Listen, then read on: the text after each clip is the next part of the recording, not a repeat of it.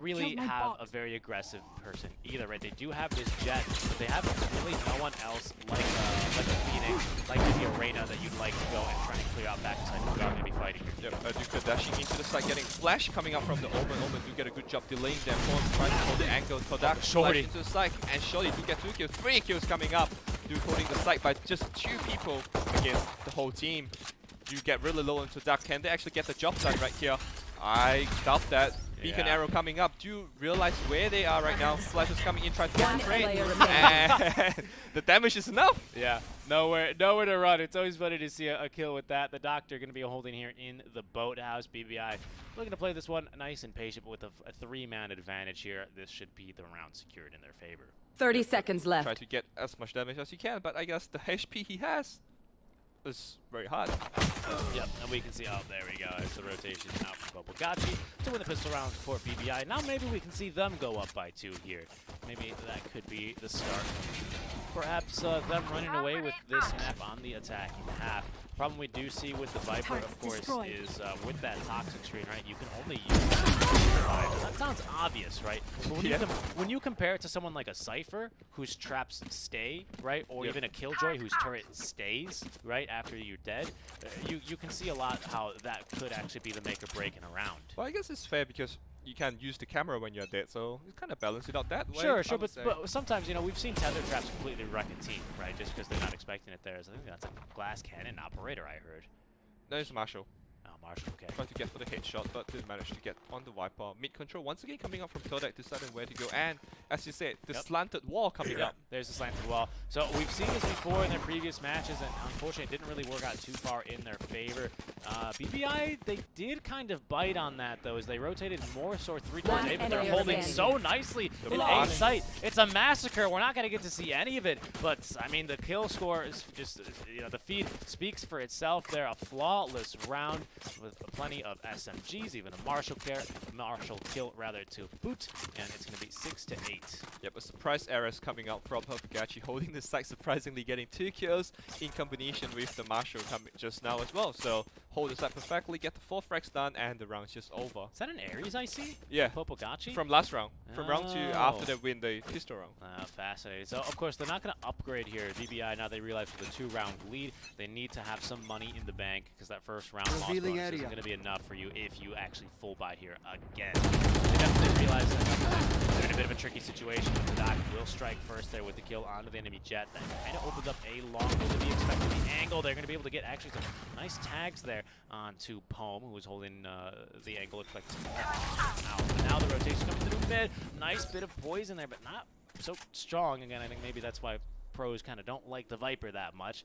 But we do have the wall ready to go up here, so maybe now that we see the A push, Tadak can try and use this Viper to its fullest extent. Yep, the wall is up, as you said, because if you save the Toxin for the moment they push it, do get the kill. Marshall, headshot on the Duka, getting blind right now, staying on Heaven, that just decide to back off to make sure he can retake with his team later.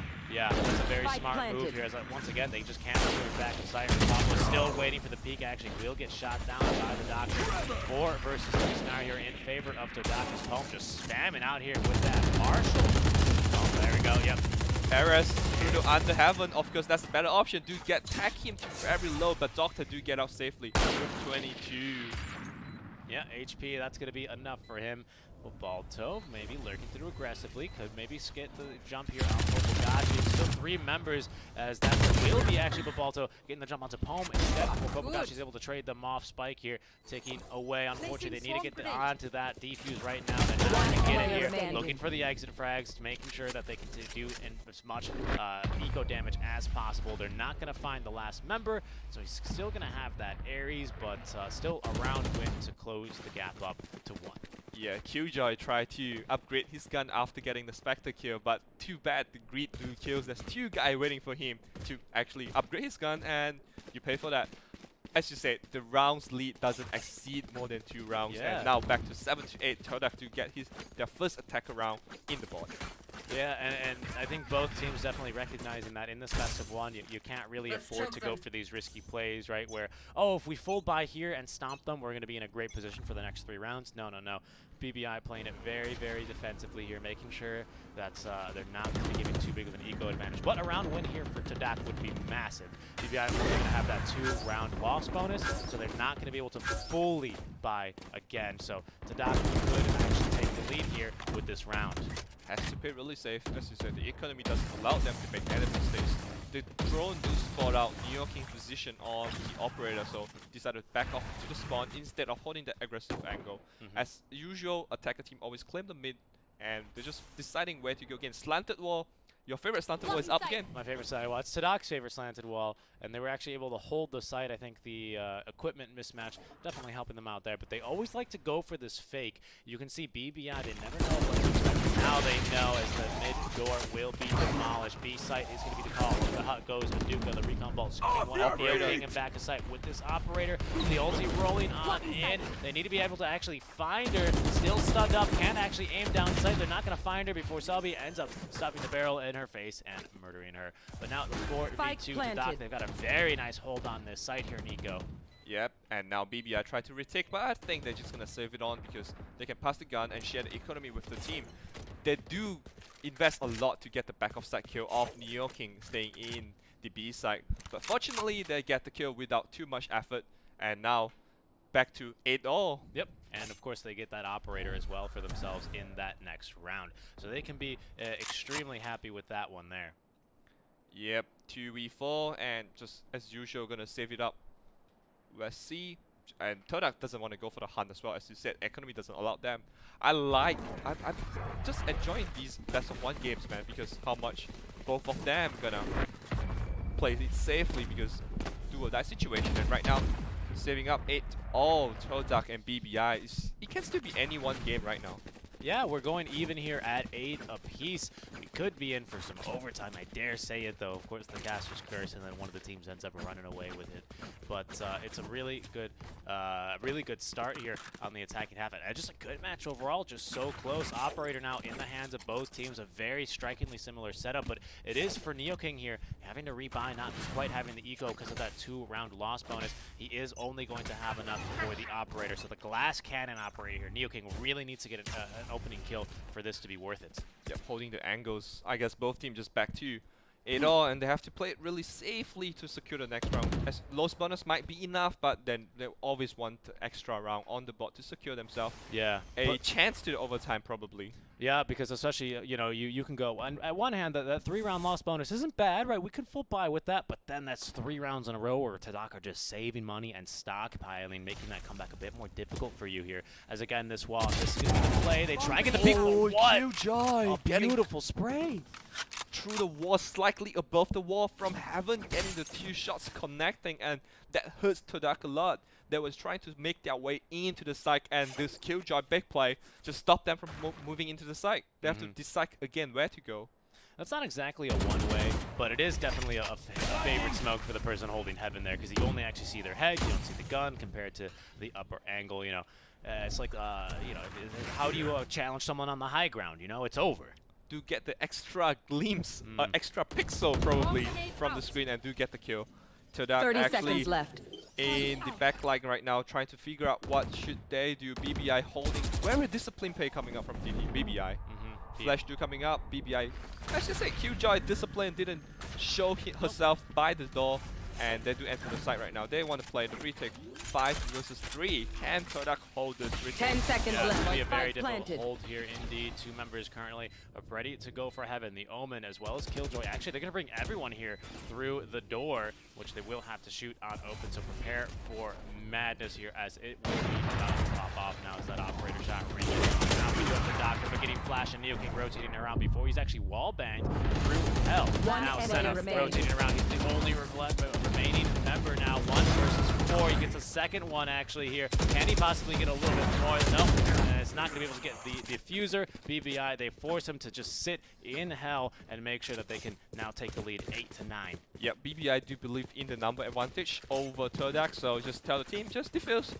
I can do it. And because they thought it was a tap and holding it on the back and do get the kill. BBI do secure the round 9-8.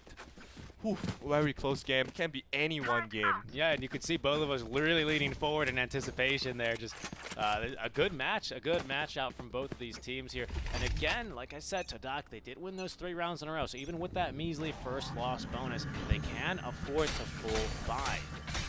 Killing the door, try to get through. Yeah, playing for the retake, Get huh? out of my way. That was slightly too early, isn't it? I think so, but they just know that they really prefer this A site with the Viper wall. As you can see, it's already been dropped, and this time it's all 5 members. But BPI, they know. Look at where this Omen is lurking. I mean, the jaws are closing here on the side, but there is going to be now that Viper ulti getting dropped down. It's going to be a little bit of a hard retake as the entire team going on through. They really wish they had an ulti to work with here. I believe that Killjoy ult, it will be dropped, so that could potentially be here. Yeah, Popagachi do getting first kill on Abuka, and the Neo King do get the kill on the Viper as well, I guess. Yeah. There should be BBI around. 2 really nice entry retake frag coming off from BBI. Do secure the round for themselves, but I might think too soon. Nope. Whoa. Oh. Through the smoke, always. Yeah. It's a gamble. It's a gamble, right? You never know, but a bit lucky there for Todak. Nicely played here by BBI, who put themselves within 3 now of taking the series. Once again, just coming back to us very briefly. Hello. Yep, and 10-8. As according to your logic, is no exceed more than 2 rounds. So Yeah. it's 10-8. We should see Todak win maybe 1 or 2, right? Yeah, according to the logic Placing behind. bomb grenade. Not the logic, the The pattern, the, right? the pattern, data. yeah, the pattern, the pattern. But something to note is that, of course, you can win by 2, right? Winning by 1's a bit difficult. You still can get it done here, but that win by 2 is actually going to be necessary. You can't win by 1. You need to win by 2. 11-13. Yep, slowly walking into the B side, not showing anyone. What might he spot? Yeah, do spot out the Spectre coming up. No, sorry, the Stinger coming up from Aduka. Stinger, yep, that close range killer. Neo King with the long range killer in the meantime on that operator. As I think they will be now faking right back towards B. So they feint attack, they feint back, but will they be expecting the double here? Is that Viper wall ready to be deployed? Could let them get that nice entry into the site. They have taken a lot of damage. Neo King open it up with the first kill here. Can he look for Moise? Moise is here a bit, taking some decent damage, but look at the Hunter's Fury onto 2. And you get third kill as well, 4th kill I believe being attacked by the Hunter's Fury. Neo King finish it off. The site just belongs to Neo King and Popagachi. Yep.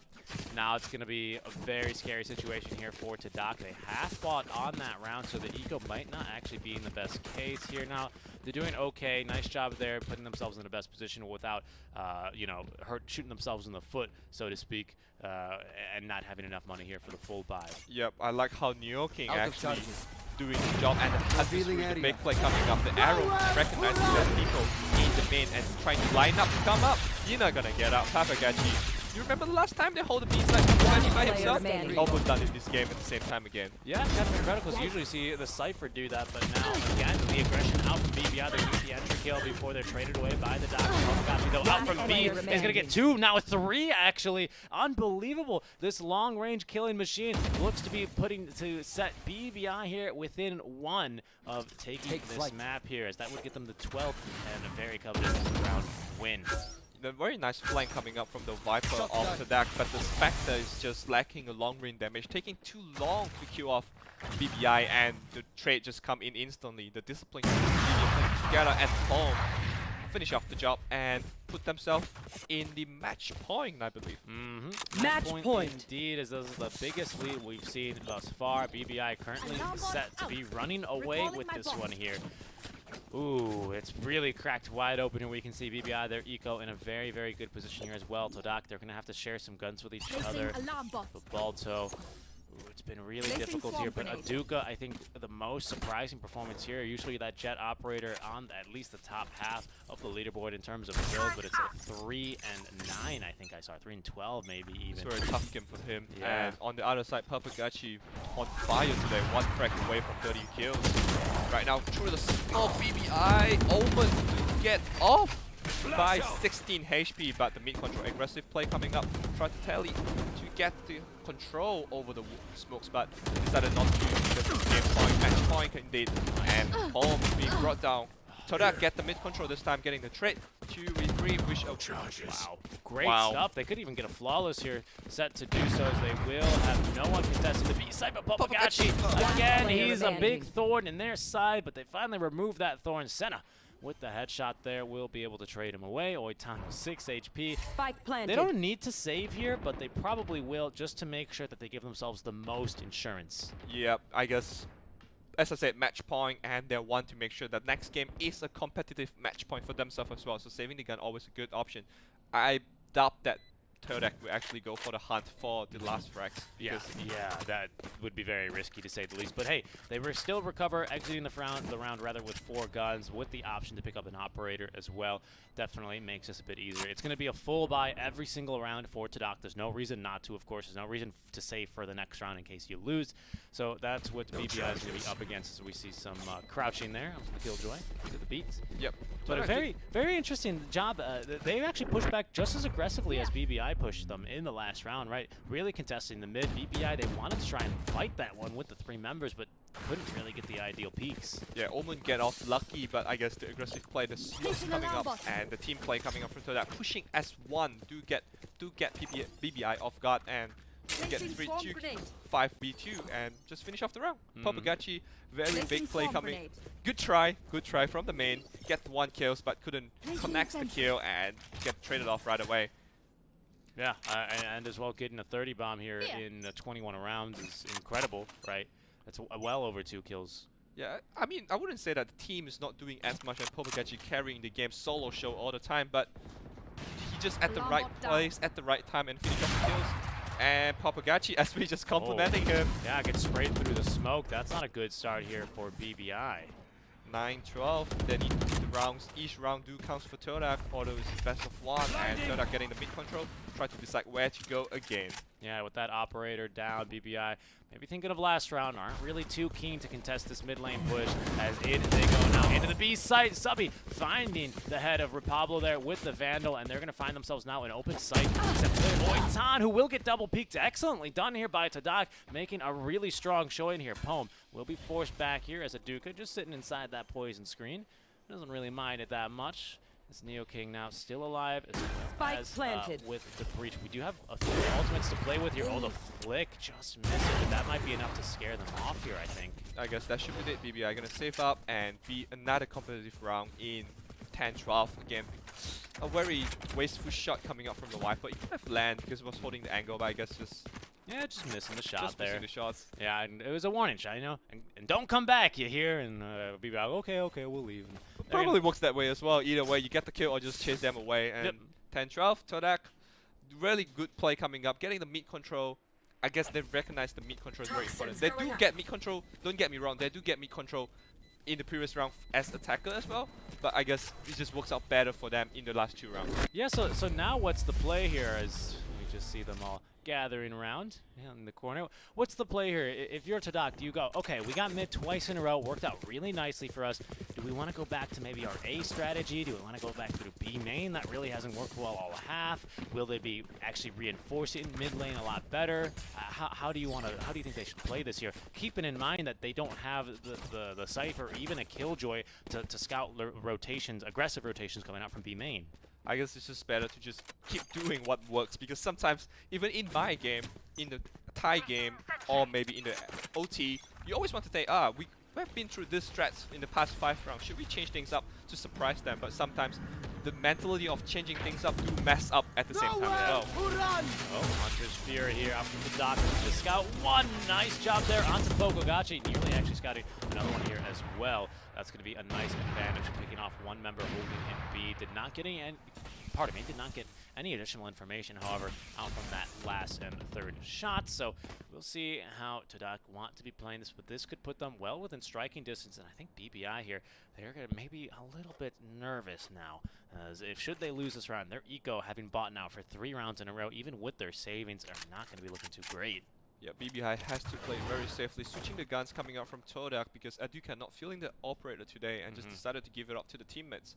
BBI has to play really safely and sometimes maybe have to commit to ulti as well, just to secure the site and wait for the teammates to rotate. Do you think you commit the ultis on this round while you have guns, or do you wait for next round for the half buy? I would say you try to commit and get some kills to buy time for your teammate to come over, because it's a 2v2 2 on each side. So and 30 Omen do seconds play left. very safely for that. Then Oh no, big shots missing there from Repablo. That's not going to trade away. Oitan very wisely is going to be waiting. The breach ulti is going to be currently in B as the spike will now be planted over in A, so we can walk themselves all the way over. This Omen kind of he's just chilling over there by B, looking to catch the rotations, but he's a bit late. But 2v4 actually right now for the team because Senna still walking over from B side holding any aggressive rotation and happen right now. Neoking with the operator, can he get any kills? Otan sneaking into the side because they assume that they check the angle, but Otan just safely, Otan on the heaven, the flash picking up. Pom Todak, Pom do get 2 kills in return. 2 on 2 right now. Ulti coming up, Senna, can he get any jump on Vandal? Do not connect the kill. Pom. But they get the diffuser. They can delay this, I think, not indefinitely, but for a good amount of time here as he needs to get on the spike. No, don't peek it! He's gonna peek it, but they missed the shots here. And that's gonna be the 11th round going toward Tadak. Oh, that's insane, Pom. He tried to play for the kill there, but still would have needed to defuse. Maybe just looking for the eco damage. If he stick with it, he would have got the kill because Viper thinks that, this guy's really low and I have my wall up. He probably won't stick with it, but sometimes you have to counter mentality. But I wouldn't blame him for that game because he do come in alive at the crucial moment, getting 2 crucial frags for the team. Oh, big round here for I thought they got the round. It was so close to getting the round, I would say. Oitan, I think, maybe just needed +1 there on the entry frags. They only were able to get 1 with the advantage, of course. Maybe catching them off guard, coming from the garden, which, like you said, they thought they checked, but they forgot to peek that second corner. Good patience out from Oitan. Now, we do have a few ultis to work with. We do have, of course, the ulti for the breach, this time for the side of Tadak. That could really help them rush down, clear back of sight, perhaps get some kills. So we have seen Jett like to hold in that boathouse and clear it out with the ultimate. Omen with the ulti, and of course the Hunter's Fury available for BBI. So that's what we're looking for here on this round. Full buy versus full buy. BBI, they need to take this round to be able to move on safely lest we go to overtime. Yeah, Papagachi do have the Hunter's Fury, as you said, try to delay any straight line push coming up. But right now, BBI is still figuring out what to do. As usual, being gathered in the market area, the pizza area, trying to figure out what's the point. They're going to fake A yet again here as it's beat through mid-market. Nice rotations here. The Hunter's Fury will make the mark here. Hunter's Fury is going to miss once, miss twice, and connect on that third and final attack. Now is Aduka trading with 1, but Neoking breaking now onto Senna. Neoking getting rushed down. Oh, but Pom with a beautiful rotation, saving the life there. He's got him for now. It's a 4v3 lopsided hold here. We have already used the ultimate here for Tadak as well. So we can get into our last push. Great trade there from the operator. Big flash though. Will force back the Doctor. Babalto though, he's popping off on this round. Able to dodge one out, trying to get the poison out. The ulti will be dropped, but needs to get the gun. Actually back out, won't be able to do so. And that should be BBI taking the map, knocking Tadak out, but they fought so hard till the bitter end, didn't they, Nico? Yeah, Pom did a good job coming alive once again at the crucial moment, getting the 2 important kills that put BBI at the driving seat. And Pom teams didn't disappoint him and carry over the game at the end. Very good fight coming up from Todak, fighting to the last moment. I believe it was 12-8, if I'm not wrong. Yeah, 12-8, getting 3 rounds in a row. Of course, back to the old strategy. No, we can't let them win by more than 2, right? Yeah, and Aduka actually misses a crucial shot that allows BBI to enter from main, and he being punished by that, get killed right away, and it's a tough game for Aduka. Yeah, just a tough game. I mean, 4-19-2 when you really need to be there for your team, especially on the Jett holding these optimal angles. We saw Aduka actually switch the operator over to Babalto, who was having a pretty good game, but was a pretty consistent force here on the side of Tadak through and through. Good patience, though, on the side of BBI, especially on Oitan, holding sites, holding these angles, especially in garden. Very patiently as well. You guys walk over, I'm just going to secretly sit here and walk in and get a surprise kill, although they didn't get that round, but it's a very good effort coming on from him. Yeah. Indeed, but yeah, I mean, just the fact that they're able to get that additional +1 when really they shouldn't be able to get that one, right? You almost always check that angle. As soon as you pick off the Omen sitting right across from the Killjoy, that kill should fall too. So the patience just making that retake a little bit easier, but Popogacci just popping off 31-10-5. Yep, he started to fall off in the last few rounds, but I guess it's a team game. When I fall off, someone else step up. Poem coming up alive in the last 2 rounds, actually putting the team in his back and to get the job done. And especially to Neoking in the attacker round, the aggressive dash coming up do pay. And in the defender round, I'm not sure if you realize that he dashes in to the B main when he misses the shot and do get the job done for his team as well. Yeah, that was some great round out from both teams. BBI, though, will be our victors. They're going to be moving on. Unfortunately, here for Todak, that is going to be then, it should be a 7th to 8th place finish. So still a pretty nice finish here for a team that a lot of people weren't expecting a whole lot from. You know, this was a team that was able to qualify over the likes of Armory Gaming and even RRQ, Group C being a little bit closer that way, but they dominated here, even with their Viper strategies, and were able to get the job done. Yeah, Viper did surprise us in the pick, and they actually did a good job in defending side.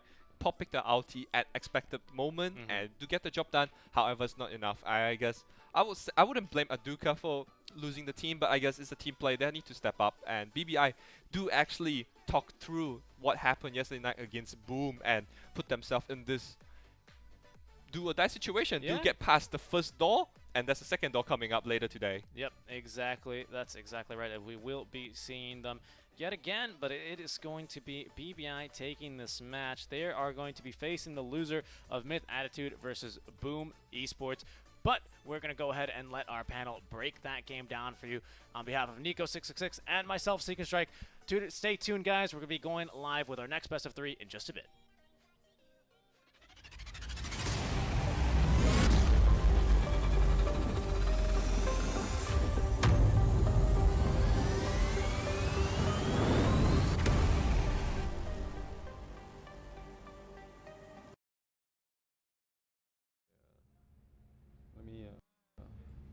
Hello and welcome to the Royal SCA Cup panel. As we're here to break down the game we just witnessed. My name is Mr. Travel Plus. Joining me as always, Player the J, and we have a new panelist here. It's Zeno Viper. 5. Yes. It's we're actually making a remake of Umbrella Academy here in Malaysia. So starring character, of course. We are having a running gag here right now because we are also having a short panel, short staff. So you're gonna see me in this for a bit. And I'm glad that I don't know what you're talking about. I can't tell. Oh. Is that not the normal chair we're using? Yeah, it's pretty standard. It I think. seems, yeah, I don't know. You know. I feel like you're making a whole deal about this. But well, I apologize, but yeah, we did have an insane game going on there. So that almost bringing it back after 13, but yes, unfortunately. It was impressive, right? Yeah. I think the Viper, I mean, let's talk with you actually. Xeno Viper is his name, of course. I believe that's your favorite character as well in the game. Was, doesn't play him though, because he wants to win. But what do you think of the Viper usage there? Todak has been actually taking advantage of this agent the whole tournament. Yep. Did you like this usage of Viper in this particular map?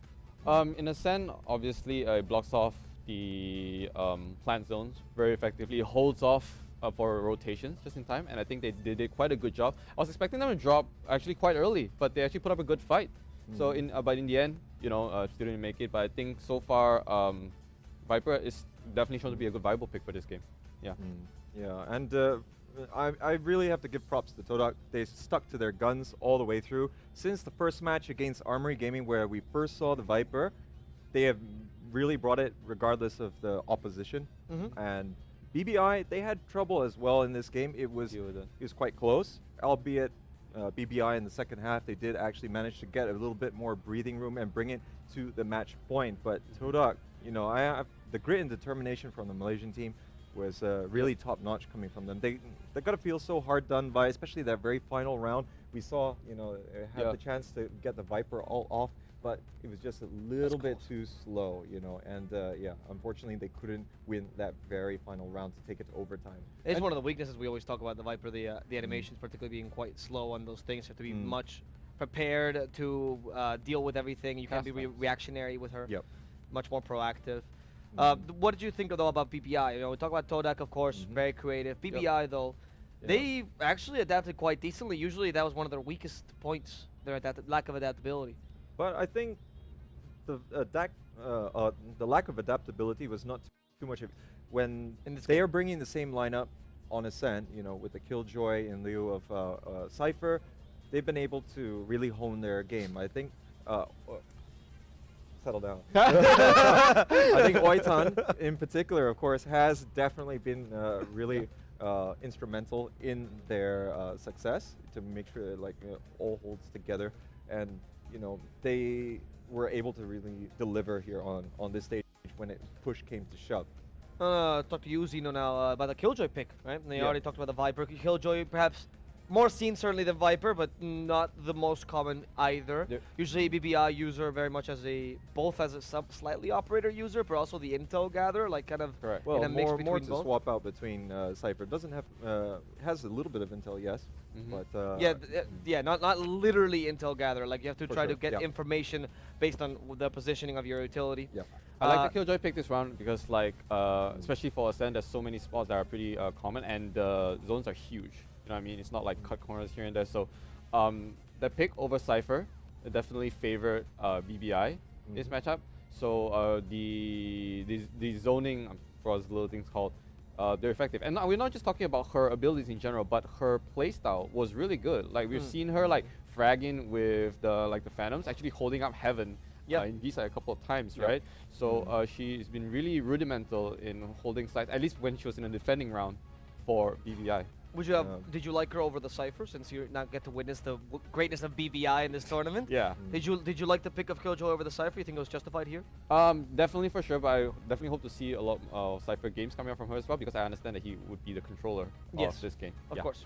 Yeah, BBI, they do bring Cypher when it comes to other maps like Yes. Blind. Mhm. So I think they recognize the pros and cons, bringing either operator or agent rather for a given situation. And that's the adaptability. I think we had a long discussion, I think yesterday about, That's true. the right compositions to bring, to drive new strategies. So we're not going to go into that very deep discussion right now, but it's still going to be a very fixed lineup here for BBI that they're going to be most likely taking forward. They have stuck to their guns for the respective rounds. Todak, they've also stuck to their guns. I really got to hand it to them. They've given it 110% here for as the Malaysian representative, and they can really hold their head high here after exiting the Ignition series, getting into the playoffs, and against some very strong opposition, which they really give them a fight. I mean, they managed to get out of the group, which to many was kind of a surprise because they played this unorthodox strategy. They were definitely not the favorite team in their group. They managed now to make it to the playoffs. Yes, not too great in the upper bracket, but they had the hardest opponents. I mean, seriously, they were against all of Group B, which we constantly said was probably the strongest group in the group stages, right? And then they had to go against top seed and second seed. It's rough. What are you going to do? Sometimes you get a bit unlucky with the seeding, and I think maybe if they had other opponents, Todak might have been able to take a game off them. Like if they had gone against Morph, for example, which we saw in the previous round, maybe, it would have been crazy. Best of ones are kind of insane. I think Todak is kind of favored in that scenario because of their crazy strats. But I hope to see a lot of them in the future. Definitely be seeing a lot because, like, we talked about this. Todak is one of those teams that actually they're not afraid to experiment with different stuff compared to other people that have a lot of go-tos, right? So, well, Malaysian Pride, we're definitely going to see them more. But unfortunately, we're going to say goodbye to them this round. And BBI, moving on up. Okay, well, we have a video prepared for you guys because, we, of course, are sick and we just watch Valorant all day. That's what we do. It's not just because of our jobs. We do it anyway. We enjoy 14-hour days full of gaming. And my friends and my girlfriend and my family do not. But we understand that some people can't commit as much time, of course. And that's why here at ePulse, we're trying to inform you all constantly of what's happening in this tournament so you can keep following it day by day. And that's why we prepared these recap videos, of course, by the one and only Ryan Central. Great content creator, beautiful voice, but most importantly, a beautiful mind, as he really breaks down every single day for you guys to make sure that it's easily digestible and you don't be too worried about FOMO or about missing anything out, because we got you covered. So, we're going to go for a quick break now while our casters get ready. And while we do this break, enjoy the recap video prepared of yesterday's matches. We'll see you guys shortly with the next match of the day in the upper brackets. Welcome to the ePulse Royal SEA Cup. We have whittled down 16 teams to 8 as we go into the playoffs. The finals are in only a couple of days' time, and there's still a lot of surprises to be had. There were 5 total games today, and the first of which was Attack All Around versus Bren Esports. Attack All Around were looking to be favourites coming outside of Group A, and going up against Bren Esports that didn't actually win a game at all in their group stages. It's fair to say that Attack All Around were the advantage holders. They won their first game on Ascent 13-6, but were pushed a little bit harder by Bren Esports on Bind, with the final score being 15-13 going into overtime. So whilst it was still a 2-0 score for Attack All Around, at least Bren Esports did push them a little bit and showed that they can be punished, at least to some extent. This doesn't mean that Bren Esports are out of the tournament. They actually go down to the losers bracket in this double elimination playoffs, whilst Attack All Around move to the upper bracket semi-final. There they will face up against either Vision Strikers or Team Todak. Vision Strikers are a dominant side, have won pretty much every tournament that they've ever played, and their performance today against Todak was no exception, winning 13-3 on Split and 13-4 on Haven. Really everybody on the side of Vision Strikers showed up, or more of a case of Team Todak really couldn't get the ball rolling, but King especially getting 42 frags and 15 deaths with a KD of almost 3 is pretty impressive. 42 kills in not that many rounds for a Cypher player is pretty exceptional, whatever way that you look at it. So it does mean that the first upper bracket semi-final tomorrow is going to be Attack All Around versus Vision Strikers, which is certainly a monster game that you really don't want to miss. The other side of the bracket, we have Made in Thailand Attitude playing up against Morph Team. Morph Team dealt the first blow by winning 13-8 onto Haven, but Made in Thailand were able to get the reverse sweep coming in with not only a strong showing on Split 13-6, but 13-3 on Ascent. It seemed that as the day went on, they looked stronger and stronger, and Nugent on the Jet was one of their standout players of the day. And the final best of 3 of the day was Blackbird Ignis versus Boom Esports. To show that this was a close game, the first map on Haven went 14-12 overtime for Boom Esports. Fortunately, Blackbird were able to respond pretty quickly by winning 13-6 on Ascent, but it wasn't enough. Whatever Boom Esports said in the break between those 2 games really worked for them, as soon as they went onto Binds, they won 13-3, winning 11-1 in the first half of that game, showing their dominance on the defending side of Bind. So the second semi-final for the upper bracket will be Made in Thailand versus Boom Esports. Bren Esports, Todak, Morph, and Blackbird Ignis all move down to the lower bracket round 1. Whoever loses these games are out of the tournament for good. Unfortunately, only one of these games was played today, which was Bren Esports versus Morph Team. These games, to begin with, at least for the lower bracket, are best of ones, and it was Bren Esports that took the win over Morph 13-7 on Haven. It does mean that Morph, even though they topped their group in Group D, are the first team to be leaving, and we'll find out tomorrow out of Todak versus Blackbird Ignis, which of those 2 teams is also going to be heading home. Certainly a game that you don't want to miss is going to be that Attack All Around versus Vision Strikers game. Like I said before, this could easily be the final of the tournament, with the 2 of the best teams still in it. So it's definitely not one to miss, so be sure to stay tuned for that one.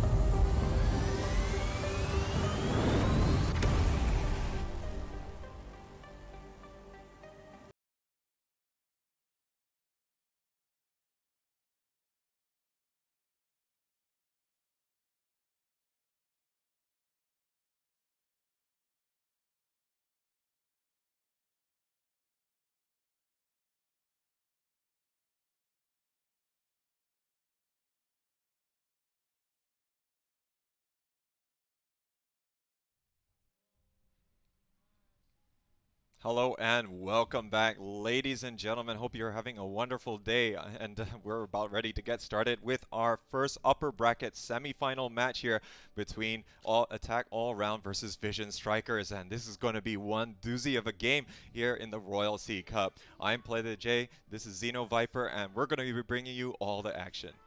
Absolutely. Hope you guys are doing fine. What Jay said, we have a lot more Valorant action coming up your way and tomorrow. Hope you've been following up throughout the last 5 days that has already been passed.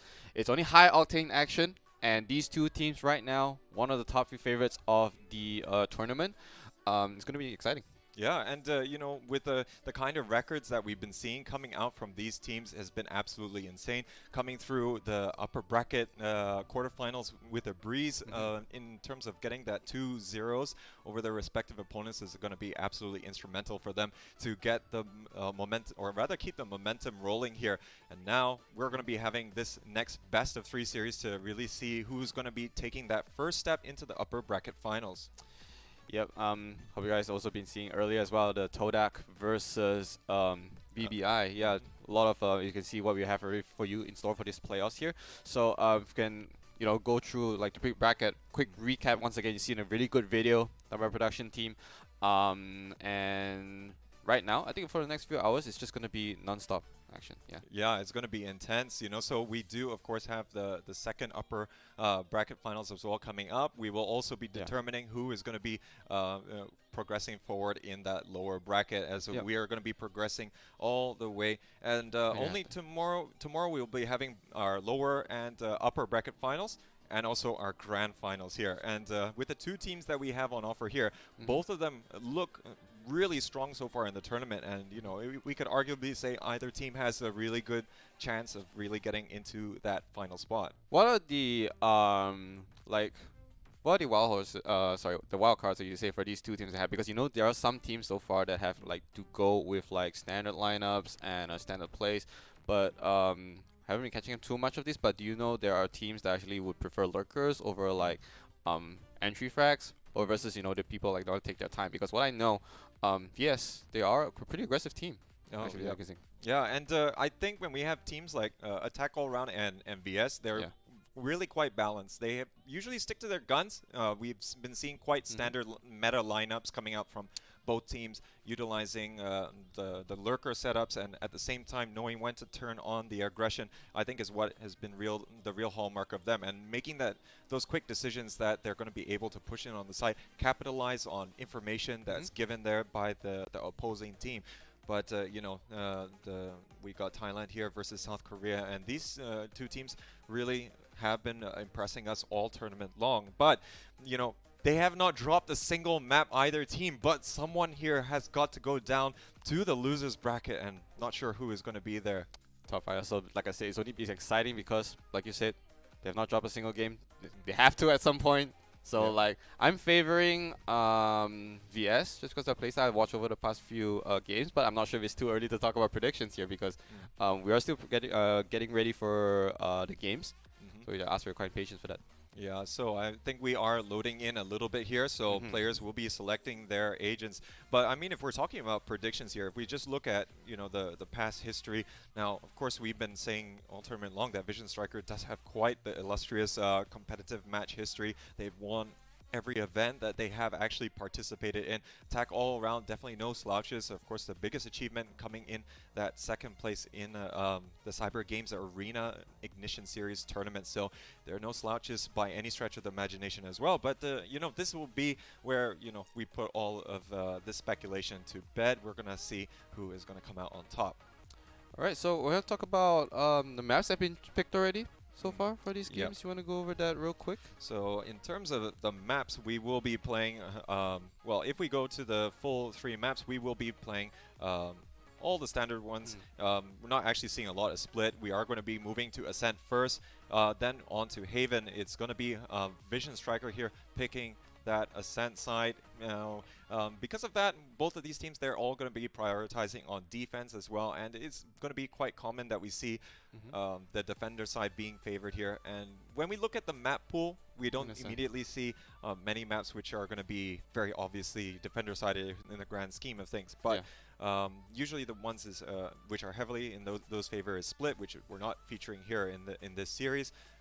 Ascent, which we just saw in the previous matchup between Todak and BBI, can be touted to be a bit defender-sided. But I think in general, all the maps, we've seen that favor by all the teams. So we'll see if that is going to be continuing feature in terms of determining how the games are going to go. But we are loaded in now, ladies and gentlemen, and ready to get started here with our first upper bracket semi-final. Vision Strikers, man. You'll get ready. You can see the lineup. You got the Omen, got the Sova, Jet, opting for the Cypher. Of course, Breach, indispensable. Enemy side, it's literally a mirror match. coming out from both AAA and Vision Strikers. So this is going to be quite the standard meta lineups from both of these teams. And it was Attack All Around picking this map Ascent, but now look at the pressure here onto the bottom mid, taking quite a bit of damage. RB, he's going to have to back out just a little bit here if he wants to try and sustain. But of course, we'll see how the Vision Striker player is going to be duking out. They start on defense first. And still going to be trying to gather a little bit more information. Currently very balanced, and of course with Sova on this map does give you a lot of that information, but not a lot of peeking going on for the likes of Vision Strikers here. They don't really want to try and go down too early in the pistol round, as that will really transcend into quite a bit of a fast loss if they're not careful. They're taking it actually very, very slow here, AAA. So Vision Strikers setting position, they kind of know. Okay, now doors are down. Once hell and location actually does get revealed here. So up here, the blind comes in though, actually catches on to 2. Oh, that looks like they are going to actually be backing out all the way. I think they sold this enough here that it pulls the rotation out there from Vision Strikers, but I think they realize what's going on now. They're trying to get back as soon as they can, but the push is coming here from the market side of things, but it's going to be Congrad who's going to be able to get the 2 picks there onto King and Stacks. Not a whole lot that they can do, and look at this, is going to be held here at the choke point from Spawn. Not a whole lot they can do, but Zest and the rest of Vision Strikers still trying to do what they can. He spots out his shoulder there, and Zest is going to be able to get the 2 shots to land.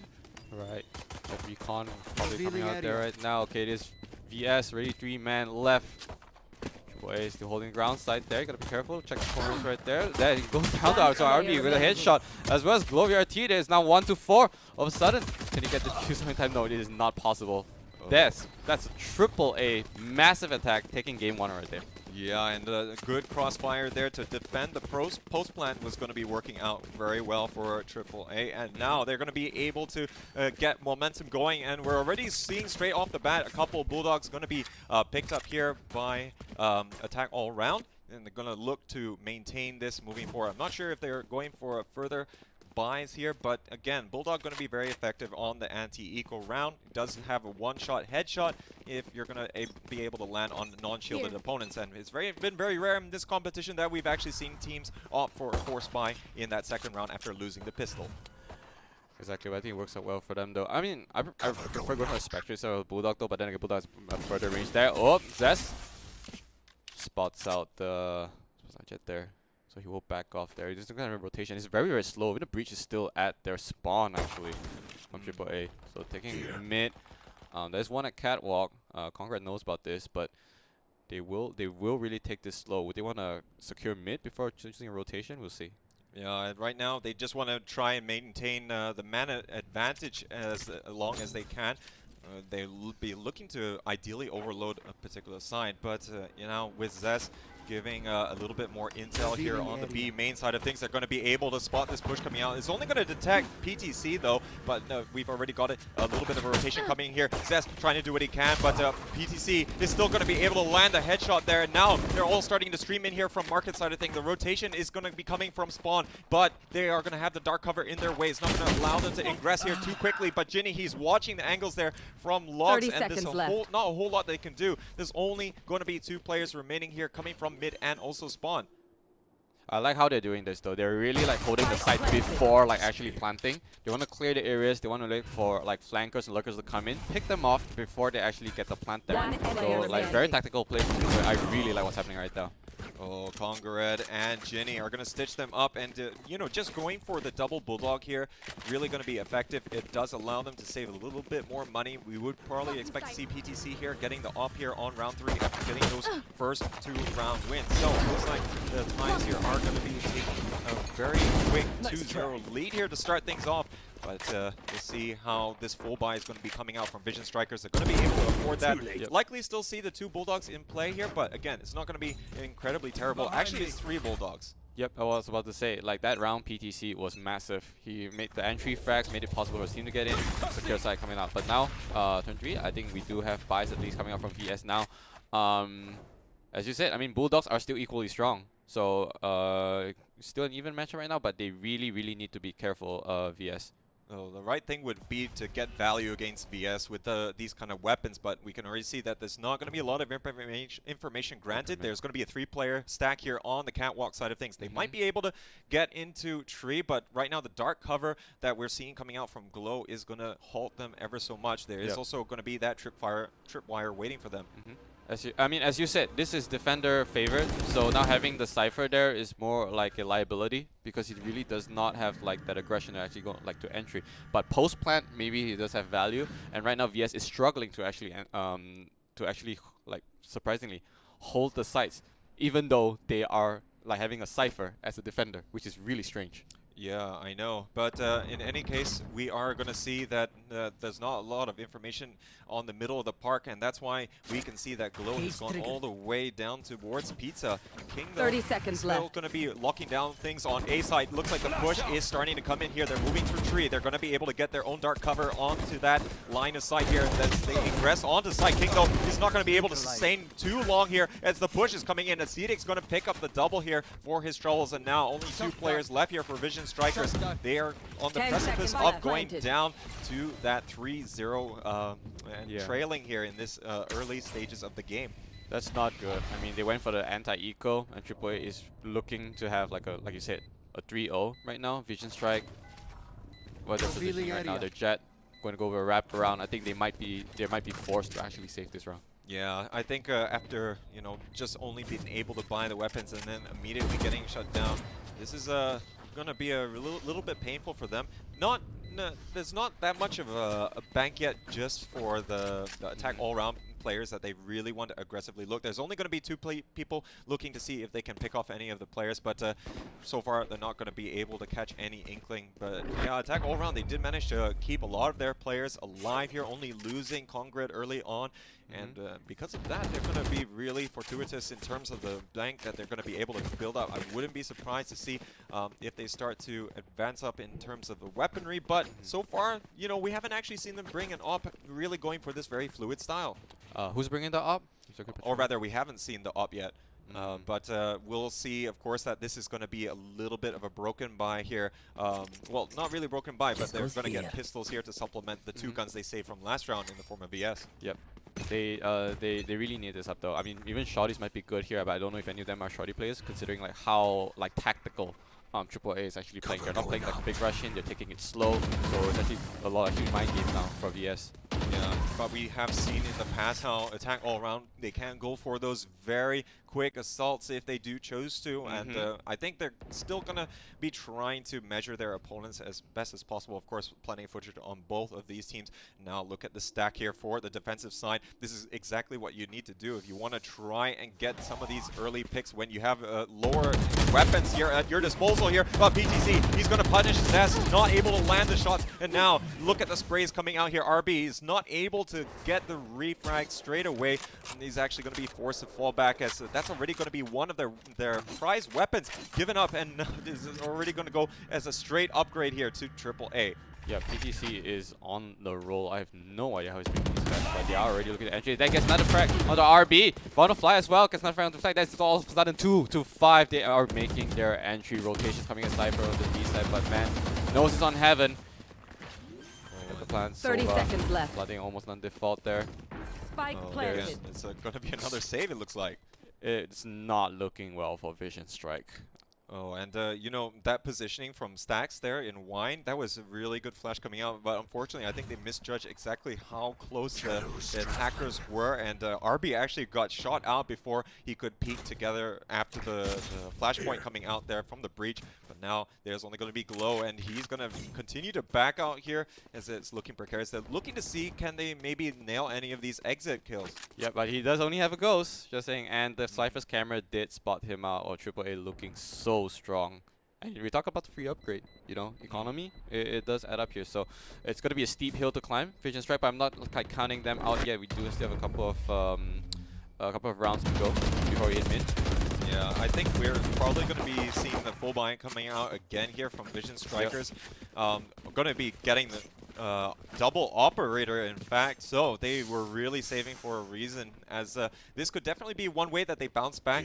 And I guess given the kind of slow style that we're seeing coming out from AAA, it gives them the ability to get these opening picks at the start of the round. You can see RB's positioning already here on the spawn on the A main side of things. He's going to be looking to get his opposite number in the form of PTC, and that could be a very vital first pick. Exactly.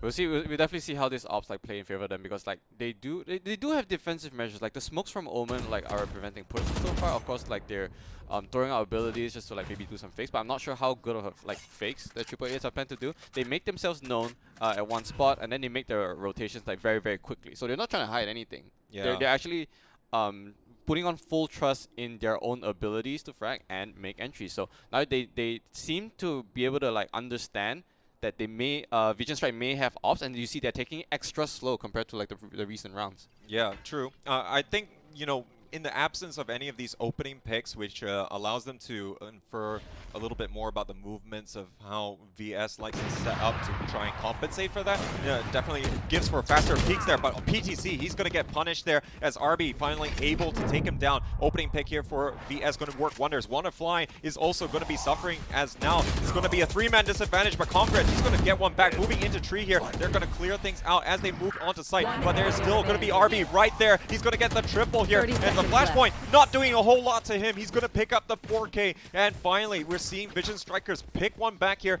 and they're still going to have the double ops at their disposal. Absolutely insane. So as you said, that did make a big difference, and all of a sudden RB was popping off with that. Is this going to be the turning point? We will know, because like AAA still has good economy. But well, I'm just very curious to see how they're gonna play around this, because they do have a breach, obviously. They do have smokes, but they should commit once they have entry, because right now we're seeing them playing slow. Right, AAA, they need to go fast if they want to play using the breach now. I think they didn't anticipate the aggressive stance that RB was taking there on A main. It was going to be to the detriment of PTC, who was trying to challenge from that angle and get some more vision into A site, but yeah, it didn't work out too much. We didn't see a whole lot of poking and prodding before that. As you mentioned, it was really quite slow coming out from them.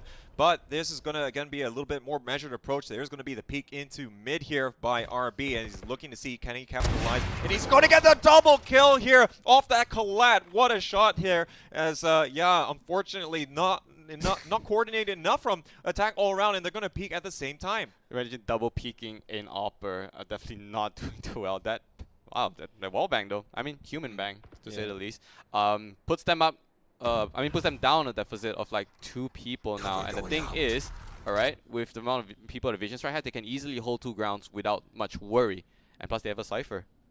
Yeah, and this is actually probably going to start to work against attack all around, obviously. Now they're going to take their time, and unfortunately rue that they didn't double peek at slightly different intervals there, but there's going to be Zez popping around the side here. 30 seconds left. The other reliable opera here for Vision Striker, he's going to pick up the 2 kills, and now this is not a whole lot that PTC can do. Zez is going to be able to finish things off. And you know, it's going to be a good day for Vision Strikers when both RB and Zess are nailing their op shots. Dude, MVPs now, PV and Zess, they're literally making a difference. Like, what are those flicks? Are we seeing this? Like, let's check this replay real quick. He was so patient. I've been seeing right there. Like, some people would have easily just rotated by now, but look, double peek, gets the 2-shot, gets information from where they were, and then all of a sudden, VS has so much more confidence to be able to like split their resources up to probably get more info. Yeah. Really crazy kills. Yeah, so not too sure where the Dark Cup is being used by Congrid. Might have been saved there for the push onto site, but now, speaking of pushes, there is going to be all the players here from AAA moving here onto the B side. Rolling Thunder coming out there. They're going to hit Zest. He's not going to be able to do much. He is going to stop the teleport coming in here, but that's going to distract him. PTC moving in here. Cedix also going to be following through. This is going to be devastating here against Vision Striker. They have 2 players coming in, RB and WannaFly, trying to see what else they can do. Sorry, it's going to be King, but actually now going to be on the Legend side of things. There's still going to be the player all the way in the B main. He's going to get shot in the back there, and now they're going to try and bug out with the 1 operator that they still have available. Wow, Backstabber is the name of the game, but now he needs to save that. I mean, it is 2-4, but still a long way to climb up. Okay, we're gonna just give this one to AAA. They played very well. They're coming out there, actually misses that op shot. That's totally fine. Jet on jet action. She does have the knives up now though, but what I like to see is some lurks. Alright, Yep. I want to see some, like I said, great looks coming from the jet maybe, and then I think those pickoffs is gonna like make a lot of difference. The only risk in having lurks is that with these teams actually like all sticking together, if you're not careful, you actually get picked off yourself. Exactly. I think the thing with Vision Strikers, though, they are not being too aggressive, I dare say, on their defense. So right now, the lurking opportunity is not going to necessarily be there for them with the style that they're currently employing, especially since it's double op. Not going to offer a lot here. I think the most is what we saw only 2 rounds ago, where Zess actually pushed out of the B main side of things, trying to capitalize on the angle that was already set up by RB, that he was preventing further movement down from the mid side into bottom mid, and also making sure that they stay in tiles and B lobby. Alright, but besides that though, any more ultimates up that we need here? They know. Oh, that is so not good. RB got very, very low, actually 51 there. Cyber Case comes out there. Now they are looking to make the entry here. RB gets one shot onto Wannafly. Wannafly is down now. But Recon spots out RB right there. We have this is what it is called, but Flash still cannot complete that. Look at the smoke. The smoke from Omen's actually doing a lot to deviate their push, actually.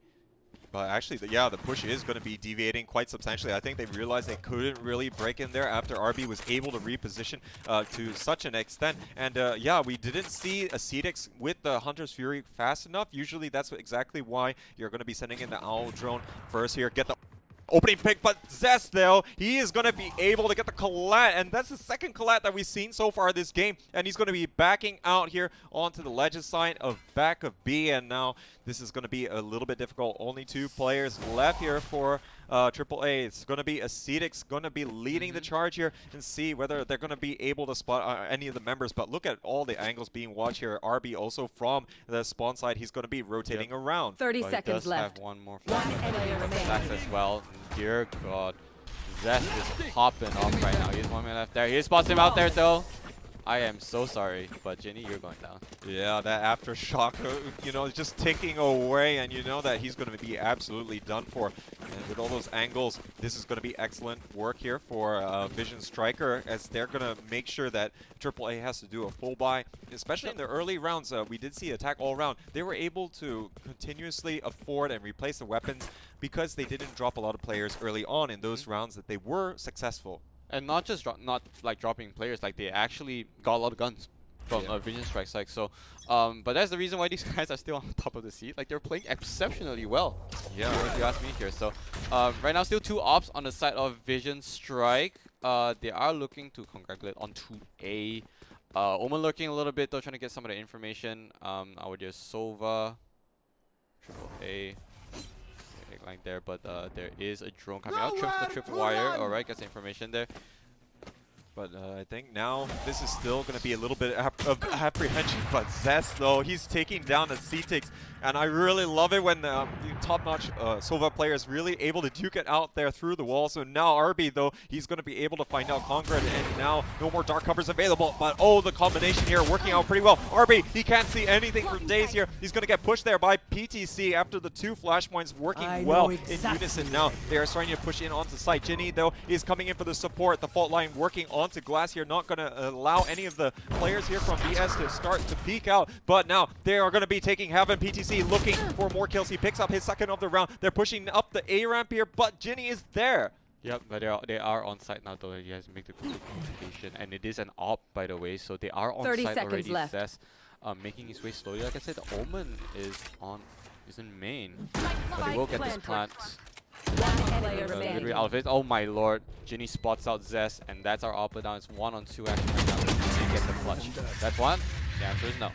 Oh, Ginny coming up big there. I mean, it's not just his 3 kills, it was his utility uses supporting PTC to make the initial push into tree from Catwalk, which was going to be absolutely vital. And you know, the breach play has been on point so far. It's really been giving some significant advantages here to the respective teams. And you know, these 2 teams really exemplify why these are the meta picks at the moment. And you know, when we have a map like Ascent or even Haven, we can probably expect to see teams bringing out this same lineup regardless. Yep, I mean, Breach is so good right now, especially and there's so many like straight spots, like the slow's pretty good, the street motion of flashes now, the rolling thunder enables like 100% entry into A half the time. So anyway, 2 mid up to B. There is going to be smoke coming out, but Jet is way through. That's probably going to spill drone there. Will spawn out one. That is so unfortunate. PTC makes a wide shot.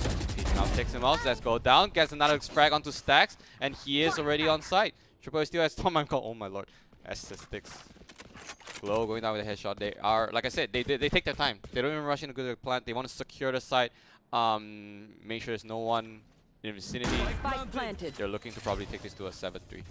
Yeah, another save gonna be coming out here from Vision Strikers. Not quite as close as they would have liked it to be, but yeah, attack all around, really delivering. PTC waking up here and carrying his team, and you know, the teamwork that we're seeing coming out from them has been exemplary so far.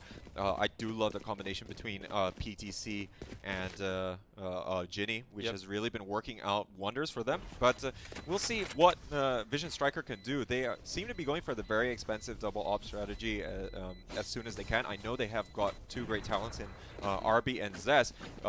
But again, it makes it so damaging if you lose the rounds here. And now they're starting to push in. They want to try and eliminate all of the competition here, but they're pushing on both sides. RB and King can only do so much, but Ginny, he's only going to be able to take down RB, but that is an operator out of their hands, more importantly.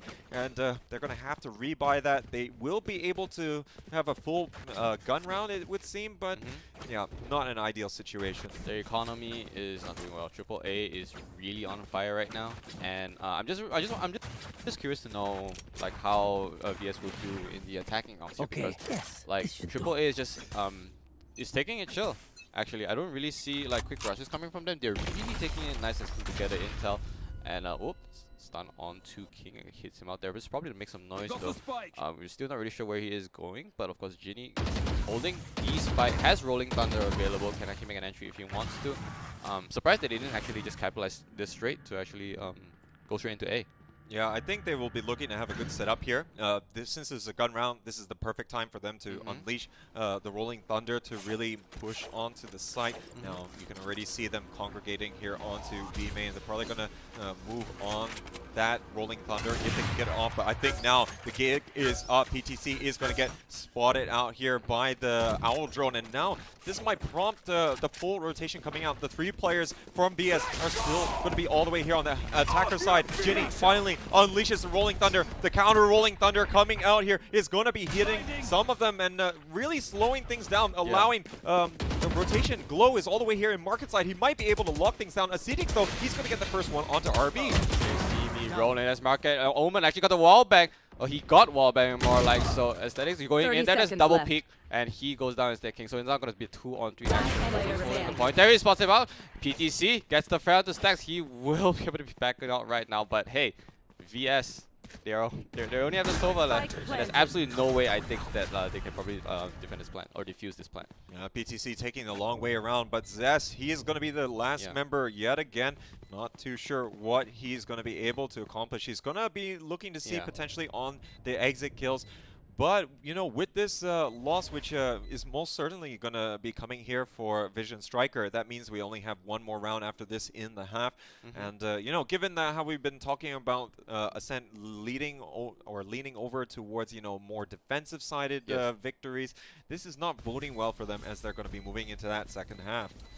Yep. I mean, I was about to say, like, he could be trying to maybe get some frags here, but then again, he is having an operator. Their economy is really not that good right now, so he needs that. So you can almost determine every time they get a plant down, it's really hard to get a defuse. I haven't yet to see a good defuse yet.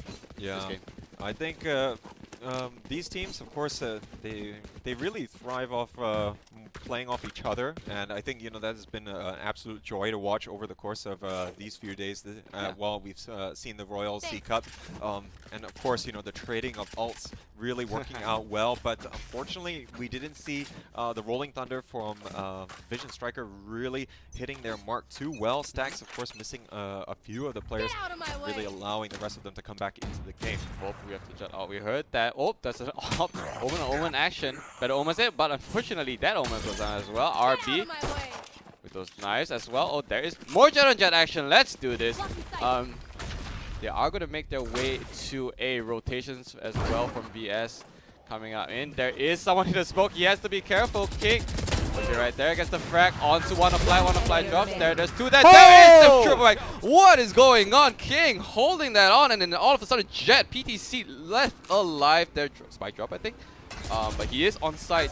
He knows that they know where he is. Is there gonna be a corner? But Jet still has an updraft. Well, I don't know what that they can do here, but PTC trying tooth and nail to fight against it, but can't do it. Was having the aftershock thrown at him, having the sensor dart, having the owl drum dart, all going at the same time. But King, he destroyed attack all round, and you know, that trigger discipline to not shoot at PTC as after he tailwinded into the site there, taking down his opposite number, and then the double on the A main, absolutely sublime. Just look at this. This is insane. How many laterals have there been? First, like, they check this corner. He gets recon there. They double peek him, gets a double headshot, and he does lose life in the end. But hey, it is the last round, and it secured them at least 4 wins. Yeah, so I think, you know, at least they managed to get one back. It's definitely not the ideal half that Vision Striker would have wanted here in this very first game. But yeah, I guess Attack All Around showing why Ascent is their map pick. They are certainly looking well prepared, and they're going to be heading here into this pistol round, hoping to continue extending the lead. Yep, round swap. I'm really curious to see how VS plays this, because I have seen them being like super aggressive sometimes. Now we do have to slow coming here. Wanafly can't get his aim there though. The smokes, he gets blinded. RB gets taken out. That's 1, that's 2, that's 3 as well. Wanafly is on the roll, and all of a sudden, Vision Strike. There's only Omen left standing, and still all members of Defenders are still up. This is a big contrast in power right now this game. What's going on? Yeah, Attack All Around really living up to the billing here for this game, and also their name being positioned all around A site, really stitching up everyone expertly. And now there's only going to be Glow that's left. He's actually going to be pushing through all the way towards the spawn. But oh, Jinny's going to spot him out. Only able to hit him once in the head though. And then it's going to need a little bit more. CTix, he's going to fancy his chances here with the shock dart and looking to try and catch out the player. He knows that this is potential with the dark cover being, of course, expended. He hears the shots going to be coming through there, but he's still holding strong, but he finally gets it. So CTix absolutely teasing us and chat. So he knows he was there, but I was like, bruh, but that shock dart is, it's chef's kiss. That's beautiful. And you said attack all around. This is defense all around now. Like, they're looking very strong. I love it. Yeah, so I think for Vision Striker, of course, we have seen them really pull out quite a number of rounds, you know, while they're facing a little bit of adversity and still come out on top. But this is looking like their most challenging test yet so far in the tournament, and it's going to be something that they, at the very least, they want to be able to put a certain number of rounds on the board and start preparing for the next map. Of course, if they take it just round by round, they can still, you know, work that way. But we'll see if that happens. Right now, it's going to be a split push coming out here from Vision Striker, as they do want to poke and prod a little bit, but it's going to be against anti-eco and might be a little bit difficult. Yeah, I mean, for what I'm seeing right now for these two teams, there's nothing that really stands out. They're doing really textbook stuff, things that work, things that actually wins them games. It's just right now who has the upper mechanical advantage. And right now it seems to be AAA. They are still holding. Vision Strike really needs to be careful because, like you said, they're anti-eco. They can't just lose this. Yeah, so I think, of course, we will be seeing AAA wanting to maximize the number of kills that they're going to be able to do. But I think now Glow, he's actually selling this onto the B side of things. It's preventing the rotation from coming out. 3 players going to be weighted over there. And now he's going to be able to help smoke off door here straight away. And they're going to be pushing into A side of things. Not going to be a whole lot that they can do, but they're going to be playing retake. Wanafly still holding strong here on top of the Heaven side of things. Stax is going to be knowing the tree presence here coming out from Congared, but not going to be able to get too much done. Plant has gone down. Going to get that money bonus at the very least, but now they are waiting for that 5-man retake to happen, and the door going to go down. Yep, thank you, Observer, giving us that bird's eye view. What's happening? PTC spots out, Stack spots out RB as well. AAA. What's going on? That rotation is massive. Look at that discipline. That Cypher up in heaven holding there. You know, not giving too much information. Congrats takes a fantastic kill on the Glow at least. But hey, they got the defuse off, and AAA. It's already a 10-4, man. I'm looking at least your game. You gotta go game 2. That was a fantastic retake there to be sure. I think the recon dart just giving so much intel, and you know, after being able to push through door and really take them down with such a long, you know, I mean, yeah, very technical stuff as you mentioned. Of course, we would expect to see this happen, you know, in this round, just because it was a full eco coming out from Vision Strikers, but that's going to enable them even more here to be able to have this gun round. So again, very swing point here. If they don't win now, it's going to be very difficult for them, as AAA only needs 3 more rounds here to progress on to map number 2. Alright, there, one recon up mid as well. We do see them taking up Catwalk. What's that Catwalk? Super slow. Cage trigger. There. Different camera right now here though. They are gonna congress up to mid garden. But they are all stacking up there on their shorts. I'm not sure about this. They find one for his team as well. Stacks double shot onto AAA. Down goes the Omen as well. And those are their controllers. So right now, like Vision Strike is looking very good to make an entry plant right now. Okay. With Breach, however, Breach can cause some chaos. Of course, Jet can cause a lot of confusion as well here though. But hey, that's the PTC. They can onto Zest though. It is a fair 3-on-3 action now. I can't spot out PTC. Yeah, and it's actually going to be really dangerous from there just because of the kind of potential for the wall banks, and we can see Aftershock also going out. But King here, he's going to be able to get one. CTX also going down, only going to be leaving PTC to try and do it all by himself up there. He's actually going to be moving down, but Stacks though, he's got other ideas and he's going to be able to shut him down. Vision Strikers going to put another one on the board, and really liking the play coming out from them. Not really getting too phased by the occasion and also, you know, the adverse scoreline that we're seeing, but now this is going to allow the full upgrade to happen here for attack all around. So it's imperative that they are going to be able to put consecutive wins on the board here in the form of from the side of Vision Striker. I hope they don't repeat what happened like the first 2 rounds though, because it's the same happened. They dropped 0-2. They needed the guns, as you said, they equaled, and then they finally got the 3rd game. All right. Now it only depends on whether they will actually drop this onto AAA. This is actually the defining moment of this game, because if they drop too far behind now, there's no way of coming back from Eco. Yeah, so this is going to be absolutely vital for them to get the opening picks. Now we can already see that the trades are being set up here for attack all round. They don't want to go down without not being able to seal anything themselves. We can see a CTX already going for the Owl Drone. He's going to be able to go and check on the B lobby side of things. So they can tell that there's going to be a little bit of passive play. PTC getting spotted out there by B lobby. And, you know, with the own Owl Drone here for Vision Striker pushing down mid-side all the way through market, they're going to know it's going to be quite clear. And now we already see that Glow has already taken out position in Pizza. Oh, but still, look at that. Just take a look at Vision Strike real quick. They're still, like, they have no idea where Vision Strike is. So, like, once they're going on into A, especially with a breach, like, it's going to be chaotic. So here comes Blind. Getting on to Congaret. He should be okay here though. He's making his way up to market. Actually spots one. Actually, camera please. Cypher's to ching up 30 seconds left. If I can't see where his camera is though. Stacks. Is that up on Catwalk? Spots out Ginny actually. He has the blind ready. There is the blind. Gonna get spotted out here, and now they're gonna start pushing into mid as well as through market, because with the 2 players prodding out there all the way to tiles, not a lot they can do, but the shots they're landing here for King, he's gonna actually be pushing onto A side. Gonna be inconsequential here for the B take at the time being, but look at PTC coming in here from the spawn side of things. There's gonna be the reinforcements coming in from B main after backing out from the tile side, but the plant is already down. Zest gonna be hanging out here by Logs. He's gonna get flushed out here by the Aftershock, but oh, they're not ready here to catch the player rotating out there. And now look at Zest. He's gonna pick up the double there, and now looking very good here to take this round, but it is 2v2 at the moment here. Zest knows that there's still gonna be the breach there. He's able to take him down as he's trying to get the fault line to go off. Stacks will be able to finish off PTC, and good stuff coming out here from Vision Strikers in a must-win round. Must win. We talked about it. Looking good. All of a sudden, the economy is really, really good. I mean, they did lose 3 players in the meantime, but this is the kind of morals boost that they require. 6-10 is not unwinnable right now. And this is going to reset the economy here for attack all around. Not what they wanted to have happen, as they've been enjoying having quite a number of gun rounds so far. But anyways, we will be seeing a singular Sheriff and some light armor go around as they look to try and bounce back in the next round when they have that max cash bonus. I like me some Sheriff games sometimes. Of course, PTC himself, he doesn't need to buy. He does have the daggers. Following that draw now. That's one.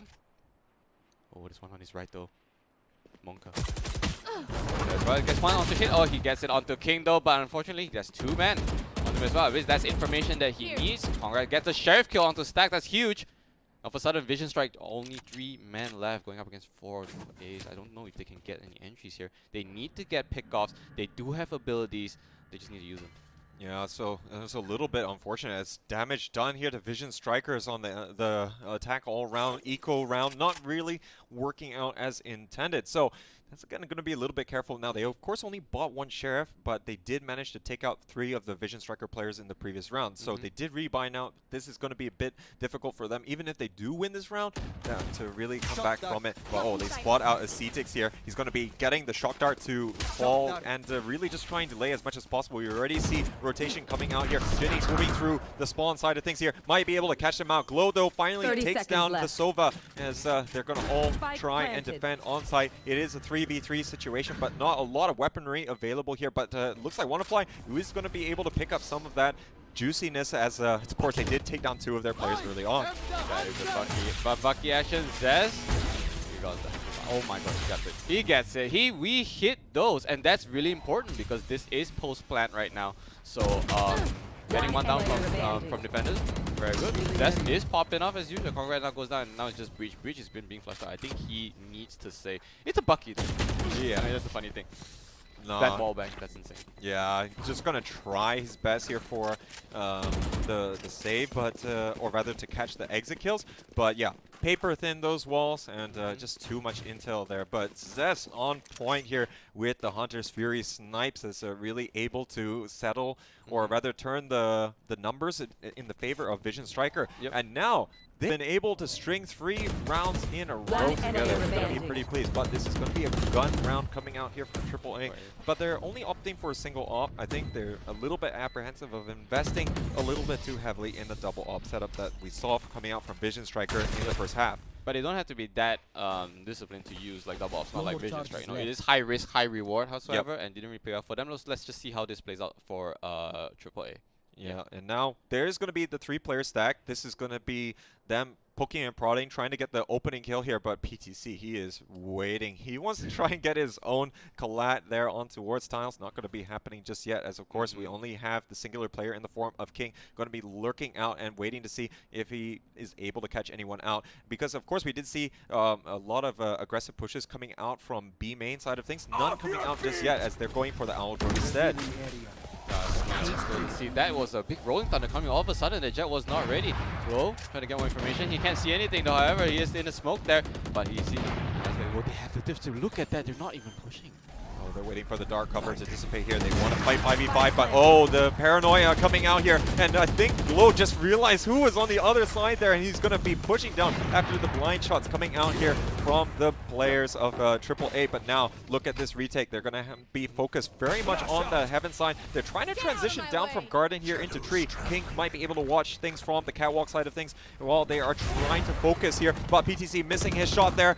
Glow, though, is still going to go down. But oh, look, it's going to be a clean sweep. Congrad doing wonders here as he's going to be able to pick up the double. RB, he's going to be left there. He's trying to land the shots there with the Blaze Sword, but not a lot that he can do there. He will be able to take one, but Congrad, he's going to be the hero here for attack all around as they have a successful retake with 4 players up. That was insane. They were 5 men up all the way till the end, and all of a sudden we see 4 headshots. That was insane. Like the discipline that AAA had after like post plant, like I've never seen like such patience. It's insane. I mean, yeah, the team fights coming out from AAA are really impressive as they really bring all guns to bear. They know how to play the retake game very well. They're not going to commit too much to defense that, you know, people are going to get 1 or 2 opening picks and make it incredibly difficult later on. Or at the very least, they can stall before, you know, they commit to aggressive start here. But Congrad and PTC, though, they're going to be able to get the opening picks here and working wonders as they're going to really get the angles there on towards top mid. Not a whole lot that Vision Strikers is getting done here. And we're seeing singular players running in here. I'm not sure what King was trying to do there. And now they're going to be completely disjointed, not in any place ready for the trades. Alright, that's really though. I mean, like, Jet still has the bomb. They're still trying to clear sites. The sites are still okay. thus far because obviously AAA is having the man advantage here. But RB, head on to Aesthetics, actually dwindling down the numbers of AAA. RB on site now. AAA is rotating over to B. Spike planted. Here they know he's on CT side. Okay, spots out Stack. So Stack walking in. That Stack was blinded. And down he goes. All of a sudden, it's a Jet solo defending. Can he clutch it out here? She is one of the most mobile agents in the game. Gets one, gets two. Nah, I am so sorry he does not get two. Yeah, unfortunate there for RB trying his best. This is going to be map point here for Attack All Around. Looking really impressive here to start this tie. And, you know, Vision Striker, they have, you know, put some good plays together. But I have to say in that round, they were a little bit disjointed. We saw a lot of individual plays and just not a lot of positions to really try and refrag. I know, like, when you know, PTC with operators able to get the pick is not going to be the easiest of things, but they did lose 2 players. You know, it wasn't just going to be the one at top mid, and they're just not set up for the trades. Was a bit no, because also like they got confident because of that pickup, so they was like, okay, maybe I can get some push, get more frags up, but they actually lost a number of their own. But hey, they have a deficit of money actually because they are 12 win now, like you said. Match point for game number 1. Yeah, so Vision Striker, they probably just want to close this map out strong. I mean, of course, it's still a possibility, but it's still going to be dangling by a thread here, given the kind of form that we're seeing coming out from the Thai team. So it might just be them wanting to really steady the ship while they get mentally prepared here for the next one. But PTC, he's got other ideas. He's going to take this aggressive angle here, and he's going to get 2 for his trouble. And just really not going to be denied from being an absolute thorn in the side of Vision Striker. Now that aggressive peak is going to yield the information that there's probably going to be more players weighted over to this A side than not. And you can already see that they're going to be in position to rotate. But Glow, he's going to go for the aggressive peak here. 3rd time is the charm. And he's going to be pushing in dark cover. Going to be working in his favor. But there's still a Rolling Thunder available here. And he's going to get completely knocked off his feet. And now that is going to be it here for our very first round. It's AAA going to be taking Ascent. That was fire. I mean, we saw the attempt, alright, that moment. But man, AAA is on their toes today to actually win this up. Let's not discount Vision Strike though. We do see like a couple of like good, not just like retakes, but also like good economy and also like team play. But all around though, like I think AAA just have a better team. Like we saw like the fuse, right? Dude, there's so much patience before they actually went in. They were communicating right to the brim, and I think, like I said, communication is key. I'm excited to see what's for game 2. Yeah, and Vision Striker, you know, this is going to be a little bit surprising. I mean, we have been talking about the kind of form that they had, not just in this tournament, but on the regional stage, and the kind of success that they've had, that they could be the tournament favorites. But this is the first map that they're going to be dropping here, and it's going to be against one of the top teams from Thailand in the form of Attack All Round. And I have to say that they look very crisp. They're ready for the trades. I think the pokes and prods out from the defensive side as well, really throwing them off their balance and really knowing how to, especially on those crucial swing rounds, you know, proving to be quite detrimental for the overall health of the match for Vision Strikers. I think it's how much they want to gamble as well, because like we did talk about one round where Vision Strike did go for the double op versus like a single op lineup for like AAA. Yep. And like I think you said mechanically they're playing fine. It's just like it's the exact same mirror like lineup. It's just who is gonna get like the upper hand, who gets main entry, who gets unfortunately flashed or cornered. So it's really fun seeing these two teams play. And like for next map, I believe it's was it Haven? Yeah, I think yeah, we're gonna be moving over to Haven for the next one. That is gonna be Vision Striker's pick here, and likely we'll still see the teams lining up very similarly here. I wonder if the double op setup is still going to be a feature. I think last time in the past we have seen Vision Striker opt for that on Haven as well. And you know, when you got talent like both Zest and RB on your team, it does make a lot of sense. The only thing is that it was a little bit punishing in the first half. We did see them not able to string enough rounds together to make it worth the investment. So when they did lose the round, they were going to have not the best of buys after that. Yeah, because they did drop 0-3 early on, so the economy was really, really bad. So when they started picking it up, like actually get wins, but AAA still had the resources to actually get guns. So I understand where you're coming from, so they need to probably just buck up for game number 2 if they want to like keep themselves alive in each series. But hey, we do have losers bracket. It's going to be best of 3 as well. A lot of Valorant still coming, guys. Yeah, but anyways, I expect that this tie can go to the third map as well, which of course is going to be on bind if it does come to that. But we'll cross the bridge when it comes to there. Of course, Vision Strikers will be looking to bounce back on their map. So with that, ladies and gentlemen, we're done here with our first map here of the upper bracket semifinals here between Vision Strikers and Attack all around. We're going to be tossing it back to our awesome analyst crew, and they're going to be breaking down this game and also, you know, giving their predictions on how the rest of the series is going to be progressing. Yep. So you've been listening to Play of the J and Xeno Viper. We'll see you in a few minutes.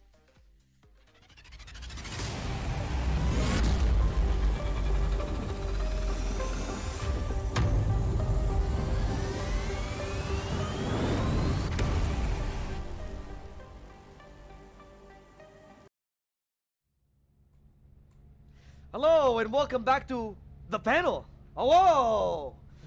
Here in the Royal SCA Cup, we are gonna break down these games for you. Vision Strikers versus Attack All Round. Probably one of the most exciting series of all time. Well, of all time so far. Of all time. Of all time. Yeah, it was Sorry, my name is Raul Plus. I'm here with Seek and Strike. And joining me today. Yeah, Nico, today new to the panel, and as well as the casting room just now, just started their day with casting the first series of the day. Imagine, we just threw him into the pool and said, swim! Pretty much. And he started. Yep, and first time on the panel, so just break it down. 2 really nice collect shots just now. So now you can speak. Now you can Yeah. Pass it back to you. He's already meshing with now I'm panicking. He's meshing really well on the panel already. No, but it was pretty fun to watch. I think Attack All Round is a map that Haven, oh my god, Ascent is a map that Attack All Around does very well on. They like to dominate that mid control, and Vision Strikers, they're a bit more patient on the defensive. I think the rounds that we saw Vision Striker take, though, were the ones where they were peeking down catwalk, when they were lurking into the mid lane and finding kills. And also, Attack All Around were also lining up. We saw 2 collateral kills with the operators. Yep, this is very surprising angle as well in the middle. Like, nobody usually peeks together to the cubby as well. Just unfortunate, I guess. They both want to go through the choke point, try to establish some dominance, but you know what? Collect shots. Yep. And I think what you were trying to say earlier about the Attack All Round, they planned the routes incredibly well. Right? They were actually a team that their aggression is probably one of the best out of these consistent teams, quote unquote. I find Attack All Round always finds the right rotations in these maps. They have relatively good adaptability. I don't know if it's so much planning. I'm gonna contest that. I think it's more of they're really good on the fly, right? And yes, you could say that is planning because there's only so many routes you can take. I think they just have a lot of contingency plans. But they just sit mid and then they kind of poke here, they poke there, they poke here, see what works. This isn't working. We scout one here. They take all that information and then they go to one site. I just think it's a little bit hard. I think it's a lot of game sense, to be quite honest with you, because not every single game, although we will see sometimes the same agent lineups time and time again, not every single match is going to be the same. You can't always expect everyone to be in the quote-unquote right positions, right? Because then if we did, the game would be really boring. Would it be therefore fair to say that their core tactical mechanics, something we don't usually talk about, are very, very solid? Yes, I think so, especially on a map like Ascent. I think they also do really well in Haven for the same reason, but we might see them suffer on maps where the attackers can't really attack all around. Yes. Okay. Someone that I want to talk about some of the individual players as well. To me, from Attack All Round, and out to you, Nico, my player that really stood out was Ginny, or she always stands out to me because she plays the Breach, right? If I'm not mistaken. That is correct. Yes. Yet she also gets a surprising amount of frags. Her gunplay and her basic mechanics are incredibly good. And she's just always, she never drops the ball. And we saw this in this game as well, right? Many times you would get the breach, she would help him get on site, but then on top of that, she'd be preserving the site. She'd be a much more useful character on defense. Have you noticed that performance of any other characters to Attack All Round players that really stood out to you? So far, I guess all of them did their own job that actually comes together. No one actually really stands out so far, I guess. Or maybe I will keep it a closer eye just now because I think they all did their own job to get the team to the position they need. But I guess it's a team game at the end of the day, and we'll keep an eye for the next game to see which one actually has the star of the team so far. I like that you mentioned that though, because when you see a team and you see no stand-up performances, that doesn't mean you're blind, you weren't looking at the game. It means that you're actually seeing a team that's so cohesive, right? That Yep. there isn't a player that really stands out by being, they're not playing around anyone. They're playing around themselves. And that is probably one of their strengths, right? Playing around the strategies, get the strategy right. Each player know where to go at what point of the game, and just get the game to get the first win of the day. Would you agree with that? Yes, but I think there's still a stand-up performance from PTC, especially on a team Always that PTC. likes to play aggressive, right? Because it feels like it is a team game, but I think a lot of attack all around kind of relies on getting this entry frag, getting that little bit of information, and PTC delivers when it comes down to that. 7 first bloods in this match. He only was first death once, right? So that's a pretty good job there, and usually he's getting picks mid, which again is huge for his team because they like to sit mid, poke and prod, and try and force their enemies into make it a poor rotation, or maybe just to try and catch them in the rotation. That's I think where attack all around really actually find their success. So I agree, it's a team game. He does his job. He gets the first pick to allow them to take some control, and then from there they then play their tactical game. He's quite it's really easy to notice him as well, because he's of course getting all them frags in the beginning. Another player, if we're gonna continue this praise train, I'm happy to compliment all the players. Ace-Tix, particularly Ascetics, who plays their Sova. To me, absolutely incredible as well. Before I came here, I was studying a bit of the team. Of course, this team did play another professional shooters before, and they stayed together from then. They're actually one of the more solid teams in the Asian other game scene. But specifically, I didn't really notice how top tier this player was, particularly his core mechanics and his positioning always on point. He's actually quite rotational. He moves a fair amount within the site, much more so than, for example, Ginny, and well, PTC is a different role. Yeah. And he really surprised me that even with a Sova, he's actually quite in the middle of that. The advantage of having this information gatherer that doesn't need to be like Cypher, where you can just actually throw your information and use that for the rest of the match. You notice the same thing, or am I just crazy? Because I just love this guy. He stands out to me almost more than anyone else. So I like him more than PTC, if I'm honest with you. I think the cool thing about Valorant is that because you do have these different agents with not like overall game-changing abilities, but abilities that can let you play a certain style very effectively, right? They facilitate your gunplay. Yes, you still have your gunplay, absolutely, because you can still die in one shot, right? Just click on their head while This complements forehead still applies. So it complements it quite nicely because you have these players that previously are all the same, all on equal footing. Now, if you want to play more of this information gatherer role like they do on the Sova, and you're really good at it and kind of have this more tactical mindset, then you can really stand out. And I agree with you. I think he does really stand out here, Ascetics, on the Cypher, but it's no surprise we see him play Cypher, right? And this is kind of what I was getting at when we were discussing. He's playing Sova just now, though. Sova, yes. Did he? Ascetics? Yes. Correct. It was one a fly on the Hey, Cypher, my you know mistake. I'm just looking at him, right? The whole match. Yeah, But- you just said that you were looking at him the whole match. We actually have a little webcam of the one player, and I'm just sitting on Direct feed? Discord staring. Yeah, live feed of his expressions. That'd be fun.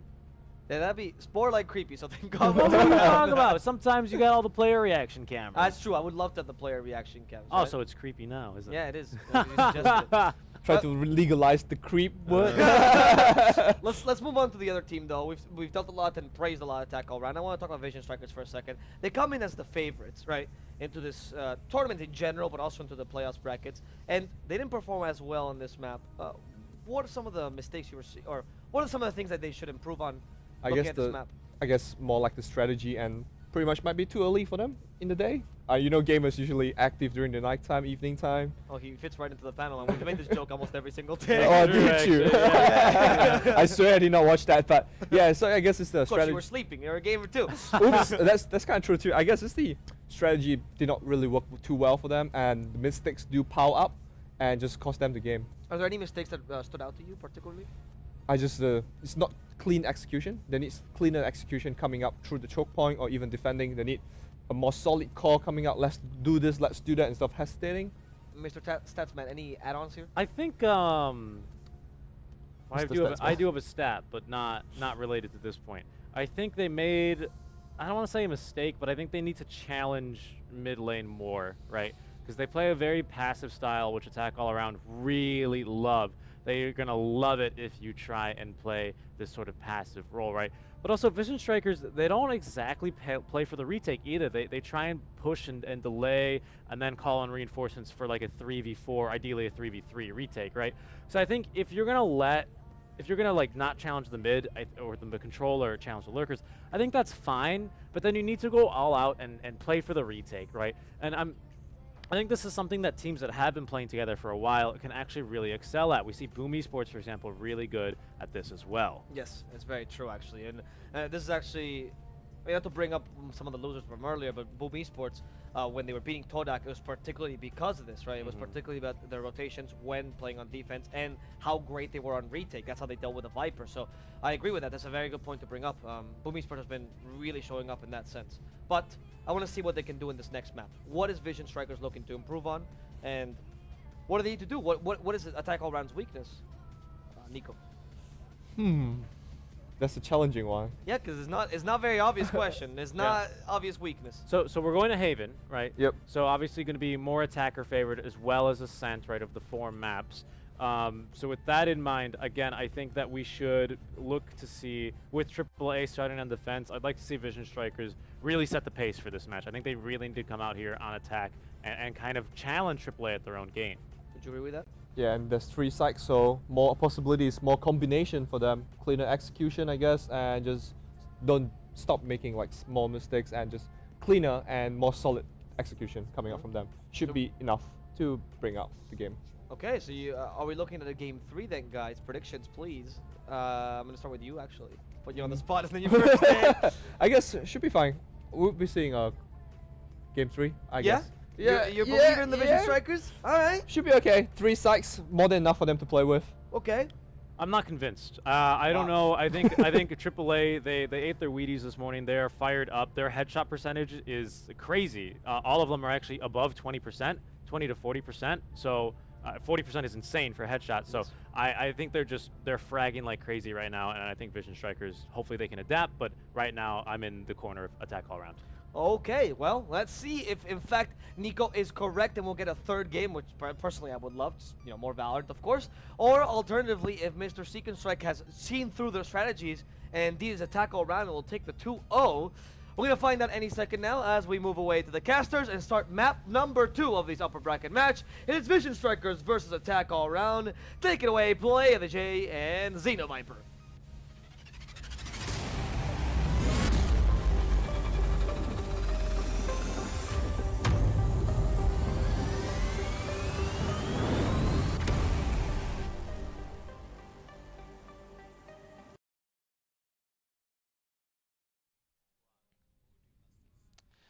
Ladies and gentlemen, welcome back to the Valorant Ignition Series Royal C Cup. By the way, my name is Xeno Viper, and joined by me is Play of the J. Hope you guys enjoy game number 1 of AAA, going up against Vision Strike, where both very similar performances, of course, but Vision Strike dropping 1 game. We are very excited for game number 2. Is there anything else you want to talk about game 1 though? Well, I mean, game 1, we did see that AAA really coming out, guns blazing, I dare say, and the teamwork looking very good. So Vision Striker getting caught out a little bit here on a couple of occasions. So they'll be looking to right this ship here and get things back to winning ways, as Vision Strikers, they're not used to losing, so they're going to be moving back here onto Haven and likely going to be able to take this one. I would expect to see, given the kind of competition that between these 2 teams, it can go the full distance here to map number 3. Yep, map number 2 right now, we are in Haven, looking to go into the game soon. But I personally like this map a lot because there's a lot of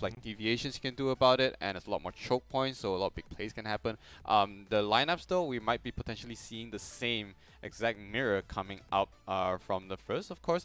Depends on how they position, but hey, we're seeing, like I said, token plays, we got smokes, we got normal blinds, so but of course we got a couple of MVPs for our first game itself. Vision Strike, of course, PTC, one of the Jets comes to mind, of course, and then our AAA side, our Zest, our dear Sova, getting those shots, getting those ults in as well. So curious to see how they would be playing this game, but they would be the ones to be looking out for. Yeah, and despite the fact that maybe the double op setup didn't have the longevity for for the likes of Vision Strikers. We can probably still expect to see both Zess and RB taunting them a little bit later on, as it has been working out pretty well for the in previous occasions. So anyways, let's see how they're going to be shaping up here. Vision Striker will be starting on attack, as Attack All Around will be preferring the defensive side first. And of course, as Zeno has mentioned, they are going to be all opting for the same lineups. And this is as standard as you can get, pretty much. And really no one going to be opting for anything different, as this really has proven to be quite the balanced lineup for both Ascent and also on Haven. I actually personally prefer a Killjoy over a Cypher over this map, just because of like how tight most of the places are, and like it can really her nano swarm really backs her into corners. But then again, of course, you really can't go wrong with a Cypher. Just the same, you can't go wrong with an Omen. Alright, his utility is really strong here. So we are still waiting for teams just for confirmation to see if they're ready. But you can see them really gearing up. As you say, it may go up to a game 3 if VS takes AAA to another level. And we're going to be starting the match very soon. Now, I think Killjoy definitely can work on this map. BBI, we have seen bring the Killjoy here as well. And that could feature again later on. Of course, BBI did move on in the lower bracket first round win against Todak earlier before this match. So we'll see who is going to be dropping down from this tie, but it's still early days, as I would still think that we're going to be busy here for the next couple of hours, really covering all the action. So things are going to be stacked up on the A side, as Vision Striker want to get the ball rolling here pretty quickly onto a long. Alright, good follow actually. The recon actually gets out. Oh, but the camera spots out one actually. So they might actually take this slow. The spike is dropped, however. The drone from C, at least from Sova, is coming out. They will spot out that camera. That is a tripwire actually. They're gonna make their way down sewer, slowly. Jet leading up the line. One of Flies is chilling out the back there. Alright, actually they're probably not gonna progress here. Yeah, I think they can probably guess that Attack All Around definitely got the intel that they were going to have multiple people in A lobby. Whether they commit or not, that's another thing. But at the very least, they know that the numbers game probably not going to be in their favor. They're going to continue to poke and prod, and you can already see that King, he's going to be all the way on that C long side, not really wanting to progress further, as there's going to be a little bit of dark cover being popped out there by Congret. Alright, well, the flash actually came out here. Wanna Fly is gonna actually walk out here, though. It's spotted out, but of course the better gun wins. So Wanna Fly takes out RB, one of the key players right now for VS. And I think this is a kind of those maps that you really need to take control of Garden if you want to actually proceed up. Like I said, they are playing very slow. Dark cover comes out here, though. They are actually going to be planting at B. So covering up Link from A. It's going to rotate out back to Garden. Take it slow here. I mean, it is a 5-on-4 advantage right now for AAA. Well, that's one shot though. It's actually a trade. Aesthetics gets off one. Of course, gets traded off by King right now. It is 2-on-1. Okay, AAA. They can still hold post plant, but Vision Strike.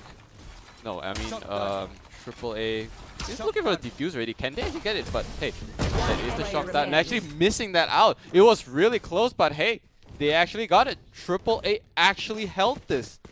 Wow. What was that? Wow, the defuse going to be successful for them, able to stave it off just in time. And King and Stacks, or rather King and Zess here, only combining their right at the end. But yeah, they did actually manage to shut down a little bit of Attack All Around on the garage side of things. But the coverage wasn't going to stop any of the players coming in from A-Link, and just left alone too much. And yeah, the players of Vision Striker a bit comfortable there, knowing that they did have the tripwire there on A lobby, going to be able to prevent anything from moving in. So we are going to be transitioning over here to round number 2. See how they are going to be stacking up against the anti-eco, but Cetic's going to be looking to spot him out, as he's going to lock down C sign. But Sewer here is going to be, again, the proving ground here. And the PTC trying to abuse the height advantage there on top of Sewer. Ramps not able to land any more shots there. But RB going to try and go for the prod there, but he's going to get caught out. Yeah, I did want to apologize a little bit. I did confuse Triple A and VS versus the attack and defending side, but little issue on that though. However, like you said, the sewer. Hey, what did you call that double? What? Wanderfly with the Spectre takes off the King. They want to make that entry here though. Wanderfly 1, 2, 3. That's a 3-man down for him. And that what? 2-man. All of a sudden drop. That's a flawless round for Triple A and VS. We talked about this earlier. They like to drop 2 games earlier on. To have the economy for a third game, but if they lose this one, it is going to be very hard.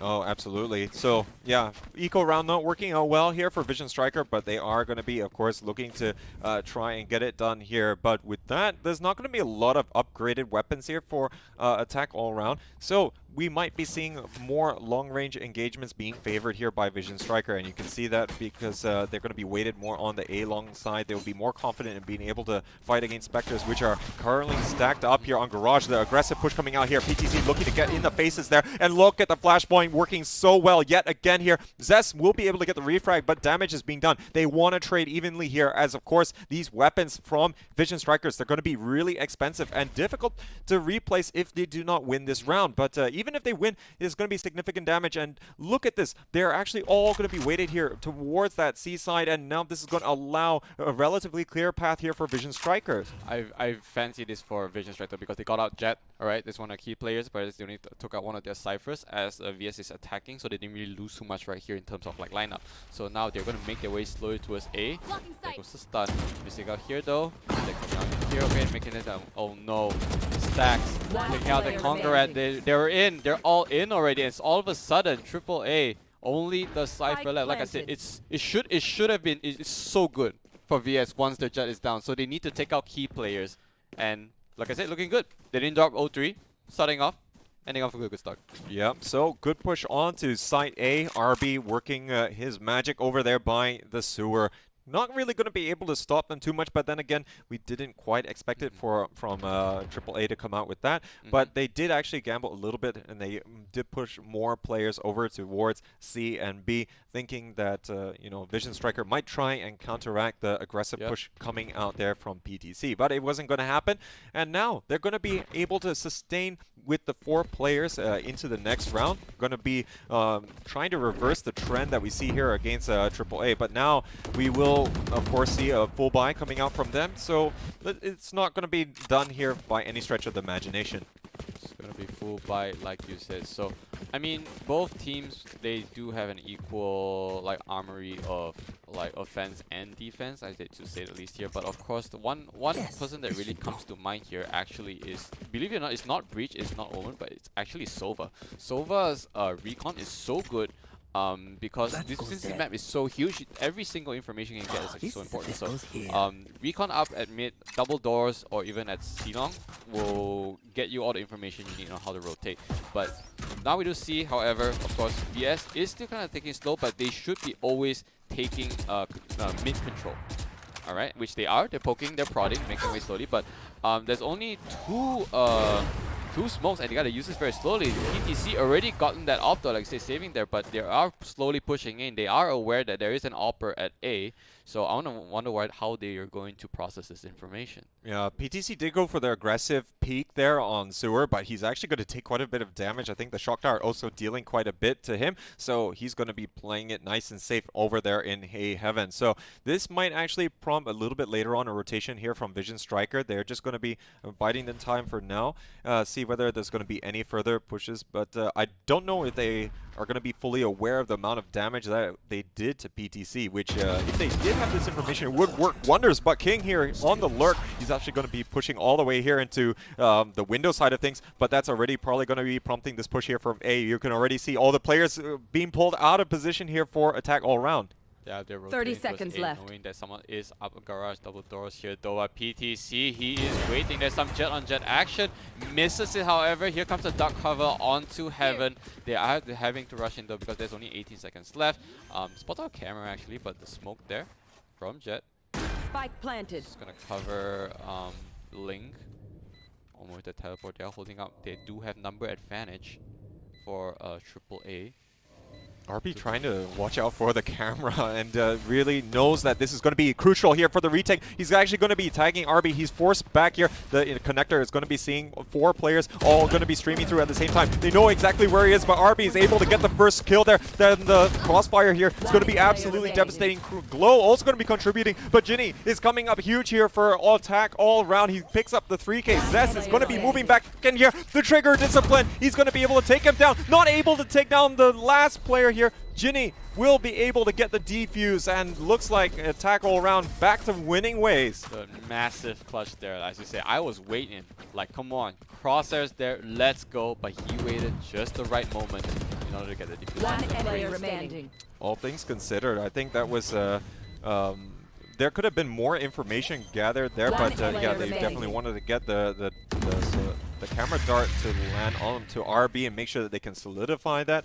The crossfire is not working as well as intended, but yeah, the economy is still going to be pretty good here for Vision Strikers. They're going to still be able to buy in full and see if they're going to continue to stretch them, because the plans here are going down. So they are, of course, you know, getting the good reads, but attack all around working well on the retake.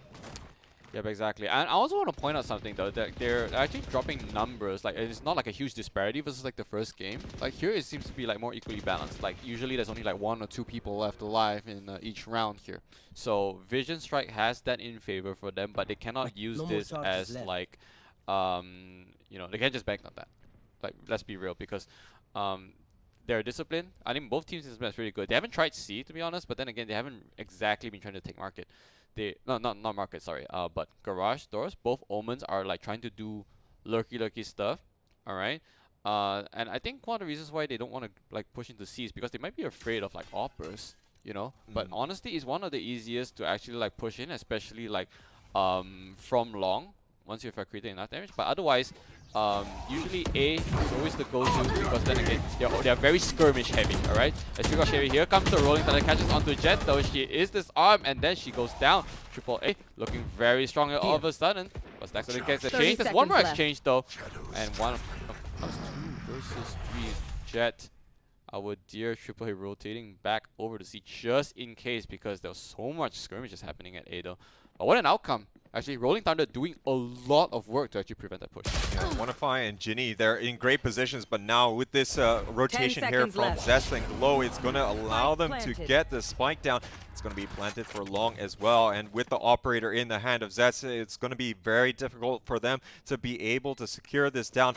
And considering the fact that they only have cyber cages available to them to really try and obstruct the vision, I'm not sure that they're going to be able to do this. He does have also the Hunter's Fury in the back pocket, so even if he's going to be forced out by the fault line from the breach, it's not really going to be that influential here. But oh, he's not able to land the shots, and not what you would expect there from Zest. But all the shots are on point there. Ginny is going to take down Glow, and that is of course Triple A taking full advantage. And I don't think that they were supposed to win that one, but Zest doesn't hit the shot, and they're going to get punished for it. Never, man. I mean, like, there were no smokes, no use for that. Like, that should have been like an op shot.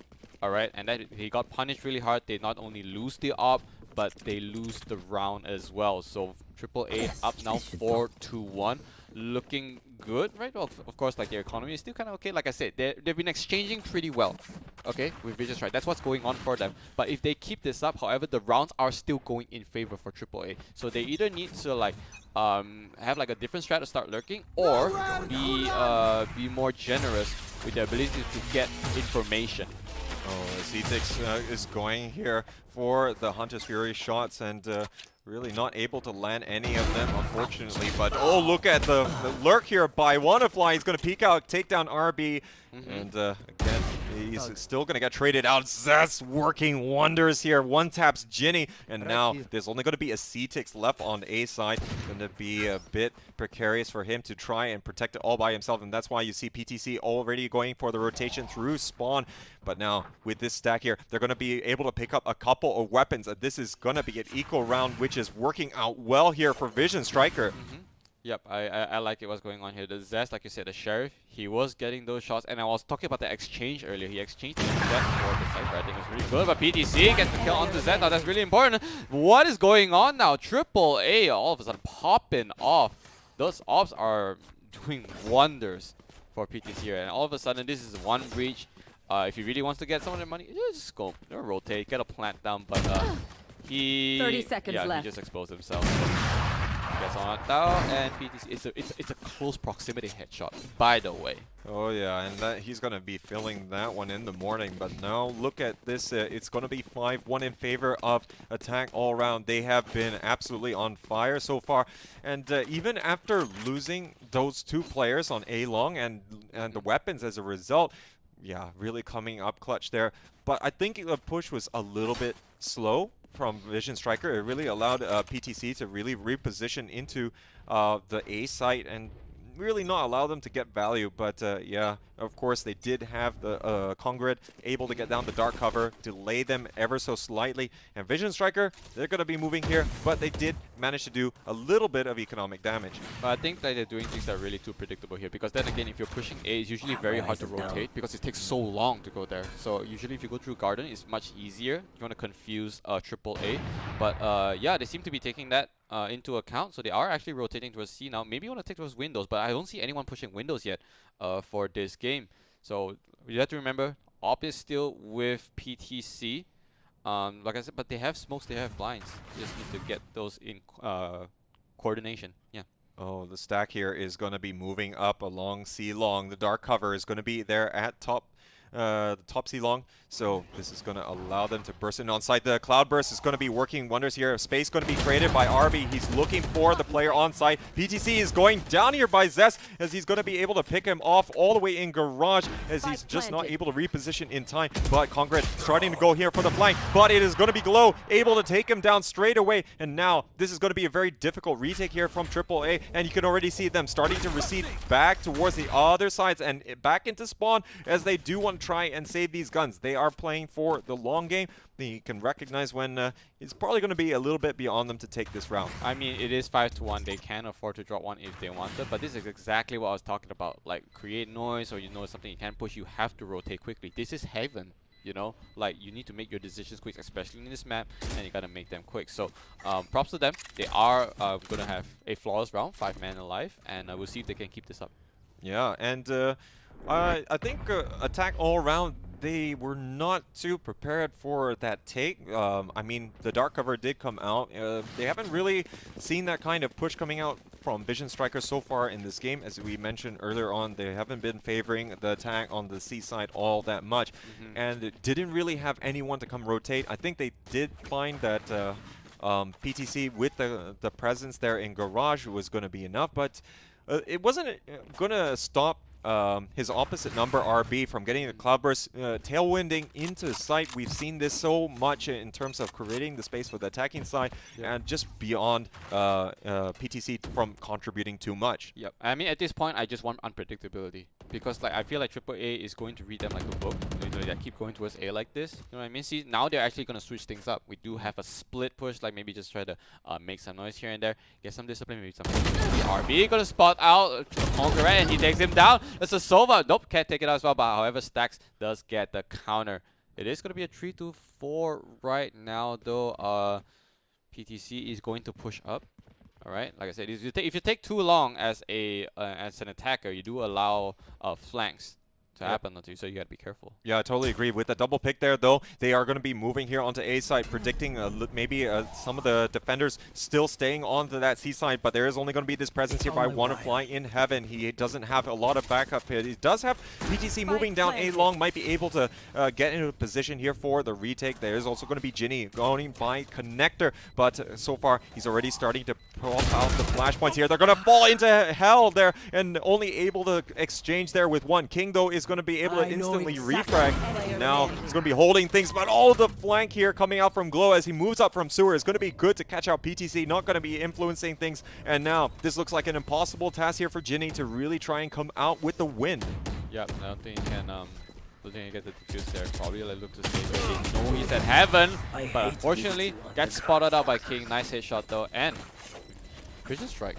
They are 3-5 now. Look, Vision Strikers, they are fighting back and at the same time building up quite the impressive economy. Look at that. They can pretty much afford full buys for days here. But again, the bank is still not going to be absolutely terrible here for attack all around. They have managed to have a pretty good half so far. I mean, they are leading still after all 5-3. And they're going to be running out of options here in terms of the economy if they're not able to string another win. But I think, you know, just being able to save some of the weapons in the earlier rounds definitely helped them out substantially. But that is like previous rounds, and now, like you see, like they're sitting like 6k, 8k for a Vision Strike, and they're being unpredictable, which I would like to know. Heaven, like I say, it's such a huge map, takes a long time to like, you know, to actually rotate. So once you commit to some place, you have to like be very sure that you're gonna commit. So Vision Strike already did that 2 games in a row, and I love it. I love it. And they have the money now. I want to see what they can do with their abilities.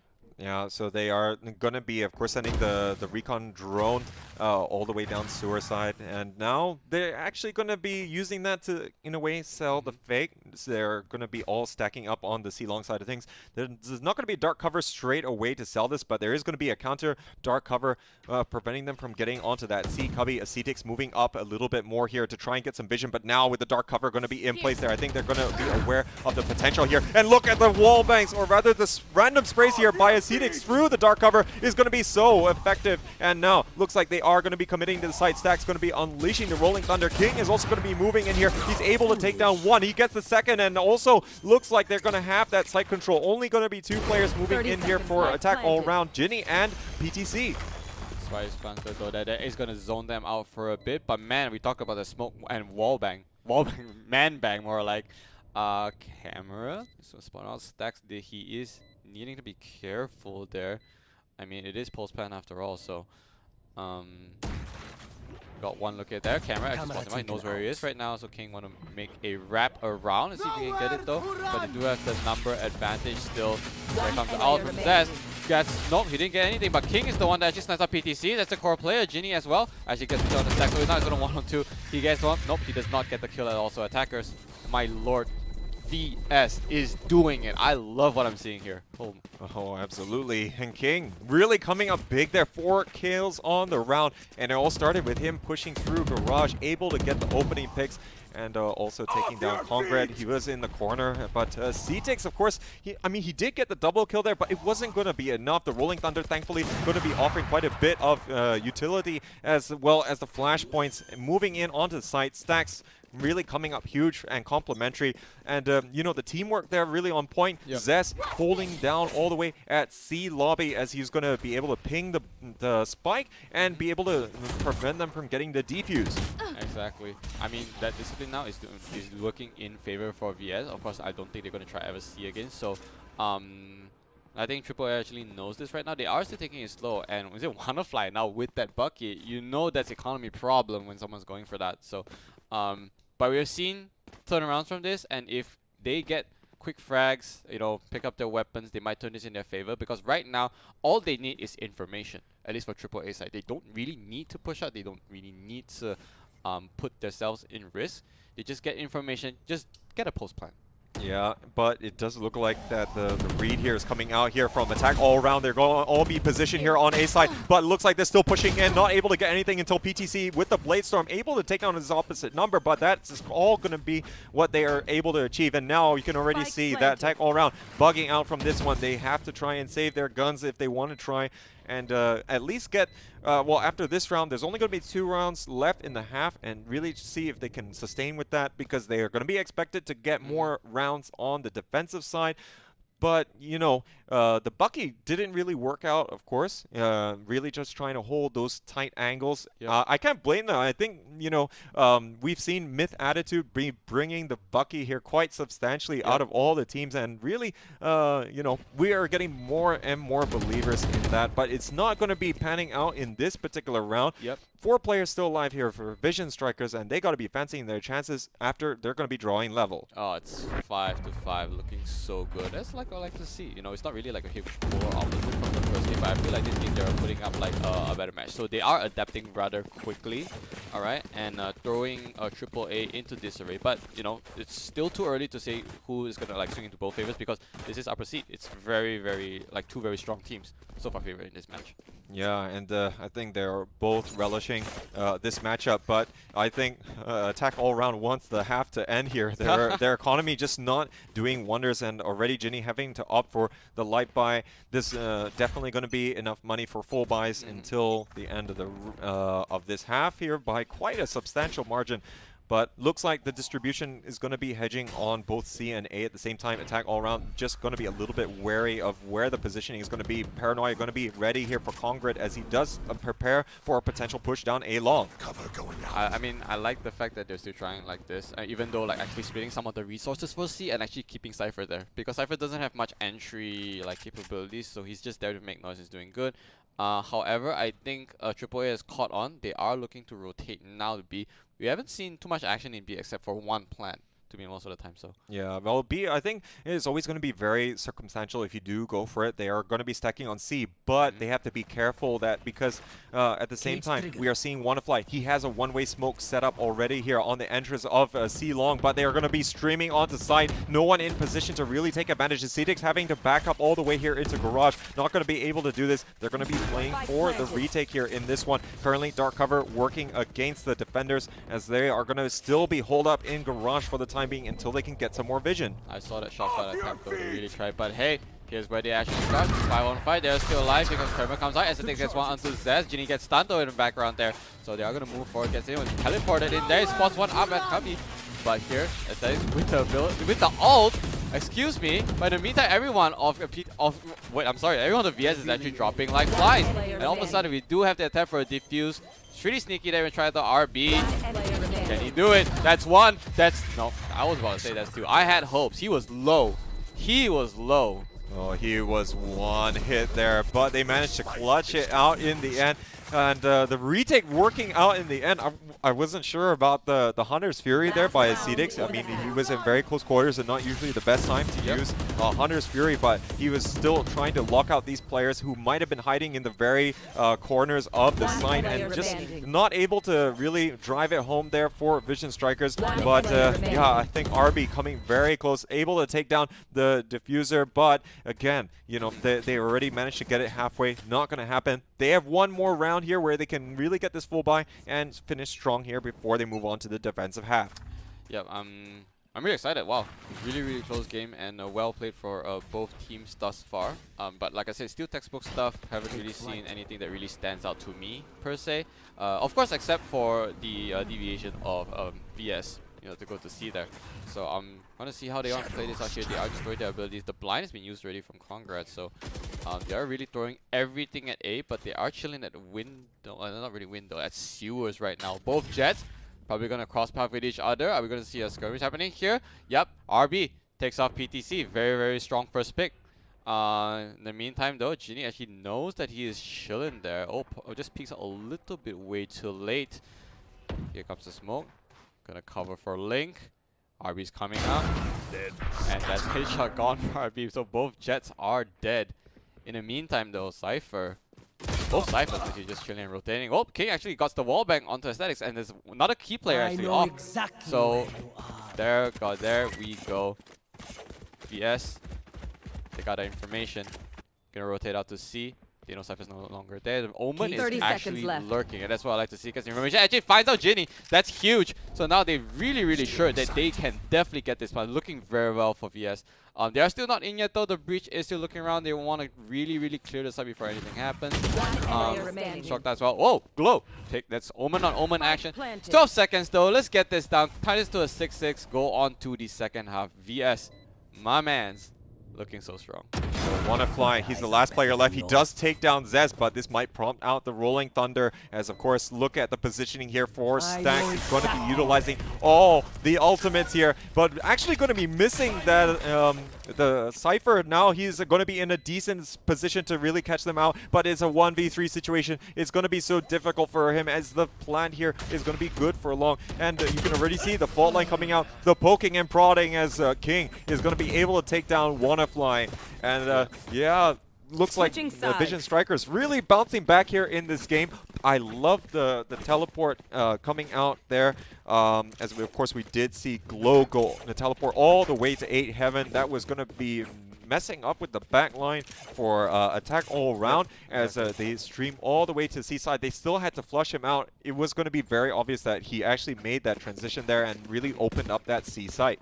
That's what Omen is supposed to do right there. He is literally supposed to cause paranoia, right? Gets the confusion, use audio cues to like throw the enemy, and that actually worked out in that round. So even though that like the jet, right, gets picked off early, both jets were actually picked off early. So but it created the opening that was necessary to go in, because the last thing you really want is a jet flying around in C, because you get to see everyone there except for you. So now we got AAA on the offense, and we have seen like how good they are actually at offense, especially the first game. So we'll see how they rotate down. They're actually making their way down B Gardens. So only the first team actually so far I've seen doing this actually.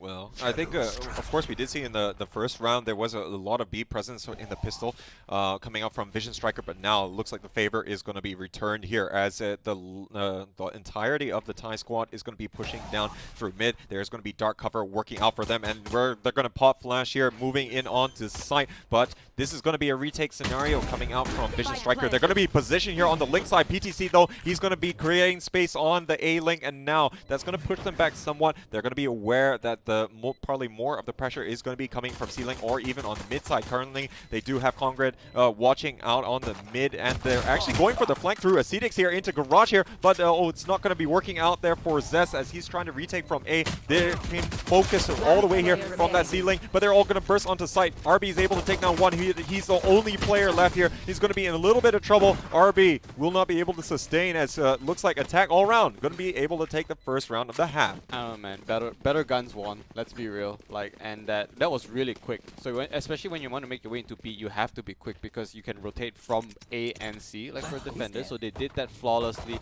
I like the covers onto the link, and it was really well disciplined. You see, once at Gong, once at Link to just hold those angles. Of course, Wonderfly takes out Stacks really quickly though, but of course RB takes out Congress in the meantime. So very strong play. Good first round going towards AAA, and I think VS actually going for a full save.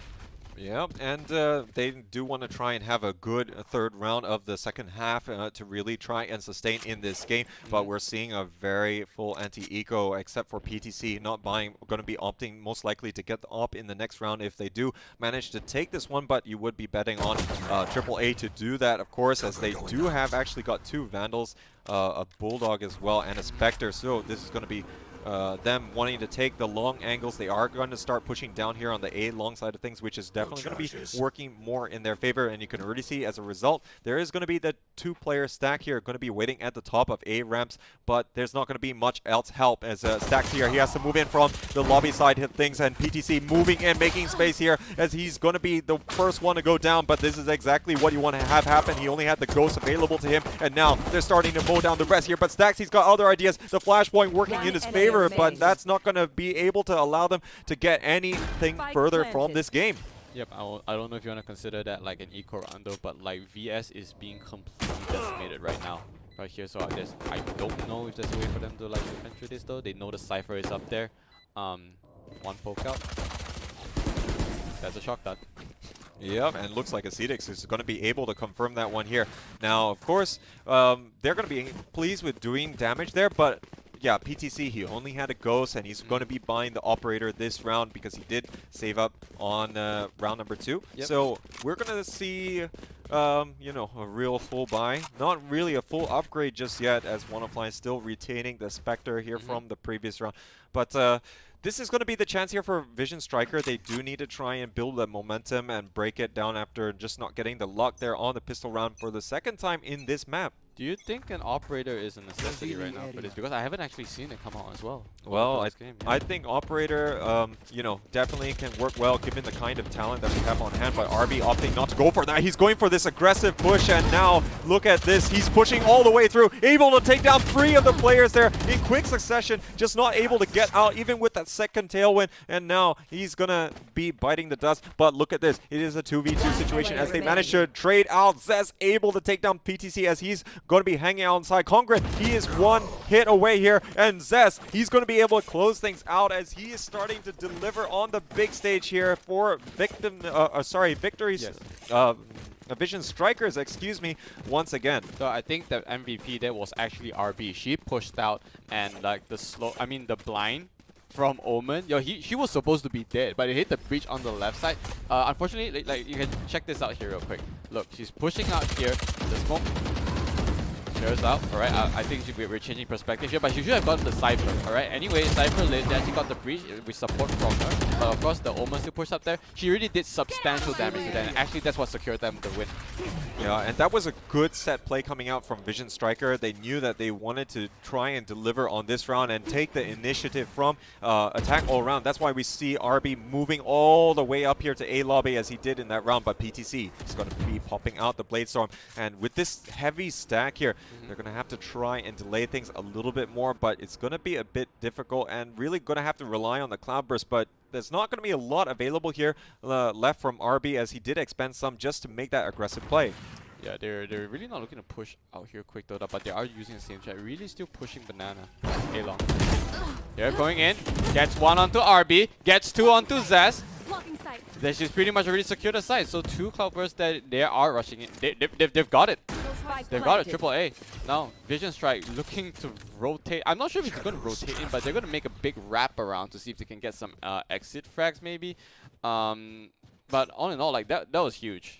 Yeah. Like those knives were doing it. We were hitting those. Yeah, so again, the position not being reinforced too quickly. They really did gamble a bit on the pressure coming from C, but A has been an absolute favorite so far in this Haven matchup. And Vision Strikers, excuse me, I got my tongue all twisted today. They're going to be looking to save these few weapons. I'm not even sure that they're going to really opt to try and even go for any of these exit kills, as it really does risk their own weaponry, which they can't really put that to chance here. What they got though? I mean, was that a? I don't remember what that guy's called. Okay, never mind. That's a Bulldog, so Stacks would chill on that for a bit, but we want a guy that he does not have any money, so you guys see what happened here. So the Jet got the ult. Discipline, rotate in really quickly, secure the side. Here we go. We got one. Alright, Sova with the shotgun. Gets one onto Jet. Gets up. Alright, she got crossfired actually, so I don't blame Sova too much on that though. But all in all, the three didn't even make an attempt to actually try to like get kills because of how bad their economy is already. Yeah, so yeah, they're gonna be gonna lick their wounds a little bit and try and fight back now in this round. Currently getting a lot of that mid pressure to go, and expecting maybe a bit of poking and prodding coming out from attack all around. Not really happening. They're going to be taking a very measured approach. Currently, Owl Drone going to be scouting things out on the garage side as they are looking to try and ingress. But it looks as though they are going to be really stressing down on the mid side. But the dark cover are going to be working against them here. RB already in position to get those right clicks to work in their favor. But now we can already see that this is already prompting the rotation out. I think they are aware of the impending doom that might come here. They're going to already spot out Concrete and really going to spray him down. But all the tracers here are going to give away RB, and he's going to get absolutely punished. Oh my, I was expecting her to die there because he was the one being traced. And he shot through the smoke, got one, and RB, core player, he is down right now, and it's just going to give Triple A the chance to actually make the push. There you go. But however, Glow actually spots them out. There's going to be a blind. It's going to be a quick, lovely blind actually, because it's a one-way street that will prevent them from pushing a little bit though. He goes up one, gets up two as well. Spike carrier now is down. Of course, not before 1-5 takes down the Sova. But that is now another trade actually. Stacks for Red. Oh my lord. Omen doing Omen things. Guessing he is at C, will get a plant down, I think. He should be able to clutch this though, because I believe he still has some paranoia. Oh, but he stepped on the tripwire. He's only got just a bit over 80 HP. And looks like the flanking shots here from King is going to be good, and they are going to be striking back. This is a really tight game. I mean, AAA have been really pushing Vision Strikers, but Vision Strikers are pushing back, and they're going to be getting another one on the board. Only two players sustaining here, but I think they should be able to get a full buy moving into this next one. I'm excited for Game 3. How are you? Oh, well, I mean, yeah. I mean, it could be going to a Game 3. We are kind of touting this as a distinct possibility, but currently, of course, Attack All Around might have other ideas. They definitely look prepared to fight them, and I can't really fault them too much, but yeah. Those engagements, though, moving into A, I think they were not working out too well, but I have to give credit to Globe. Yep, well played for both those, but they are going to make the same approach again, try to push it down A. Abilities are being thrown out here though. RB going to be repeating what's happened 2 rounds ago. We'll get into position, but now we do see a full rotation coming from AAA. They're going to chill there for a bit. On C, there's a duck cover up there. Wanna fly, just going to show us his position, but RB going to hit back though. They did push out A long. So far still no push. A camera actually does some work for our Cypher at C. Doesn't spot anyone. We'll probably spot one soon, but it only sees a little cubby there. Yeah, it hasn't seen anyone yet so far. But if he pushes out any longer, he should be able to see something though. Yep, gets one there. They got information. Actually, probably spots out at Garage as well. So you see a full man rotating in, and right now though, Cage gets up though. Kane gets taken down. Potency, of course, Stacks takes out PTC in the meantime. There's so many smokes. We don't even know who is where now. Shot actually misses out, but it does zone them out. So we got. Do we have the Rolling Thunder? Yes, we do. I think it actually stuns out the Omen in the background there, though. The Omen. However, takes out Aesthetics in the meantime. Stack takes out Ginny. We're looking very, very good now for VS. 30 seconds left. One more.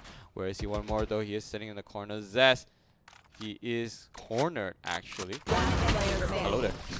Oh, next level plays coming out from Conqueror, able to spot out from Glow, but the 2v1 working in favor of Vision Strikers. They're going to be able to tie things 9-9, and yeah, I mean, they weren't exactly able to stop the take here coming out from them as PTC just creating so much space, but he's going to, of course, not be able to sustain here in this one. Rolling Thunder really working well for the retakes, an incredible bit of utility to use for sure. And yeah, I think Congred, he's been trying his best, but not making enough an impact on those final stages. We're going to be entering the round number 19 here. Let's see how whether or not Vision Striker can finally take the lead here. I feel like all these games are actually like pretty close so far. Then they just stretch out to be like 1 or 2 games. So I wonder how close this is going to be. But both teams are actually playing very, very well this game. So for the first time, we're actually seeing some engagement at double doors.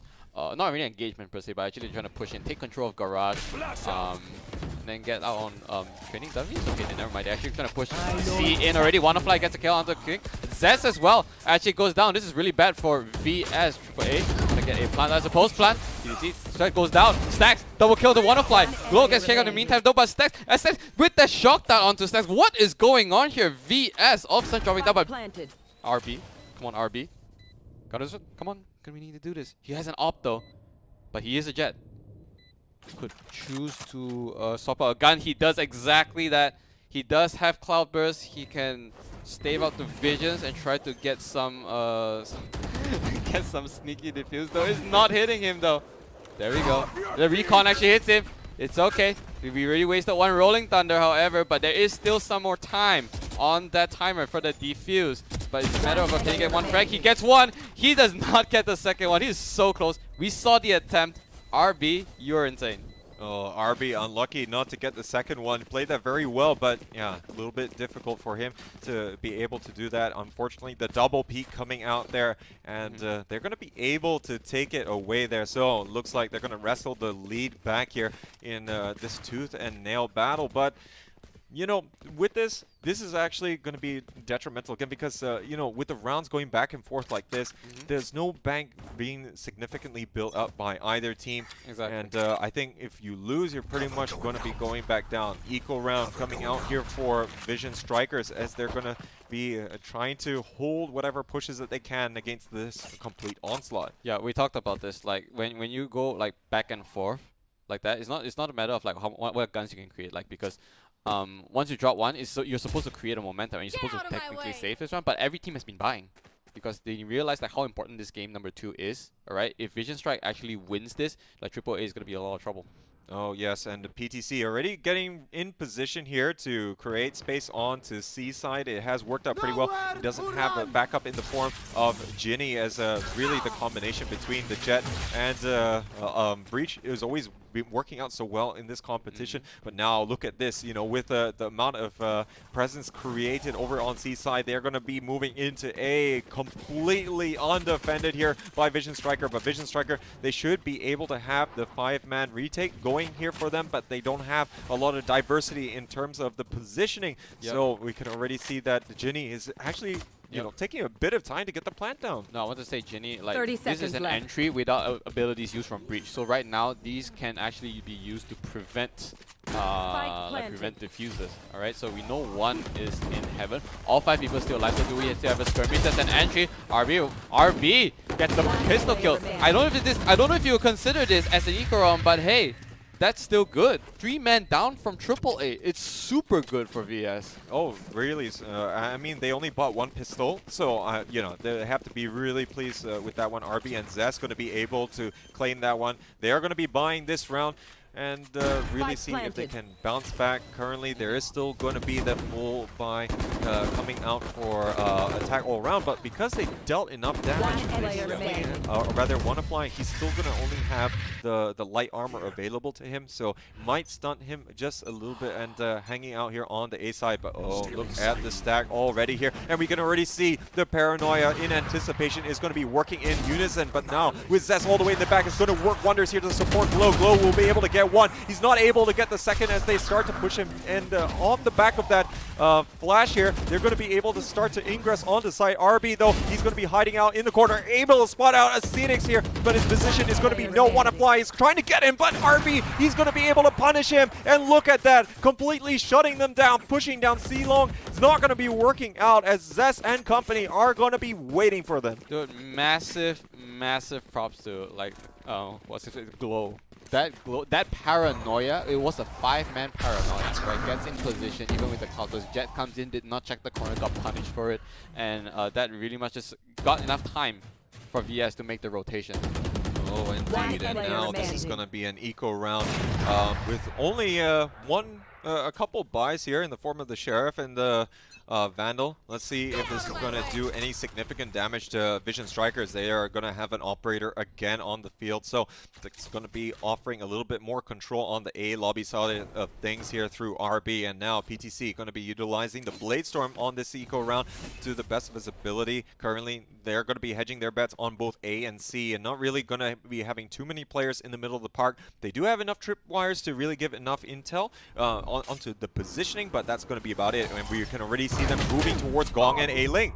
Yup, they hear it though, but that's going to increase audio cues. RB takes out PTC. Of course, PTC does not have a gun there though. Glow takes out Wannafly, so great headshots coming out your way. The entry's still not there. They know everyone is at B main. Aesthetics does not have a gun, only have a ghost there.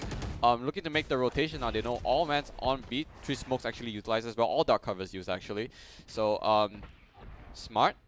VS rotating 1 to C, 1 to garage actually.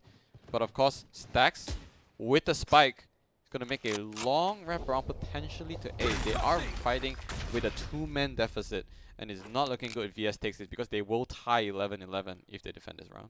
Ideally, the best that they want to do here is try and, you know, do a little bit more damage, get 1 or 2 more kills, and if they're able to push them out of the position, they could be able to get the plan down for a little bit of money. But now dark cover for Glow could be working against him, and he's going to notice here the shock dart, but all the Stacks here is going to be able to take them all down with the crossfire with Glow, and it's a flawless round here coming out from Vision Striker, and we're tied once again.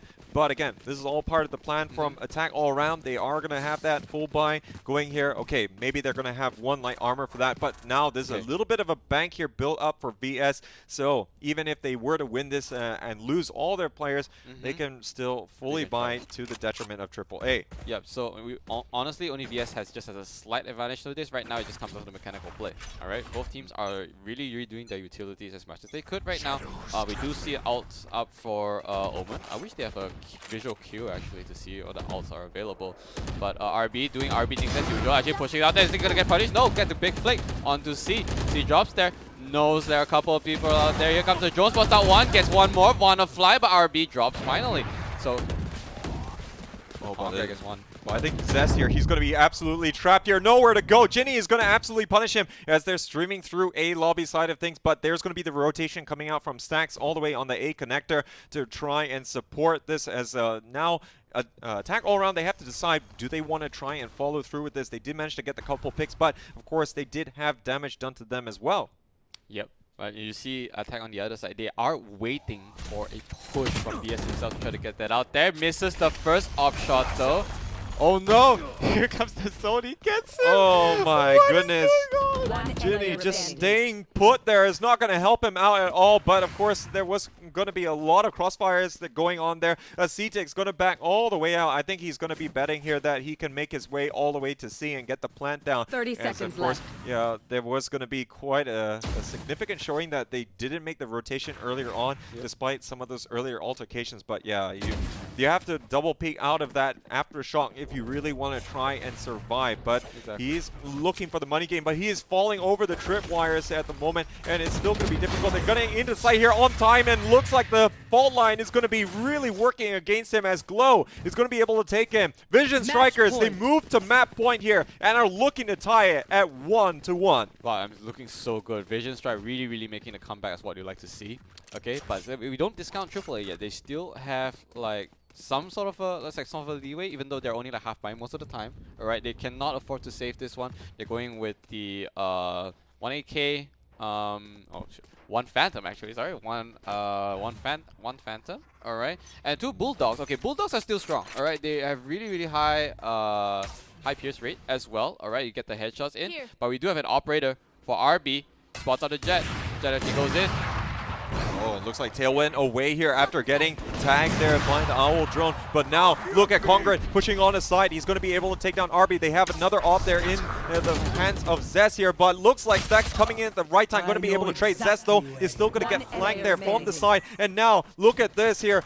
The Vision Striker falling apart here. We could be heading for overtime as they only have one player left here. Is only going to be King, and he's got a lot on his plate to try and come out with the final win here. He's going to get spotted out, and look at all 4 players here for attack all around. They are living up to the name once again here. One hit, not a lot that can be done. Congrad will be able to pick up the 3rd kill of the round, and now we have our first overtime of the day. That's fantastic. That's exactly what I like to see. I mean, close games are good because that way it really goes in each other's favor. You don't really know who's coming out next, right? It keeps the tension on going. But man, that game though, I'm really not sure how it fell apart for VS because they even had the weapon advantage. Like VS, right? They like attack. We're already coming in with like Bulldogs. They're coming in with like half buys, even light shields for that matter. And now overtime. My lord, anything can happen. Yeah, and I honestly think, you know, the double up setup both on A side was a little bit difficult. They didn't have a lot of delay going on there. I mean, RB did try and take an aggressive peek there onto A long, but you know, after falling back, they were all getting pushed there. It started from Sewer, and the first pick there onto RB was going to prove to be crucial. Stacks did come, but the overload just too strong. Now, first round of overtime, and we're going to be swapping sides. Vision Strikers is going to be trying to push through the A side of things here with the Owl drone just going to be able to clear out Sewer a bit, as currently there's only going to be Wannafly hanging out on A. They are attempting though to see if they want to actually rotate here. I'm not sure if they want to commit to this because it's only Cypher on A, but I don't know if they know this. So they are just still chilling back. I'm not sure if they're throwing abilities for that matter, but we should always be trying to get as much information as possible. I think Hammer got taken down on the side of VS, but still no push. 50 seconds left on the clock potentially now. They are probably trying to commit to C. The drone spots out the Omen though. So I don't know if you want to commit. Oh, it looks as though they're still going to be pushing there. I think they're trying to mind game that. Oh, no. Looks as though the Recon Bolt, though, is going to give it up here. 35 seconds. They're going to have to make a decision. And you can see they are all streaking to A side here. While they do have a little bit of time, they're actually going to try and sell this here with the split push coming here on the C long side. But there's going to be 3 players here already. PTC, or rather RB, moving here onto the C side. He's going to get taken out straight away. But that is just going to be a little bit of a fake. It's pulling them out of position now with this Wannafly. Not in any spot here to prevent the plan from going down on A.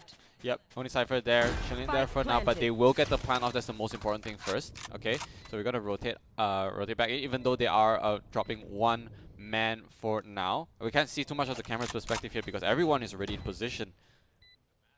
Well, anyways, we have to see what is going to be going on here for the retake. Currently, we do have 3 players here, all going to be stacked here on the connector side of things, and they might be able to burst in here through PTC. He's going to be able to get in, but he's going to get taken down here. But oh, look at the crossfire. Going to be great here and on point for Vision Strikers. They are looking for the last player. Congrad, he's got everything to do and not a lot of time to do it in. He's pushing up, but now this is almost certainly here going to Vision Strikers. Yep.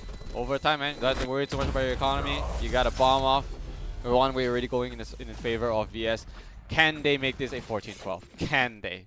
Match point. They are going to be feeling it here. They have managed to get so many points here, you know, in the lead up towards the end. But we'll see how things are going to be shaping up. They swap sides yet again, and operator going to be favored by RB. Thank goodness they're not going to go for the double op setup again. I think that didn't really work out as well as they would have liked in that final round of regulation. Like I say, still could be anyone's game, but let's see if the op does make a difference here. Everyone has abilities, everyone has guns, so it's just fair ground round. Down to mechanical gameplay. VS did a very good entry for that. A lot of good patience, even though there's about 30 seconds left on the clock when they decided to rotate. That recon roll was insane, actually, from was it PTC? No, PTC is Jet. Aesthetics. Aesthetics. Okay. Yeah. So for here now, okay, it seems that they are congregating outside A just to chill a little bit. Maybe they want to make their way towards garage. Try to get that because there you can actually just rotate to C pretty easily. Okay, I understand why they don't want to play mid a lot because that's just like, you know, everyone can just rotate in immediately, right? So they're playing either A or C. That's really smart for this case. So all abilities are already like cooling down at this point. Glow will potentially spot out Congrad there. Probably some Omen on Omen action. Slowly but surely they are pushing in. That's a tracking that spots out PTC at least. Oh, but they have to be a little bit careful here. The dark cover did come out here right at the last moment for Glow, and actually they're going to be all rotating around the side. They do already have presence through PTC. He is already on A after the rotation, pulling everyone out of position. Now, look at everyone streaking here through sewer. They're going to all be moving in. They're going to be playing retake. King currently going to be out on the heaven side of things. See if he can get any of the shots to initially land. He does have cyber cages in support to stop them on getting vision on the long, but want to fly. He also has cyber cages of his own. He's going to be delaying things as much as possible here on the connector side of things, even putting down a tripwire to boot. But 4 players are going to be stacked up here by the connector, and not going to have quite a number of dimensions going for them as they do want to try and push into sight here pretty soon. I wonder what Glow is doing. I think just chilling out there at A long, but like I think the skirmish is about to happen. Here comes the cyber cages. One drop down there. Those stacks actually get to aesthetics. Of course, that's actually drops in the meantime. King actually drops as well. It's just counter kills back and forth. Vision Strike having the number advantage right now. Here comes the defuse. All right, we're chilling. The smoke preventing them from any vision. The defuse is gonna be successful. And oh my lord, VS Vision, my lord, you are insane. Thank you for taking game number 2. We're going to go on to a great game 3. Oh my lord. Wow, what a retake coming out here from Vision Strikers. Going to be absolutely on point, and they're going to be able to take it here in overtime. And, you know, really thrilled with that one. Stacks stepping up here with the 24 frags here and 16 deaths. Wow, this is absolutely insane. RB, he had a monster of a game as well. 6 opening frags. So this is really going to be creating so much of the space. We've seen him go down the pushes on A-long on defense, which, you know, really started to turn this game around. You know, I have to really commend them for some of these plays, which really able to bring this cutting edge to this very tight matchup. Yeah, I'll say that like half the times, like especially Stacks and RB was the one actually throwing their bodies forward to actually get information. All right, so not too much to actually discuss on our end, but let's just throw it out to our panels really quickly, you know, just to see what they want to have to say, shall we? Yeah, I think you know, we're just some closing words here. I mean, you know, looking at how this game has transpired, it's kind of setting us up very nicely for our very final map, which of course we're going to be moving on to Bind. So I think from that, both of these teams, they also look very comfortable on that. But then again, both of these teams, they did manage to take every single map, you know, for any opponents that they did face against, you know, from the group stage onwards. But, you know, can't wait to see that. We are absolutely thrilled and glad to be casting this really tight matchup. So with that, ladies and gentlemen, we are going to now toss it back to our analyst panel, and they're going to break down match number 2, and or rather game number 2 of this match, and we'll see how they think things will be stacking up on Bind. So without further ado, over to you guys. I'm Play the J, he's Xeno Viper, and we'll see you in a few more minutes.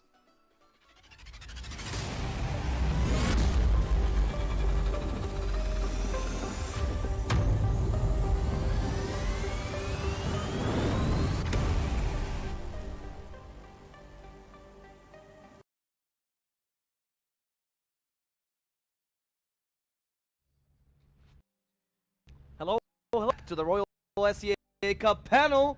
We're here with the best. Sorry, that's not true. That's biased. We're here with one of the best matches of the day. It's going to be Vision Strikers versus Attack All Round. Two of the top tier teams, Thailand versus Korea. So much history, both as well pros in the older tactical shooter titles. My name is Mr. Travel Plus. Joining me today is Seek and Strike and of course Nico. Yep, I'm happy that I get my prediction right. Yes, you were right. You believed in the Koreans. Slightly put it through. Slightly, barely. They had to go through the overtime, right? Yep. But a win is a win. A win is a win. It's not ranked where we rounds you on. This is just as long as you make it through, you're the best in the world. Yep, it was a really good counter blow there on this map very specifically. I thought really AAA was going to have this. At the half, actually, we were tied 6 apiece. Of course, at the second half, we were also tied 6 apiece, but then Vision Strikers, they just turned it on there near the end. They took those 2 overtime wins straight in a row, and they were going to map number 3. What was it that, how did they start to come back? Well, can you detail me a bit? Because at first they were actually losing by a fair amount, and then they started to recover nicely around the time of the swap, if I recall correctly, or a bit before the time of the swap. A bit before, after round 6, round 7, they got the spike to explode and take it over, and that's where the momentum starts to come back and throw the game back to 6-6, and back to the second one. Yeah. Vision Striker again playing from behind. I think they're just better in playing from behind. Do you think so? The back against the wall brings the real beast out, right? Sun Tzu was right about this. Yeah, I could see that, but I really liked their offensive there, especially the way that they took the site very effectively near the end when they were defending that spike and able to actually get the win. I don't know. To me, it was just a really even match. The biggest lead we did have, you are correct, was to start off with. After round 6, it was a 5-1 lead in favor of Attack All Round. Since then, I think the lead was cut down, and there wasn't much more than a 3-game lead, or 3-round lead, rather. So I gotta be surprised. I was a little shocked to see Vision Strikers take it overall, especially with 2 decisive overtime wins. I mean, the rounds weren't very close in overtime. So I think that was really great from Vision Strikers. I liked how they were able to come back there. So that to me shows like a strong sort of mental game, right? The mentality of a fighting team right there. Playing from behind once again, because even in both sides, Vision Strikers always from behind, always the deficit team that just have to, as you said, put their backs against the walls and the beast comes out. Grind right? it, yeah. Yeah. Do you think this also comes by from their? I mean, it's not like Attack All Round is also. They both have really strong mental game. Probably some of the teams that have the best mental game. Do you think this is partially because of their experience in other esports, in other FPS titles? They're quite veterans, therefore they're not so flustered when their back is against the wall. Do you think that has to do with it a bit? I do. I think a lot of it comes down to experience. We've been in a very similar situation before, and then you kind of, back then, you know, maybe if you didn't get it right even, right, that can be even better. Because if you didn't get it right, you're always going to be looking at, all right, why didn't we get this right? What went wrong? Oh, we should have maybe gone for an eco around here. That would have led us to blah, blah, blah. And then they can remember that, take that experience into account and move forward, right? Just because you've been in a situation before, that's why it's like sometimes you see teams recover nicely after they lose, because they had reason to go back and look at it, right? Whereas if you win, you're like, oh, we did pretty well, we're happy with that. You're still going to do some breakdowns, and you're still going to definitely look over the VODs and your replays, but you're not going to be really going over that with that perspective of something needs to change, right? But the experience might just haunt you as well. Oh, we've been in this position, and the last time we've been in this position, we got eliminated from the tournament. So it's just kind of pro and cons. It just depends on the team mentally to play it out, because this position But it's not too bad for AA because they know that they have one game in the series. So if this doesn't work out, there's still a fallback point for them. But Vision Strikers really just have to push hard to get this game and move out to the game 3. I like the point. Sorry, if you allow me to touch on what you were saying, you know, the idea that sometimes, because I've noticed this when you talk about with esports pros of most of any titles really, and this we're talking shooters, but also fighting games or strategy games. What's interesting is that sometimes you'll talk to especially the veteran players, and they might not always know exactly why they did a play, as in the process that led to that play, but because of some sort of like, what's the word, like the practice, I guess, the ability, the fact that they've been in there before, something clicks in their brain. You know, they've done this before. And it's almost a mechanical thing that they do, right? When the IGL makes certain calls, you always think of that as like tactics and thoughts. But sometimes it's just I'm reading the situation and my instinct tells me that this is what we should do. And it's pretty impressive to see that because they can't always explain why this thought comes to their mind. Sure, yeah. I think, you know, because brains, we be complicated, right? And you're doing all these mental calculations at the same time, and then you're like, boop, boop, boop, I think this is what we should do, right? And for some of the best black leaders... box machine. Yeah, exactly. It's a black box machine. We don't know really what's in it. Everyone's is different, right? And I think you're exactly on the money there, right? So I think maybe that would be kind of my approach. We've been in the situation of like, what's the grandiose picture? I really like talking about eco, because I think that really decides how you can play around and what you can expect. But I think teams that have been in this situation before, especially teams that have lost in a situation before like this, they really look at this, they look at it probably from multiple different angles, whereas if you win, I think you look at it from one angle, right? Yeah. Whereas, what can we do better, right? And then if you lose, you're always looking at it from what went wrong, how do we fix it, what do we do next time? Yes, but that takes a strong mental game. It really does. It really does. And which team actually adapt to their mistakes as fast as possible actually has the upper end, especially in the 3 series like this upper bracket, semifinals. Everyone wants to make it in the upper bracket because you have 2 lives. Yes. And the 2 lives are very important, especially now because the first 2 rounds of the lower is best of 1. Exactly. And that is, I don't ever want to play in the best of 1. The best of 1s are, there's a huge amount of like luck and upsets that can happen in best of 1s because cheese works. It's just that simple. In every game, nobody. Best of 1. If you work this time, then the next time there's no more next time for the other team to come back. Exactly. That's why we call it the spooky zone here. Yes. It's the spooky zone. Because you never know what's gonna happen. Even just like in BBI. The spooky zone. What? You never know. You never expect to be scared in the spooky zone. That's why it's spooky. Yeah, it's true.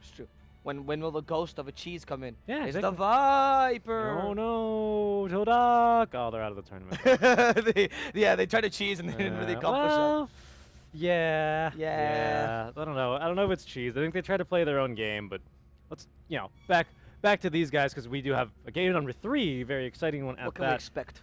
I think first of not all, necessarily predictions, but I'm looking at like how are these teams. If you're AAA right now, you just lost this game, quite close though. You didn't play badly. What are you now telling your team? How are you re-rallying to prepare yourself against Vision Strikers? Sure. So just for some context, we're going to bind with AAA and defense. I never know these things, but okay.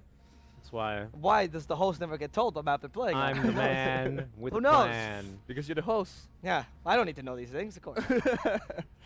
But what do you think? I think AAA lost by a little bit, like 2 rounds in the OT, and the first both half is like 6-6 all the time. I think they just need to believe in themselves and believe in the captain calls. As you said, the captain can't explain each calls. Just believe in them and play as one. I think I would be with AAA this time. AAA might have the upper hand coming into the 3rd game. See, I feel like I get what you're saying, but Bind is going to be one of the 2 remaining maps we haven't seen that is definitely more defender favored, right? No mid lane. Rotation takes a very long time. Rotations is something that we always praise from AAA. Their presence in mid lane, where are they really going? We actually saw them take a pistol round where they actually planted B and defended.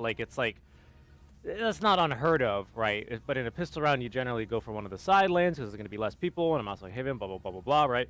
So I think they could find themselves up against some quite difficult holds here against Vision Strikers, because you have to remember, a lot of the default plans for A is simply just the Brimstone, double smoke, or triple smoke, depending on where you're coming from. Showers are A short.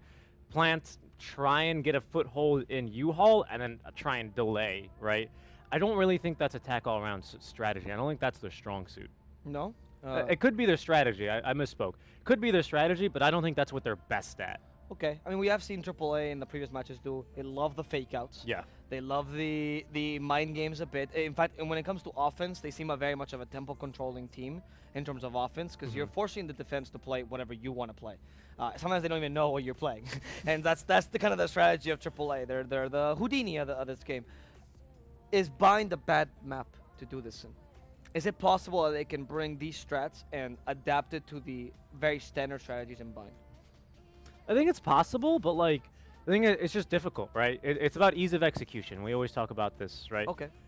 It's a lot easier to do this on a map like Haven, which enables it, right? 3 lanes, the map's super connected. Attacker side is very friendly. Yep. You know, you don't really have to commit to a site. You can poke down A long, poke down A short. And just use the link to link up with other Yeah, sites. or if you even get you picked off, that's okay. We'll retreat. We got a light tight angles. This big mega hallway connects to mid. Like, there's a lot of things you can go for here. Split is an interesting map where it doesn't have a mid lane, right? So off the bat, that's at a disadvantage. You might go, but the teleporters, you can instantly go across the map. But yeah, but it's really everyone knows everyone that. knows that, Everybody yeah. knows about it, and teams will punish that at this level. Yes, So that's it can be done. It can be done. But the problem is it's slower, which means that you can't really poke and prod for as long as you might like to, and it's going to be harder to execute. Yep, the rotation takes forever, and teleporters just probably some fix needs to be done on the teleporters. Yeah. Oh, we talked about this the other day. We actually spent like 30 minutes talking about teleporters. We don't know about. What was the conclusion you guys get for Well, I the 30 mean, if minutes? it's silent, it's too strong. If they reduce the sound, I mean, I don't know if you could even do that because pro players will do is just get through I that. think the fix I suggested, it had something to do with the teleport either entrance or exit on one of the sides. Because I think change where it is. yeah, because I like the teleporter in A that brings you across the little 'Cause that's hallway useful, yep. to outside of hookah, right? Yep. I like that one because you can kind of do a little bit of ring around the rosy. Oh, it's a 1v2 scenario. I'm gonna take the spike from hookah, run around through A short, throw some utility, fake them out, and then I'm actually gonna back off, use the teleporter, plant back at B, right? Yep. Compared to the one for showers, which all the way. I don't really see that, right? Because it's like a very heavy rotation to making from B long all the way back to shower. Because it's so costly for the attackers to use that. Because not only do they have to push up very risky through long A, they actually then get put into a bad position in B showers and have to push again. Like, at least for the other one, you have a good angle to peek at people maybe holding You a can just window. go in hookah and just eat a hookah or window. Yeah, and just yeah. clear the angle And goes that's in. still a choke point. I think there still should be a choke point. I don't think it should just like spawn you at the bomb site, but That would be a great teleporting. that would be a really an good interesting one. map. That'd be a really good Every one. team wants that, man. A little too strong, probably. Yeah, probably. We'll see now because the third match is about to begin. And of course, as always, stop smiling at the camera. I want your prediction. What are you doing? Already sets himself up. My prediction is going to be, I think, Vision Strikers. I think I've been wrong all 3 times, or all 2 times. Well, at least you're consistent. At least I'm consistent, right? Consistently wrong. That's like getting like a 0% on a true and false quiz. I'm really actually killing it here. Yeah, right? Yeah. So, no, but I think it's going to be Vision Strikers. I think this is not a map that suits AAA very well. Hopefully they can adapt. I'd love to be wrong here again, because then I think we're in for a really, really exciting map. I will go against him again. I guess we just swap our Yep. preferred. I mean, if teams. he's consistently wrong, I think the smartest move. That's Right? pretty good, You yeah. just provide yeah. me the right answer, I guess. Yeah, I think got you. AAA with the momentum they had in the previous game, although the map might not suit them that well, but I think the momentum and the decision that comes up from the team might help them to take the victory of the upper bracket semifinals. All right. Okay, let's see what team manages to take the last map. This map is the match point. There's no more after this. It's a simple best of 3. We would literally run out of maps afterwards. So, the team that wins this will remain in the upper brackets and get very, very close to the finals. And the team that loses this will go into the spooky lower brackets. spooky. And they're still in the best of 1 phase, so they really want to avoid it. Let's see if it's going to be Vision Strikers or AAA. Please, Xeno Viper and Play of the J, delight us with your wonderful narrative of this exciting Game 3. Welcome to the EPOS Royal SEA Cup. We have whittled down 16 teams to 8 as we go into the playoffs. The finals are in only a couple of days' time, and there's still a lot of surprises to be had. There were 5 total games today, and the first of which was Attack All Around versus Brain Esports. Attack All Around were looking to be favourites coming outside of Group A, and going up against Brain Esports that didn't actually win a game at all in their group stages. It's fair to say that Attack Attack All Around were the advantage holders. They won their first game on Ascent 13-6, but were pushed a little bit harder by Bren Esports on Bind, with the final score being 15-13 going into overtime. So whilst it was still a 2-0 score for Attack All Around, at least Bren Esports did push them a little bit and showed that they can be punished, at least to some extent. This doesn't mean that Bren Esports are out of the tournament. They actually go down to the losers bracket in this double elimination playoffs, whilst Attack All Around move to the upper bracket semi-final. There they will face up against either Vision Strikers or Team Todak. Vision Strikers are a dominant side, have won pretty much every tournament that they've ever played, and their performance today against Todak was no exception, winning 13-3 on Split and 13-4 on Haven. Really everybody on the side of Vision Strikers showed up, or more of a case of Team Todak really couldn't get the ball rolling, but King especially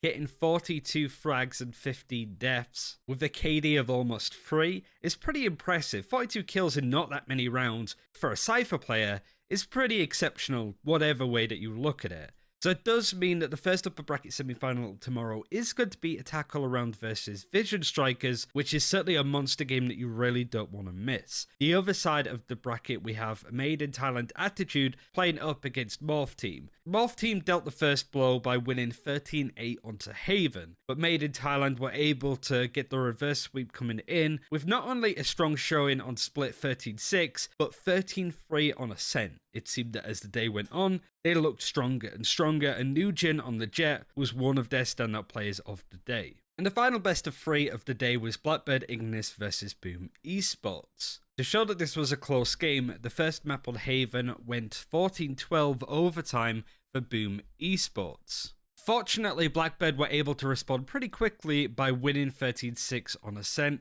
but it wasn't enough. Whatever Boom Esports said in the break between those two games really worked for them, as soon as they went on to Binds, they won 13-3, winning 11-1 in the first half of that game, showing their dominance on the defending side of Bind. So the second semi-final for the upper bracket will be Made in Thailand versus Boom Esports. Bren Esports, Todak, Morph, and Blackbird Ignis all move down to the lower bracket round 1. Whoever loses these games are out of the tournament for good. Unfortunately, only one of these games was played today, which was Bren Esports versus Morph Team. These games, to begin with at least for the lower bracket, are best of ones, and it was Bren Esports that took the win over Morph 13-7 on Haven. It does mean that Morph, even though they topped their group in Group D, are the first team to be leaving, and we'll find out tomorrow out of Todak versus Blackbird Ignis which of those two teams is also going to be heading home. Certainly a game that you don't want to miss is going to be that Attack All Around versus Vision Strikers game. Like I said before, this could easily be the final of the tournament, with the two of the best teams still in it. So it's definitely not one to miss, so be sure to stay tuned for that one.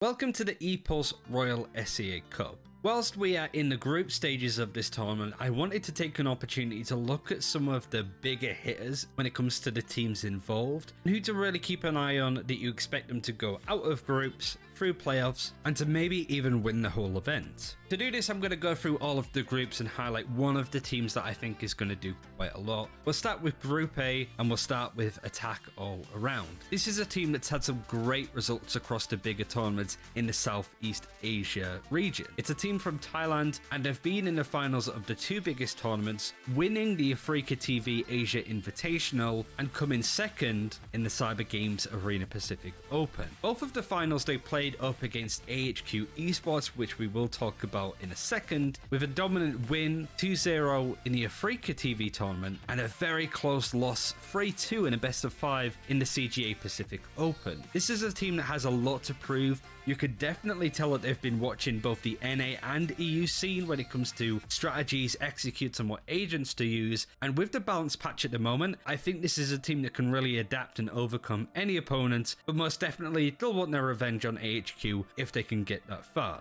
I say that because there's a lot of really good high competition in this tournament, and when it comes to that, look no further than Group B, and the favourites over there, Vision Strikers. You've probably heard of this team. They're from South Korea, and they've pretty much won everything that they've played in. They've had some really dominant results in the Korean tournaments, most notably Clan Masters 2020, and this is a team that plays some really aggressive and exciting Valorant. It comes as no surprise that South Korea has taken a liking to a class-based FPS game, but that doesn't mean at this point that Vision Strikers are just going to have their way with everybody in this tournament. But make no mistake, this is the favourite of the tournament by a pretty large margin. Now we get onto Group C, and it's much more competitive when it comes to the teams involved, but there's not really a specific team that you look at and go, they are definitely getting out of groups and you can expect to see a lot out of them. Out of all 4 of the teams, Boom Esports has had the better results, but they just got to playoffs in the CGA Pacific Open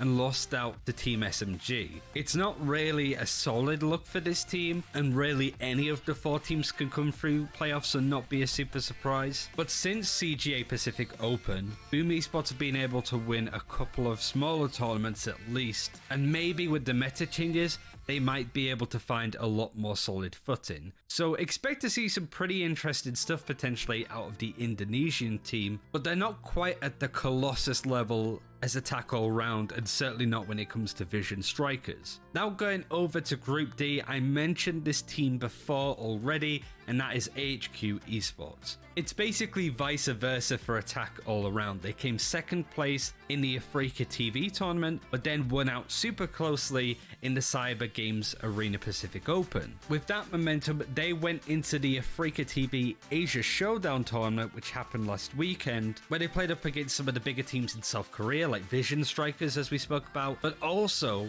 Japan's Absolute Jupiter. Unfortunately, against this team, they lost 2-0 in the semi-finals, not really having an opportunity to show their strength, losing out 13-7 and 13-8. So whilst this is a team that won the most recent tournament that they were a part of, they still have a lot to prove to really show that they're a dominant force, not only in Taiwan, where this team comes from, not even in just the Southeast Asia region, but in Asia as a whole. You'd expect this team to get out of playoffs, but if they run into a team like Vision Strikers or even an Inform Attack All Round, things might be a little bit tough. But these are the favourites out of the groups. But no matter what happens, we're going to have some really great games and no doubt a few upsets along the way.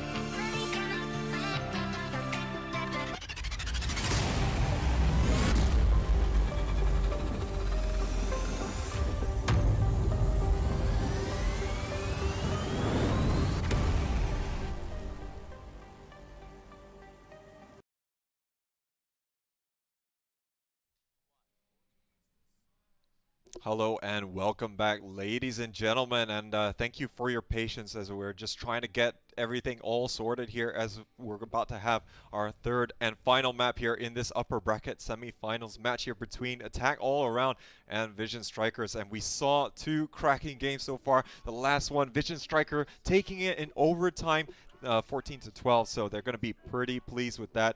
Yeah, looking forward to the next one. I'm Play the J, he's Xeno Viper, and yeah, we'll be taking you through all of the action. Massive stuff, man. I mean, VS, they did me good, they did me proud, bringing this to game 3. All right, they really showcased that they are really, really capable of taking up the game against a AAA. So we did talk a little bit about how the games and how some people, especially Stacks, man, he pulled up. And, you know, and he really, really performed the game well. And of course, RB, not to say the least, he did a couple of pushes. He became meat shield most of the time for his team, but they gave those teams those entry frags. So now, third game, as you say, we're talking about Bind here. It's a very controversial map, at least in my understanding, because it is actually very attack favored. At least, no, I personally think it's attack favorite. So what do you think about that? Well, I think it's gonna depend on the day here for these players. Now, of course, it is very gonna be lineup dependent. Though I don't expect that we'll see some overly aggressive picks coming out from either of these teams. But I think, you know, looking at this lineup as Attack All Round, definitely a bigger departure here from what we've seen before, because they are going to be opting to bring the raids in lieu of the Sova, despite this being a very good map for him. But we are going to see that Vision Strikers is actually going to be swapping out the Omen for the Brimstone. Very common. We actually see most of the teams do that, that come here. But otherwise, lineups are going to be the same. Yep. I actually like the Brimstone here rather than the Omen, not just cause like he has triple smokes, but I think like his Molly is like really strong in preventing like diffusers or like just post plants in general. Right? So you see triple A are looking to actually just start to push out B already. The Jet is looking over there, but some people there with the classics. Oh, alright, we got PTC with engagement with Sova. Our dear aesthetic there. He's going to back out there. She's fine though. I mean, she doesn't take damage, but she thinks the Sova will go back and get one crush, of course. That's gonna flash out RB actually. RB dropping very low. No heals coming up for either team, so they gotta be really careful. Alright. Well, I think the sustained pressure is going to be awaiting this rotation coming in here. We see it coming through. Zest is going to be taken down straight away by PTC as he's going to be able to re-engage on the long side of things. But there is going to be backup now as, of course, we're going to see Ginny going to be in the backside here to help out. Stacks going to be using the fault line to, you know, feign that there's going to still be a bit pressure, but they're not really hiding it all that well or intentionally well. But now look at the paranoia. It's going to be slowing things down, but they're going to be pushing through off the back of the cyber cage here. It's going to be working against the defenders as they do want to try and sustain. But now with this one way, it's not going to allow them to progress inwards. The plant has gone down. Yep, plant has gone down, but however, 5 men standing for A. I take that back. VS, all of a sudden 2 men down. Post plant, of course. A looking very good to probably like take this defuse here. Are they know RB is in U-Haul King getting those frags, but not before being taken down by PTC. Howsoever, though, they know she is in U-Haul. But with that double peek there, RB is insane. I mean, he took out easily 3 members, and of course, AA still takes first round. Oh, PTC with the 4K to start things off and attack all around. Going to be overall pleased. I think PTC with his aggressive push out there on B long to start things off kind of managed to halt things as he did spot out Zest quite quickly there. And yeah, the trading out here working well for the Thai team as they're going to be able to take that first round of the game. But yeah, I think looking at this, RB going to be pleased. I think he managed to pick up the 2K in that round. Now, well, let's see what they're going to be able to do against this anti-eco that's going to be coming out from attack all round. This is going to be the same round for like all the games that we've seen so far. VS usually drops 2 games early on, but they can come back on after the 3rd game. But it's a matter of whether they can keep this up, like to sustain it. They know that there's actions outside of A already. They hear the orbs being taken. However, they are still being split. Oh, she spotted out those. Zest actually gets the headshot onto PTC. That is huge. Alright, but of course, now we got a Spectre. Ginny gets a return kill onto the Zest. The fault line will actually land onto 1, I believe. No, I'm not sure if actually hit that. Spike is still dropped, by the way. That's something to note. And they might look to make a rotation towards A. Yeah, with the amount of damage done to Ginny, they're kind of banking that the rotation might be happening here, but I think, you know, they're just trying to have a little bit of an indication as to how much utility and presence is going to be on A, and looks like they managed to get enough information. King is going to be rotating over here. He might be able to contribute towards the B take. Congrad is also going to now still be in a little bit of no man's land. He hasn't decided as to how he needs to maneuver around, but I think they could see the take here is coming here. Acetix is going to be the first player to go down as Glow. He's going to start pushing in a little bit here from the side of the arches, but the plant is going to be successful, and I think, you know, this is a relatively successful eco round coming out from Vision Strikers. Yep, getting a plant down, getting 2 men down from AAA, I think that's huge. Alright, but of course we talked about the defending side. They know they usually will come out from defender spawn. It's really hard to go out there, and then of course next best thing is elbow, where they got that angle pretty much covered up now. Right, it's 4 versus 3, but there's 2 men down very low on Vision Strike though. Oh, they're sticking the diffuse right now, but oh, looks like Ginny here. He's going to be stopping here at the last moment, and looks like the pressure is not going to be enough here for Vision Strikers. They're going to not be able to defend this spike, but look at the amount of HP that's left here on Congrad and Ginny. Not an awful lot, but I think overall, considering that was you know, round number 2, they're going to be relatively pleased with that. Zest able to afford the operator here, and he's actually going to be wielding it instead of RB, as we have seen him a little bit hotter in the past and really taking over the responsibilities. Yep, I feel like this is the map that like Sova is actually like much better on op rather than a Jet, because like there's so much tight spaces here that Jet is so much better to like close range and distances. So it's, I think it's really good on Zest, considering they're both relatively good all players. I think it really plays into the strengths of PTC and RB. You know, they are able to create so much space moving in onto the sites. It's a little bit of a waste. Yeah, you're right on putting the operator there. And we'll see how this is going to be shaping up. Currently, PTC is going to be a little bit aggressive outside on Arches, but going to be receding back towards Elbow as they're going to be a little bit afraid that there's a little bit more pressure than they would be able to manage on their own. I mean, usually these teams have been taking it slow thus far every single time, and the fakes it was fantastic. We saw that, but each team still holding their own. Both teams still, by the way, still going for the ciphers. It's really their good go-to here, right? So, but this is kind of map where like the links are much tighter than like Ascent, you know. So like the rotations are really quick. So anyway, we got some engagement here in Shower itself. Wanafly is gonna back on out real quick though, but the rotations are fast. They're going to make their way through short there. Cypher is still there though. The smoke paranoia. Okay, RB is gonna take control of U-Haul here though. He's gonna spot it now. No, he actually backs on out. The fault line will zone him out. He's get the spike down. That's the Zaz one up onto Wanafly. Can he get a little bit more? It's actually a backstab kill actually. In the meantime, King takes out Congrad though. Another fault line to actually push them back. In the meantime, it is 4 versus 5 in 3 versus 5 in favor of VS. Well, attack all around is going to be giving up this site here and moving out with whatever weapons that they had left. And, you know, after really not having the best of rounds in round number 2, you know, having the Bulldogs here, just not able to stand toe-to-toe in terms of the overall firepower that we saw coming out from Vision Strikers, who are going to be able to essentially have a flawless round, you know, just by being able to keep everyone alive. Though, of course, there's still going to be the 2 players that they did manage to eliminate, which is going to further hamper the economy of attack all around. We could probably still expect to see some kind of broken buy coming out from these 2 players who did get eliminated, just because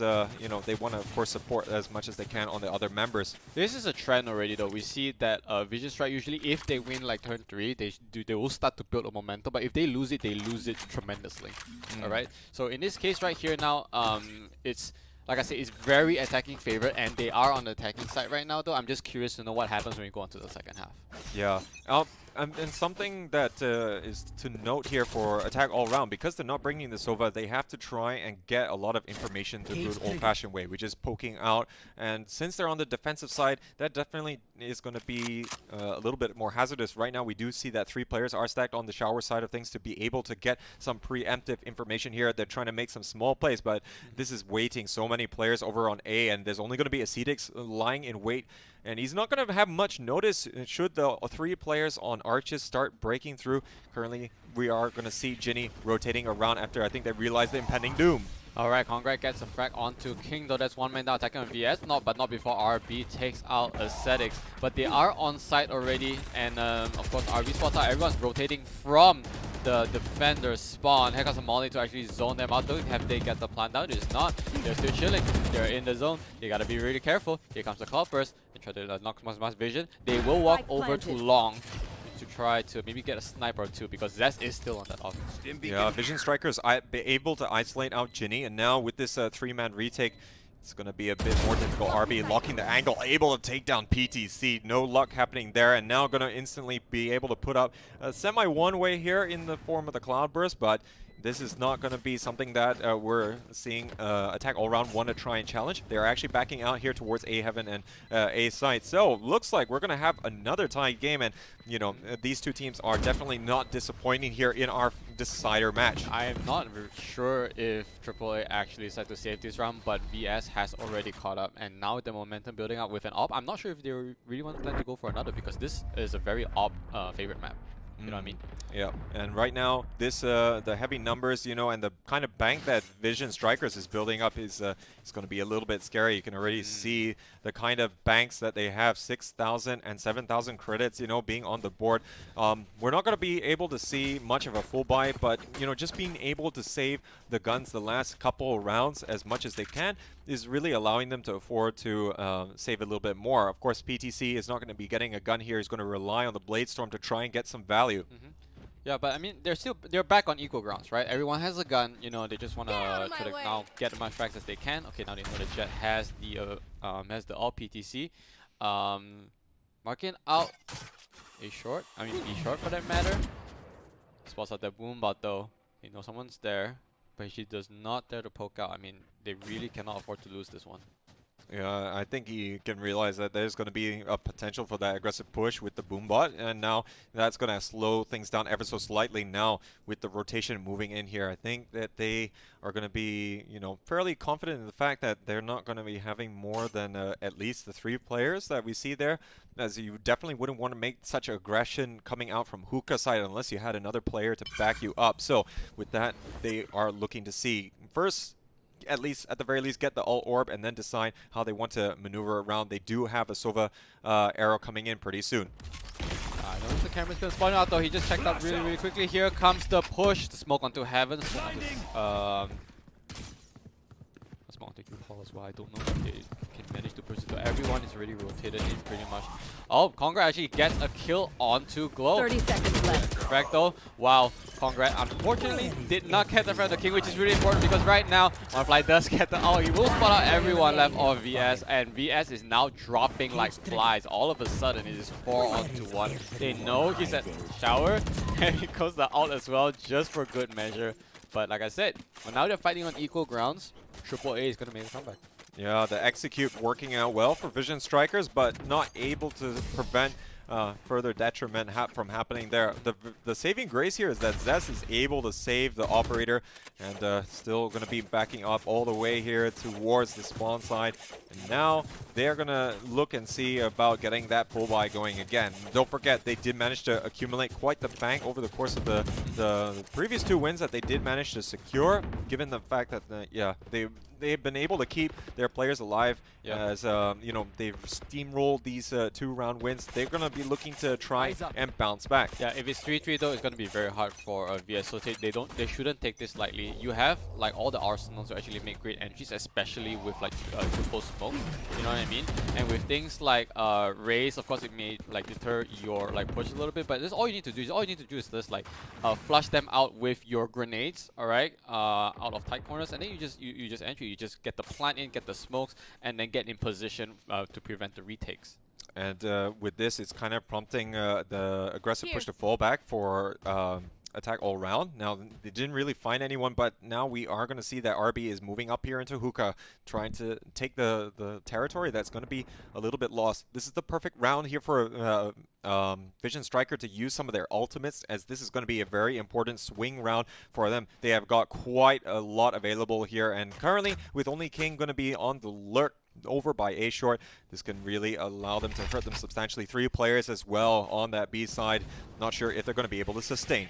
I don't know if they want to real quick and actually beta everyone though. Here comes the ult though.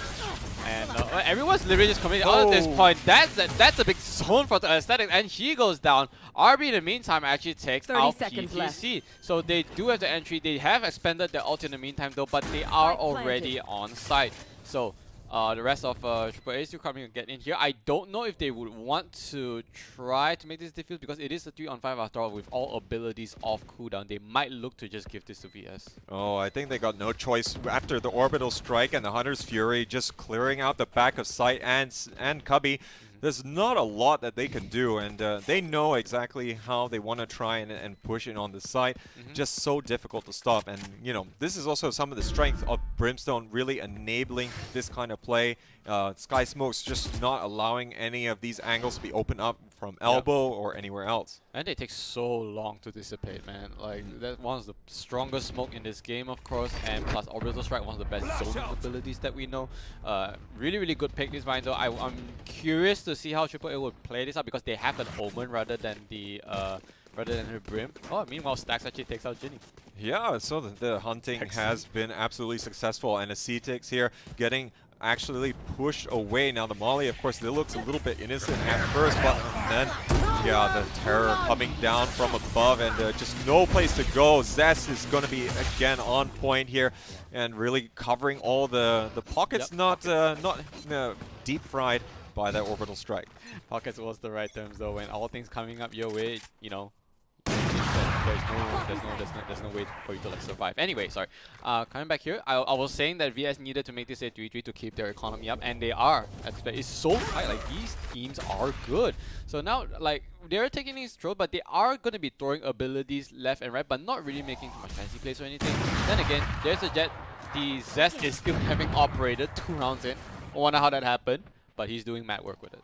Yep, and you know, at this juncture, there's very little separating these teams. Of course, I would give the slight edge here to Vision Strikers just because of the economy that they managed to build up and consistently knock down attack all round on the rounds that they have managed to win over them.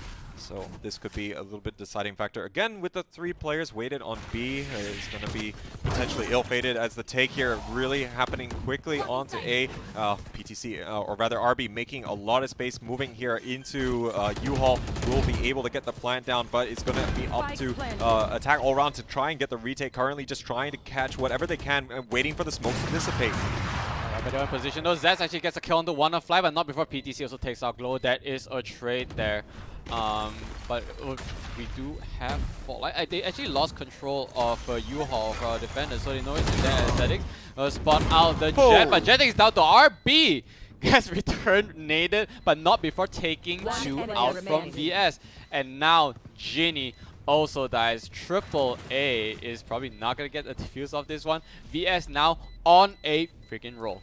Oh, RB with the heads-up play, getting the double there. But now look at PTC. He has to decide how he wants to try and navigate this one. I think Stax was thinking a little bit too far ahead that PTC had already moved away from Heaven. He's going to get surprised there. And arguably the most damage that they've done to Vision Strikers on one of their rounds that they're actually able to take it through. But the bank has just been built up so much so far in this game that it's not really going to be much of a problem. And now this is going to be the chance here for attack all round. They are going to finally opt to buy an operator here, and their ults are also going to be looking good. So we can probably see, the counter initiation coming out through Ginny if he's going to be able to get his Rolling Thunder into place. They also got, let's not forget though, PTC actually had an operator the previous round as well, and actually did mad work. Oh yes, with it. quite right. You know what I'm saying? So, like now with both teams having a fairly equal arsenal, I want to see how they will play this out. And so far, I think Vision Strike's offensive capabilities have been top notch. Dear Lord, that was I clenched there very quickly. But here we do have the offense very fast here though. That is a flash actually. No, that was the fault line actually signing onto Aesthetics, so you can't see anything though. RB gets the kill onto PTC. And right now, VS looking very strong. They are on site already looking to clear this out though before they get any more plants in. Of course they saw Omen at window. Market actually though, and here comes the boom. Again, knocking up at least 4 members here. I don't know if they're actually opting to rotate here, but they did significant lot of noise on the B, and they're pretty sure A is very, very clear. Talking out of Heaven, planting default here. Not before Congrat actually takes out RB, so they gotta be really careful here now though. Key player being off. Oh, Ginny spots out Stax. But unfortunately, Stax actually takes him out first. 2 on 4. I think they might be saving. Yeah, with the really quick 2 kills there onto PTC and a C-Takes, just getting absolutely sandwiched as they all hopped out of window and rushing through gardens to really take them out. And that served a twofold purpose. They managed to get the man advantage by 2, and at the same time really prompt the rotation coming out from A, but then they went for the teleporter play, and yeah, they're going to have that relatively exposed A site on completely up to them. And you can already see that Vision Strikers here going for the hunt, but WannaFly is going to be able to catch down Glow, as he's not going to be able to catch him by surprise, and really holding these positions. Not sure if they're going to be having anything better than Vandals. Oh, it does look as though Congrat does manage to save the op here for PTC, so that's a little bit of a positive here as they move on. But now, most of this first half has already finished, and we're already seeing attack all around not having the better of this first half. They still have enough, at least just enough for some guns, but if they don't start getting fracks, if they don't start winning rounds, they will fall behind. And it is fearful, man. I don't know how Vision Striker is doing this, but they've been playing this so far pretty precariously flawless. Yeah, and Vision Strikers, you know, they are really set at countering some of these moves that were coming out from Attack All Round. Case in point is that aggressive push all the way down B long that arguably PTC should have been able to take down Zest, but wasn't meant to be. And yeah, they went for that quick heads-up play as they know that CTX is going to be following close behind. And luckily, there's no third person in that case. But now, in this round, there will be 3 people sitting on B side, and the lack of aggression coming out from the rest of Attack All Round in this regard is not really going to be something that Vision Striker is going to be too friendly with, because it's just not giving a lot of information. I'm surprised though, because usually AAA is the one that will like peek out aggressively, try to get information, but now they're letting like VS do the peeking and actually getting entry into them. Right now we do have one in the zone here. Now of course look at our Cypher. Our Cypher is doing Cypher things in VS, just trying to get information. 2 of AAA is still chilling on the A side, but they are taking this relatively slow for this round. Super slow and precise, and it's only 30 seconds left on the clock. Oh, and they're going to get rewarded for that. King on the lurk here. He's going to be able to get 2 kills on A. This is epic here for him and the rest of Vision Strikers, but the rest of them are pushing on to B, and they're not going to be denied as they're going to take down a CTX, and that's Hongrid. But Wannafly, he's got other ideas. He's going to do some significant damage, but King, he's come all the way over there from the A side, and he's going to be able to clean things up. And yeah, I think, you know, a bit earlier on in that round, we did see a CTX. He actually popped his ult. And, you know, I think that was the prompt for Vision Strikers to actually rotate all the way back to the B side. They know that he's going to be playing on that side, and that's really stopping from these big pushes taking place, because, you know, you can be so easily be taken out en masse, and yeah, you can't afford that to happen. I don't know how that happened. Like, he was a solo Cypher, he was pushing, he was so patient. You know, people could have rotated that already, but he just kept himself at showers, and in the end, like, he popped off. Insane. So right now, Vision Strike is 6-3 already. We talked about this last game. If AAA doesn't pick one of this right now, they are going to suffer in terms of economical value. So now, I mean, they guys still have guns. You know what I mean? So are we pushing in here? They just need to hold. But like I said, these links, man, like the shorts, they link so quickly. So you want to rotate fast. You don't even need to use teleporters. Like, you just hold, you know, try to confuse the enemy a little bit, and then end up just like committing in, especially because you have Brimstone Smoke. It makes it super easy for Vision Strike. Yeah, and now it does look real easy here for Vision Strikers to get onto site. They have relinquished control here, as of course backing out Wannafly, going to be all the way back in showers together with Ginny as they look to plan the retake. But PTC though is going to get a bit overzealous, popping out, rather getting popped there by Zest, as he's going to try and peek out as best as he can, try and get some initial picks going here. But now Dark Cover going to be working in favor of the defenders, as they are going to be approaching here for the retake behind the truck side of things. They're trying to push into U-Haul, but look at the stack here. 3 players all here from Vision Strikers, really not allowing them any space to work with, and they're going to be giving up here with the 3 players they have remaining. They want to try and bring it out solid in the final 2 rounds of the half, as Vision Strikers going to have all 5 up. it's just tactical. Actually gets one, but not before, of course, King like drops himself as well. I'm not sure if that was necessary, but still crippling more of AAA. This is massive. Oh man, all these exit kills going to be so valuable here, as yeah, I mean, we saw early on that they were really going to pull out and think about the next round, but now there's just not a lot that they can do in terms of the buy. They might still go for a bit of a broken one, because just there's only 2 rounds left in this half. They might be able to steamroll it over to the next round, so they're going to be opting as much as they can, but it's only going to be having maybe a Bulldog here at disposal. PTC actually going to be relying on the Blade Storm here, might be saving money here to get one final gun in the last round.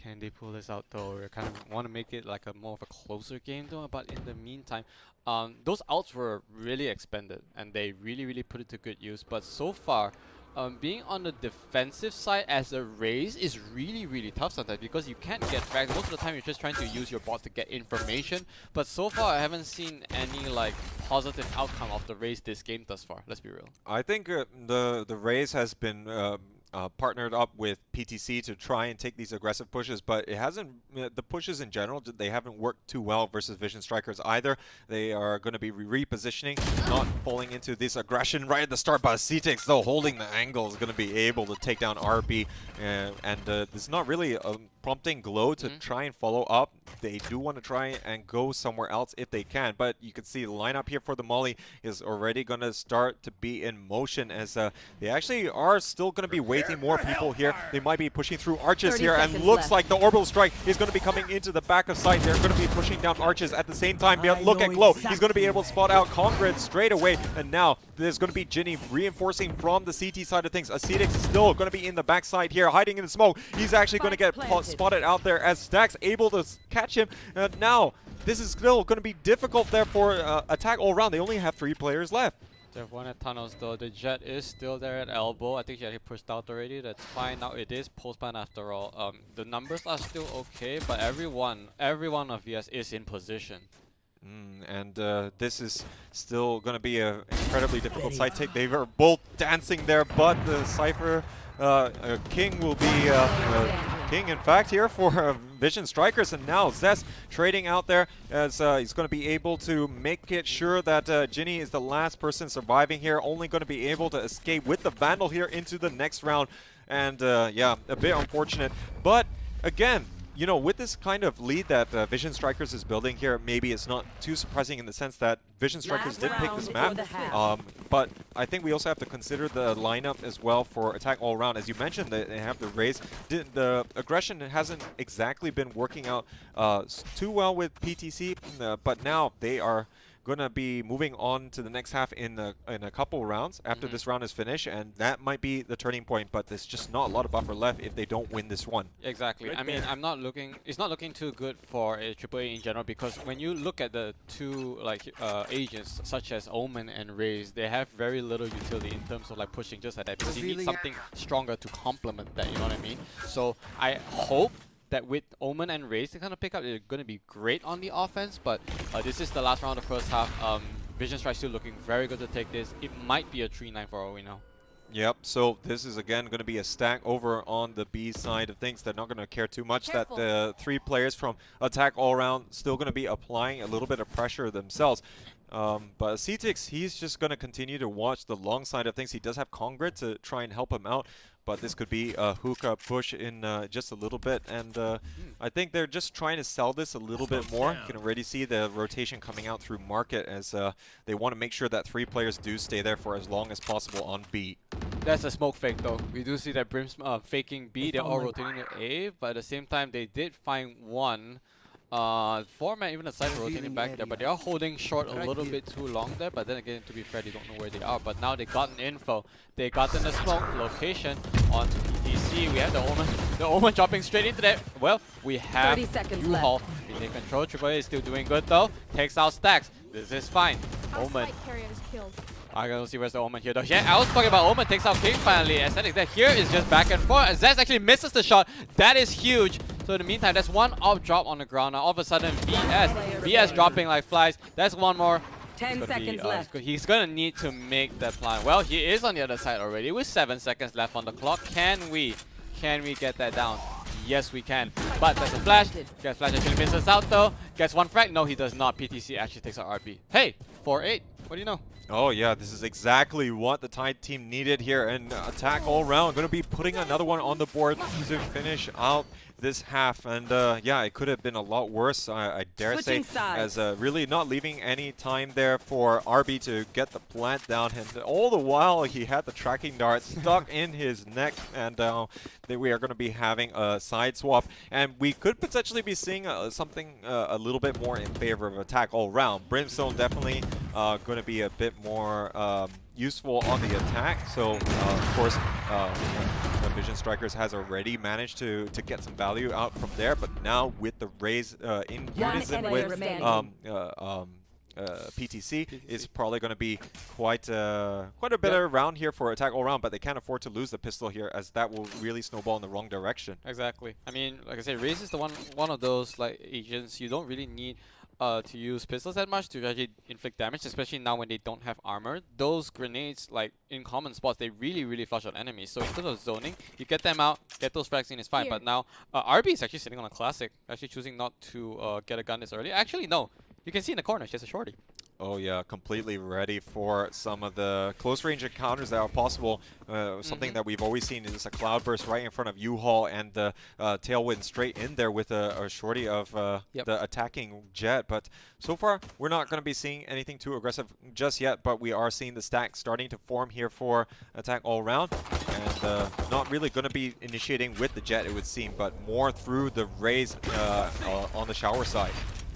I don't know how they're gonna capitalize this, man. Boombot is already down. They really don't have any more scouters, like you said. They don't have a Sova, so they're every time they're going in blind, and they need to like just have trust in their flashes and their smoke screen. Yeah, so Dark Cover is coming out. It's going to cut the site in half here.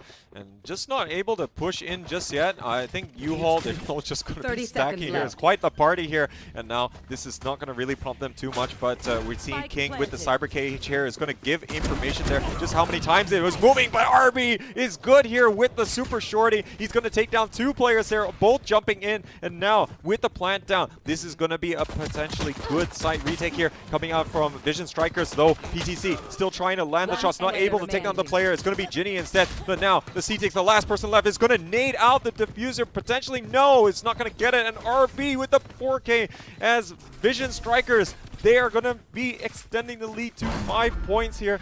And they are looking good to take the next maybe 1 or 2 rounds. How are they doing this, man? Shaw D is like a melody in my head. He's popping off there. That flicks, right? Double kill. That superb on that U-Haul. And like I said, if AAA continues to drop on this right now, they are closing to lose. I mean, they're really, really close to lose game number 2. It is 4-9. Not a lot of deposit left.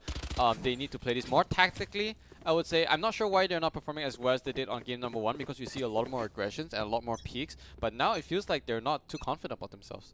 Yeah, and that's going to be a bit unfortunate. Now, they did manage to get the plant down, so that is going to help them somewhat. But, yep, this is a anti-eco round coming out here from Vision Strikers. And, yeah, they're not going to really be looking to take it too slowly. They just also want to make sure that they don't get too overloaded. But right now, yeah, we're not seeing a concerted effort coming out here from attack all around. They are going to still be poking and prodding with the sheriffs that they do have. I just want to say that Zez has got a judge. I don't know if you noticed this, but look at this guy. I'm not sure what he's planning for though, but this is very good. In the meantime, Glow picks up a member. Wanna-Fly is going to drop right there, and that's your scouter. So, oh, I can't see what's happening right there. King getting 2 of that. What is going on? Oh, well, we were talking about anti-eco round, and these are kills. Kills nonetheless. At least they will have money for the next round. They need to make something work. I've been saying this for the past 3 rounds already. Otherwise, they're going to find themselves in the loser bracket.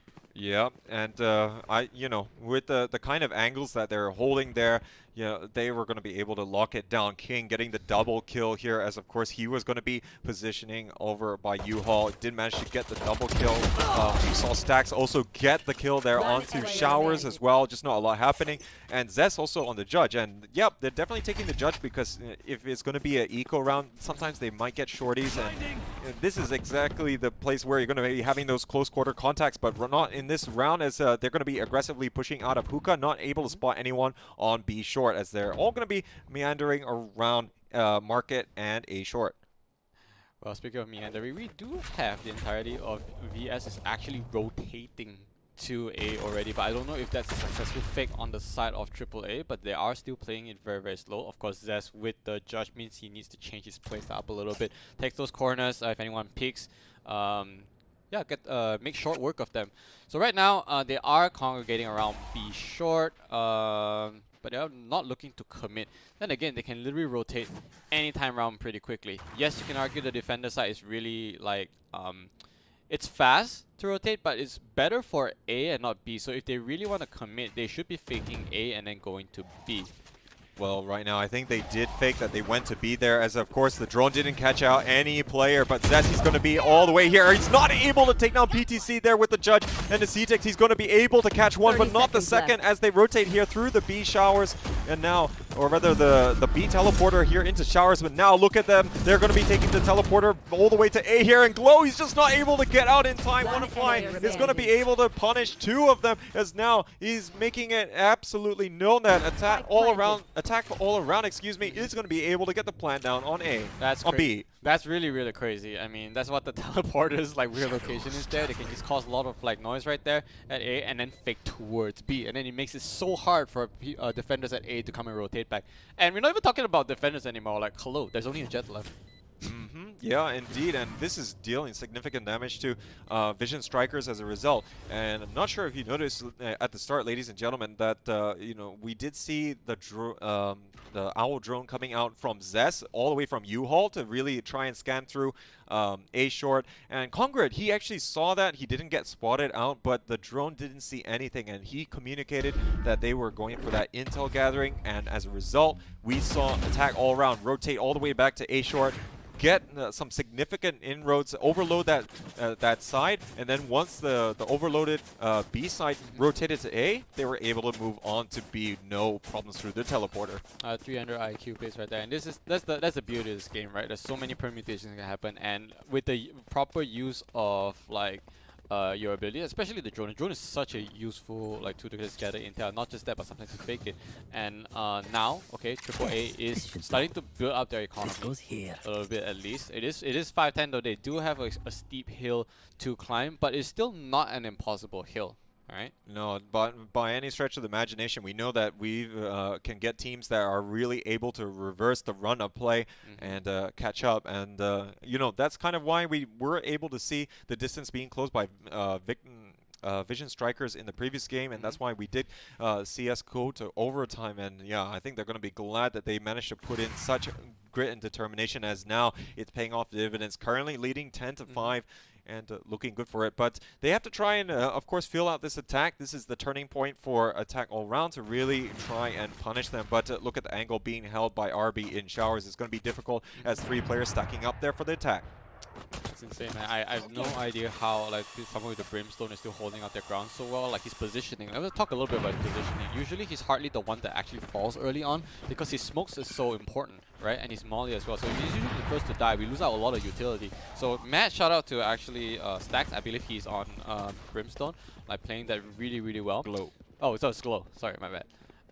So we know everyone's in A. 3 smokes being used already. Wanna gets the engagement onto Stacks as well as Glow. Taking out Wanna in the meantime. Well, that's background there. King gets onto Congrats, and another Ginny goes down. King, you're active in that game as well. Whoa, RB, that's a jet on jet action, and all of a sudden, out of nowhere, A is dropped down to 1 man. Okay, they still need to plant this though. 8 seconds left on the clock. The Cypher is very low. Here comes the shock dart, and as Aesthetics takes out Zess with the clutch, and we're talking 5-11. Well, CTX almost did it there. I mean, it was a 1v3 situation. He still took out RB with the crouch peek, as yeah, that's next level play against a Jet taunting the off. But yeah, Zess will not be denied, dealing some chip damage there to a CTX. But yeah, Showstopper coming out big time. This is going to be moving Vision Strikers ever closer to the all-important match point, which, you know, might only have a few more rounds left in this game unless Attack All Round are able to, you know, stitch together consecutive rounds. And they haven't had that since round 1 and round 2, as it's been mostly one-way traffic. I don't know, like with this kind of like deposit, they can afford to like mess around a little bit and try to do like other things here, but oh, I am so sorry, what's that? Anyway, we got the race. Coming with Boombot actually spots out someone at showers already early on here though. Okay. But they are splitting up their forces right now. We do have the Jet and the Cypher up at B short there. I think one of the drones actually spotted. Here comes the drone. We don't have the the camera there. Yeah, it does have the camera. Actually spots out the Cypher, like I said. So they have information though. I don't know why all of AAA is rotating there though, because they know the drone actually did spot them out though. They need to clear their angles here. Actually gets one peek out there. PTC takes out Zest. That's when your key players drop out. The Cage as well keeps in there. King can't get the frag onto it. I say like that. What is going on? King with that Spectre takes out 2 of AAA, and we're talking about very, very close to match point here, but still very close. 5-11 with 3 men left on each team. Our Glow is still having a judge. So only close proximity. Oh my god, Conrad actually almost died to the Molly. Oh, scintillating spray transfer coming out from King is going to be dynamite, but the rotation coming out here through the B 30 teleporter seconds left. as they're going to streak back onto A, but now they're going to be wise of this kind of tactic as RB is still holding the site. He's going to claim 2 there. The bunny hopping not working out for them, and there's only going to be Ginny that's left trying to sustain, and he's just going to be hiding out in showers with the spike as 15 seconds left on the clock. And this 3v1 not really 10 working seconds out left. there. They can land the shots though, and he's actually going to be saving the gun. And you know, the reason why we did see that attack all around still went for the B side despite getting spotted out by the drone. It was only Wannafly that was spotted out, and it's not that alarming because you would expect the Cypher to be playing in that lurking role, so it could very well just be the one guy.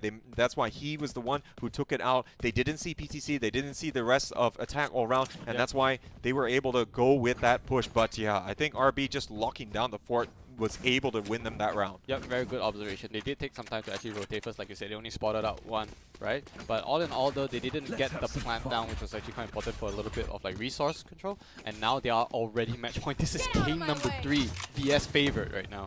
Oh yeah, and they want to close things out. They want to book their place in our upper bracket finals, which is going to be happening tomorrow. But right now, this is still going to be on the cards here for attack all around. They can still fight back here from this, but look at this. I think they're going to be a bit apprehensive after the aggressive push here with the camera on the B long side of things. Not going to yield any information, and as a result, they're going to be rotating heavily here onto A. But look at this rotation, or rather the ultimate popped out here from Congred. It's going to be offering quite a bit of information. I think they know what's going on in the site, but the plan is going to be successful. There's going to be quite a bit of presence overhead as RB is going to be watching out on the showers. He's going to be obstructing quite a bit of lines of sight. Now he can start focusing on the rest of sight. They're not.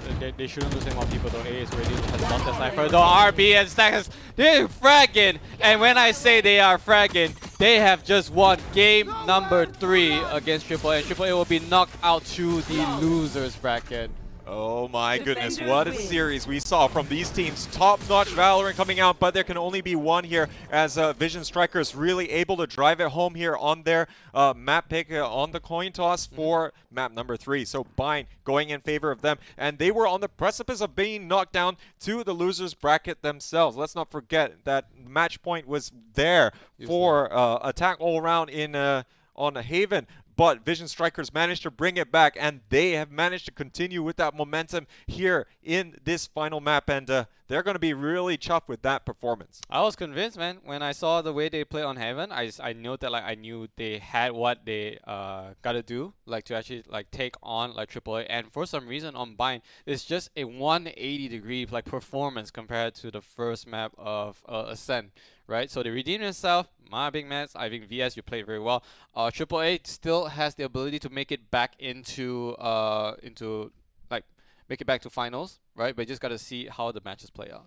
Yeah, I mean, both sides really pulling up some top plays. I really have to commend them for being able to deliver on both stages. And I think we did see quite a bit of dominance, you know, for the respective maps. But, of course, Haven seemed to be the middle ground, though, of course, it was Vision Strikers map pick. But, yeah, I mean, with the Ascent going 13-7, attack all around definitely was pretty well chuffed going into the second game. But Vision Strikers, they managed to turn things around. And now, look at this. They are going to be moving into our upper bracket finals, and really well deserved, I have to say. But there's still going to be chance here for attack all around. I mean, honestly, we saw some amazing plays coming out from them. They looked as though they had Vision Strikers number as well on numerous occasions, but really some of it really coming down to the individual mechanical skills and head-to-head gunfights. I mean, like just a few rounds ago, we saw RB able to get the 3K after that very good strategic rotation coming out from the rest of attack all around. Well, these players, like I said, they got their own playmakers and they got their supporting team right behind them with those abilities. I'm really, really glad to see that these people are in the top half of the top brackets, right? So, definitely more Valorant action coming up your way. We do have another few teams that we are going to be covering for you today. It's going to be 2 more days of mad Valorant action right here on the Royal Sea Cup. Are you Pulse? Oh, indeed. And I think that, you know, attack all around, they're actually going to be facing off against Bren Esports in our lower bracket second round. So that will be happening later today. But of course, we will be having another best of 3 series for our other upper bracket semifinals happening after this game, which is going to be Myth Attitude versus Boom Esports. So another Thailand team here against Indonesia. So it's going to be an exciting proposition, but we'll be tossing it back first to our panel to break down all of the juicy bits that happen in this particular match, and of course we'll get ready for the next game. So thank you so much, ladies and gentlemen, for tuning in, and make sure you still keep watching all of the awesome Valorant action that we have in store for you here at the Royal Sea Cup. It's been a pleasure. I'm Play the J, he's Xeno Viper, and we'll see you a little bit later.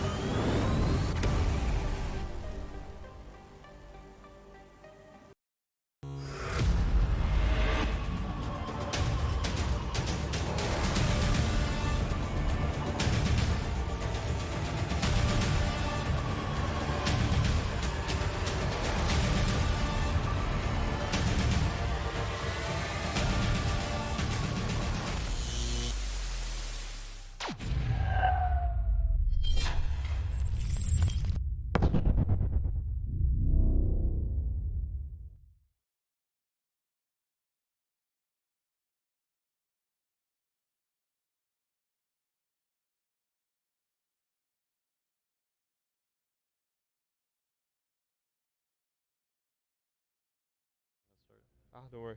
Just Hello and welcome yet again to the Royal SCA Cup. I was about to do that. Welcome to the Royal SCA Cup panel here. We are analyzing every game, breaking it down for those of you that might not understand. Yes, the game on the screen is the next game, but we're not going to be talking about that because we just witnessed perhaps one of the most tight matchups of the playoff. My name is Mr. Travel Plus. Joining me is Seek and Strike and Nico.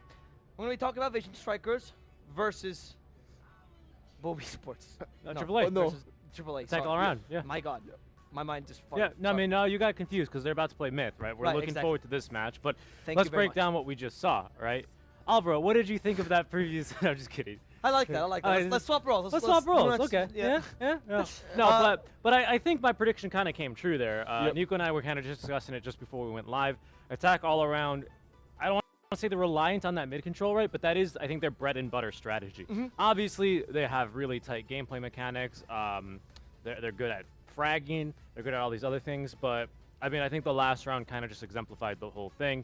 And kind of my problem with teams that rely a lot on mid and tempo control is that they kind of just go back to the same strat over and over and over again, which is pick Brimstone, smoke off A site, and then just plant and then try and fall back and hold the site. But that's really, really difficult to do.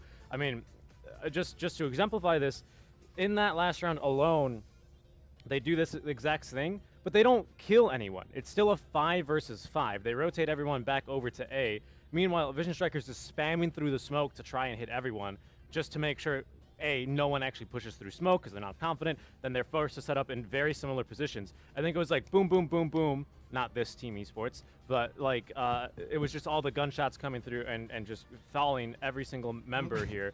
Thank you for the sound effects. Yeah, falling every single member of Attack all around when they were trying to hold on. I just, this isn't a map that suits their preferred playstyle, the playstyle I like to see from them, the playstyle that allowed them to win Okay. Haven. Now if we follow up with this, Nico, do you think it's just their playstyle wasn't able to be played, or just the staticness of this map kind of pigeonholes them into a certain strategy? I think it's a combination of both. Okay. Like the mid strategy, I wasn't persuaded by Seek and Strike. It's like, oh, without the mid, we're gonna struggle. I was like, nah, still they're believe fine them and stuff. But after watching the game, I believe you guys are the same as us. Is that actually the mid control means a lot to them. Not their only strategy, but that's the best way, their comfort way to get into the sites. And as you say, Binds takes forever to rotate, and Teleporter is very loud.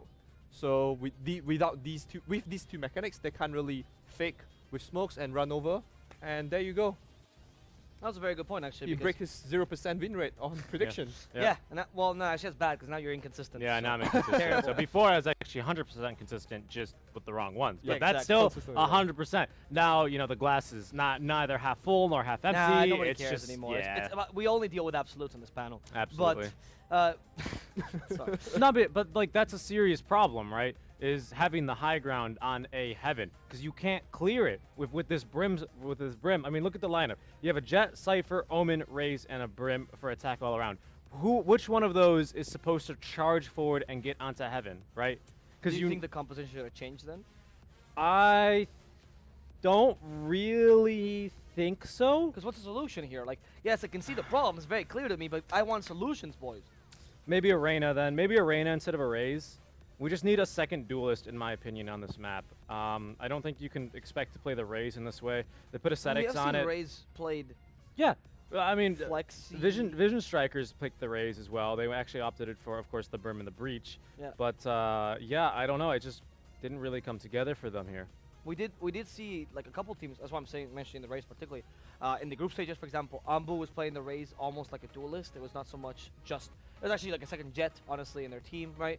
And some teams have shown a bit of the flex in that pick, but you know, if this is such a static map, there must be a way to beat it, right? It can't be just the map is an auto win for defense, right? Yeah. Right. I think Right. we don't just stay silent when I say this. Well, the thing is, it's like again, I don't think that attack all around is particularly well suited. This map doesn't play to their strengths, right? Does it come down to fundamentals in this map? What is it that makes you win this map? It's actually being aggressive and clearing out of sight. You need to be very methodical and clear sight. A lot of the teams, because it's hard to take sights on this map. Fundamentally, that's part of the game, right? The map designers do that on purpose. But they kind of struggle to take a sight on this map, so they opt for the half take and play for just the contest, the sight, right? It's very frequently you'll see a 4v5 plant or even a 5v5 bomb is planted, spike is planted rather, in the A site, just smoked off, smokes the spike because they only last like 8 seconds, but guess what? That fuse is 45 seconds and that gives plenty of time for the retake. Like, we just need to see teams flush people out, and this lineup doesn't really achieve that here. So I don't know if it's the lineup, the agent composition rather, not speaking of lineup, but I think they just need to do something a little bit differently. They don't pick the Reyna, right? We've seen a lot of different Reyna plays as well, both from Myth and Boom actually. We'll get into that in a bit, but maybe something a little bit more aggressive, because B is a really hard site to take. 2 really big choke points through Garden, which makes it almost impossible to check elbow when you're rushing into sight, and then window is just a death trap as well. It's so difficult to coordinate and actually take a site like this. Any additions to that? Yeah, I guess just through the choke points need more utilities to help them out. I think if they have some Sova here, might help them for AAA. The Sova beacon arrow is always good to have to just either detect where they are or just see if someone's there. If they don't hit the arrow, you know they are there. If they hit the arrow, you know what gun they have. So it's like some more infiltrate, and with the shock dart, obviously shoot through the choke point. If someone's camping in the hookah or the window, shock dart always helps a lot and deals like 60-ish damage for one of them. So I guess Sova might be better here in AAA. As we can see, Vision Strikers, Sovas didn't do that much in terms of kills, but I guess the info they gather for the team actually means a lot to the team to get the round on board. Yeah. Okay. They did go with the Cypher, which is good information to try and hold a push. But it doesn't help you get on the No, it doesn't really. It stops lurkers, but like the lurk is a very risky play on this map for the same. Not good rotations. Yeah, because it doesn't reward. Well, the map is not really suited towards rotations, right? That's just a fact on this map. Even split is better for this, right? You can hold mid because there is a mid first of all, and you can kind of poke and prod and see if you can get B heaven and then try and force some rotations. Whereas here it's very. We see teams go like pedal to the metal, and then they slam on the brakes and only half commit to a site because the back of sites are just really difficult to take here, honestly. And even then, no, I've seen teams. Todak actually comes to mind when they play on this map. They're really good at getting on site. They pick a very aggressive lineup. I think Todak actually played Viper on this. They did play Viper on this map, yeah. And the answer to that was just you play the retake, and that is still a good way of playing it. So even when you manage to get on site easily, if you overcommit to that like getting on site lineup, then the enemy team just plays the retake and they win anyway, as long as they know how to do that, which Boom Esports demonstrated pretty well in their group stages match. Yeah. I think that's very true. Yeah. It's just, yeah. Yeah. It's very easy to see when you watch a competitive team just accomplish something. You go, oh, so that's how you're supposed to do it, man. It's not much to it. We do have another game, though, in front of us, and we don't have a pregame panel. So I'm not going to let you do any analysis. I just want predictions here. I want you to dive yourselves. I think this is going to be a really fun I'm series. just really bad at Yeah, hand gestures. I was like, That's how I nice swim. I gesture. go and I swim and I'm drowning and I'm like, oh, help me, help me. Because you don't know how to swim, do you? Because I don't know how to swim. No, I was never taught, actually. But In there's Spain, nobody swims. Made in Thailand attitude and Boom Esports, the pride from Indonesia. I think it's going to be. Sure? Yeah. Yeah, Sure they we're are. from They are. Indonesia? Yeah. I'm not sure. I see the chat has different opinions about this. But I think it's going to be a really fun series here between the two pretty aggressive teams. I don't want Boom, predictions on entertainment. 1-2. It's going to be Boom Esports, in my opinion. Nice. 2-0 by Boom, I would say. Wow. I know, like, because the game I watched yesterday, Boom has really dominance Oh, so he can do analysis. Yes. performance see. yesterday. So I see I how don't it know. I is. think that Boom, if they continue the momentum they have yesterday, there might be a chance of 2-0. Okay. All right. Conference 2-0 from both teams. Both analysts going for Boom. Nobody trusting in the Thai team, the team that came from the qualifiers. So Do there's you? a little bit of story here. No, I don't get to do He doesn't have predictions. it. He doesn't get that. No, he's not. I'm trying he's to just the put you. host. Yeah. Yeah. You guys have to get off the fence, and I'm your fence. Yeah. Yeah. So let's see if Myth can surprise both the panel, the viewers, and everyone, and actually take games off Boom, even manage to win the series, or if Boom Esports does what we expect them to do and destroy Myth in this matchup. The best of 3 is about to begin. We're gonna take a quick break so the players can get ready, and then we'll go back to our casters, which are on this panel right now. So take a quick break, guys. Go get some water. Go have a breather. Wait up for this next game to start. Remember to us to follow on this channel, and we'll come back shortly with the next best of 3 between Boom Esports and Myth Attitude. Welcome to the EPOS Royal SEA Cup. We have whittled down 16 teams to 8 as we go into the playoffs. The finals are in only a couple of days' time, and there's still a lot of surprises to be had. There were 5 total games today, and the first of which was Attack All Around versus Bren Esports. Attack All Around were looking to be favourites coming outside of Group A, and going up against Bren Esports that didn't actually win a game at all in their group stages. It's fair to say that Attack All Around were the advantage holders. They won their first game on Ascent 13-6, but were pushed a little bit harder by Bren Esports on Bind, with the final score being 15-13 going into overtime.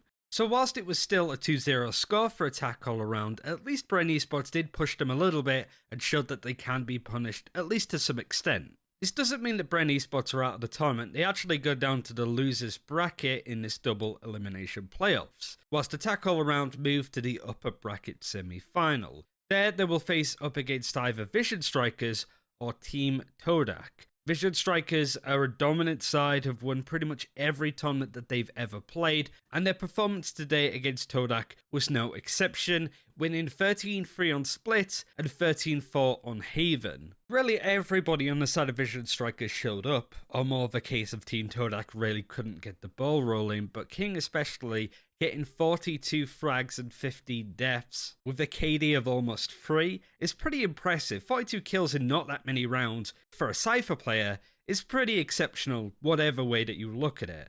So it does mean that the first upper bracket semi-final tomorrow is going to be Attack All Around versus Vision Strikers, which is certainly a monster game that you really don't want to miss. The other side of the bracket, we have Made in Thailand Attitude playing up against Morph Team. Morph Team dealt the first blow by winning 13-8 onto Haven, but Made in Thailand were able to get the reverse sweep coming in with not only a strong showing on Split 13-6, but 13-3 on Ascent. It seemed that as the day went on, they looked stronger and stronger, and Nugent on the Jet was one of their standout players of the day. And the final best of 3 of the day was Blackbird Ignis versus Boom Esports. To show that this was a close game, the first map on Haven went 14-12 overtime for Boom Esports. Fortunately, Blackbird were able to respond pretty quickly by winning 13-6 on Ascent, but it wasn't enough. Whatever Boom Esports said in the break between those two games really worked for them, as soon as they went on to Binds, they won 13-3, winning 11-1 in the first half of that game, showing their dominance on the defending side of Bind. So the second semi-final for the upper bracket will be Made in Thailand versus Boom Esports. Bren Esports, Todak, Morph, and Blackbird Ignis all move down to the lower bracket round 1. Whoever loses these games are out of the tournament for good. Unfortunately, only one of these games was played today, which was Bren Esports versus Morph team. These games, to begin with, at least for the lower bracket, are best of ones, and it was Bren Esports that took the win over Morph 13-7 on Haven. It does mean that Morph, even though they topped their group in Group D, are the first team to be leaving, and we'll find out tomorrow out of Todak versus Blackbird Ignis which of those two teams is also going to be heading home. Certainly a game that you don't want to miss is going to be that Attack All Around versus Vision Strikers game. Like I said before, this could easily be the final of the tournament, with the two of the best teams still in it. So it's definitely not one to miss, so be sure to stay tuned for that one.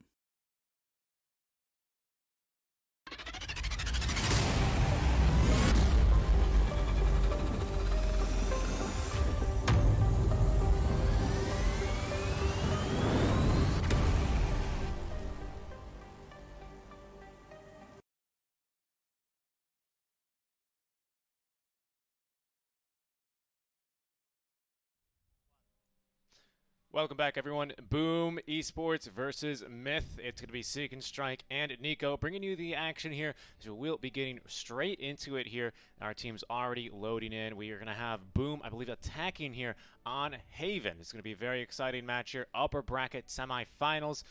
Best of 3. We just saw a really close one. Do you think this one's going to be close as well? From my prediction, it's not close, but from your prediction, it's going to be close because it's 2-1. So it really depends how Haven play out for Boom in the attacking side. But as we said, Haven is like a 3 sides, so it opens up more option for the attacking team. And there's more links, some small links, A link, B link, C link that always helps out the team. It really depends how and what Boom pick to help out the team. Yeah, I think Boom, they generally go for a pretty standard lineup on this map, really nothing too surprising. But the thing that I think you as viewers should look out for is Boom's rotations. This is a team that's been together, they came from a different competitive shooter, basically as a full roster. Yeah, there's been quite a few changes, right, as one of the main teams out of Indonesia. But for the most part, they've got a lot of experience through and through in this type of game. So their awareness, what they do with information that they're actually getting is, I think, top tier. And I think you as a viewer can actually learn a lot about how the map is played at a high level just from watching the minimap, especially when they're on the defensive side. So you were talking a little bit about the links. There's garage, window, definitely placed, plenty of places you can try and sneak through. Attack all around, they really make good use of this overall. But Boom as well, I think we can look forward to seeing them make a lot of aggressive rotations, look for picks, and their entries into sites are just so coordinated. So I think we can expect to see just a lot of great action here through and through. Myth, I think, is maybe the team to be surprising here quite a few people. They actually made it out of Group A over Anbu and only one word, so maybe the team that everyone was expecting to get through. So still actually in the upper bracket, as they were also able to best Morph in a 2-1 victory. So that's how they find themselves here. Boom, on the other hand, they get the 2-1 over the Japanese squad yesterday, when that was a routing in map number 3, 11-0 at one point. Yep, that means a lot to the team position and the skills, the mechanics as well. So coming into the Boom, both teams actually has the Reyna, Omen, Jet, Sova. The only difference, there's 2 difference on them. Oh, there's only 1 difference. Why am I doubting myself? The only difference is the Cypher on Myth and the Breach on Boom. Yeah, indeed, the Reyna. We do see a lot of action here. Some groups really were deciding to pick it. Of course, the Jet is a mainstay right now in competitive Valorant, so no surprise there. But yeah, no Cypher here for the side of Boom Esports. They do have that Sova, but we'll see here. My problem with Sova on this map is he's generally unable to hold a site by himself. He's not really able to defend it for very long either, as we will now get into our first pistol round here of the match.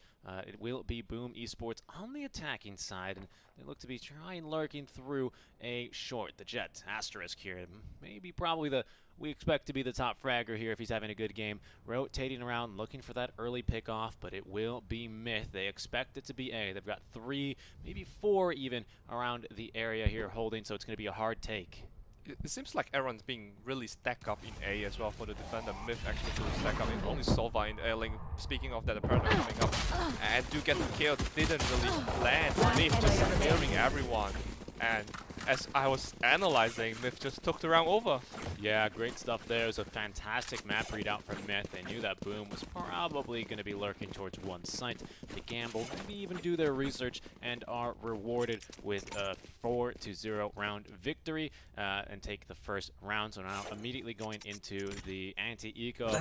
Nathan, I like this. He's very, very aggressive here on the arena. Expect to see him lurking probably A long, C long, maybe even through B window a few times. We've seen him make some aggressive plays on that arena. So he's going to be buying that Phantom, but important for him not to be dropping that one too early for the side of Boom Esports. That can alone turn the round. Wall bang through the window, did not get anyone. And do get one. Yeah, that's the spike as well down, so you'll see some rotations coming through here quite shortly. The Omen actually already rotating through Garage. Already getting the kill onto the enemy Omen. But with the spike down, they are going to be feeling pretty good about this round. You can already see Boom Esports looking to get aggressive now in C sites as the chat is going to be turned and swung around by Boom Barappa through Garage, though. Adrian King is going to find one. I think that's a shorty I just saw. Yeah. Make that a Bucky, rather. But look at this. Look how aggressive they're playing. Adrian King, he's going to get an additional one here on the side of Boom, and actually overhealing back to 70 HP, picking up a Spectre, could get some additional damage done. It looks like Boom are going to win the anti-eco round. Yeah, the Phantom getting away, and the Reyna do actually get two crucial frags. The first one, when she landed it, she just dismissed it away to safety to get a gun and get another peek. That's 2-1 right now, and Myth might just overconfidence in the anti-eco round with the Spectre Phantom, and now might just put themselves in the back foot. Yeah, and what's really bad now as well is that Boom, if they can escape with their lives of this round, they're going to find that Phantom. The Spectre's okay, you'll be happy to have that, but the Phantom is a big, big purchase for them. That's going to be some money saved as they will be going through Garage. Cypher does not have a camera. His camera's over in A, not too useful this round, but he does have the Cyber Cage, going for the defuse, as they're trying to spray him now into the site they go. He's going to try and stick it, will pop off that defuse, but Adrian King will now put him down. We will not get a Boom here, unfortunately. Instead, the Spectre being picked back up. It was a nice courage coming up from the Cypher, trying to set the cage and just hold on it instead of tap and try to get the kills. But unfortunately, didn't land the kills. But I would say if he lands one of the kills, he will get traded off immediately because both of them is kind of spread out instead of separating each other where you can spray control.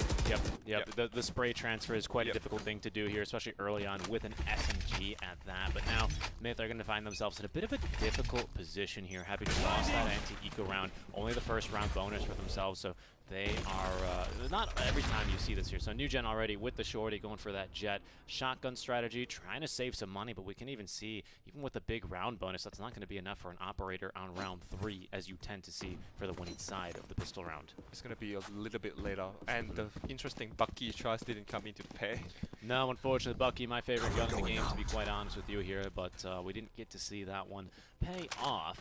As Boom Esports, like again, just playing it quite slow and patiently. Oh, Adrian King, though, might be set to get an opening pick, but nope, he's going to lurk back and forth and back again. Could potentially swing wide. There is a member in heaven, though, on the cameras is our Cypher. Might actually get vision here. The jet rotating and swinging around through. Cannot get the shorty out in time. Instead, it's a headshot for Adrian King, who's not going to overheal and just continue pushing on too. Petit Fun as well. Look at him rotating through mid, but C site has been completely dodged out as they are making rotations. Everyone here for the enemy Reyna, but it's actually a fake here. So it's going to be pretty much a free site. Although, look at this Reyna. That's a beautiful headshot there coming out from the Love family all the way 30 from seconds left. This Reyna could potentially kill this spike carrier down. C-Long is going to actually get scouted, but put down. Unable to actually get the job done there. Good reaction by the Blaze King there to secure the spike plant. Very good job coming up from Myth, recognizing that there is something suspicious because there's no rotation and someone's missing from the map. Besides, there's only one Cypher who gets the kill in the A side, getting the headshot on the Sharif, and recognizing that someone might be lurking, do get that kill before the spike is dropped. Lurking through the dark cover before Notorious sprays him down. Probably caught a glimpse of that barrel peeking through the smoke and knew where its owner was standing. One enemy remaining. 1v4, and as I was speaking, 1v4 now. Yeah, last one's in Garage here. Is that bomb taken away? Will have no chance there to get confused. Not not sure what he was going for there, if I'm completely honest with you. I think the beep is just too late for him to It was defuse, isn't it was way too late. Yeah, no one. If they had half maybe the defuse, he might have had a chance. But I mean, you might as well, I guess, right? It's just a Bucky you're losing. You're not going to be really too concerned with that.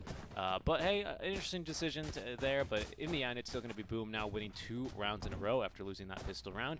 They're up 2-1 at round number 4. Claw through them. Yep. If Myth can get this back, it's going to be decisive. Have the Blade Storm coming up from the Jet as well. So it might be big in some way if you can land some headshots with the zero recoil weapon in the game.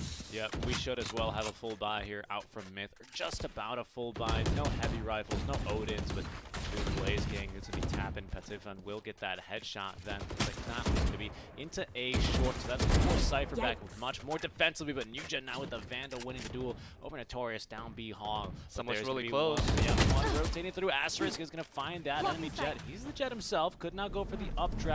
Try and get over this box as he will get paranoia. Now trying to close the gap. NewGen though, he's got one ally here with them. And it's going to be a wide swing here required to try and pick off the Jet. Updraft now on top of the box as he goes, but they're going to be picked off there. Adrian King falls as well, but Asterisk still in sight. Well, we will finish off the enemy Omen, and that is going to be B site. One player remaining. Boom, they're going to rotate around. Asterisk actually finds the Cypher. They know he's holding down A. That is his home. So they go, invade his home, and kill him, and down to a 3v1.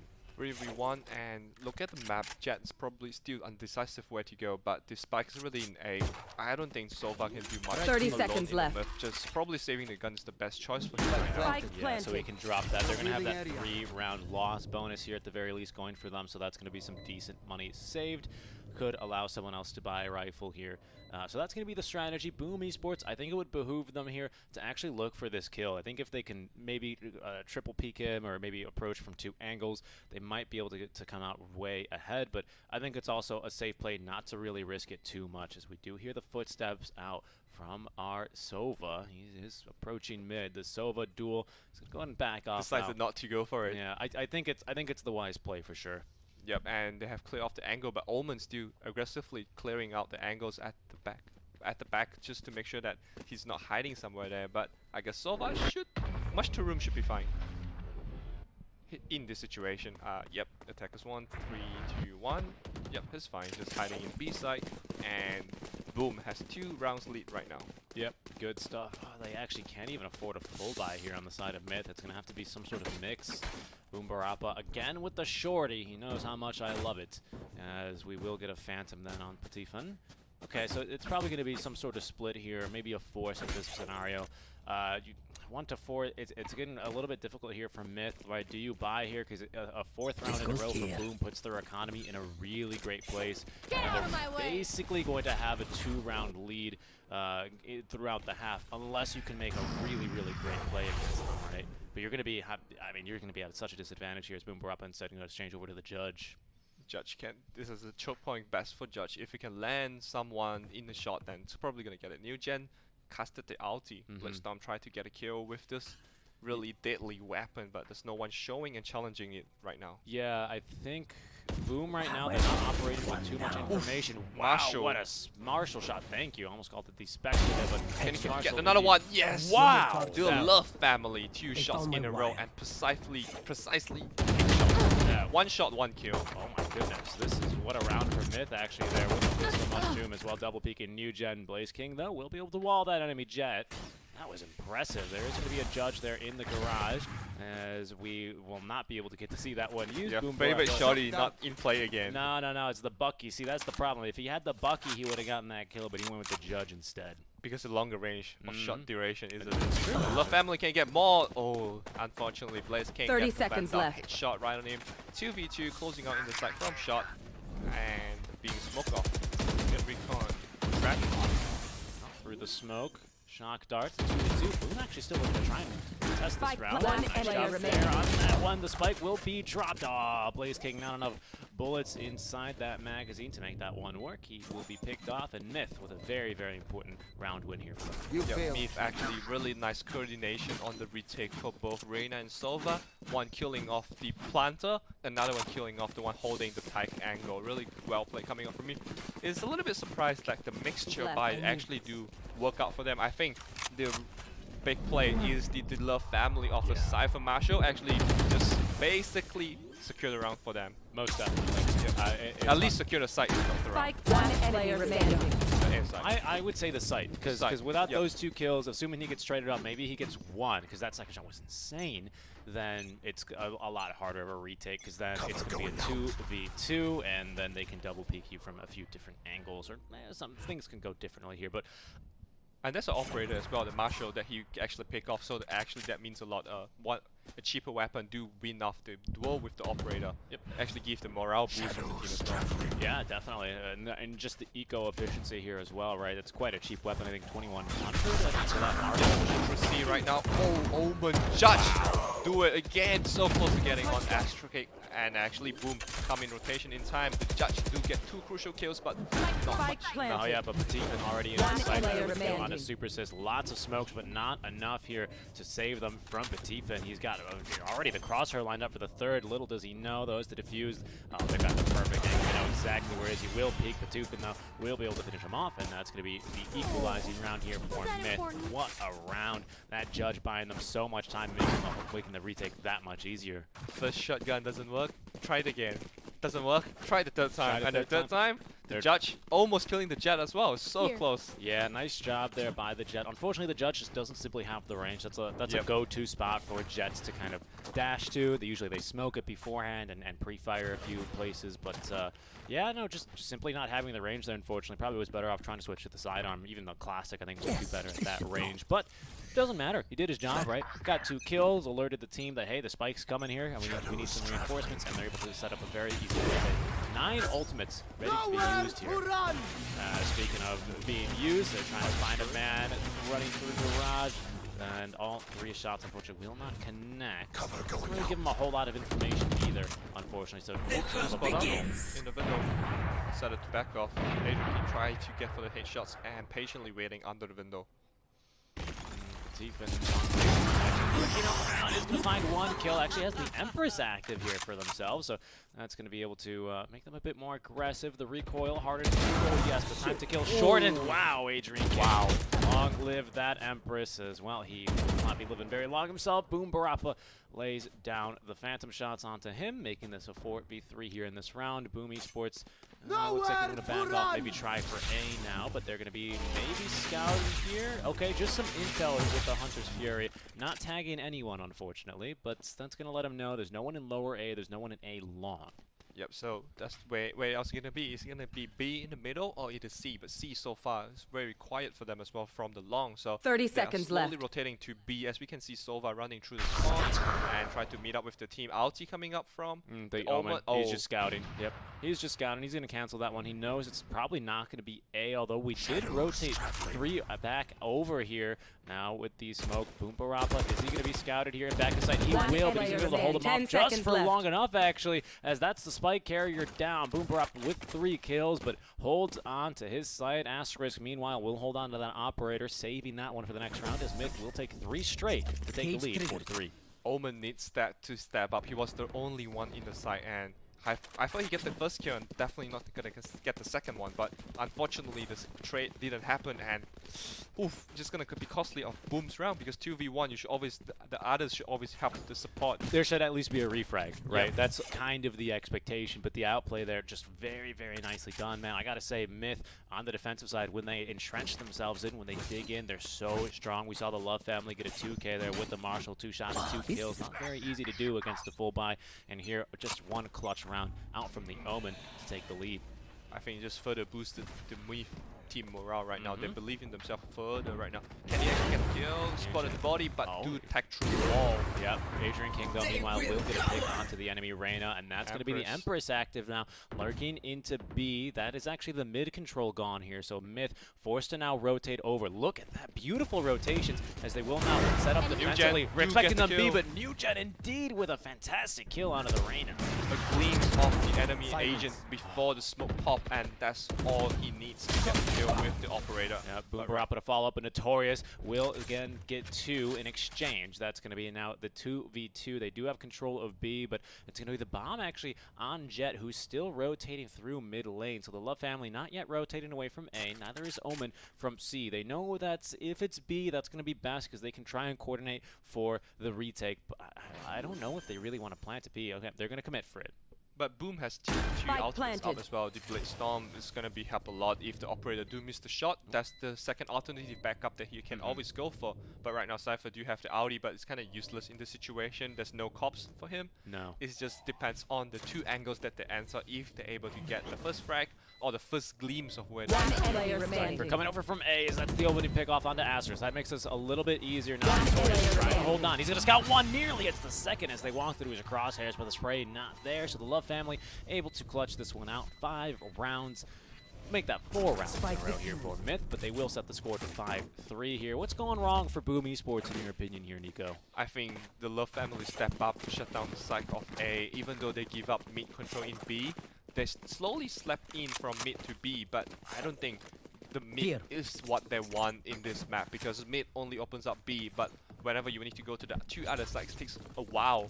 I think they need to start to diversify, whether span it maybe 1-2-1 or just get your members all around the map and decide, get the first pick and decide where to go instead of just keep repeating in by going B from the mid. Interesting. Okay. We'll see how they do that actually, as they will stack up. Looks like 2 towards A, 1 A short. But be careful, Newgen has this operator standing down long. Notorious holding it down here near the double doors outside of the garage. We're back on board with Newgen, who will be picked off by Asterisk. The duel of the Jet operators being won by Boom Esports. And already we see rotations away from C, as Boom might be committing to this A push. That's what happened when you have too much confidence in winning the duel for the past few rounds, and it punished sometimes. Well, I mean, and I'm not to discredit Boom, of course, but, you know, they finally get a duel win, and this could finally be the round where they actually get a big win for themselves. They have a nice eco advantage. They've been spending heavily here, so they can win here. Could put them in good position, and that's a good start. Age Ranking is not able to touch there. Doesn't even need to overheal. Finding a second pick now onto the enemy Reyna. 5v2. Age Ranking just constantly delivering the kills and this position that allows him to get more kills. Mushroom tried to get some kills, but it's kind of they traded off the arena, but Blaze King comes in time for the trade. As I said, trade is always important for the team when you have the number advantage.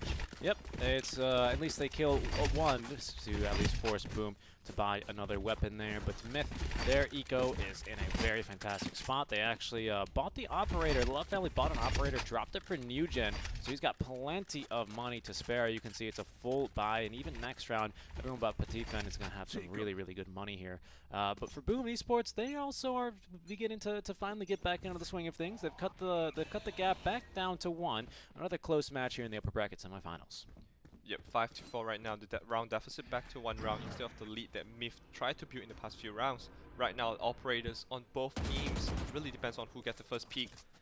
Now, Jet moving in through the rush into the window, have the control right now. Yeah, they heard footsteps, so they only heard 1 actually into that window, but that's going to be enough to call the rotation from Cypher. He's going to be ready to peek that angle. They've also got a member MB on the site watching the box. Lurking through will be the Jet, as they will scout 2 actually. 1 actually shot the drone, so now they know there's at least 2 people coming through C garage. So Mushroom, he's going to back off. He's just a Sova. He's not really meant for holding onto sites. Doesn't have that kind of utility. They'd rather play for the retake here as the recon dart. Ooh, but defend though, he's gonna get shot down. Super Sis actually will find a second one. The Love family +1 now. We're gonna be rotating through window, but if I make that a 4v3 now, a 4v2 is not gonna make this very easy for them. Newgen at least able to trade off the enemy Reyna before getting picked off by Asterisk for 2 rounds in a row, but a beautiful lineup there. Mushroom is gonna make it a 2v1.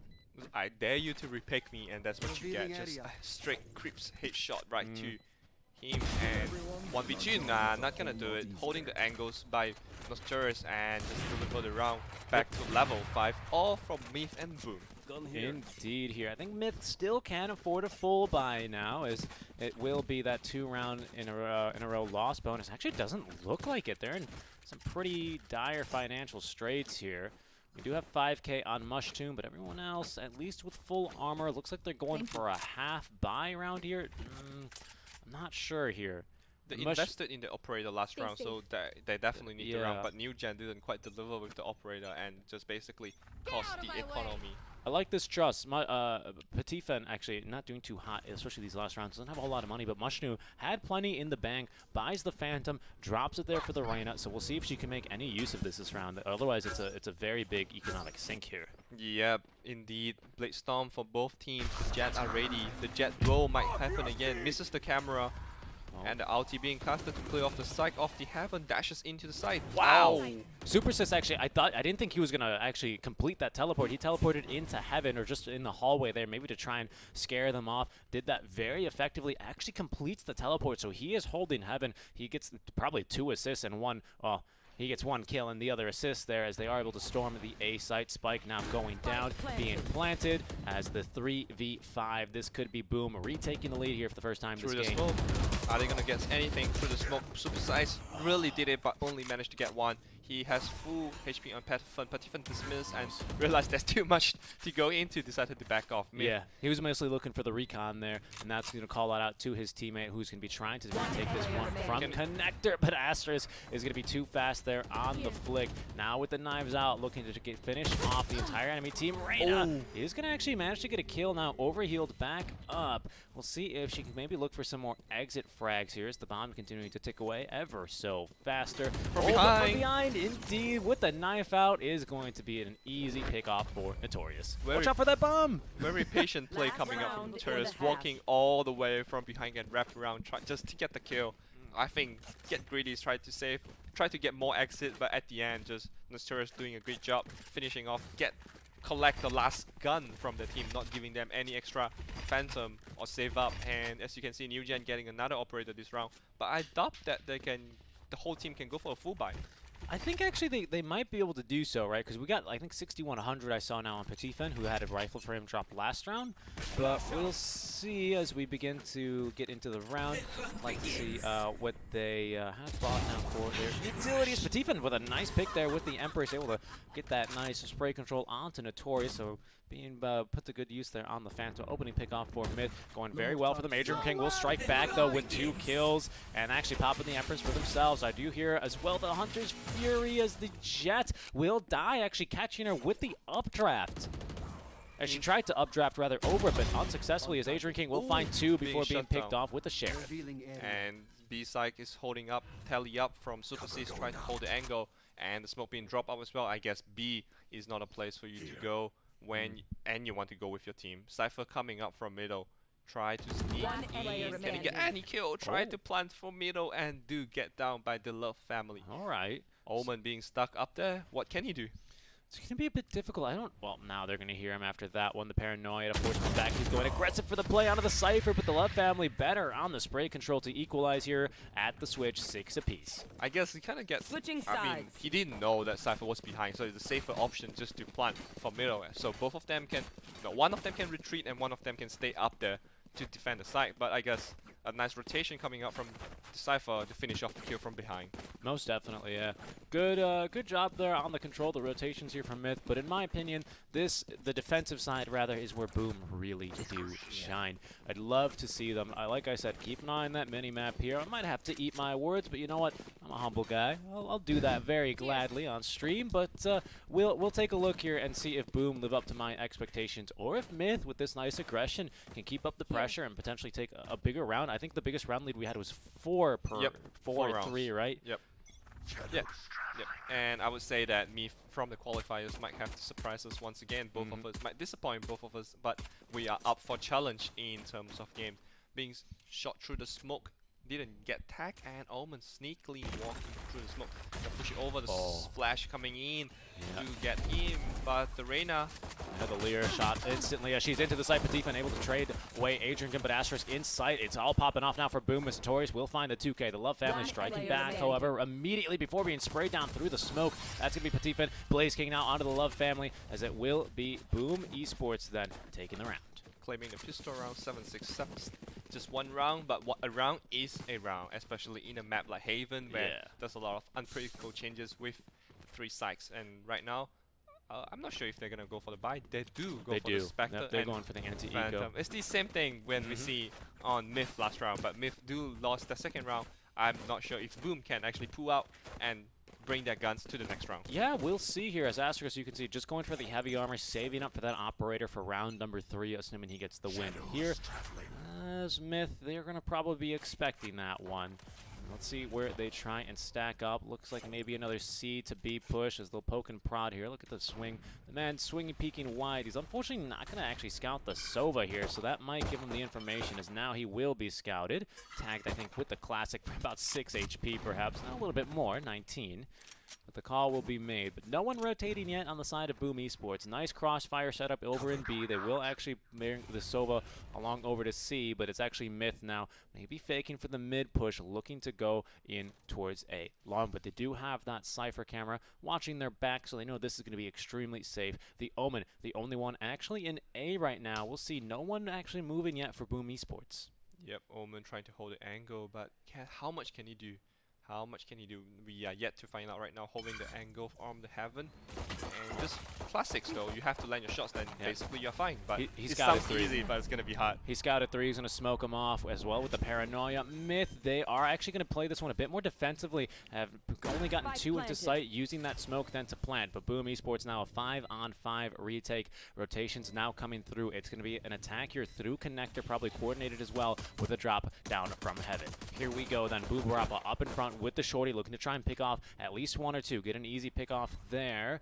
As again, another smoke coming out to delay this push a bit longer. Spectre up in heaven here on Supersys, trying to spray him down through longs, getting some good damage in, and finally will get shot once. The Lear immediately going down as Rada now dropping down as Boom Esports, they picked up the kill onto 2. Asterisk opening it up with the Ghost as Blaze King now rushing them down, making sure they can maintain control here. But the man actually in lower short is not able to land his shots there. Oh, Patifin was in a great position to potentially at least get 1 or 2 kills there with the gun. Unfortunately, we saw from the perspective here of Supersys that just really kind of just missed a few of them. Omen, very disciplined play coming out from the Boom. Just Supersys just hiding there most of the time, waiting for the rotation. Spectre, not the best weapon to peek from heaven, but do get the tags and do get the job done. Just hiding there, waiting for the team to push through and help out the team finish up the game. Yep, indeed. One player Oh, yeah, look at remaining. this. Oh, hello, Reyna. You know, immediately picked off. That's very unlucky. I think maybe even Reyna could have knifed at least one of them there. Had plenty of time to line up the shot. Maybe just kind of panicking. We don't want to focus too much on that, though, here as we have a full buy this time from Myth. It will be that operator in the hands of Asterisk. However, on Boom Esports on the defensive side, you can see already set up a long. No one wanting to contest that. They know he's probably going to be holding either A or C. Having no intel yet, they're going to be playing it very, very patiently here. You can see not peeking any angle whatsoever. Yep, Jet slowly pushing in, trying to get some kills with the lead they have. Is comfortably, that's fine. They've checking all the angles carefully. They've actually now got the Cypher camera. Reyna shooting that one, so they might think it's actually safe. They might think the Jet is C instead. This could bait them back, as they are going to be lurking in. I think I heard an operator shot ring out there. Is it a missed shot, I believe? Yeah, so maybe just trying to hold an angle. So that's now going to reveal the Jet's position. So they will drop back now, hold an angle for A soars or A short.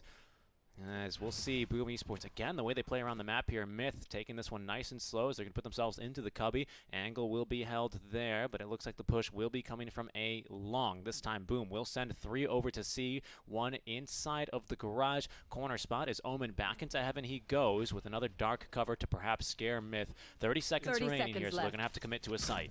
It's a trade of dark cover, the Omen. I send you mine, you send me yours, and now Omen fortunately get into the heaven in time, pushing in main Jet to get the kill on Silver and to get the site traded, and the site is pretty much clear right now. They need to play for the postponed decision. Yeah, Supersys actually dropping down from heaven instead going for the connector, but we do have the rotation around all the way around through A long. Instead it's going to be A short. Spike getting planted, will eventually go down. New Gen with the 2K here with a big pick. Patifin just right outside there as it's a big win. New Gen with a 3K. Patifin will find 2 as Myth will now close the gap to 1 after the 15th round. Yeah, what do you think of the Omen dropping down from heaven to try to help out from the connection?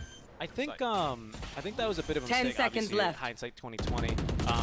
Which is surprising. Spike planted. I don't know. Maybe he thought they were going B, so he was running over to rotate towards One B. enemy remaining. An early take or some more intel, because after the initial operator kill from Asterisk. They knew that there were more people coming along. They heard the footsteps and they called the rotations. By then, he decides it's maybe too risky to run back up heaven, but I have to overall agree with you here. As Asterisk, on a save round, uniquely for the Jet, you still have a lethal weapon with the ulti, so it's basically an eco round here for only the Jet, but you know, there's still a lot of kill potential there. Yep, 7-8. Just, I think it's a very close game. I think the 2-0 or either 2-1 we predicted might be wrong, and it might be much closer than we expected.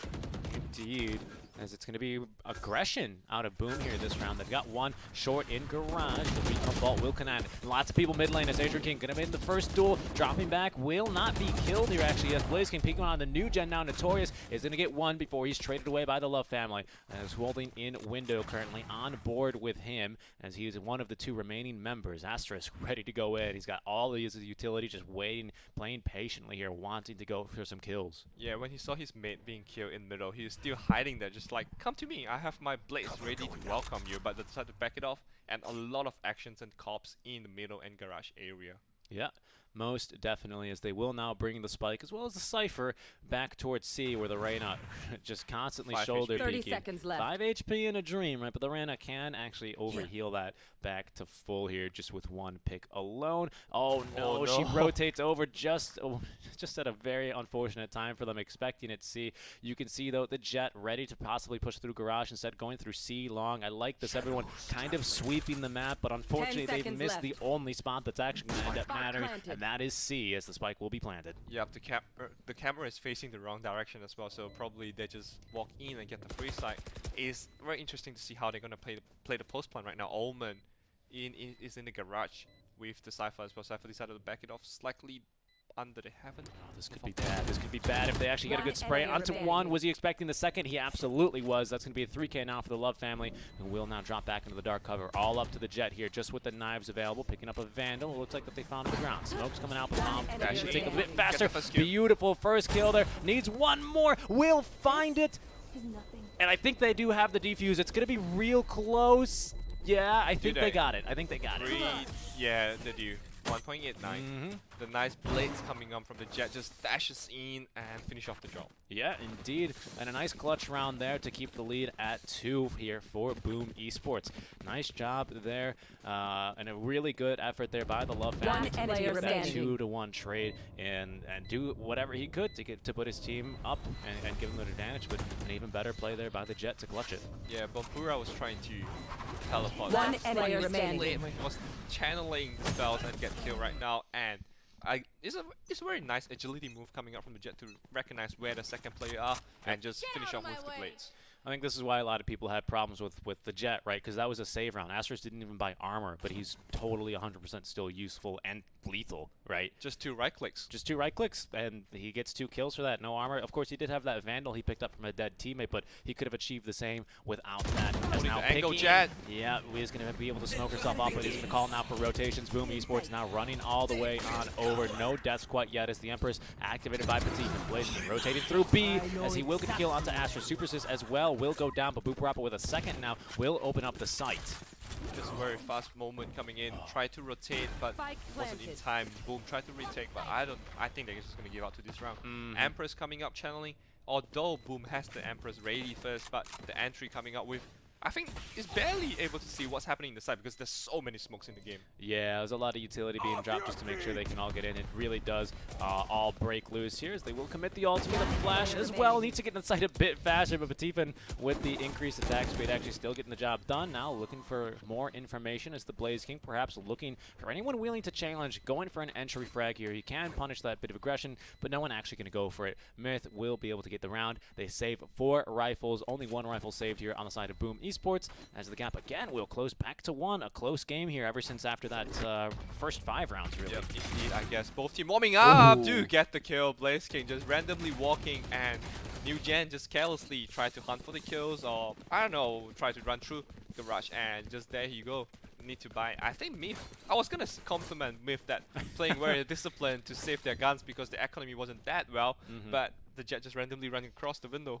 Yeah, that was I have to agree with you on that one, right? Just kind of b-hopping their way at the end of the round, thinking that No, we got this one in the bag. There's only a few seconds It's left. pretty That can cool to have some B-hop, fun. isn't it? It is. It's fun to B-hop in this game. It's I don't want to call it easy, but It's easier. It's easier to do here in the In- Unreal Engine, right? So Yep. I do really like that one as Notorious here on the eco round with the Sheriff in hand. Maybe looking for a few early picks for anyone in C lobby. He will hear one. He's going to let them actually get that ultimate orb. That's going to give the Hunter's Fury, but Blaze King actually with one of the few rifles on the do team. get to- no! Oh, no, the Sheriff, we just picked away from it at the last second now over on board to Adrian King, but he is able to get one, actually. It's a wall headshot onto Mush Tomb, and that is going to put Boom Esports here in a very good position, especially if you can recover that rifle. It is a bit in a precarious situation, but look at the angle that Jet is holding here in a lobby. They're really closing off everything now, as they will be able to shoot that camera down at the very least. Super Sis and +1 ready and willing to maybe go for a bit more aggressive play. That Breach really wants this rifle, but this Jet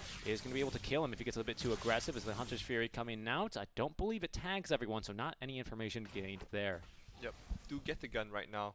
And very disciplined play just to wait off as long as possible for the Jet to rotate, because he believes that we have number advantage and you have to rotate to get the spike done. I mean, they know they're mid, right? They Yep. know they're mid, or at least lurking towards somewhere else, because they have someone watching C, they 30 have someone seconds watching left. mid and garage. Bucky they have is to be ready. here. Bucky's Asterisk. ready. Can he pull out the Asterisk. Bucky? Ooh, he Bucky. would switch away. He scouts one. He probably scouts two. Bucky onto one, as New Gen will be able to trade away immediately with the Vandal, but now the call's being made over to A. Look, I mean, it's going to be so difficult. The Lear comes through, is immediately bursts down, but Boom already in great position here to defend. They might just win this thrifty, and they will. They absolutely dominate on top of that. They're going to be able to get away with 4 rifles at the end of this round. Yep, Dismiss into the round, get the first kill. Dismiss, I think his Dismiss just very on point to reposition himself, and if it's too risky, then just Dismiss to run away. It's very good spell being used here as a Reyna player by Boom. And look at the score, 8-10. Will actually Myth close up the gap to 9 and 10 once more. It's going to be very crucial that they do here. They will be going for at least a half buy here, whatever they can afford on the side of Myth, which will put them in a very precarious situation, to say the least here, should they not win this one. That loss bonus is going to be stacking up as we're looking to shoot that one. Unfortunately, it's a bit high. Pulls the rifle back out, puts down Panther Pit. Fury. Yeah, Hunter's Fury. This is actually connects on a once, one. and And there's the kill. Yep. Oh, it actually tags quite a few others as the rest of the team continues to lay down the fire. A great angle being peaked here, but they did manage to cross with the Omen. Great headshot from Adrian King as they continue to rotate on through now, holding this angle from Garage, but he's going to wait for the rest of the team to help him out. 2v3, much through room, uses the frags, and now just gonna depends on Two Love family and not gonna deliver in. Reyna do finish off the job, and the Hunter's Fury unexpectedly getting the second kill. I thought the first one was that's it, and randomly, boom, the third one just did. Yeah, and that's now 8-11. Boom Esports within one of that crucial 12th round win to at least ensure yourself a tie at the very worst, as we take a look at that. Doge, big win there. A little bit of tactical crouching at the end. Maybe Boom Esports really feeling themselves now in this map. One enemy remaining. The Spike Reyna planted. just surprisingly walking into the rush, get the first kill, back off, waiting for the team, and get the second one. I think it's very disciplined play as well, because he could just go for the 2 frags, but it's just better to wait for the team to refrag if he misses the shot. Indeed, as we take a look at the bear. But I can barely see what's going Nice on pun, here mate. sometimes when all the smokes do come down, as it will be a full rush, it seems, for the most part, out of mid. They definitely at least heard 3 people. This is the And the look operator. at the rotations already. Notorious through the smoke from window is going to find one, now find a second as Asterisk out of sight here, willing to play for the retake. They know they have the numbers, and they're better equipped to deal with this one. They need this 12th round now. Serious. Oh my goodness. Oh, he's traded away. Is he going to get greedy and go for that rifle, though? He knows it's a bit dangerous. The Love family will be focusing in now. Spike planted, 3v4 scenario. This one is winnable here. Oh, but it's getting difficult. Mushroom unable to get another pick off there, as that's going to be Boom Esports now. Empress active from Adrian King. Very, very good positioning there from Boom. They will do the punish, that fast push. Yep, surprise trade coming up from the Garage to get the kill in the window, but that's just a small incident in the game. He did not Match actually go point. for the gun, if I'm not wrong. But no matter, regardless of that, it's 8-12 and Myth, the back is against the wall. Obviously, this is an upper bracket and upper bracket. Upper bracket, Yeah, correct? upper bracket, and it's a best of 3. So losing the first game isn't that bad because you obviously have 2 more games to come back. But speaking of that, you never want to lose your first game. No, you never really want to go down in a series. I mean, you never want to lose, really. These guys, they'd be very content going 13-0 across the entire tournament. Unfortunately, we live in reality and not future. Paradise, as the arrow. Interesting bounces. Will not actually scout out Notorious, lurking through B as they will now be spamming through double doors. They hear at least 3 there, as we see a very aggressive push out from Boom Esports through the A side. A lobby currently contested, set up for a nice crossfire by 2, as they will send the Sova back towards B. This is fantastic positioning out from Boom Esports. They're perfectly prepared to deal with the mid push. They can collapse on them from behind if they can delay, and maybe we can get a pick here on the Blaze King, who is going to send forward that arrow. There's Notorious already kicking it off with the lurk on through the garage, looking for a bit more now. Jet still holding their ground actually in a lobby, as there we go. Notorious will be picked off, but he actually gets the kill there with the utility. Spikes drop though, that's the bad news, because the Reyna and the Love family, speaking of the Asterisk, do get the kill on New Gen. New Gen, nice shot, but not enough. 2v3 right now. The Reyna and the Love family actually do push through from B garage and to C. However, the Spike being dropped in an awkward position that forces them have to come back. Speaking of the Reyna walking across, can he actually get this walker? Oh no. I thought he can 30 get him seconds when left. he was casting where to teleport, but yeah, too close. Ends up canceling that weapon, coming out just in time now. 23 seconds here, the 1v3 scenario for Cypher. He's still checking the window, looks away just at a poor time, but the flick actually right back down perfectly. Has the spike, but only 15 seconds to plant, and is going to get sprayed through with the Sheriff. It will be Boom Esports claiming map number 1 on Haven. It was very close until the last few rounds where Boom actually really shines and do a really good job from stopping Myth to go into the site. Even they let Myth go into the site, they just decided to let's retake as a group, and the retake just went perfectly fine for them. And Adrian King 20 frags here, but obviously Boom is a really good team effort coming up, everyone doing the good job. Now Sturris on the last 2 rounds getting some really crucial frags in the site, slowing them down, buying some time for Boom to come over and get the site back. Yeah, definitely.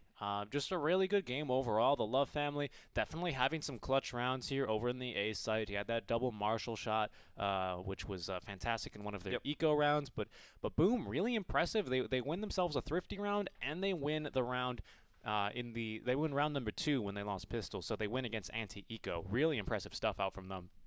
Yep, really good job being done. 13-8, not the bad game I would say, but Myth actually have to come up with a better strategy in the next game to probably do better to get the game 2, because game 2, if you lose, obviously lower bracket is waiting for you.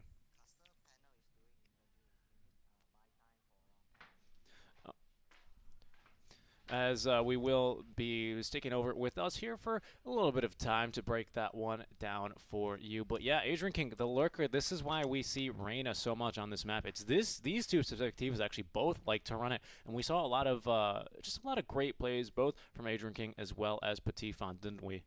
Yeah, Patifon actually have some nice Empress moment, try to play around with the dismiss, but sometimes the shot's just too wonderful. With the Empress, do get a lot of achieve done, but the shot's just too accurate, just boom, that you have no time to react, no time to reposition, and even go invincible with the Empress. Yeah, but I mean, 5 First Bloods is going to be a really great opening, and just a great statistic here for that Reyna. That's something that you can feel real good about, right? Ideally on a map like this, give you that opening pick or 2, give you some good information, but it felt like it was frequently an opening kill immediately getting traded away, right? Yeah. With the refrag. Yeah, I agree with that. The reposition coming out from Boom is just too great, I would say, because when you get killed, you're always ready for the second one, but the refrag came in too quick that Patifon can't really react, nor his teammate can help him out in that situation.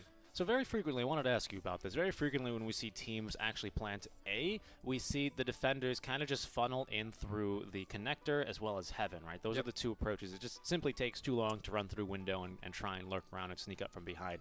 It didn't really feel like Boom had too many difficulties actually doing that. Yes, because I feel like a lot of the times we see teams run through connector, run through the smokes, and then immediately just get mowed down. I think Hound called it the blender or something like that.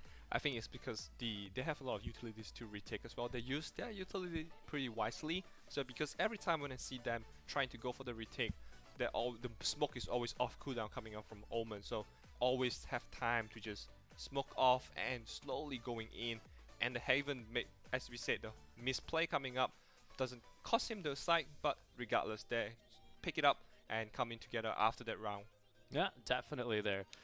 We saw a good showing as well from Myth in the first half. They win the pistol round, lose 3 in a row, and then win 4 in a row. Where do you think it went wrong for them, actually, on the attacking side?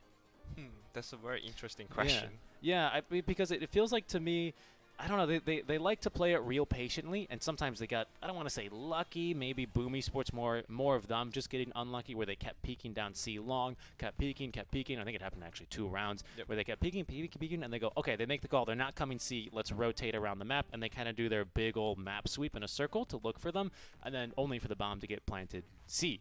But we still saw Boom actually do quite effectively in retaking the site, didn't we? Yeah, he ran back pretty quickly because, as we said, the sweep around, there's a exchange from C to A and A to C as well. C do get the bomb down, but I believe the Boom rotate through the garage. And as I said, the Reyna very patiently waiting off the plant. When the plant completed, go up, peek for the first kill, come back and wait patiently waiting for the team coming up from the spawn into the site, and 3 of them swarm the site together. I guess the discipline I will give credit to the discipline of the team play coming up from Boom when they're defending. Okay. This is this team's first time meeting the tournament. A lot of people surprised to see an open qualifier teams, I guess, A, make it through group stage, and B, in the upper bracket. In the upper bracket, round 2, right? Round 2, yeah, semi-final upper bracket, yeah. Do you think that has any sort of effect on the mentality of Boom or even on the mentality of Myth as they head into this match, sort of as this underdog team? I think they will have. I think it's easier for Myth because Myth, as you say, they came out from the qualifiers. They have less burden, less expectation coming up from the crowd, less expectation coming from the nation fans as well. So there's less on the shoulder basically. So it's just easier for them to perform. And on the other hand, Boom is invited. So invited, you have the luxuries of being invited. You know, the tag. So. But probably have to play better otherwise. But higher standards, right? Yeah. Everyone's going to look at this match and go, oh, it's the open invite team or it's the open qualifier team. It should be pretty easy. But we saw not really that easy for Boom Esports. Yes, they still win with a 5-round advantage. I think it was really tight most of the time. It was until tight. the last few rounds. Until the last 5 or 6 rounds, I think really started opening up. But I think 6 rounds. Yep. I think that kind of just goes to show how strong they being Boom Esports are on the defensive side, right? Yeah, and just discipline. I keep mentioning discipline because I just love them. I don't get those in my pubs. That's why I'm amazed with them. Yeah, most definitely, and that's something I think not that separates the two teams. We definitely saw Myth play that quite patiently. We kind of run down the clock, try and get Boom to be running around the map and maybe out of position, only for them to then run back into the sites and still able to retake quite effectively. Yeah, I don't know what it was. I think maybe they just didn't have the utility to really properly position themselves for the post plant. I think maybe that's something, if I had to maybe suggest something for Myth, you know, maybe something to be improved on, would be kind of setting up for a proper post-plant position, because frequently it was just someone lurking through garage that actually, or just running through garage even to get to kill, right? Where if you can set up a crossfire for that, you might at least be able to get a refrag and then just kind of delay, because they do have a really nice lineup there for trying to delay, right? You've got the Love family on the Cypher, who's able to hold the site completely. Sova, sure, not too great at it, but the Omen as well with the smokes, just being counted by smokes as well. Do you think maybe it was just need to step up a little bit? Maybe it was the Reyna matchup, right? Of the duelist versus the duelist. I think the Jet needs to step up from Myth as well. It's only 11 frags is not very ideal coming up from this agent, because this agent is like the S tier agent. Everyone would say that. Of course. You expect a lot coming up. If it's not the first in the team, at least it's second or third. But looking at the KDA, New Gen did indeed do a lot for the team, but looking at the stats, it's just not ideal for an agent like Jet. Yeah, what's actually really fascinating is that it was usually Petit Fen this time. You almost always expect it to be the Jet, right? Not so much the Reyna opening up the round with an opening pick, but it was actually Petit Fen 5 times with the first blood compared to only once in the entire game that it was New Gen. Do you think maybe they kind of swapped that role over to Adrian King? Do you think maybe he was just having a fantastic game here? I think Adrian King is on point in this game. If he can keep this momentum, Myth will be scared of Reyna in the next round. But as I said, this is a very close game. we both agree on that until the last Yes. 6 rounds. Yes. It's very close. I think after losing last few rounds, I think it would affect Myth, but I think Myth can pick it up and come back stronger in the next round. I think really Boom Esports doing quite well on the attacking side to win that anti-eco round. I think that's not to be understated, because that can really sort of mess up a game plan, right? Because then the eco is kind of thrown into this sort of weird zone where you're not really sure if you can buy next round. You're not really sure what your enemies are going to be doing. Are they going to upgrade? Are they just going to use our guns? Stuff like that. So good calls overall from Boom Esports, which is why we tend to praise their experience, right, and knowing what to do in these scenarios. But to break this game a bit more down for you, we're going to throw it over to our boys on the panel. Please take it away. Applaus.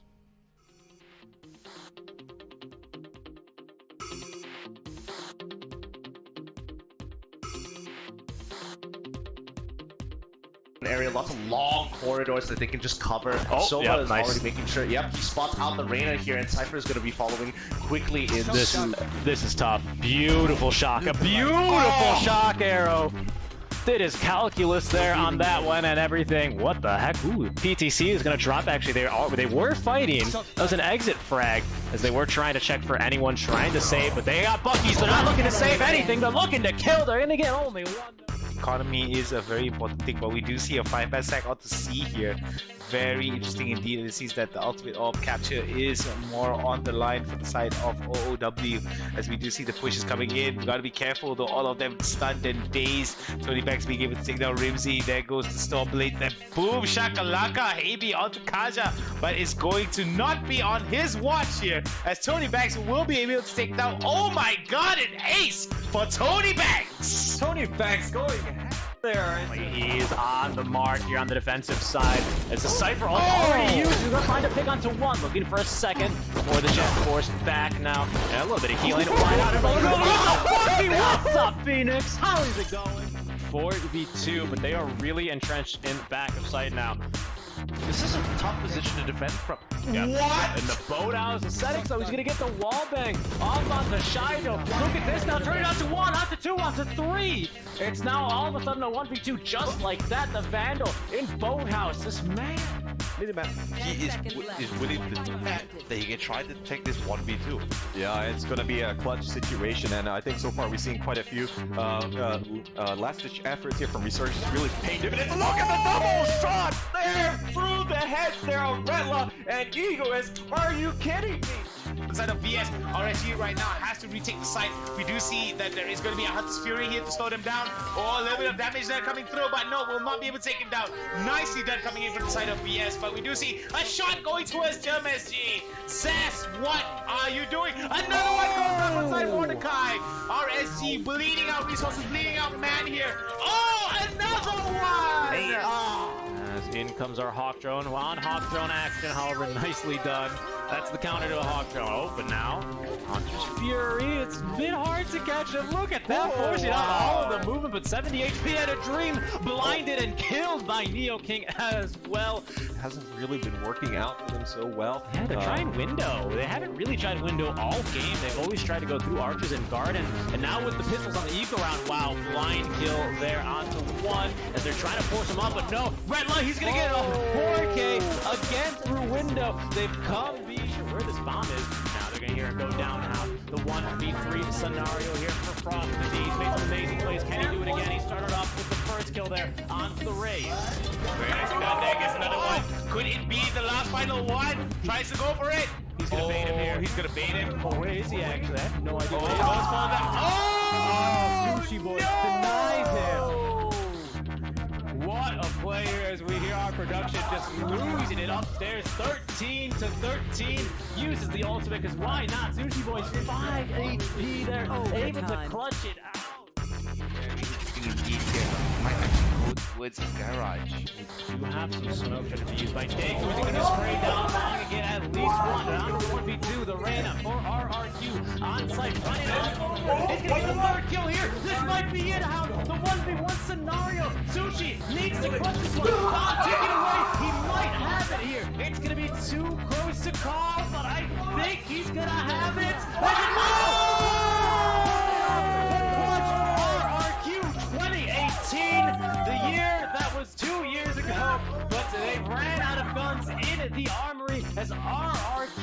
but we still have to live it out. Dubstep gets a kill on towards Famous with the Blaze Storm, and that's gonna start things off. That's gonna be possible for Brent to take B side. Oh man, I guess in this case you can definitely tell that a different Dubstep is cutting it down the side. He can't cut even more. There goes that own jet here. Time is now going to be down to a 2v3. They got control of this speed. Now they have to get this spike. Dubstep! He gets another one with the triple kill. One more standing. Ladies and gentlemen, can he get this quad for himself? He may not be the Blaze Storm, but he has his sight on that bad and he will get it. Dubstep with that. Do gets 4 kills. Oh my god. I thought you were about to drop the beat here like that 0. I was like, what?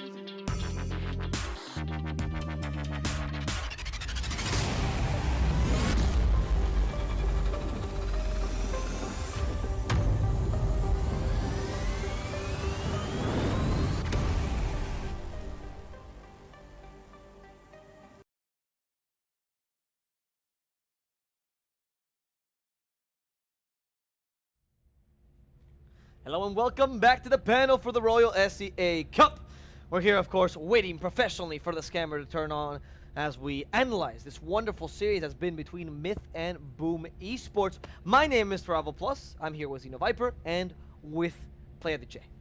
Yep, thank you for having us. That has been an intense game. Thank you so for having far. us. Yeah, I appreciate it. We just picked you off on the street. Yeah, exactly. Like, do you want a panel for me? It means a lot. I mean, we're gonna go back to running gag. We were short staffed earlier, and now I feel like I'm on equal grounds with you guys. I mean, I am the new panelist for today. But you're also supposed to be the piano. You're actually supposed to be playing the piano afterwards. Oh yeah. You're the score for this. For intermission. I apologize, yes. but entertainment coming your way. He's been kind of late about that. Yeah, later on he's going to move to the lounge where we got a grand piano waiting for him. Yeah.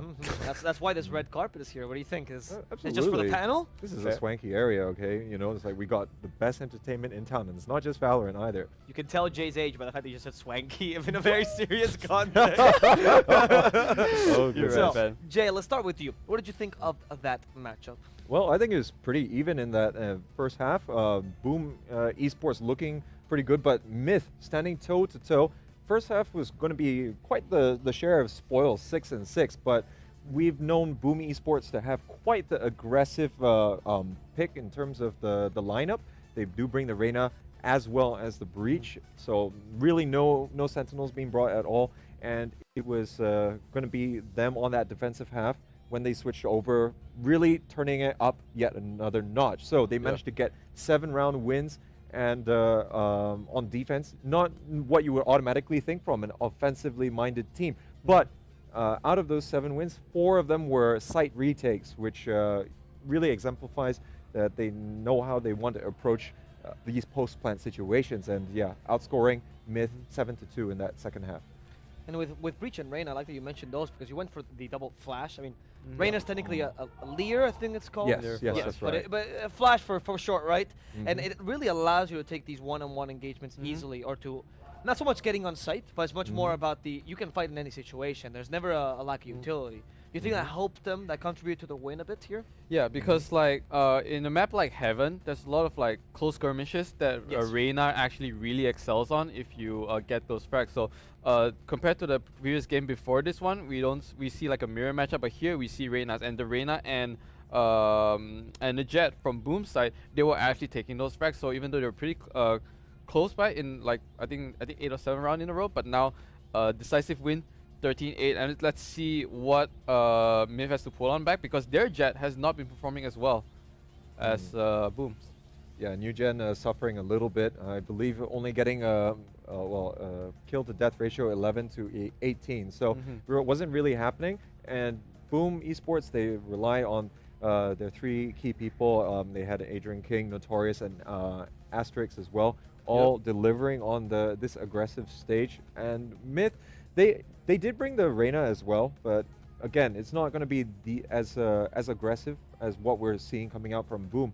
And so far, over the course of this tournament, Boom Esports has really delivered in terms of the pure aggression and really taking it to their opponents. I think when we have certain other teams which are coming up with special compositions, at the very most, they bring a raise on, say, the bind to supplement the jet play, but not really doing anything else. But Double Flash, Boom Esports really characterizing that so far here at the C Cup. I want to follow as well for some of the strategies from Boom Esports because I think in every game, because you've been on the other panels before, and we've said it's a lot of times, Boom Esports really like to control the tempo of the game. That's why we usually call them the offensive team, right? Because they really set the tempo. You think they did this again, and Myth just played into that trap of playing Boom Esports' game? Well, to a certain extent, in first half, it wasn't always going to be that case. So you would expect Boom Esports to take the majority of the attacking round wins, but it was a fairly even game. I think Myth managed to surprise them a bit because even if Boom does manage to get the plant down, the retakes coming out or attempt to secure the site before the plant goes down, the Myth players, they're also going to be able to then test the defensive capabilities of Boom. So that was what was really at stake here, and where maybe Boom Esport gave up more rounds than they would have liked. But of course, coming into the second half, Boom definitely did what they wanted to do in terms of allowing for the plant to go down in certain situations and then just go for the site retake. I like what you mentioned there because if you were actually following this tournament, which I hope you were, you would have seen that Boom actually did this strategy as well against Todak in the group stages. They saw that Todak was playing the Viper, which I know you're a big fan of. That's why your name, of course. So they were using the Viper. They were really good at getting on site, and they realized, they can't really fight once they get on site. So we go for the retake every time. And they absolutely stomped Todak with that strategy, which to me shows a lot of versatility from Boom. Yeah, I feel because Boom is really excels in like pickoffs and one-on-one so far. That's what we see. Like their team discipline is really strong. You know what I mean? So Boom is one of the big Indonesian favorites to be coming on, and we have a huge crowd of Indonesians cheering on their like teams. Right in there. I don't know if you've been reading the chat. I don't think cheering on is the word I use, but okay. But you on the cheering on if they're winning, insulting if they're losing. The nuances of the word cheering on is as far as I would go. But I'm just saying that Boom is really strong. We've seen them over the past 5 days, and they actually are one of my top 3 favorites for this. Yeah. What are the two? The one would be VS, right? Which is right, of course. I would have liked to see Todak, but they were knocked out already. Oh, Todak was one of your favorites? Yeah. Wow, the hometown pride really. Pride. Yeah, and also because Viper, so. I think that's worse. I'd rather it was a hometown pride. Yeah, exactly. Now it's like, no, it's a hometown pride and with an added flavor of Viper. Okay, sure. We talked about philosophical aspects of how like agents could be viable in the future, and it all comes from experimenting. And Todak was one of those teams that aren't afraid to experiment. But Boom, so far, it's what I like to see. So I like to see gameplay that's not just in terms of like organized team plays and stuff, but those people who like to like steal the show once in a while. And like I said, point out time and time again, Reina is one of those that really shines for that. So they work very well in team games, but in if you pick them in pubs, it's like more like a selfish agent. But here you can actually work well with teams. Like you capitalize on those like entry flashes, like you said, it's a double flash, right? Once you make your way in, make your way downtown, get a frag, heal up, and then just like start picking them off from like angles. I like it. I want to look into the next game of the series. Yeah. Mr. J, what do you think that Myth needs to do to recover and try to get that tie? Well, I think they just need to deliver here on Split. This is going to be Myth's map pick. They have been very well known to bring teams to this map, which, to be fair, we haven't really seen a whole lot of Split. Just not a lot of teams really opting to go there. So I think Myth will be looking to really bring it to the close quarters to lock it down on Split. The aggression is still going to be coming out from Boom Esports, but let's not forget, even Myth, they know exactly how they want to approach this. Even on the eco rounds, they're still going to potentially go for the Bucky play. They've already built that reputation as well, and even if they know that it's coming, it's still going to be very effective. The Bucky play. Yeah, they're definitely going to be having more analysis coming away like game 2. Let's just see if Myth can tie this up to a 1-1. Okay, I want to see though. It's not really. See, I like that you put yourself in that position, but you're the analyst here, so I'm gonna make you jump off that fence and ask you, what is your prediction for this game number 2? Like what Jay said, this is Myth's map of choice. All right, so maybe let's see if they will actually make a comeback for this. But surprisingly, I am still predicting up to game 3. So you think Myth is going to take this? It may get up to game 3, and I think Myth might take this. Okay. Believe it or not. All right. What about you, Jay? I think the scoreline will be closer, but I think Boom Esports is going to take this. Jay is low-key being the Indo Pride representative on our panel here. No shame in that. No shame in that. Remember, if you are Indonesian, Play the J, at Play the J, you can find them on social media. So, we are going to get into map number 2 of this series. It's going to be extremely exciting as we see who is going to try to beat Vision Strikers. Both these teams bring their different, very peculiar strategies, so it's definitely going to be an interesting matchup. But first, we need to see if it's Boom Esports or Myth Attitude that can take this game number 2. Please take it away, Seek and Strike and Nico.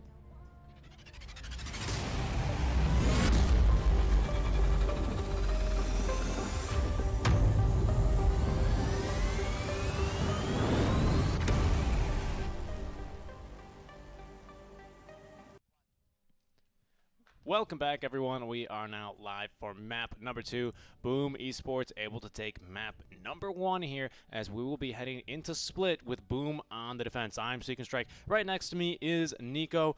We were talking about split here a little bit. What's your opinion on it? We haven't gotten to hear your opinion on the map here. On the map here, I'm fine with the map though. I actually do like this map a lot personally when I play in Valorant. It's just because I'm a Reyna player, so I guess a lot of show time for Reyna in split. Yeah, because just trying to lurk through, get opening pickoffs, call a site that is open, and then get your team to actually, well, that's the hard part, right? Getting your team to cooperate. Instead, sometimes they just they just kind of push through A long and get shot. Yep, I mean, in pubs, you just have to pray for better teammates, and if you go for 5 stacks, then the game standard just went too hard. For me, at least. So you don't even mind the map when you're on the attacker side? I do sometimes. For example, like Haven is easier, as you said.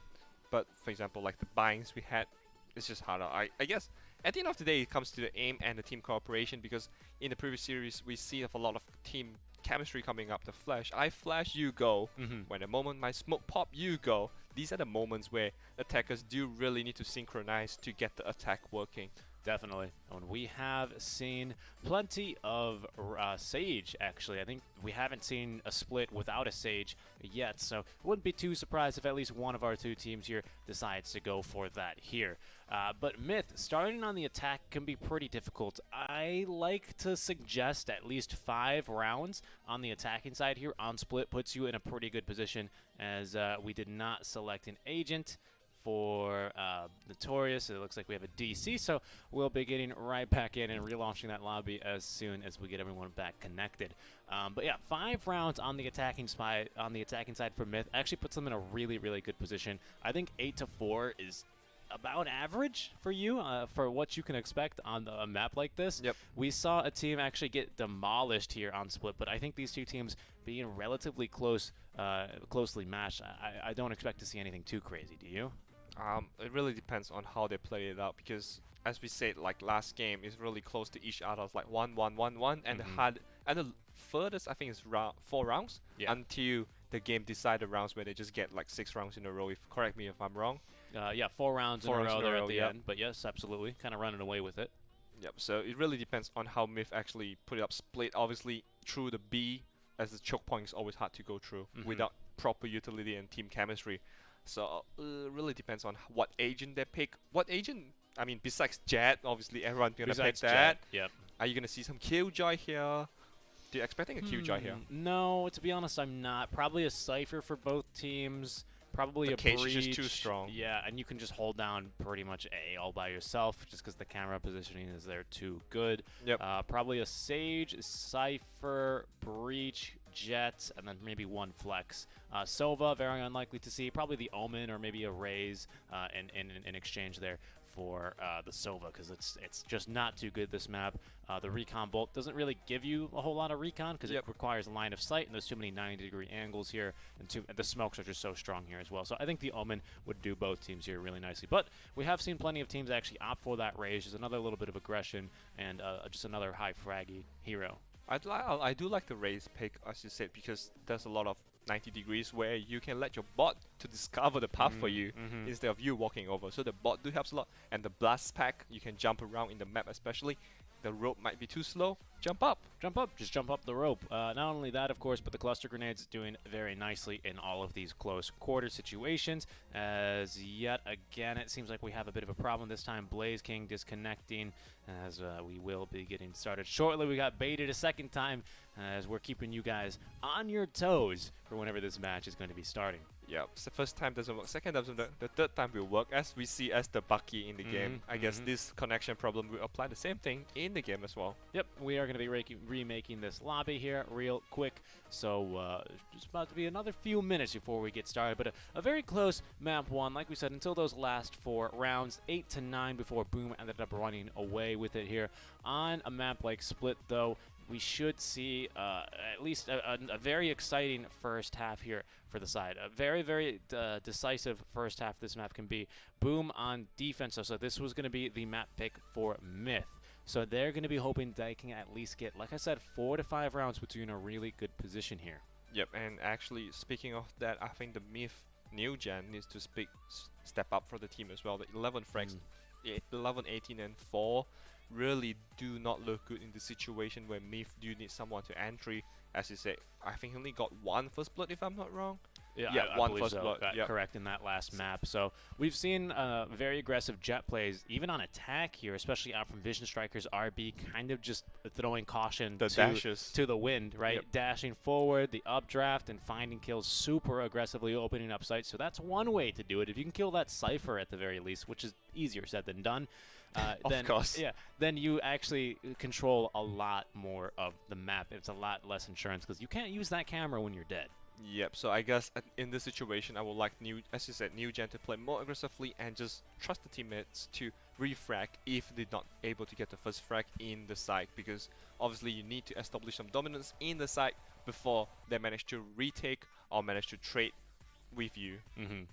Mid control as well, usually very highly contested until unless one team usually decides that they're running into a brick wall, and then they'll try for one of the side lanes here, either through A main or B main. But as well, taking control of both towers, A tower, B heaven, A heaven, whatever you like to call them, both very crucial, right? Because as you said, it can be really dangerous pushing through B long, or through B main rather, outside of the garage if you don't have control of heaven, because you frequently can just get picked off very easily. And the rafters as well, very long rafters that allow someone to hide at the dead corner that just usually go unspotted until he shoots you. Actually, sometimes do happen as well.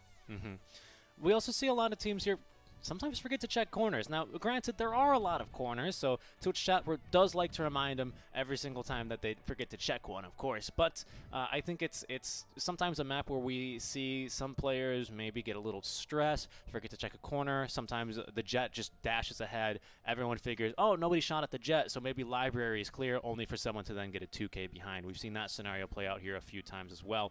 Do you think it's worth maybe going a little bit slow here when you're moving through mid lane and actually checking all of those corners, or do you think that's something you can't really afford because that allows your enemies to rotate over appropriately? It do actually depends on how deep into the game you are, because sometimes if it's running down the clock 30 seconds or maybe 20 seconds, then you probably have to give up the option to check every single corner to be really safely.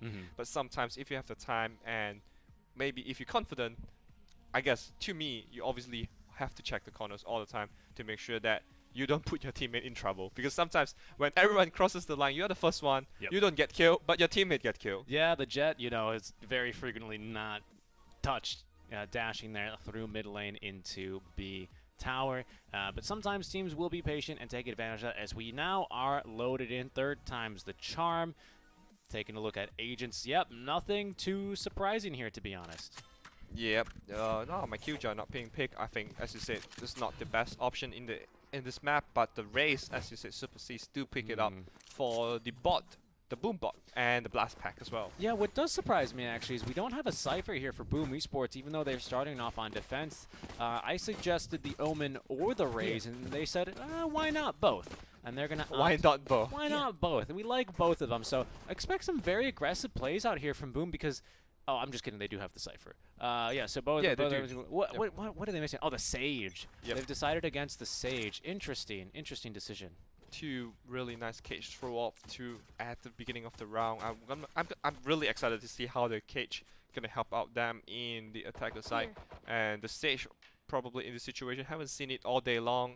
I assume, and it's good to see him back see her back at least. Yeah, definitely receiving some nerfs as were deemed appropriate. As in they go, blast back to get over across stages, but that's going to be the call. They've seen all 5 Boom Esports now rotating back on through. Nice job delaying here with the cluster nades, as we will now see a lot of rotation. The Love family hoping to rotate here through the elbow, but Asterisk kicking this one off. Boom Esports have yet to have had their blood drawn, but there we go, the Love family kicking that one off. Super Sisto still alive, and look at that, just boom, they lose 2, but pick up the round. Very aggressive push out from Myth, but a bit too difficult to actually just run in like that. Yep, the Myth Sage holding the gut. Shorty, I believe, trying to land the shots, but just hopping around, but did not get the job done and being traded right away.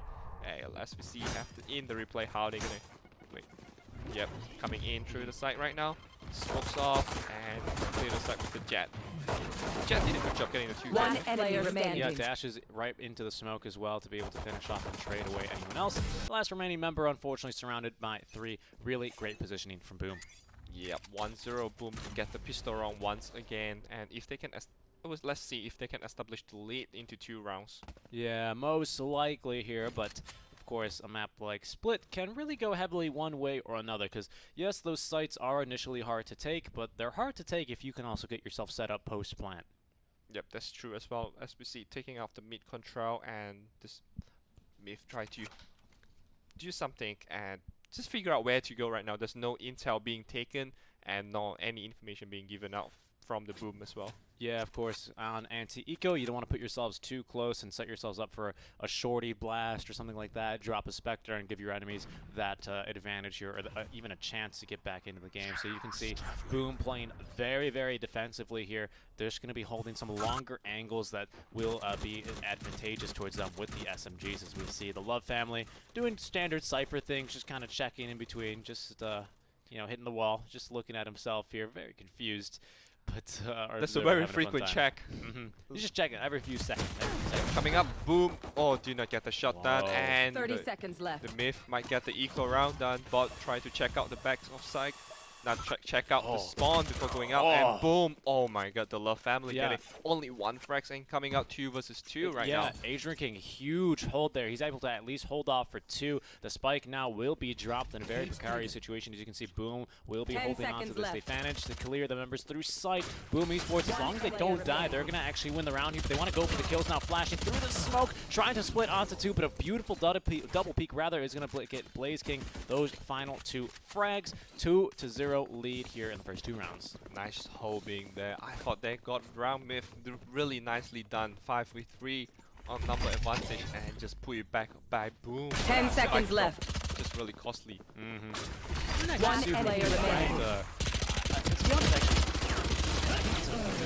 That call to be having the spike carried through there, because it's so deadly if you actually drop the spike. I'd actually rather just see it maybe just drop in heaven. You can come back for it, maybe get the frag there, and then when you clear out a site, have someone on heaven there with the spike, and then have them shoot down and then plant when appropriate. But unfortunately, maybe that's going to be one for the tapes here, where Myth will take a look at that and go, oh, this might have gone differently here. As being punished. Who was surprised? 4 people in the middle. And now going through the heavens, and then coming up to get the kill connects, and 1 can Sage revenge for the teammate. No, decided to back off.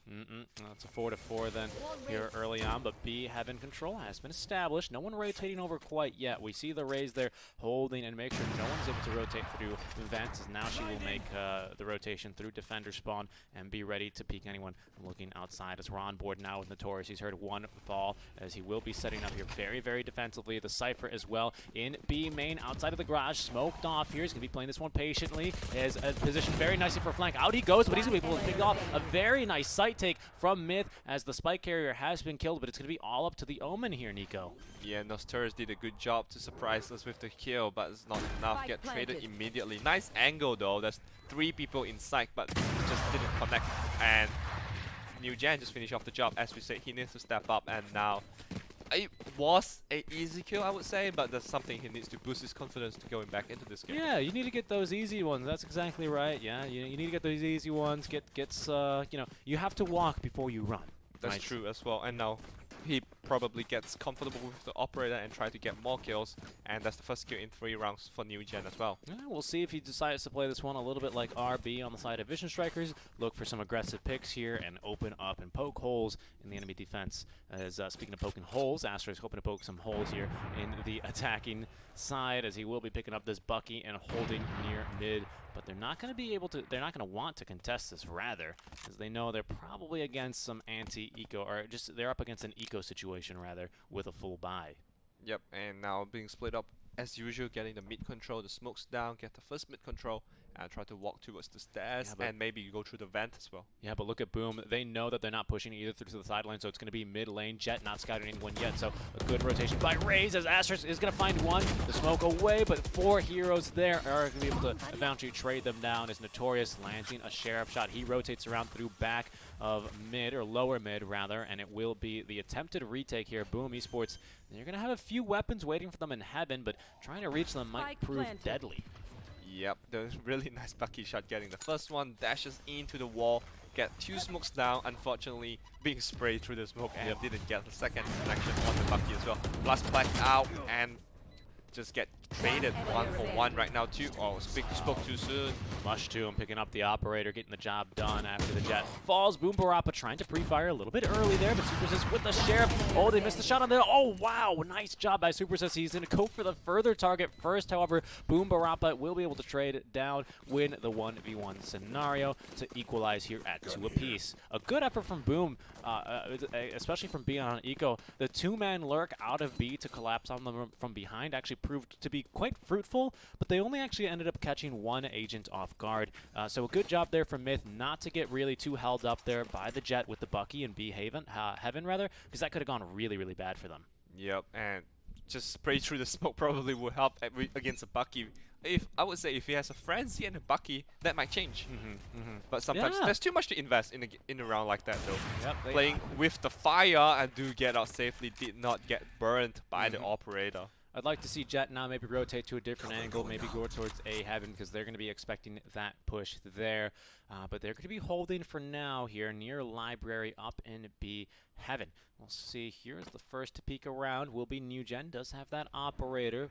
Both handlers here. Oh, successful. Wow, he actually ended up just walling him there a little bit, and now will be backing off under the cover of the smoke. Did actually use that tailwind here as well, so doesn't have that until they get 2 kills. Boom Barappa making a lot of noise here, actually falls and will be shot. A bit silly there not to catch yourself on the rope and not making it too obvious, so that's going to be a free kill there for Boom Esports. Yep, the moment he dropped down, I think it's the vent is just too loud. It's too loud. Yeah, everyone's going to get ready, and obviously the Raze get ready and throw out the boom bot to make sure there's no second agent hiding in the vent as well. And I like this repositioning from Boom. They're going to put the operator on this tight angle as we're on board now with Asterisk ready to peek 30 1. seconds Let's left. see how many people will they line up. Oh no! The Love family ends up eating the bullet meant for someone else, but he will be res here instantly. Knives will be coming out though from this Jet. Just kidding, actually. Patifin getting very aggressive here. Oh, the knives are actually out now. Patifin in back of sight does not find the Jet operator. Look at the updraft now as Asterisk only able to find one before he traded down by the Love family. Freshly respawned, but his healer has been now killed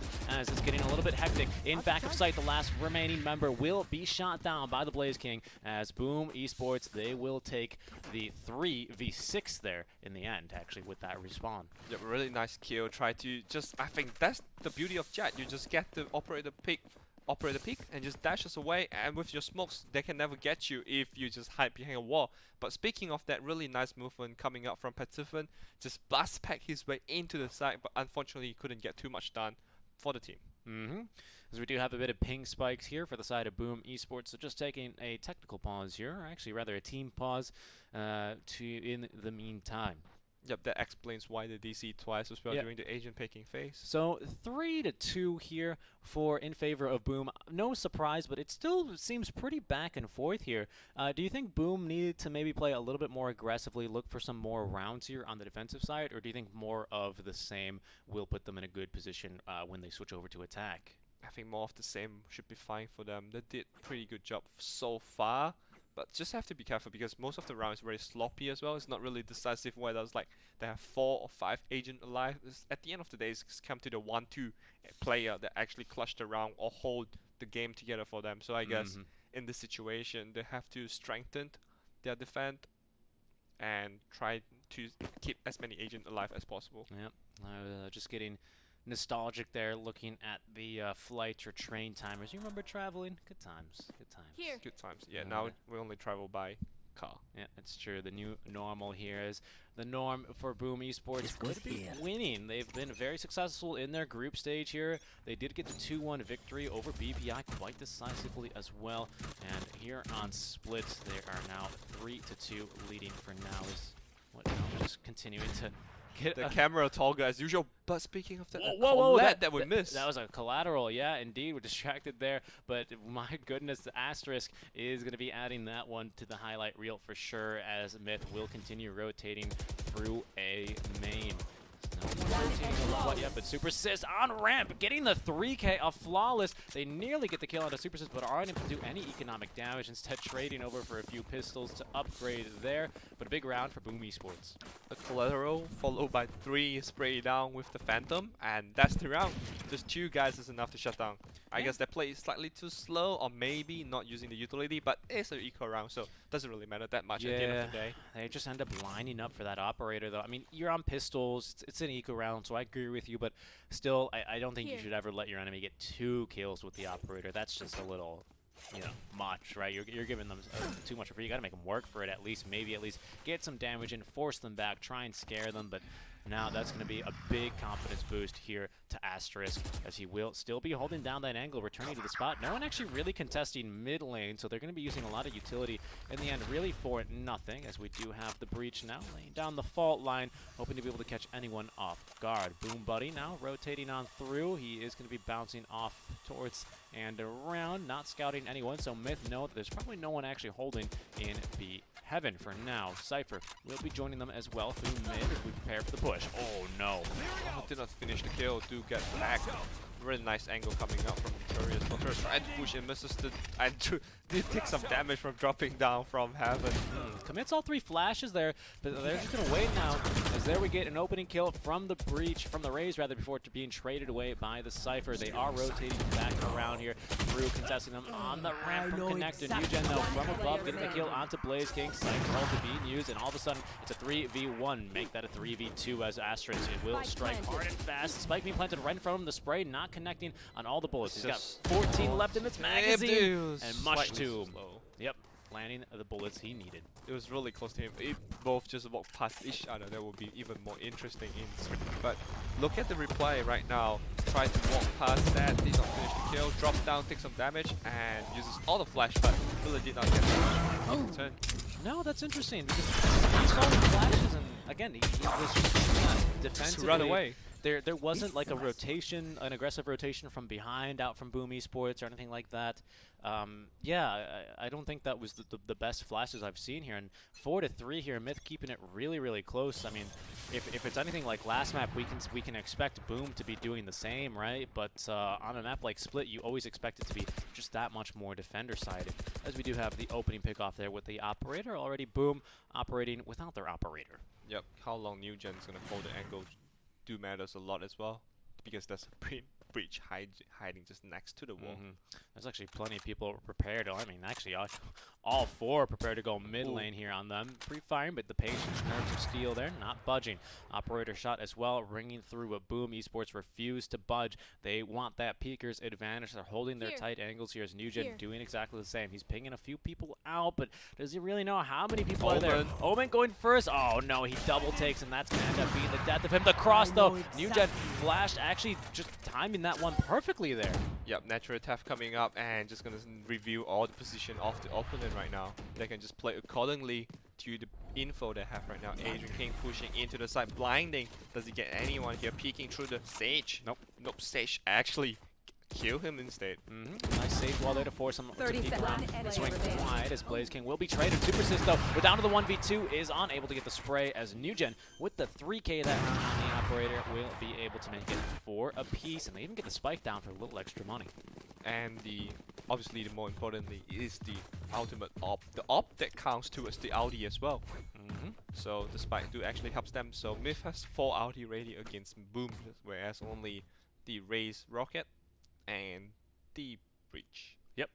Raise Rocket, though, I mean, that could be extremely deadly here, right? But both sides do have that one available. Breach, as well with the Rolling Thunder, can really just completely nullify a push by plenty of time. But we'll see how we get started here, as it might be looking like we're going to be poking towards B garage now. Once again, Boom set up very aggressively towards mid lane with the operator shots bringing out from the defense. Showstopper. Showstopper being fired. They're going to get half damage down there to the breach, but unable to find a kill there as the cluster nades unable to get the job done. Patifin, though, following up immediately, though, with the Vandal, as we still hear plenty of shots ringing out. Nice job there. Even though they were paranoid, they were able to get the spray onto the man holding on the Raptors. Yep, nice. Yep. Showstopper coming up in return. Adrian Kane to get the kill, and can he get 2 kills? No, nothing being done. And New Gen come out big, getting the kill as well as Asterix getting the Love family, but 1v3 with the Blade Storm. Oh, and the revive, a bit aggressive here, I think. But that should definitely secure them around here. Asterisk only with the Spectre is going to be hard pressed to really try and clutch this one out. Does have the ulti, but I mean, just look, everyone is going to be ready for him to be showing up to this party right at this point. He was running all the way until he heard the Resurrect, and I was like, maybe I should stop running and just let them have the round. Do you think it's a waste for the Resurrect? Is reasonable in this situation? I don't think it's wasteful, because it does pretty much secure them this round. But it could be better used. I think it could be better. Yeah. I think using the res on attack, it's hard to really find a good opportunity to use it, and frequently I feel like, especially for myself, you can find yourself in this too good to use syndrome. Yep. So I'd rather be having it used as soon as it's ready, rather than just being just constantly ready to be used and never being used. Right? That's what happened when I played Reyna as well. I have the Yeah. Emperor ready, but I was like, I got 2 kills, but I don't need it. I don't need it. I don't need it. So I'd rather see just, hey, just use your abilities. Use your abilities. Make sure you're using every single advantage here. Rocket this is for actually land, but the Jet just playing too well. Just dashes into the site. And even the peak out from, I believe that was the Cypher in sight, was unable to actually follow through onto the headshot there onto Jet. So she lives, and a nice double swing out from the enemy raise to equalize there. As we will now have a lead from Myth. Not something we are used to seeing, I want to say, here on Split. Yep, was playing from back all the time, and now finally get a round hit. And that's so loud. What, the camera, hey? Yeah, he's just spamming He just that. repeat it all the rounds, though. Yeah, he really does. As they will shoot the boom bot, so they know that there's at least a Vandal there, but will they suspect So 3 close! enemies? Wow. Didn't get it. Too Down. many people there to get a return assist to get 1 kill. Oh, the flash! What? The Paranara coming up from Omens. Big. Yeah, indeed, and the triple spray there for the super assist before they're traded away now, but a big rotation there. So we will have one lurking from behind, actually, already. It's going to be the Breach. Needs to be able to get up here into sewers. Notorious as well, ready to go through ramps to be able to try and secure this round. A 3v2, definitely by no means a free round is, oh no, Adrian King rotating away just at a very poorly timed. And that's going to allow the spike to be planted. New Gen spamming through that smoke to make sure they can actually get the plant down. Let's see if they're able to now get it work. It's the Rolling Thunder now going on through. Decent damage here. A Blaze King to follow up onto 1. He's got the rifle back out, but the operator ranked that. The Phantom instead from New Gen to the face there to return now. Making the spike diffuse, but it's New Gen still clutching this one out now. A 2-round advantage, as well as Boom going to be forced to eco here. That started off so well for them. The crosshair placement was perfect, holding on the hit level, but he just didn't manage to connect the first few shots and just pay with his life and the round, more importantly. Myth do get up 6-4, really nice. I thought Myth could have more agent alive, but the trade-off coming up from the Boom, the unexpected surprise kills do put them into a very close round, into a 1-to-1 clutch situation. Yeah, the lurker from behind actually not really yielding too much for them, unfortunately. So it's definitely not ideal for them here. We will have the knives active, the Nico round for Myth, but we do still have these Jet Blade Fury, so important to be aware of that as Cypher continues to maybe just continue to spam that camera. Old wartime tactics make it seem like there's actually way more people here. It's so bad to look at. Yep, 4-6, and have to both Jet once again have the Blitzstorm ready, and I believe that I heard one of them have casted it as well.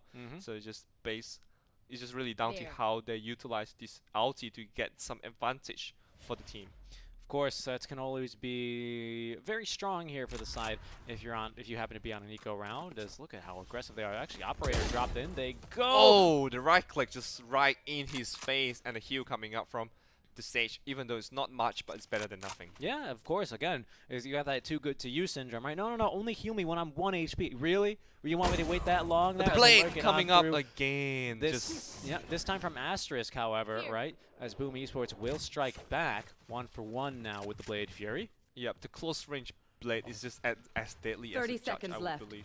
Yeah, we have someone holding a really tight angle there. Unfortunately, Notorious is unable to actually find a single pick. Newgen now with updraft. Looking very aggressive. The second one being used. The knives, unfortunately, will not connect. Blaze King, 53 HP, is unable to actually get the kill there onto Sage, but he has scouted a few more. Slow Orb is going to whiff, unfortunately. Mushroom going, who put that there? That's bad for that, but still have the blades ready. Boom, don't count them out yet. Definitely have the blade ready. Adrian King are going in slightly too early. I think there's a miscoordination between the teammates. Do get one kill and a dash away. Can he get another one? Misses the right click on the second on Patifan. Patifan calmly and collect the kill. Yeah, indeed. I think I agree with you. I think the coordination could have been a bit better there. And I like to say 5 is the magic number here on attack. How about 7? How's 7? Will 8 do even potentially? Is this going to be a forced buy scenario for Boom Esports now on the defense? They will have that glass cannon operator available for Asterisk. But he's popped off in the first half, and since then has kind of been mellowed out here by the aggressiveness of Newgen. I think if Myth actually keep playing this way, they have a chance to get the 8th round on board for themselves as well. I guess with the weapon range advantage, they can just slowly play into the game, and with the operator, this guy just keep repeating the same thing every round.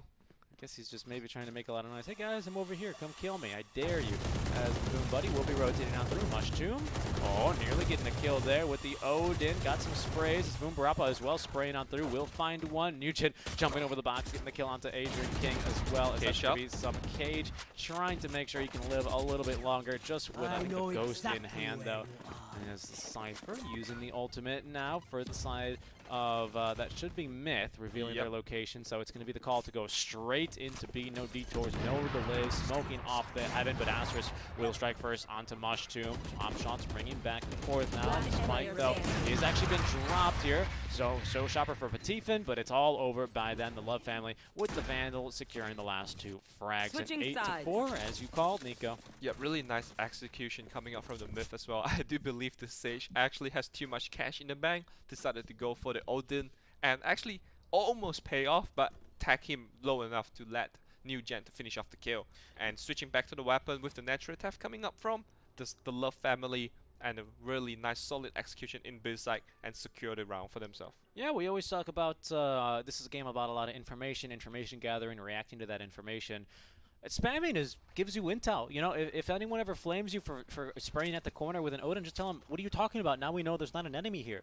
But in that scenario, they did actually figure out that there was an enemy hiding in that specific spot. That allows the Jet to just kind of updraft and immediately kill him, stopping any sort of counterplay. It's a very expensive intel though. It's like 3.2. Yeah, well, you know, for the Odin. I'm a Sage. How else am I supposed to get intel? Is what I would counter with here as we see Boom. Ooh, now, wow, with a quick little dink there. The Mushroom going to be dropping the wall in return. As no rotations thus far, but Newgen actually very aggressively. Where did he get that pick? It was actually mid lane here, as he's going to be located currently in vents. Boom, and Newgen will be popping off, but Asterisk is going to find one more to equalize. Now the Love family holding in here with the classic. That's quite ideal, but the double drop.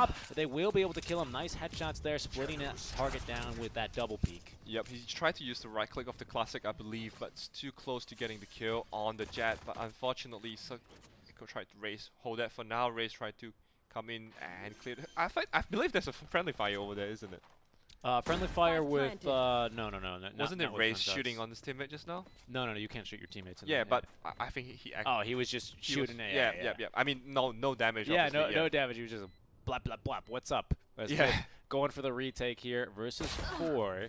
They do have that anti-eco, and that's a good start. Mushroom, I think, getting that one over from a main now as Super Sis is able to tag at least 1 or 2 as they head back to try and win this pistol round. Boom, though, Blaze King is going to find 2, and Super Sis to secure the last kill there.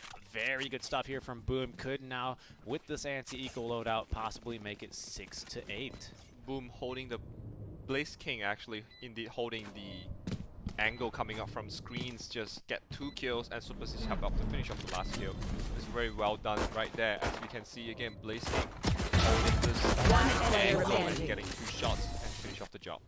Yep, very well indeed. Very well done. A much needed win here for Boom Esports. If they lose that, whoa, whoa, whoa, look at the buy here. 4 Buckies is the call. Let's go, ladies and gentlemen. The Bucky best weapon here. 5 Buckies. How can they stop this, Nico? I guess just play the range game, but if they just keep staking to the wall, then that's a different story. Seconds right. Well, we'll see how it goes for them here as they are going to be able to dodge out the boom bot, maybe giving some false information there as the Sage Wall will be bursted through very quickly. Now turning with the Bucky in hand, ready to go. Cluster nade keeping them back down. New Gen ready to go. Takes a bit of damage here, but Bucky still in hand could turn this one around. Look at how powerful that gun is. I'm still waiting how this 5 Bucky gonna play out with. Can they actually hold it around? It's gonna be big for Myth. I think Myth is playing 5 Bucky because they have 3 rounds ahead. So it's like, let's experiment this. If we lose this and the next round, we're still ahead by 1. I understand the point. Maybe trying to catch them off guard, right? We'll see, though. I think Boom, they know something's up. They're playing much too aggressively. Bucky. There's the first Bucky. Now they know something's wrong. Spraying through smoke, 24 HP, shooting at the feet, though. Those pellets not going to connect. Oh, I need to be careful of the breach ultimate. Not ultimate, rather the utility nearly being used there. The Boom, they found 2 openings. Now continuing to just spray through smoke with the Buckies here. Unable to net them any kills here as Blaze King will swing around. No, he's not. New Gen 7 HP will now get walled by the Spectre through the little bit of flanks. There, Bucky able to get one. Boom Barappa at least finally getting one. Forced back by the flash here. Is in position. 1 shot in the chamber. Bucky, though, can 1 shot here by my last calculation. So Boom Barappa might be able to get a little bit more ego damage. Asterisk has actually picked up a Bucky for himself. Happy to do so there. Is going to hear some footsteps. The Bucky get it boys. done. 5 Buckies with 1 kill and killed by Bucky as well. No. I think it's a disaster round for them. Yeah, the greatest irony in life. What do you do when you give the enemy a Bucky? Well, Boom Barappa says you buy another Bucky. As Myth might go and again. a shorty as well. I mean, you like the aggression. It looks like Asterisk is actually going to hold on to the Bucky here. Yeah, they're going again for Buckies. What, did you think I was joking? Is this... Wait, that's some connection issue as well. Yeah. I guess there we go for a short pause for them to start off the ping. But speaking, that's a good time for us to talk about the Buckies as well. Yeah, let's do it. So 5 is not enough, so another 5 this round? Another 5 this round. 6 actually if you count the one being held by the Jet currently here. Asterisk on the side of Boom Esports holding on to that one. No, yeah, but that Bucky is, could potentially catch him off surprise here. Boom Esports again just going with a bit of a lighter buy this time, using any weapons they recovered. They didn't choose to carry too many Buckies through that round, unsurprisingly, but a few of the Spectres still actually remain on their side. Yep, and speaking of that, they have some upgraded weapons. I mean, not upgraded, they died last game, so... Wait, I think it's an upgraded weapon. There's only one need for the upgraded weapon. The rest of them, I think, Boom looking to be able to take it safe here, as we will be taking. Short little pause here, hoping to get the ping issues sorted out, but we see Asterisk with Bucky in hand, prepared and ready to get real aggressive here. This used to be the strat before the Jet Operator really became meta. Yeah, and speaking... I mean, Bucky is a very high risk, high reward. It's the same as Operator, but it's a close range Operator, I would say. You either land your shots or it's very hard for you to get away. But against the Spectre last time, the spray obviously do pay off better than the Bucky. Yep, very good job there on the Sage Wall, but that lets him know there's at least 4 mid here. Asterisk lurking on through. He's actually holding the spike, as well as the Boombot will be coming out from Patifa. Now looking for more damage with the Bucky from Asterisk, able to finish him off before Notorious straight away. A second kill with the Bucky now. Will we see the first Bucky ace here? There's some potential for it, Nico. I think you're really ready for that, man, as you're a Bucky fan in Valorant, I believe.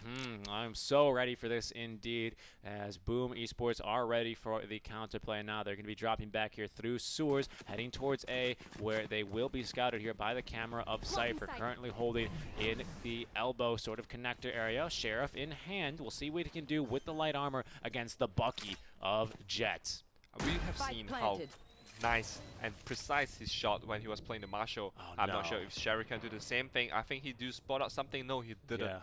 Go back to the screens. They might not know he's there. They might not know he's But it's there. closing really closely. They both should be meeting each other, and Yep. Spectre do have the higher firing rate and do get the upper hands in this situation. All right, Asterisk, you got 3 kills. You did drop that One Bucky, player though, so remaining. if you get the ace... okay, no chance now with Supersys getting that one. Mushroom, unfortunately, with Bucky in hand, it will be outranged by the SMG. Boom Esports, not a flawless round for them there, but they will once again escape with 4 agents alive. Alright, enough fun with Bucky. Let's get some serious business, boys. Vandal and Phantom indeed needed to get some rounds. 2 rounds with Bucky, didn't achieve much, and now serious business back into the game. You can't see this because the camera's not on, but I'm glaring daggers at Nico for daring to even call the Bucky Not a serious. How dare you? It's the most serious of weapons. But it is now time to get down to business for sure here for Myth, as the gap has closed up after winning the attacking half here. Boom Esports 1 away from equalizing, and they're looking pretty good on the attacking side here. You'd almost think this map was attacking favored. Yep, and Myth try to slowly sneak in the mid. Boom actually sneak in the middle and try to get for any peaks, but Myth is not giving any information. Now they're going to hear at least one boom bot going forward. Nice job there, putting that one on the ground, but Patif in there with the crossfire will be traded away. Mushroom trying to slow them down here a little bit with the orb, but Adrian King able to rotate around and pick that kill off. Control of B Tower now here for Boom Esports. Cypher not rotating yet. Now, there is Jet, actually. They have no more information. There's going to be the Cage now trying to stop the enemy Cypher from lurking forward too far aggressively, as we're on board now with the Blaze King. Love Family checking the cameras here a little bit, maybe trying to bait him out.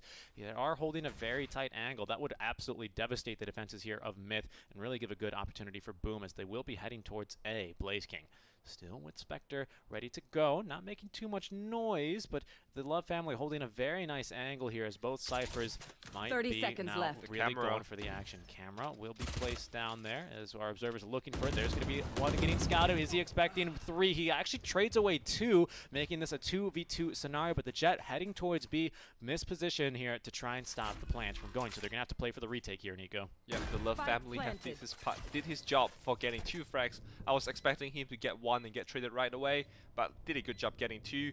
Unfortunately, didn't get the 3rd one, but I guess that's enough, and now is the time for his team to show up and to help out the team. Nice first smoke going out. Both holding elbow. And the ulti coming up, and dashes in.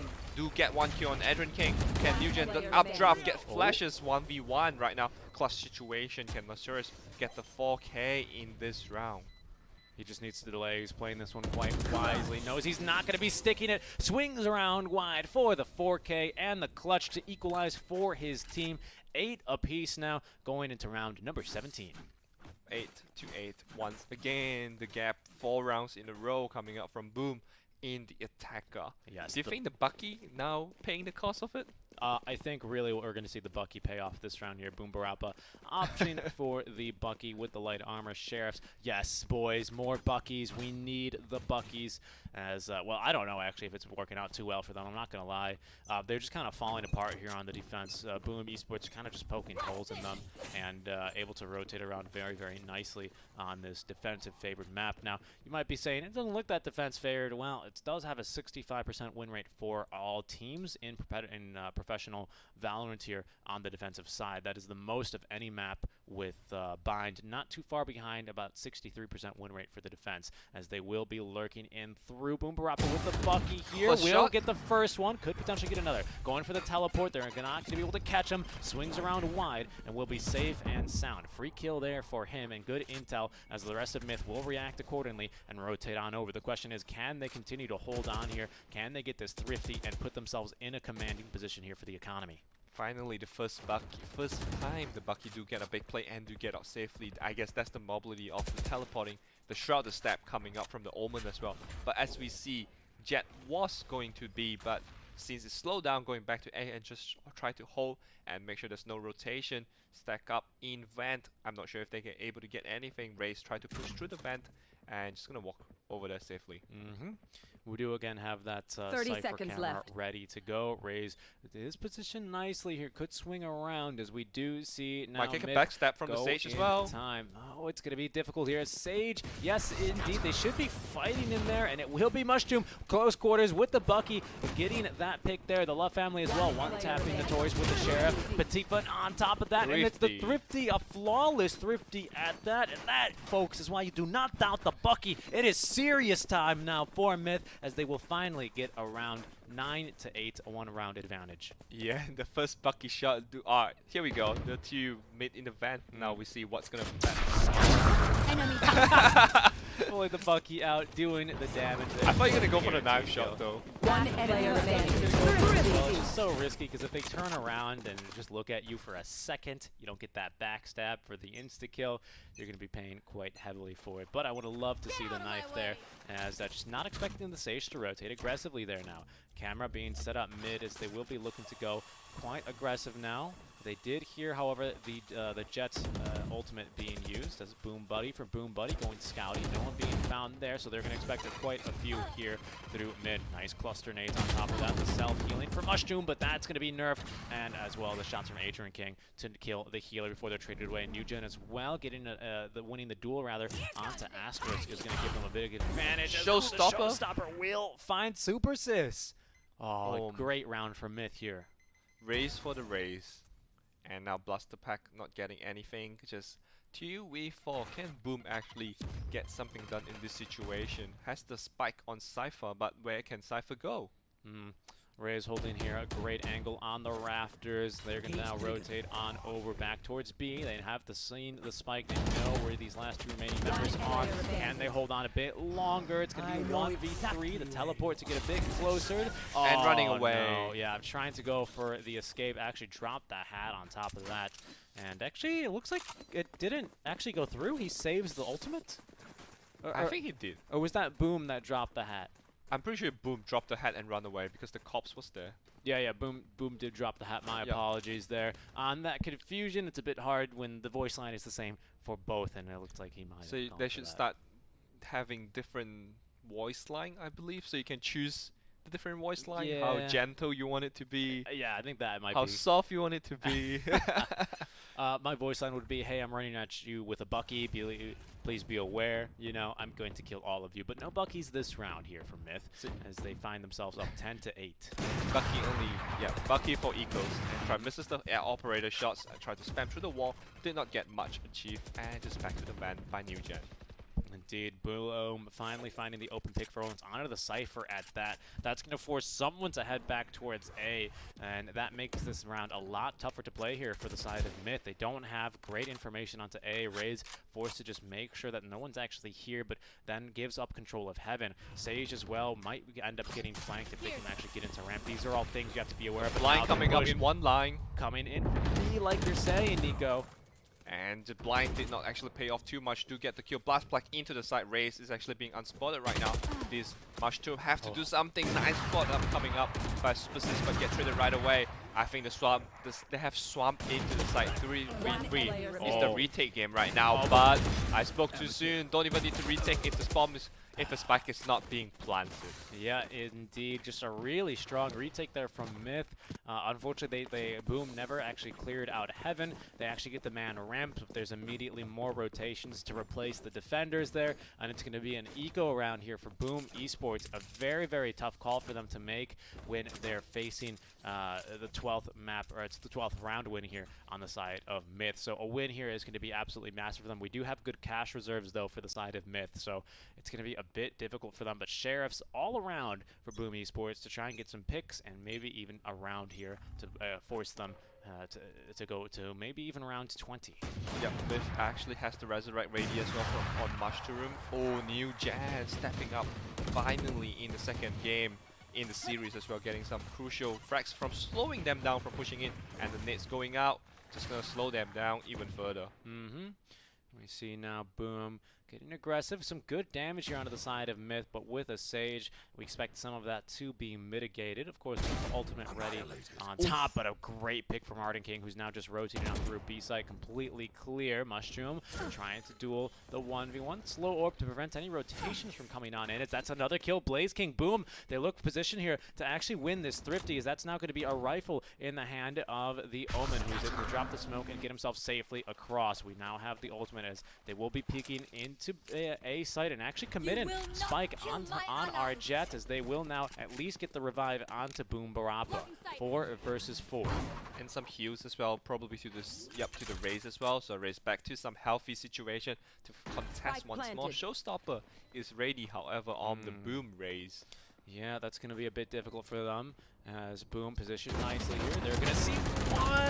Okay, finally able to get the spray down, able to actually back off into screens and now elbow. The 4v3 as NewGen again cutting the difference down a bit, landing a second shot there before being traded with the Sheriff. They're going to peek around tight, but the Showstopper going to make this a big win for Boom Esports. They even get away with the, just the Vandal. They're not able to get up for the Operator, doing that one a little bit too late, but a big thrifty win there for Boom Esports to make it 9-11 again. NewGen maxed out, able to actually buy a second Operator there on their side, making it the double Operator strat. But I'm going to look at this replay. It was a sloppy trade when both was facing each other. NewGen came in right time, but as the stated, he didn't realize that Jet was to the Heaven and get traded with the Sheriff. Yep, the Showstopper being used against an enemy holding towards ramp. It's going to be Jet with the Sheriff clutching that round for them. Boom Esports, they live to fight at least one more round, but here on the attack on Split, traditionally a very defensive side of the map, how many more rounds in a row can they do it to potentially still take a win? Yep, 9-11. Myth really need the next round to actually stabilize and believe that he's available. The Operator do land from NewGen. NewGen needs to be ready for the next one. But the camera, I don't think the camera spots him. No, and this is a great start from Myth. They're going to get a pick A, they're going to get a pick C, significantly reducing the strength here of Boom Esports. And now, look at this, 4, NewGen. Third one. Just Blaze incredible. King actually challenge him for that, and NewGen actually do deliver in the same angle with the Operator as well. Yeah, it's a bit dangerous for Boom, right? They did only manage to escape with one rifle, so even though they win the Thrifty, they still actually don't have a lot of money in the bank saved up, as they're going to be lurking here. Lurk. Oh, Boom Barappa actually getting the jump there. This could be a flawless round, as it will be. But T-Fen positioned nicely to get the Adrian King, who was running through smoke. Match Myth, point. they are looking to force a map 3 here. Not a whole lot of money in the bank here for Boom Esports. It's going to be a full buy from here on out. Of course, they might have enough to go around. Asterix, I imagine, is deciding whether to go to the Operator. He will, not dropping any weapons for his teammates. So it's basically believe in himself. Yeah, just believing in himself here. Let's see if he can get that opening trade. But you have to know that there's 2 Operator on Myth as well. So probably 2 choke point is going to be hard for them to cross through. So it's going to holding 2 choke points, and if Myth actually do this well, then it's going to be the 3rd game. If Boom get it back, then Myth still have a good chance and a fair chance to compete in the next round. But it really depends on how Boom going to play this out. Wants to get up in the air side to Cyber Cage being triggered. Ideally, Boom win this one pretty much flawlessly, as that's a good start there. Asterisk with the Operator, finding one. NewGen, though, in a very interesting position here. Indeed, finds one. Will not find the second to the dash away, giving him another opportunity. Will be ran down by the Spectre. Boom Barappa trading for one, but the SMG at good range here for Notorious will allow him to now fake the plant. Except this Operator, Mushroom, will be traded. Amazing trade here. Notorious with the 3K this round. 6 HP now instead, as Boom will actually win here. They are all able to escape now with an Operator at the very least and a rifle, so they do upgrade their weaponry and fight another round. The position of NewGen in the back of Sykes is very risky, I would say. I mean, yeah, he did get the first frags, but he misses the second frag. Yeah. And try to go for the Blade Storm and being wasted because it's too deep into the site when he tried to use the Blade Storm when the opponent just right next to him. He doesn't really have anywhere to back up to, right? He dash away. I mean, even though he updraft or to anywhere else, that's just too exposed. And I guess that's just very costly. I believe that there's a better position for even a Phantom or a Vandal compared to Operator in the back of Psych of the air Psych. Most definitely here as we see Boom Esports. It's still do or die time here for them. 3 ultimates available. Cypher able to drop the hats, Blade, Fury, and of course Rolling Thunder all ready to be used. Myth now still with a full buy round. They just need this one round to force a map number 3, but Boom Esports at least trying to play here for the tie. Yep, Boom actually has the Blade Storm ready this time. I believe that he casted it just to scare them away. Rolling Thunder coming in, try to clear up the site and air sites basically. That's through A actually. They're but faking it's a fake. through A. Yeah. And they're running actually. They fall for it. They did. They've taken the bait, but Boom have not moved into sight. Now they realize it's a fake. Cypher's like, no, guys, it's not here. As Cypher will at least be able to kill on Notorious. Now dropping the hat here is going to give them amazing intel. As there we go, Cypher revealing their locations. Asterisk will get one before Super Sis is dropped by the Showstopper. Oh no, peeked away at the wrong time. That's going to allow Mushroom to find the kill there. We're so close here. 2 enemies now holding in, having the operator shot from Asterisk doesn't come out in time. It's a 1v3 scenario. Myth positioned to take the map, force a map 3, and they will be able to do so. Nico, 1-1. The series will be going to our 3rd map. Very close matches here in the upper bracket semifinals. Yep, seems like you have predicted it early on. You said that's 2-1, so regardless of that, it's 1-1 right now. So you are almost correct. And I think I underestimated Myth, how Myth play in this round, and New Gen, as I keep mentioning his name, he do step up in this game and actually put this team on his back and get some crucial frags on the operator in both of attacking and defending side. Yeah, Asterisk does step up there, as does Nugent in kind, and just such a close round. Patifan as well, 21, 18, and 5. I mean, look at this. It's so close, the performance between just about everyone. I mean, even Adrian King having some really clutch rounds here. 2 first bloods as well. Not too bad for him. I mean, the only difference here being the breach to the Sage. Do you think this would have played out any differently had we seen a bit of a different agent composition for the side of Boom? I think the Mushroom didn't really play out too well in this game, even though he has 2 resurrect, but the round still lost. But I would say that it's just basically, it's not so much on the agent composition, it's just the overall aim of the team has improved. As you said, New Gen has only 1 first blood, and look at this, 5 first blood in the second map. Yeah, no, definitely really stepped it up here. Definitely a really big impact here for sure.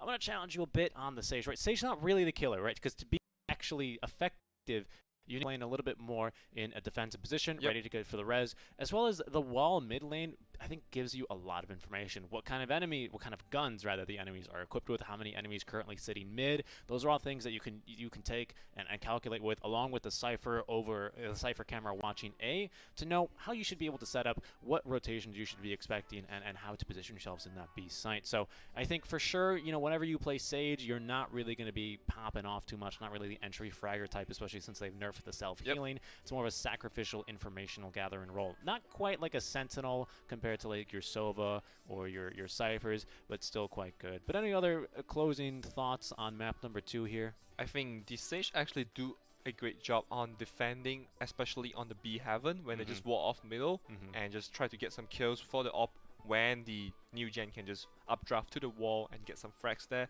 I believe that really down to how they're going to play the 3rd map, and I believe that our 3rd map should be buying, isn't it? It is bind. Myth starting off on defense, but we'll let our panel talk to you about what to expect from there and what to look forward to here, as we will be going to game number 3. Take it away, Avo Plus and the boys after a short break.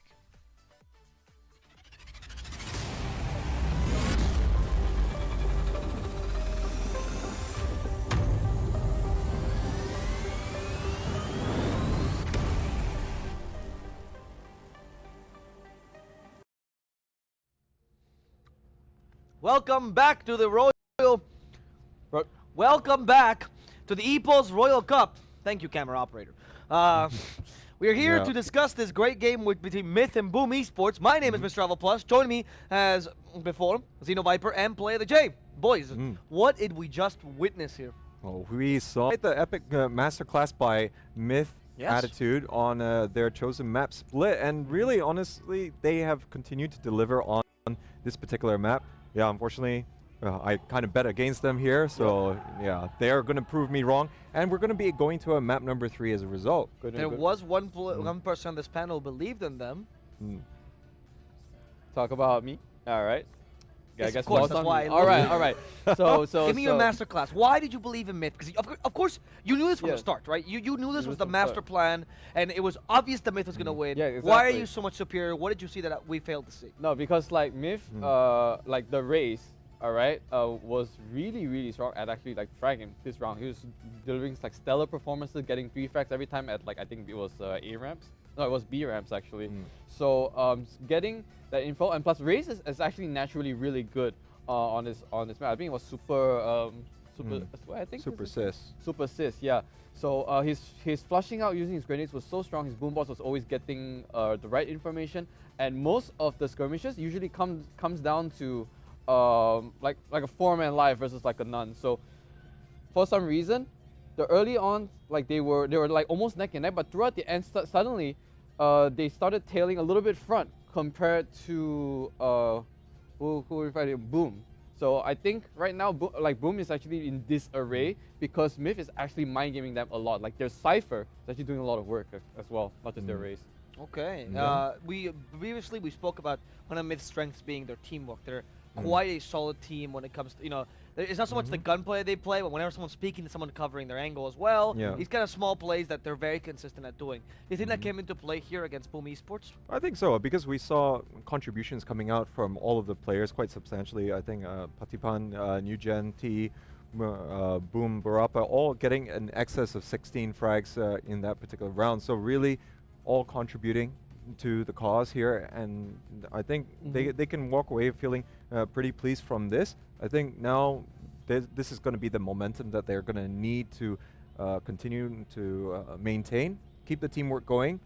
Third map is going to be on Bind, so that's going to be something where we're going to have to see a little bit more apprehension coming out from Boom, but I dare say that for Boom Esports this is going to actually be a positive for them, because Split, I would dare say, is it is the least played map so far here in this tournament. Very defensive side. And we've seen the kind of lineup that Boom Esports is bringing here. Maybe it's not going to be as consistent with most of the matches that they've played so far. They're not bringing the Reyna. They're playing something relatively standard, but with a Raze inside their composition. So now moving over to Bind, it's going to be playing more into their core. But once again. But let's not forget, Bind is also the map that Myth also likes to bring a lot of buckies. Oh, that's I like that you mentioned that. Do you think we're gonna see some of that potential cheese in this round? Well, I mean, let's look at the Vision Striker game. We saw Zest bringing out the Judge, and there's not really going to be much that these players won't do to grind out the win if it's needed, because there are going to be all these choky avenues, which really lends a lot to the strengths of shotguns. So. Yep. Okay, can we speak about that for a second? I know you had a point, but I want to touch on this shotgun idea, because some teams, when they go for this half buy, or even almost always either half buy round or sometimes the anti-eco, yes, they will go for the shotguns to try to punish their opponents. So while other teams would rather go for the simple SMGs. I want to hear, what are the situations where one is better than the other? What are the advantages here of going for the shotguns? I think it depends on how you look at your ecos round. So let's just say if you're already losing like Older 1, for example, sometimes just getting a shoddy and just camping out, like if you understand, it's like maybe like showers in Bind, right?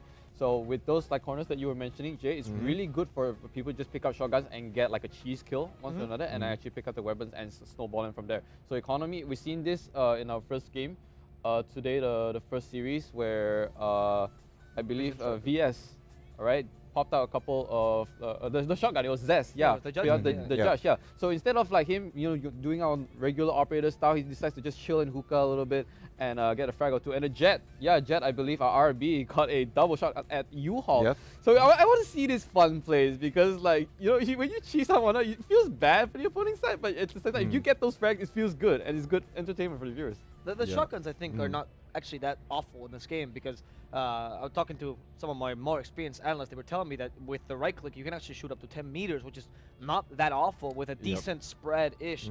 But I mean, compared to other games where we see the shotguns, they're almost a meme at this point, right? They're really only in tight corners. They only work in close range. But in this game, they're balanced enough so that they're not too powerful in tight corners, but they're certainly still usable. But of course, please do not stand in a shootout 10 Yeah. meters away going pew. Oh, come on, let's be Well- real. They're really cheap. They're like dirt cheap, and that's why we call them the cheese. You know, if they're a little bit more balanced in terms of like a price, maybe like people won't actually pick them up. They would never pick a Bucky over a Spectre, Yes. for example. But because of its cost and how much damage it is, it's literally one hit. So as long as your crosshairs in place, you score a free gun. Yeah, and if you can get away with it, that's a huge thing there. Yeah, Yep. the snapshot of the right click for the Bucky definitely going to be absolutely useful for these kind of plays. But depends what kind of side you're playing on as well. True. Because Where do they work defense, you will want to have them the attack. They need to push into you. They need to push into U-Haul. They need to push down showers or into hookah. These are all going to be avenues for death and destruction, to say the least. But of course, we've seen a lot of excellent Jets so far in this tournament, where they know how to create space, burst in on site, use the cloud burst and tailwind straight in there. So even on a pistol round or on a eco round, we can expect to see even a super shorty being busted out. Okay. Yeah. So we're about to get started with the next game of the, well, sorry, the last game of the series, actually. There's no more. I need to hear your predictions. This is the final one, right? And it's for all the marbles. Come on, you heard me, right? Myth 2-1 boom. It's coming Wait, it's coming to fruition. Oh, you think Myth is beating Boom? Yeah, exactly. Okay, right. Myth 2-1 Boom. Okay. Right. No explanation needed, I guess. Just yeah, you believe in Myth, right? Throw the papers on the floor. There we go. It's the I'll pick that up. All right. it was the most Malaysian Anticlimactic outburst throw I've ever seen. Throw of the game. Got it. Okay, 2 times for that level of emphasis. What about you? Fantastic. I need your prediction too. But he needs to. Oh, Boom for the upper bracket It's not even. finals. You're not even considering it. You're so certain about this Boom pick. Kind of, yes. It's always Okay. been it's always been myth, man. Come on. It's always been Give it myth. him. Well, it wasn't myth in game number 1. It wasn't it wasn't AAA in game number 1, and VS did come back with a strong 2-1 for second and third game. So I believe that's what's going to happen for Myth. Oh. Okay, it's He- a completely he- different game, but Trust in no, I mean, this is how it works, man. It's just numbers. It's very simple. Trust in Valorant is not a hard game to handle. trust in the 5. I'm good. In 5, not the 5. There's no The article 5? to him. You gotta watch the show. A You Yeah. can't dress like him and not watch the show. That's coming up. oh god. Anyway, my casters aside, we have the overwhelming confidence that he shows, that Xeno Viper shows, and just the apathy from Jay. Absolutely. I mean, I'm kind of. Hey, this is it's me. working for me, you know. And I see this. I see what you're going for. Let's see who's correct. If it's the apathy, or if it's the comfort, if it's the passion, or the certain analysis. If it's Myth or Boom Esports, I think this last round to stay in the winners brackets and not go to the spooky lower brackets where the best of ones await them. Without further ado, we're gonna move to the casters. Take it away, Seekin, Strikin, Nico.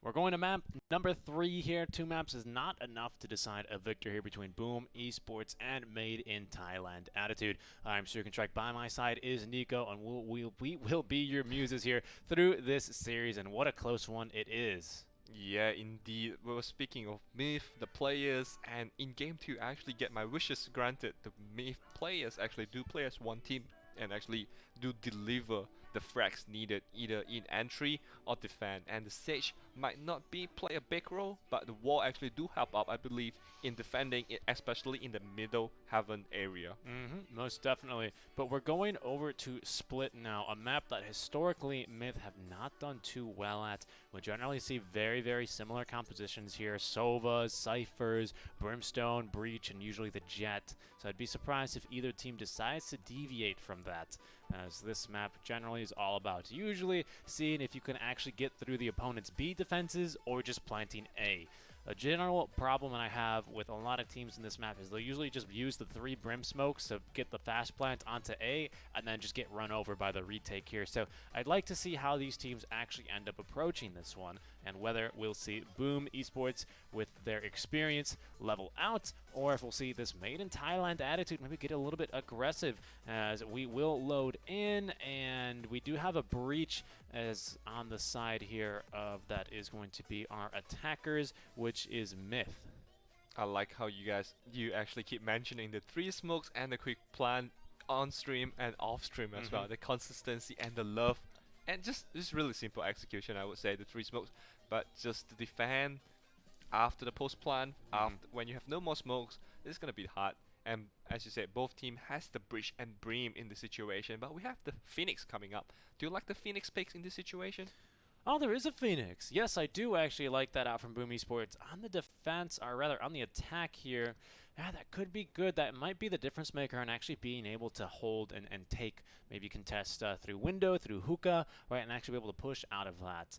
They're going to need to coordinate a strong push as well. They actually have plenty of flashes, plenty of utility here. Without a Cypher, though, here for the side of Boom Esports, which you generally have holding back towards A to make sure that they can hold on to the teleporter, scout how many people go through that thing in case you somehow have your headphones on and you don't hear H bonk. But we will be getting right back into it as we'll take a look here. A little bit of one of our vermin friends, little cutie, on the wall. But Boom Esports here on the attack. I kind of do like the lineup here, definitely quite a bit, as we will settle into a bit of a technical pause here. Yep. SCA fans, SCA Esports fans, rather, really no stranger to technical pauses at the beginning of each match, right? Yep. It's better in the beginning of each match than debuting. I call the pause, but the match begin, I believe. And in this situation, I believe that the Phoenix, as you say, have the flash, have to run it back to actually help out the team in either attack or defend. But however, the Cyber Cage might play out as well in the situation for the slowing down the enemy, because when you walk into the cage, the whole team hears you. So it's going to be a little bit difficult here, definitely for both sides, because the Cypher can really slow down a push. So we see a few people playing with the spices, and a spicy series it has been indeed, hasn't it? Yep, and close game most of the games, as well as we see so many OTs, and this is back to a best of 1 series again. Best of 3, but 1-1, so I will call it best of 1 in the end of the day. Yep, resets down to a best of 1 as winner will move on into the winners finals, not the grand finals, where they have Vision Strikers awaiting them, and the loser will go on down to the best of 3 match. Not a best of 1. I think it's actually back to a best of 1, isn't it? The first 2 rounds. I believe so too. And Vision Strikers, as we said in the earlier series, do come back from the first round lose and do come back in the second and the third game. So can Myth actually repeat what Vision Strikers have done? Let's witness this. The round has begun. Yeah, indeed. As Adrian King heading on over to hookah, does have the both flashes and the flame wall. Actually, not the flame wall ready to be used, but it's that's going to be the hot hands. Nice camera setup here, but no one actually contesting. It's mostly A that they were expecting, perhaps, as there go the smokes down, the flash as well, to be able to get the entrance to the site. There's only one man here, though. It's actually the Cypher. All 5 from Boom Esports will now swarm on in and prepare to plant that spike. The retake here, it's going to be a little bit difficult here on the pistol arm, but they're stacking up to actually go through the teleporter all together here as we're on board now, just on our drone camera. Into hookah they go, continue to try and fight. Boom, strike first there, but Nugent at least returns the favor, unable to actually get the kill onto Sova. Still alive, going for the right clicks though, and will eventually lose out to Nugent. Yes, and doing the 3-2 right now. Myth tried to get the kill, and no, Adrian King do go down. 3 frags for Nugent. Nugent going for the 4, and do come back and secure the round, defusing, giving to Nugent. Yeah, they do a good job there actually with the retake, utilizing the teleporter nicely all together. Doesn't really look like Myth were expecting them to come from there. They were kind of setting up to hold from the connector from back of B, and instead it's the teleporter used very, very nicely there. Good decision making by Myth to go through all together to try and minimize the risks there, and now they're going to settle up for the anti-ego. Yep, 1-0. First pistol round, I believe, being taken by Myth so far, if I'm not mistaken, because most of the round was Boom winning the pistol round, and 1-0 here, going for the Spectre and Ares. I believe I've seen one of them on Myth. Let's see how much they can achieve. They're going to be in a good position here, of course, not going to be contesting really A short or even B shorts, because they don't want to get picked off by a shorty or anything that's a bit too risky. But a Blaze King opening it up there, headshot from the Sheriff into Showers as Mushroom trying to collect that ultimate orb. Adrian King as well. They're going to be forced one off and actually get the headshot there with a full Vandal off from Petit. does actually have heavy armor as well, trying to spam here through the wall, maybe in a bit of a tough spot. But he do need to realize that there's more than 2 on the side. Do get a good job so far. Getting the the Sheriff in your face. But however, the Love family got back in time and do get a kill. Sheriff did not connect by Adrian King, and now I guess it's a little bit hard for Boom to win this round. Who gave you that Ares, Boom? As he's going to be able to hit a pretty nice shot dart here, forcing him off and away. Nice peek there onto Nugent, but the wall's not going to be great enough. The Love family here holding on to the Vandal. Very big win here for the side of Myth. 2-2-0, but it's going to be Boom Esports now settling up here with full buys all around against, it looks like Boom Barappa, the only one probably not going to be upgrading that Spectre. A round win here is going to be pretty crucial for them as we get ready for round number 3. Yeah, very good play coming up from the Cypher, calmly getting the first shot in the window and try to shoot through the trunk, I would call it, but did not connect that. But however, the Cyber Cage just saved his life, get another kill, but a little unfortunate, go into the face-to-face, face check the Sheriff basically. Yeah, really needed to hit that opening shot there as they were unable to do so. Boom, strike now hard. They're going to get one. And actually, Adrian King getting both entry frags. That's the Cypher now down as well as the Breach. That's a lot of their utility down. Myth has just completely fallen apart this round here, however, as they only have the Brim and the Sova left to work with. Yep, and I think Myth's just going to give up this round and just secure the weapons. But Boompara try to prove me wrong. Oh, nope. They're going to scout him there as he's on his iPad. Kids these days, just always on their phones. As Mushroom is going to go now, rotate over to the attacker spawn. And I guess just try and save this weaponry. So Boom Esports, they could be looking for this exit frag. I think it would behoove them quite nicely. Super Sis Vandal out checking his corners here as he will swing around. Oh, beautiful shot though. That's going to now be a Vandal into the hands here of Mushroom. They are rotating from behind, however, as they will scan one man looking for him. They're going to think he retreated back towards the defender spawn, or the attacker spawn rather. Asterisk could find him, pinging him out here as well. Probably just going to wait for the end timer to now try and go for it. Is ended up running a bit, swinging wide. He knows he's there, but unwilling to risk losing the gun. Dash away just to make sure, even though that's 2 innings, I guess. It's better to use the utility. Yeah, exactly. Bring it to next round anyway. No, definitely.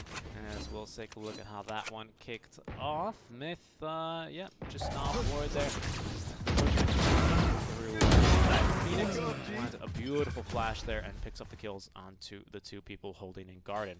Yep, just run in, get the job done. That's what Phoenix being picked for. And now 2-2-1, Sova do has the Hunter's Fury ready, and just let's see if you're gonna commit this round to get some info or maybe get a kill. Yeah, I like this aggressiveness from the side of Boom Esports. They're not just doing the Brimstone strat every single round, as we will now get some intel trying to force people out of U-Haul from all the way actually from just the A link here. Doesn't really tag anyone, doesn't get any information. Is Mushroom actually pretty low on HP here. Myth still quite healthy though. Holding on the line, just 6 HP.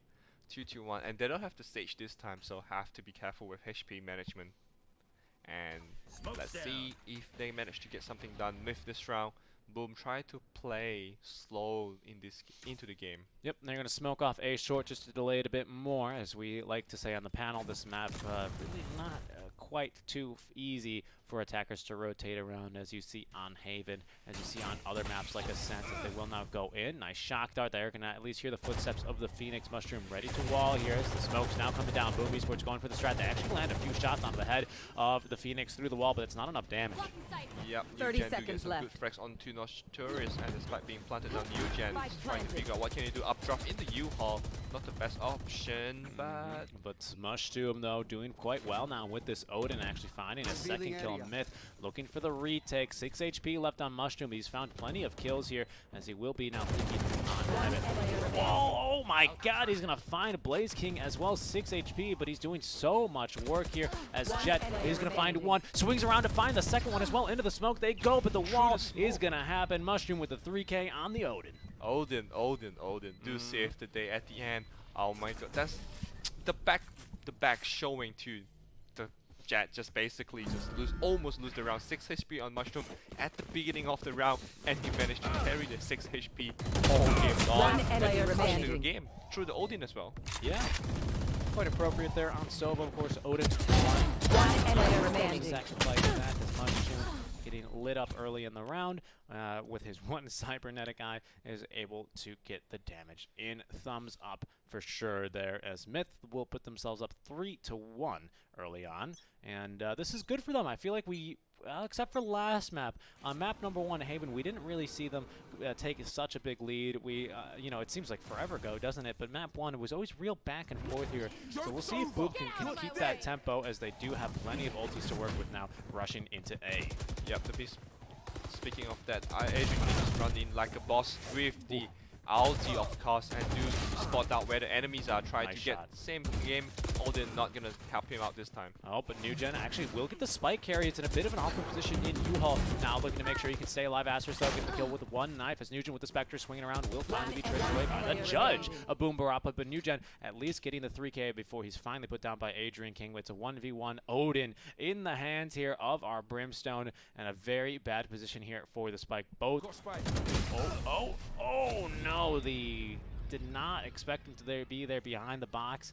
Surprised we didn't see a flash or a flame wall or really the molly or anything actually out from the Phoenix, as he did use the ultimate quite nicely there to get some information in. Unfortunately, the team unable to find the duels necessary. Yeah, we tried to dry peek the opponent, but unfortunately he forget that he has to use the range. However, Brim actually played a smart game, taking the box after I think 1 second and then go up. So Phoenix wasn't expecting it to come out after the moment when he One enemy remaining. and I guess that's just win him the round 4-1 this time. Yeah, for good me. job by NewGen just holding his ground there, and U-Haul getting a few extra kills here and there, really ending up making the difference. As now 4-1, Myth positioned to possibly run away with this. I would say, oh my god, what happened there? Just completely murdered down B as well as an A short. So another round not really going too well for Boom. The eco round, of course, you would expect it not to go fantastic for them, but Boom Barappa with the judge in the hand. Pick up one more. Misses, but finally will connect on the shot that it matters. So you can see, don't worry guys, I had that one. I had it. Yeah, it was pretty close. First one sloppy, second one sloppy. Oh, do get a nice shot. Asterix actually sheriff of the Love family, but only remains 36 HP here. Teleporter being used, and Patifan finish off the kill with Vandal. 3K for him. Misses some highlights on the beginning of the round, but I believe that just some eco shots and some precise spray control. Yep. Indeed. An easy round to win, but one that you should not be messing up on for sure on the side of Myth. They do exactly that and put themselves up by 4. A very strong side here on the defensive half, right from them. What do you think Boom needs to start running a bit differently? Do you think maybe some more pressure A is in order? I think they're fine running into the site. It's just a matter of clearing the site. Too slow, I would say. I mean, that's my personal command. It's just slightly too slow and allow the retake to come back and just flush them out to the side. But regardless of that, most of the rounds is very close. It's only like one agent remaining for both teams, or either 2-on-2. It's not any decisive round so far. Just have to brushing up the play, and that should be fine, I would say. Do you think that comes down to just winning some duels then, down to individual players, or is it more down to actually taking control and putting yourself in a good position to actually win a round? I would say the last one you said, taking control, and I think faster execution and more decisive execution, I would say, in this situation. Yep. All right, I agree with you completely there. We'll see those. We will be picking up a few ultimates. We've got both actually Brimstone ultis, the Orbital Strike ready to be used, as they will actually be going through Tunnel. We normally don't go through there, but we'll allow it here for the side of Boom Esports. Also have the Rolling Thunder to work with, and at the drop of a hat, Myth still holding on there as well to the Hunter's Fury ready to be used, as we're on board with Super Sis now lurking on through B. So where is he looking here currently? There he is, Observer, letting us know, as we will have plenty of ultis used in coordination. 3 of them go down, all the ones I just listed. Mushroom actually getting 2 here with the Hunter's Fury, completely stopping this push coming out from Boom. I guess just line up perfectly for him coming in from Garden to just get the job done by the Hunter's Fury, and all these spraying through, trying to get some job done. There's not much time left. Can they actually get the spike down? 10 seconds, spike being planted right now. Patifan get 1 more kill, and spike, I guess that should be it for Myth. Yep, they actually killed the spike carry. Asterisk trying to probably hold on to this one. Oh, what a pick as the man coming through the teleporter will be murdered, but Asterisk able to hold on to this operator. It's going to be up to see if his team can actually afford to now full buy with them here. It looks like they do have the money for another buy round. Oh, for Boom Esports, my bad. They can kind of half buy here, but Asterisk has some decent money. We'll see what they opt to go for. It looks to be, again, with another eco. Yep, I would say Mushroom actually the MVP of the previous round of the Hunter's Fury, slowing that, not only slowing the opponent, but also getting 2 kills. That's really big for them. Yeah, it's really hard to be pushing from that angle as it's actually positioned very, very nicely. You're either going to have to go through the teleporter or just kind of hope that you're not hit with that Hunter's Fury charge there. Unfortunately, they chose the latter and were able to get murdered. We have this Odin on the map for so long now. It's just been just a constant weapon here on the side of Myth as they now go up 6-1 here. Very, very good stuff out from them. I think he would missed it. Nah, I actually do check the corner. I was thinking that he's gonna fly should teleporter to see if there's anyone outside of Hookah, but to just spot 2 with the drone, I think it's valuable drone in this situation. 6-1. Can Myth actually drag it further and build up the lead? Or Boom actually will take it back. Speaking of that, your favorite shotgun, Judge? Nope. The worst shotgun. Best shotgun is going to be definitely the Bucky, but it's already popping off here. Boom. They will find 2 here on this eco round, doing some nice eco damage. What was that flick? Excuse me, Notorious. He will be shot down, however, walled with the judges. Someone actually ended up using the orbital strike. They're a bit overkill, but finally, Blaze King will be shot down. The Love family will be that last fragger. And 7-1 then. This is a big, big lead here for Myth, but Boom Esports finally able to full buy, and it will be an operator in the hands of NewGen now. The 360 turnaround operator shot is just amazing. Although he get traded off, but I would say that, oh, one hand flexing. I would say that I was amazed that that should go into the highlight, the operator play. It's just so fast, so precise, and get the job done. Yeah, it's a shame that it's not going to net them the round here, however, as Boom Esports is unable to take sight. Oh, okay, that's a good start there. NewGen immediately dropping that operator. As I was saying, Boom Esports, this is kind of looking like their match on this map versus BBI here, in which they were 11-1 in the first half, and I think finishing them off 13-5 to send BBI into the lower bracket. Adrian King, though, back into A. Needs to be careful of the Van holding elbow. That is going to be, I believe, the enemy Cypher, but smoke's being dropped now as they will now complete the site's take. Yep, I think they will just play for the retake. 4v5, not too bad in this situation. Still have the ulti ready for the agents, and just gonna let's see how they're gonna play this out. This retake right now, playing slowly, coming up from elbow and spawn. Oh, a good fault line there. That smoke should be dissipating. Rolling Thunder now going on through, challenging with the knives. The Love family will get the pick onto 1 as Boom Notorious doing well here to actually get a few more. Wow, through the door and immediately gets killed by the operator. Asterisk holding all the way back from Hookah. Great positioning there. Boom Esports, not only do they take the round, but they actually save 4 weapons here. So great stuff from them. It's going to allow them to build a little bit more money and possibly make this even up to a 7-5 here if they can continue and win around here. But again, they actually rebuy the Odin. Can you believe that? Yeah, I think he had fun in the Mushroom and doing great job so far. Top fragging for the team, I guess. Whatever guns he buys, his team will just forgive him. But I would say that the last game, it was the NewGen being too aggressive that cost the round, I would say. Because as the round began, he just get picked off immediately and just exposed B completely, and the team just not gonna rotate. Yeah, definitely. Big flashes over the body blocks as NewGen able to get super assist.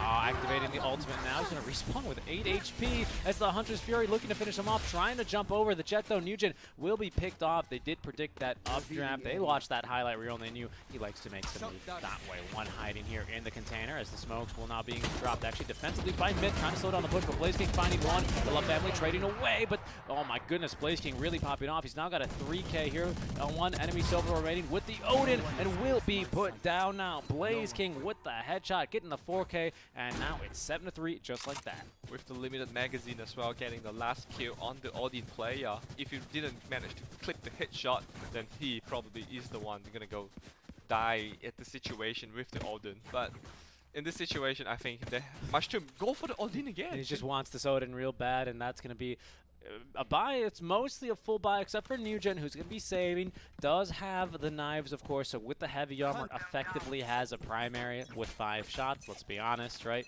So that's going to at least be quite advantageous, but a round win here for Boom is going to put them in a really, really good position here to actually get the 7-5. Very interesting play coming up from the Mushroom. I just not sure how much he value the weapon, and gonna see that from the play later in the game. It is stopping them from at least pushing them through A very effectively, right? 'Cause it's just not worked out. He's always walling them through showers and bath, and it's been completely effective here as the smokes. I don't think he's actually called anything in quite yet. Silva drone being deployed. Nugent still holding a tight angle, as they will be able to pick him off after he's scouted by the Owl drone. So the ulti being just absolutely demolished. Asterisk now dodging the Hunter's Fury, but he does tag 3 people here apiece with them. And oh, go ahead. Yep, and he just successfully hold the site once again with the Odin, and as you can see, Boom's player moving across the map to be in this situation.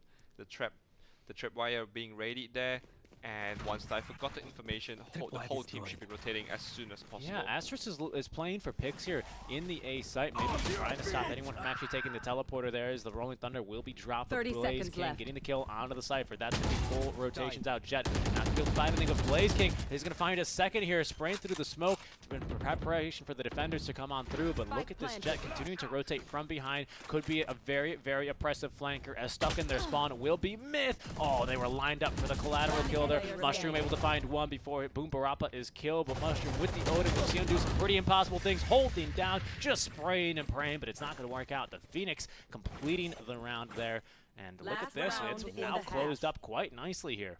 Last round in the half, indeed. Is it going to be 7-5 or 8-4? But regardless, Boom actually do pick up the pieces and put them together to get the kill back. Blaze King, we see that he has a lot of highlights play in this game just to get the team back in the score. Instead of just 1, get to 3. And Super Sis has really amazing performance in the last 2 rounds, and this game probably has to step up and get some frags for the team as well. Yeah, most definitely.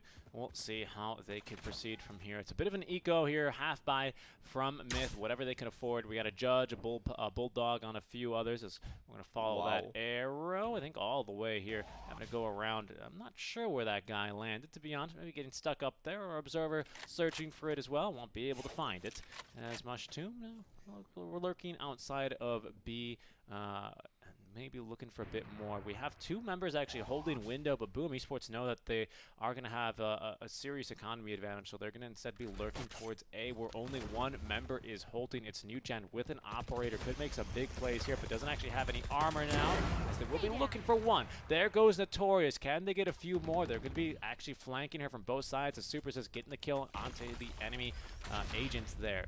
Boom Barappa now down, a big impact, a big member here for Myth. Yep, 4v4 right now. Nugent as the only one so far. Oh, misses the timing, didn't manage to get the Solva on Boom, but how much can he do with this weapon? Still full with utility, and just gonna see how he can dash out and updraft. Do get the nice timing as well.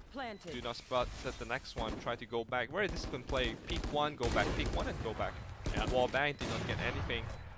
Mushroom as well, trying to go through the connector here. U-Haul still under control. Asterisk, nice. He's not going to find anyone there, though. As Super Sis able to sneak around. Nugent waiting for that off shot to ring out. Mushroom is going to find one, but the overall strike now will force them back up towards heaven. A 2v2 scenario here in Boom. They've actually done a pretty good job here thus far. Let's see if they can secure the round. The wall here, nearly get him, but Asterisk doing fantastic here from showers and bath. Last round and a half. We're looking at 7-5. Boom wants it. They kind of need it, and they're going to get it as Super Sis. It's a great recovery here, and it's going to be only a 2-round difference at the switch. Yep, from 7-1, I believe, and 4 rounds in a row by Boom, and now sitting in the defender sides. What do you think Boom should do to keep the lead? I mean, obviously winning the pistol round is important in this situation. But besides that, what can they do? I really think that Boom is just much better on the defensive side. I will say, I think they played very, very nicely here. They avoided, I think, what is a common mistake that teams will make with the Brimstone and going for the fast plant for A. You can see this time they take a little bit more control before they commit to the plant, because they know that they have the option of actually dropping back into the teleporter and Shrine instead for B site, right? So I really do like the patience here, not deciding to plant straight away. Yes, it buys more time for for the enemy to rotate, but you're not committed to the site until you plant. You can look for more kills here, and they are able to get themselves 5 rounds here in the half. So I think they're going to do quite well here on the defensive side here. The Cypher is still quite good on attack. It stops lurkers, but that's not really such a prevalent issue here for teams, as we will have a technical pause here. During the half. Again, C fans. Just C fans, you know, everyone from C is like, yes, of course, this is customary. Meanwhile, everyone watching from other regions of the world might be a little bit shocked to see this, but welcome to C Sports, what can I say? Yep, I mean, it's better to just pause now. So we will be getting unpaused. But we'll see here, because I gotta say, Boom Esports as well, without the Cypher, could find themselves getting scouted quite easily.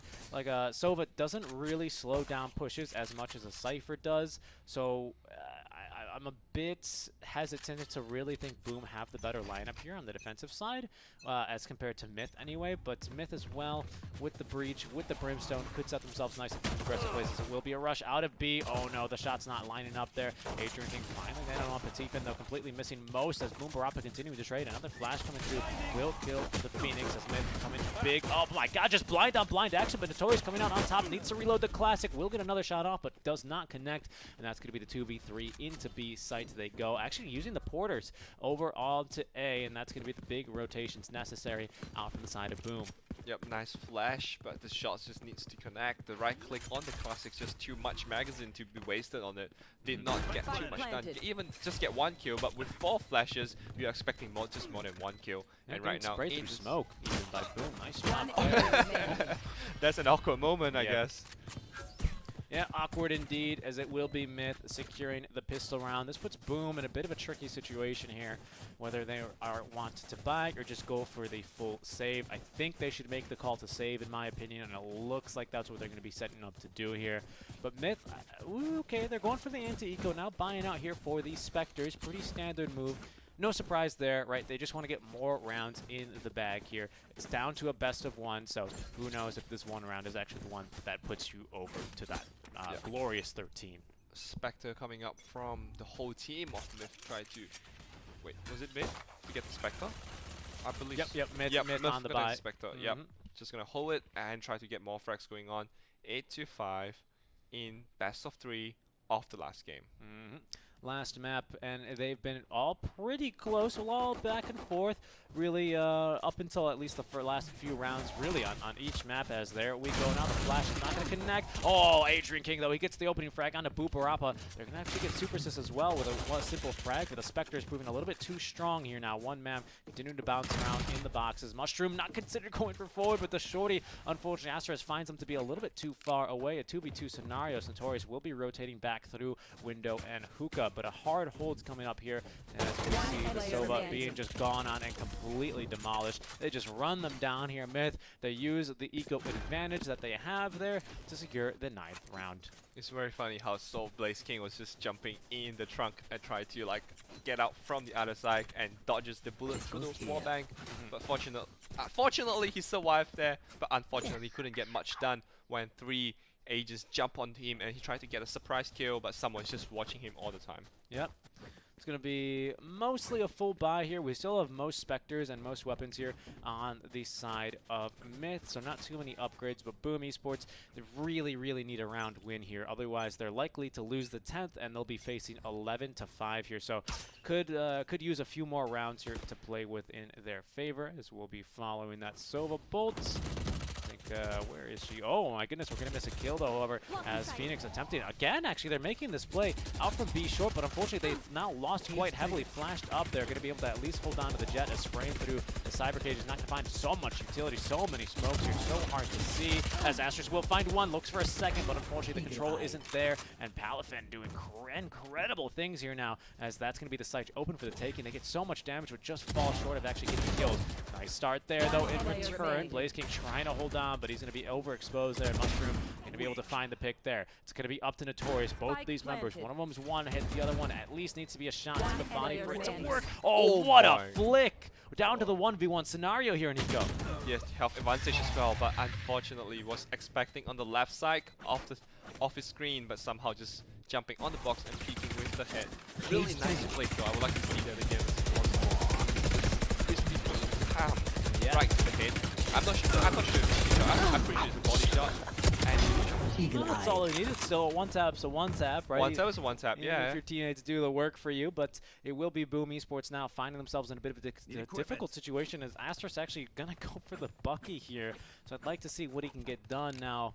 It is kind of getting a little bit dire for the side of Boom Esports. They need some early picks here as now they're going to try and be a little bit aggressive out through A short, but they might be expecting this Adrian K at least finding one before Nugent's able to trade him away. Looking for some sprays as that's going to be a good recon bolt. They will be able to put down Notorious and drop of the hat. Now Astros though with the Bucky shot onto the enemy's Sage. Jet will be able to fall back. Ooh, they hear one. A great flash here could put Jet in a precarious situation as Nugent will be able to wall bang that kill. It's going to be up to Supersys to try and hold on for a bit longer. Cyber Cage, though, they're going to try and spray through this one. The shot's not connecting, and that's going to be the 3v1 secured for Myth. 1 round away from being put into match points. Yeah, Myth did indeed play really well with the weapon advantage for them as well. The Bucky did come in surprised getting the first kill, dashes away, tried to get more done, but just too much to ask for from a Bucky. But I think Boom starting to like the Bucky after what Myth showed them the Bucky can be done. Yeah, I mean, they like it, but they don't like it that much, unfortunately, as it is not going to net them the win. Down by 6 rounds here. There's still time to come back, but it's going to need to be pretty lockstep here from the side of Boom Esports.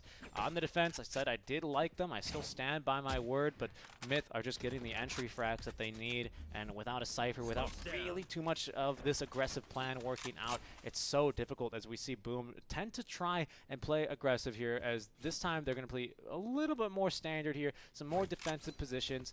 Maybe they'd be better trying to play for the retake. They do have great flashes. They got some plenty of smokes. What do you think about that strat instead of trying to play aggressively and lurking out from B long? I think that's just their style though, but if, as you say, if it's not working out, they need to change it up. Is the 11, if they lose this round, they're going to give it the match point over to Myth, and then I believe that they did not want that to happen. No, especially because if they lose this one here, they're going to be basically pistols and SMGs and versus maybe a full Buckies. buy. Maybe Buckies, right? Maybe the Buckies are the thing that can break them here. But Myth, they've been looking quite strong thus far. Asterix gets a pick off into one. That's the spike carrier down. Still no one actually rotating over from A. They know it's a bit too dangerous here with the port right next to them, as they will hit them at least with a little bit of the fault line. Oh, lots of ultis being used here at the very least. The Mushroom looking to scout. He's going to completely whiff everyone here as knives out. We do here as well the Phoenix ulti being used. Not really finding too much, but Eugen actually in the site. Oh, we're going to get knifed down by Asterisk here, though. Looking for a bit more. Getting walled down to 58 HP. They need to hold on for a bit longer. Off the Love family, walling him down. Ends up going through the window, getting peeked by Phoenix at a perfect time. The now Orbital Strike is going to put the Cypher into the corner, and they will be able to finally take a round here, Nico. 6-11. They do save 2 rifles and actually pick up the operator for Asterisk. This could still be possible. Yeah, the nice open peek, not the open peek, I mean the angle peek for the Boom actually do get the kill on the spike carrier, but they believe that, oh, this might be a bait, so let's not rotate, and followed by a lot of our trade-off outies. Both team wasted the run it back, and the Hunter's Fury did not get anything achieved, but however, Boom actually do pull it together and do get the kill. As you said, playing safely, not aggressively push, as the defender actually win them the round. Yep, they did actually commit the orbital strike there, so we're going to be without that one. This could possibly be decisive, but a round win here for Boom puts them in a really, really good position here to come back. Yep, 11-6. This is a C. Patterson trying to push through the smokes. Do get the Notorious, do get 2 kills, doing a great job holding the choke point for Boom. But Bumper do get the kill in return. Asterix get the kill. Yeah. Traded for Boom as well. 4v2 situation, and Myth have to back off. Yep, they're going to be forced off of that aggressive play. They actually use the Hunter's Fury to tag a few people here, so they're a little bit lit. Now rotating back, they will actually split up here. Myth, I think they're going to be looking for a save here. They should. There's nothing much they can achieve with this 2 against 4 without any outies and stuff. I think it's just better to just back off. I mean, you have plenty of money to spend, but it's the last game in the best of 3, so it's just better to be safe and you don't want to go down to the lower bracket. I guess the question then becomes, if you're the side of Boom Esports here, do you try and look for these exit frags and put yourself in that much of a better position? Is it worth the risk here, potentially losing 1 or 2 of your rifles? If I were Boom, right? I don't think so. You should probably just be safe, because in the situation, as you said, they lost like 4 all the rounds. That's the last round was the first round, so it's just better to just keep the momentum going, keep the guns going as well. All right, well, with the spike down, Myth returning to their spawn, we're not going to have any aggressive play whatsoever. Boom Esports, they're within 4 now of tying it up. But like I said, it needs to be pretty great stuff from them thus far. We're going to see 4 members surviving. That's going to put them in a good spot here to upgrade their weapons to any further should they see fit. Yep, it's a nice disciplined play coming up from both team. The respect as well. Just they're pretty good as well. Let's just save our guns, and they will save out their guns as well. 11-7. Can actually Boom Esports pull out another round from Myth? Ooh, it's another sort of half by Boom Barappa back on the Bulldog here. The Guardian still on Mushroom, says that he has it, as we do have a disconnect out from Supersys, immediately reconnecting. Yep, once again, the third pause or fourth pause of the day, I'm not sure. Probably some monsoon season over in the country might just affect the internet connection line. Crucial moment here, 11-7. Going to be a bit of a break here, a bit of a momentum break possibly for the side of Boom. We'll see if they can keep it up. Again, they have 1 round to lose here without really suffering too much. They got plenty of money in the bank, so they could completely get demolished 5-0, and they'd still be able to full buy now for the next round after winning a few in a row here. But they really, really would like to try and keep this gap down to 4 or even less, ideally, if they can win themselves a few rounds here. Yep, Myth with the, pretty good buy. Phantom, Vandal, Bulldog, Guardian. It just depends if the shots can land, because you do realize that Bulldog and Guardian sometimes the firing rate might be slightly too slow compared to the Phantom and Vandal. Yeah, definitely. The Guardian receiving some nice buffs here recently in the most recent patch, increasing the fire rates, decreasing the bullet spread, I believe, a little bit for those first few salvos of shots to ring out, but definitely still you're going to be at a disadvantage up close compared to a Vandal, or especially against a Phantom here. But as the timer will expire, we're getting back underway. Boom Esports again going to be playing a little bit more defensively, aggressive positioning out from that's going to be their Jets operator located in mid lane. New Gen without the op here is going to be aggressive possession as the operator will ring out. Adrian King though immediately peeking onto 1, and they're not going to get traded back. An excellent open onto New Gen. Yep, he was trying to walk together with the drone, but as the drone started to fly in, Adrian King just pull out and get the first blood for his team, put his team at the number advantage. And I love this. Take a look at this. Boom Esports, they're going to rotate extremely defensively. They know they have the man up, which is going to be absolutely in their favor here. The rest of Myth rotating back towards window, towards B short. We'll see if they're scouted out as Boom now. They're going to read this perfectly. Smoke's coming down. We'll see how long they can hold them off here. As still inside is Adrian King. We're going to now zoom out to see Boom Barappa getting that entry kill onto Adrian King, spraying through to try and prevent anyone else from coming on into the site. But we still do have 1 in elbow. He's going to now peek. Does not get scouted here, actually. So this could potentially be disastrous for Myth, as we're on board now with that member. Supersys, he needs to get, I think, a little bit done here, and will actually get that kill onto the enemy side for a 4v3 scenario here, as he's going to now drop himself.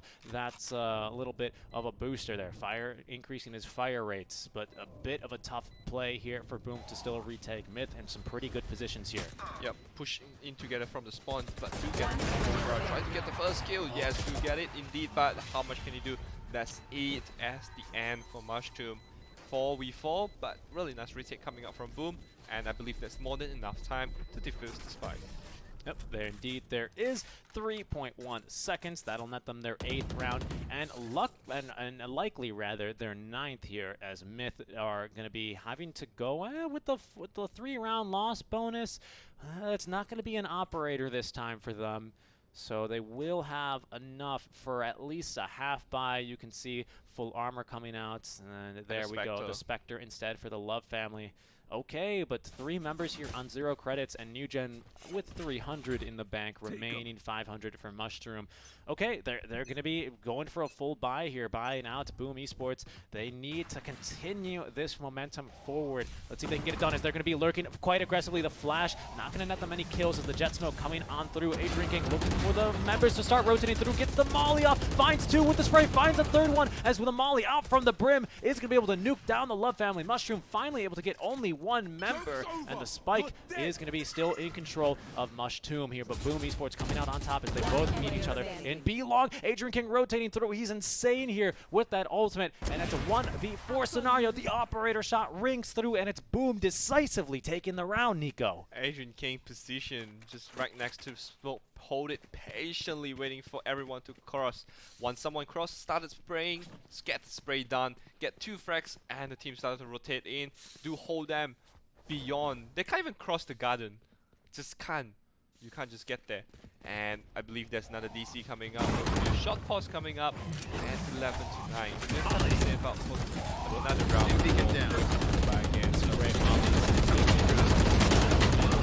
Literally running into a shredder right there. Yep, the Molly actually doing DQ someone as well. They were thinking, like, let me stay in the smoke. I might be safe because spray doesn't connect on me. But do realize that you have to realize that there's a Molly under you. And the Molly do get the job done. 11 to 9. 11 to 9 here, and with the eco coming through from Myth, we're very likely here to see 11 to 10. So Boom positioned to put themselves within 1 round away from tying it up. They've got so much money in the bank here, plenty to go around for at least the rest of this half, I would say, quite safely. Yep, 11 to 10 is what we're expecting without too much surprise with the Stinger. Stinger is good close range, but let's see if they're going to let them to play the close range game. Yep, definitely, as we still have Notorious disconnected here. Any standout performances that you'd like to just take note of or have people look out for this game that you've seen? I would say that Mushroom did pretty good so far in the first half of the game. Second half started to slow falling off, but still pretty good with the Hunter's Fury and the Odin sometimes. Yeah. And this Observer trying to play with these blue eyes and the mustache. Yep, the mustache, of course, being quite the draw these days here. But no, I agree with you, right? I mean, just comes down to Sova on attack, what you can really get done compared to on the defense, where you can be quite a force to be reckoned with. I do really like Boom Esports going for that coordinated play where they send out the Owl Drone, bait out the operator shot, only for the Phoenix to swing around wide and absolutely murder that Jet. So nice job there, as we still are waiting for Notorious to get the reconnect going. Oh, look at Banana. I didn't know there's so much like details in the map, because usually we just hop around, go for the border, and once the timer gone, we're just gonna push. But this time with the pauses, we get to enjoy the detail of the map, the milk, the banana, and the bear as well. Oh, the bear on Haven, of course. They're stuck in the tower. It's like when you tie your shoes together and throw them at the power lines.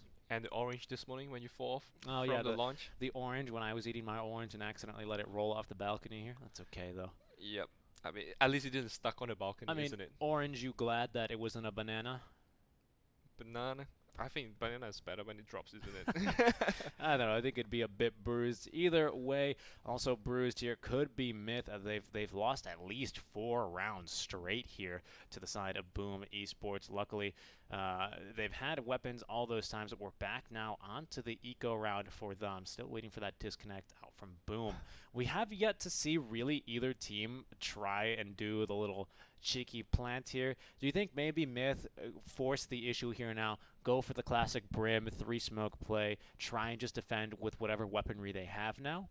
I think, yeah, it could be. But it's just very cheap. I mean, just what else do you go for on an eco round, you know? Just wait for peaks, I would say, because you have 2 Sheriff, 3 Sheriff, I believe. Try to get some big kills with the Sheriff and push in with the team, because I do believe in eco rounds you do need to win an opening duel before you can just plan more in the game. Okay. I do agree with you, by the way, but we'll see what Myth decide to cook up here, as they will have plenty of time due to this disconnect to plan. And let's see. Observer, keep moving around. Let's see if there's any details in the map that we did not realize. Nope, just this banana. That's all you get to see here. as once again disconnected won't be that Brimstone, just the banana. Yep, and just speaking of that, let's see.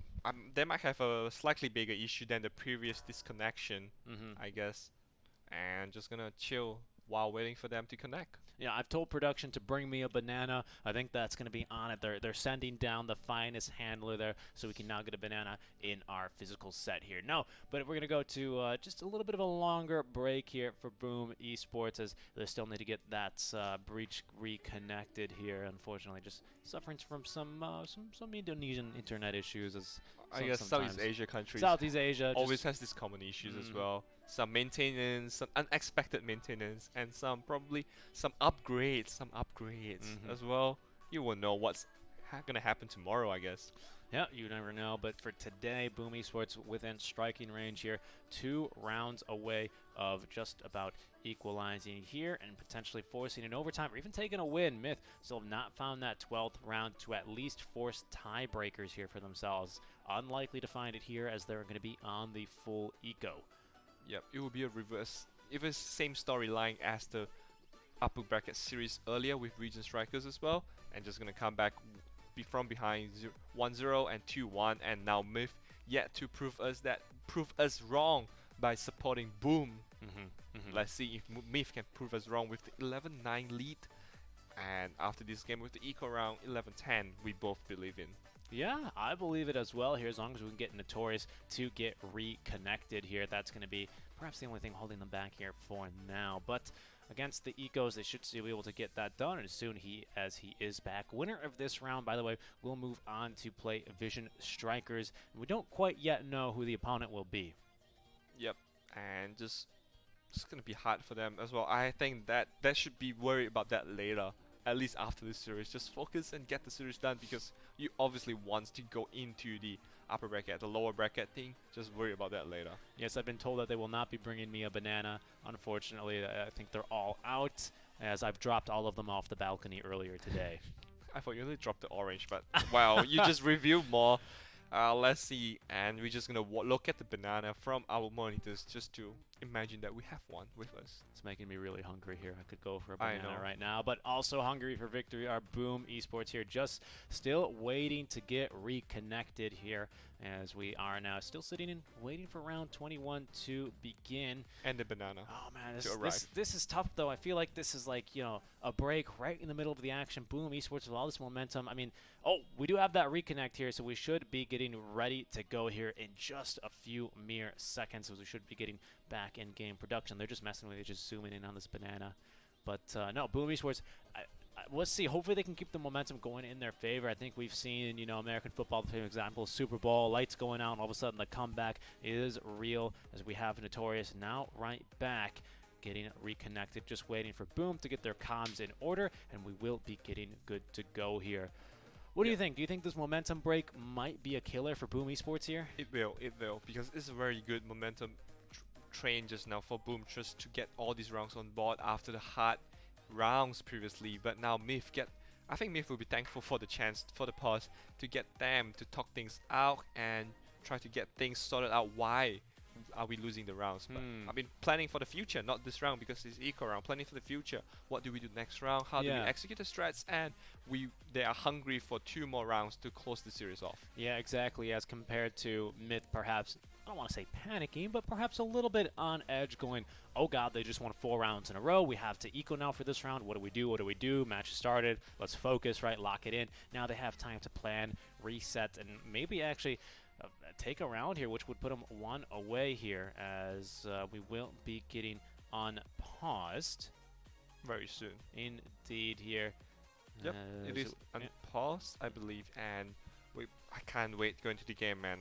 After the eco round, what's gonna happen, and is this momentum gonna break for Boom? Does Myth has enough time to talk things out and actually get their rounds on board back once again. Yeah, Boom out of pause time from here, as the teams are allotted a certain amount of time per the rules, so hopefully that their internet can stay stable and we can get ourselves a great match here, as it will be setting up here quite standard 2, actually 3 towards A with that operator, as they will be looking to bring this spike towards A site. They're also set up here to potentially now rotate over towards A in case it goes poorly, as they will be sending the drone there through the teleporter, looking for anything they can find. Not scouting anyone in B short, as they're going to be now making the call to lurk right back towards A.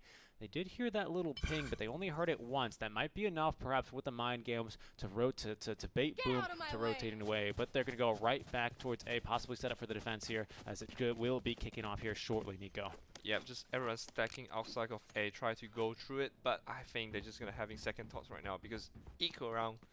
But it's fortunately they get the op, so the Jet gets the Blitzstorm, but if that's something you want to commit in this round where your team has no guns.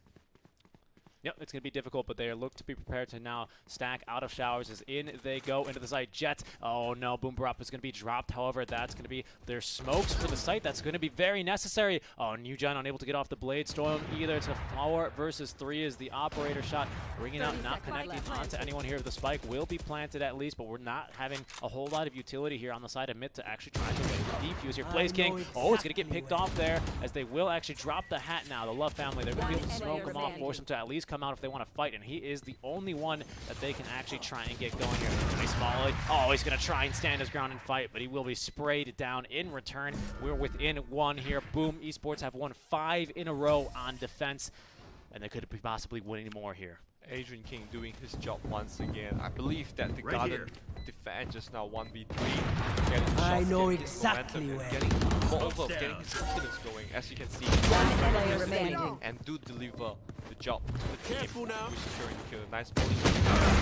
Flush him out, and this spray is going to finish out through the smoke as well. Yeah, good stuff. And now we're within 1 full buy here out from the side of Myth, as just checking. I think there's a pause coming up again, but I believe that they ran out of pause time, isn't it? Yes, I believe so here. But we'll see here as our admins, I'm sure, about to communicate with them regarding this. As they say, they claim to have a crash now. We shall see. Updating client. Yep. That happens all the time, isn't it? Mid-game patch. Operator nerfed mid-game here, as we will have another disconnect out from the side of Boom Esports here. 8 seconds to go. Just really teasing out this game from us here, aren't they? As we will be still waiting for this possibly all-decisive 22nd round. Yep, 11 to 10. As we say, the eco round, no surprise, but we do get some surprise with the Sheriff kill coming up from Myth as well. 11 to 10. Once again, can Myth actually holds on to it, or Boom actually will come back all the way and finish the game with 13-11. That'd be very, very impressive here. We've seen Boom really excel on the map, especially against on the defensive side here, which is what I was really looking forward to. Again, they did go 11-1 here, our Indonesian squad, against the Japanese force of Blackbird Ignis. Yep, the unpause, I believe.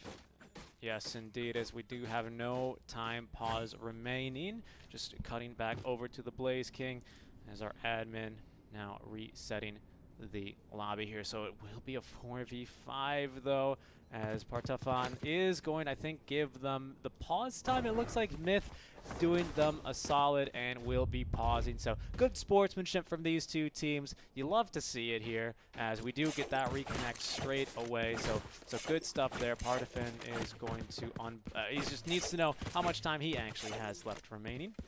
I'll go toilets. Bye. Okay, he's.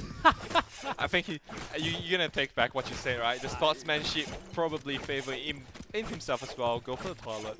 Can we have a pause to the toilet as well? I mean, it has been a bit of a long one here, as we are just making sure that.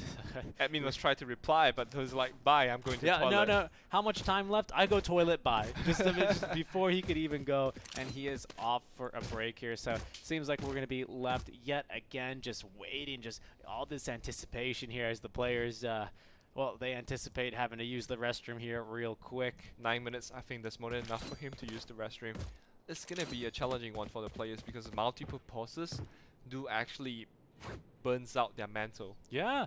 Yeah, because you have to try and stay in that zone, especially with FPS where, you know, one single kill, just missing a little bit of information, not having communication up to par can really be make or break for these guys. But who knows, maybe the mental bathroom break is going to be doing the trick here for mid. Break. Maybe that's all they need here, right? Well, there's a menu here, I would say. I don't know, I can't read, but looks very...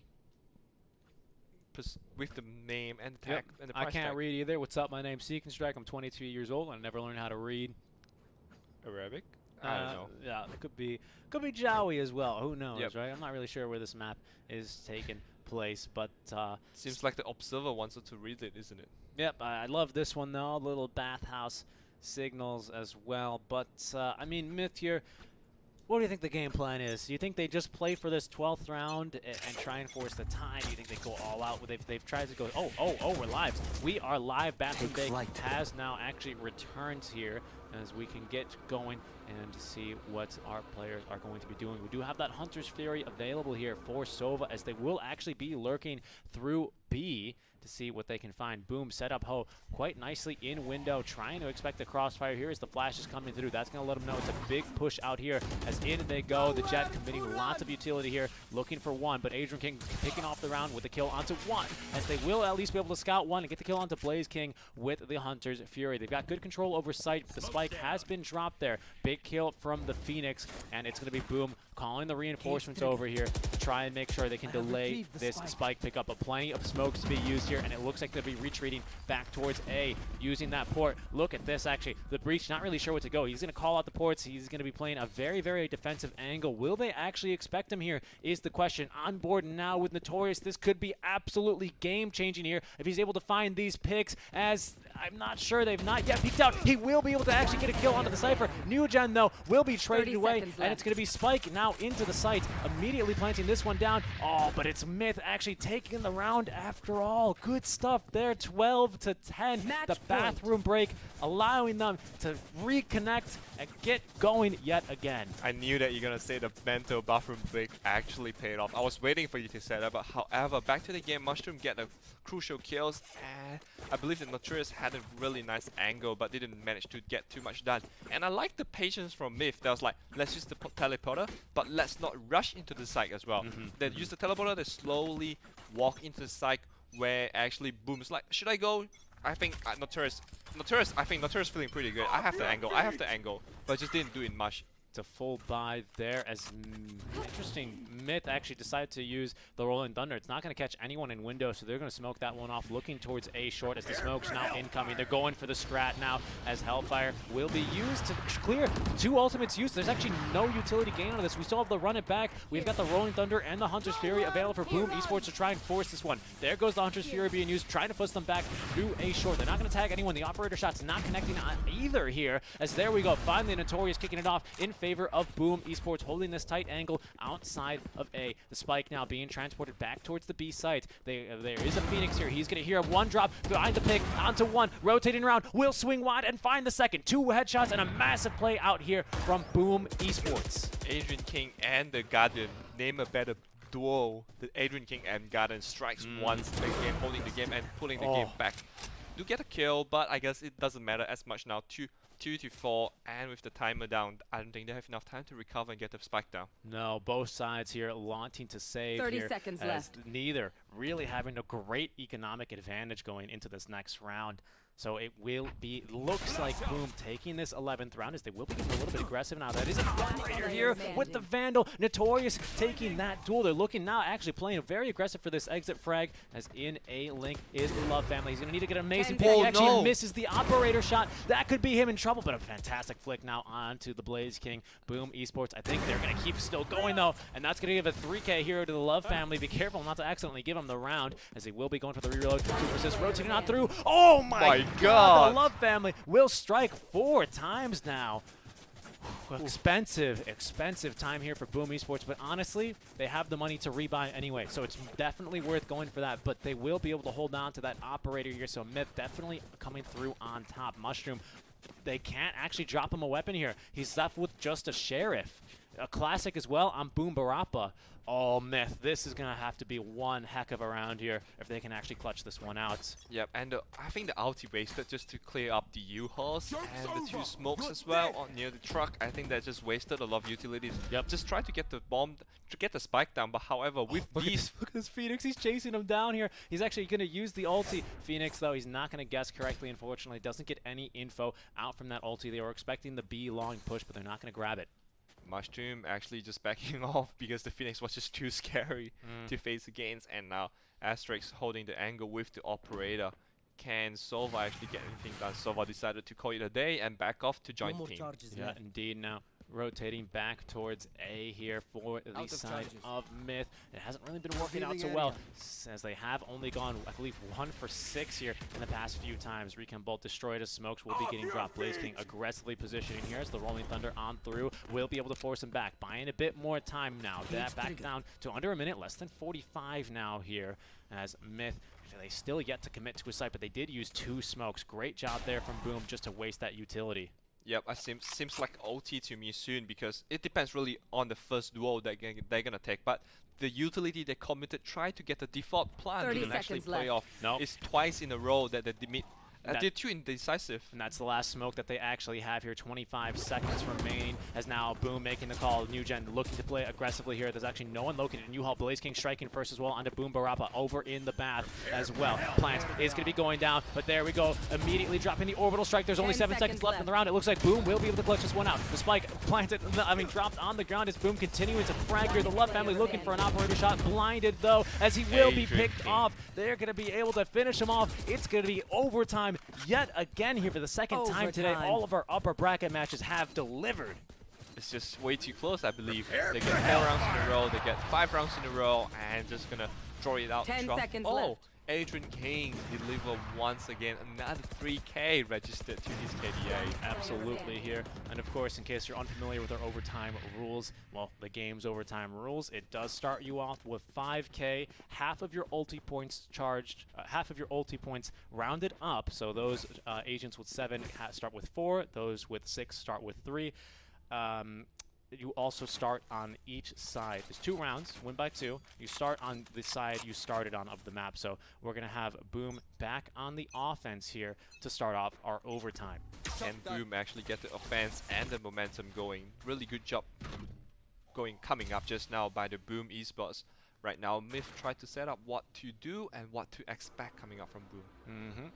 As Blaze King will be lurking on through with the Owl Drone, just trying to scout any information. He's not going to see anyone in Garden. That will now mean Boom are going to be looking to try and maybe go for this B site. We do have 2 members here over holding in A, so it's a 5 versus 3, but Myth placed very defensively as Adrian King is going to be the first one to get flashed, trying to lurk on through the cyber cage. He knows that there's someone in back inside the Love family, though, striking hard and fast before Boom Esports is able to get a pick with that operator now. Super Sis getting 2, though, and that might allow them to actually clutch this 2v2 now, and the first round in overtime. It's a very big kill coming up from Super Sis, and just gonna run over to A side, get the bomb, get the spike down, but the New Gen do realize that and start to come over to A side. The breach has to come quick, the Bream have to come quick to help out the team though. Yep.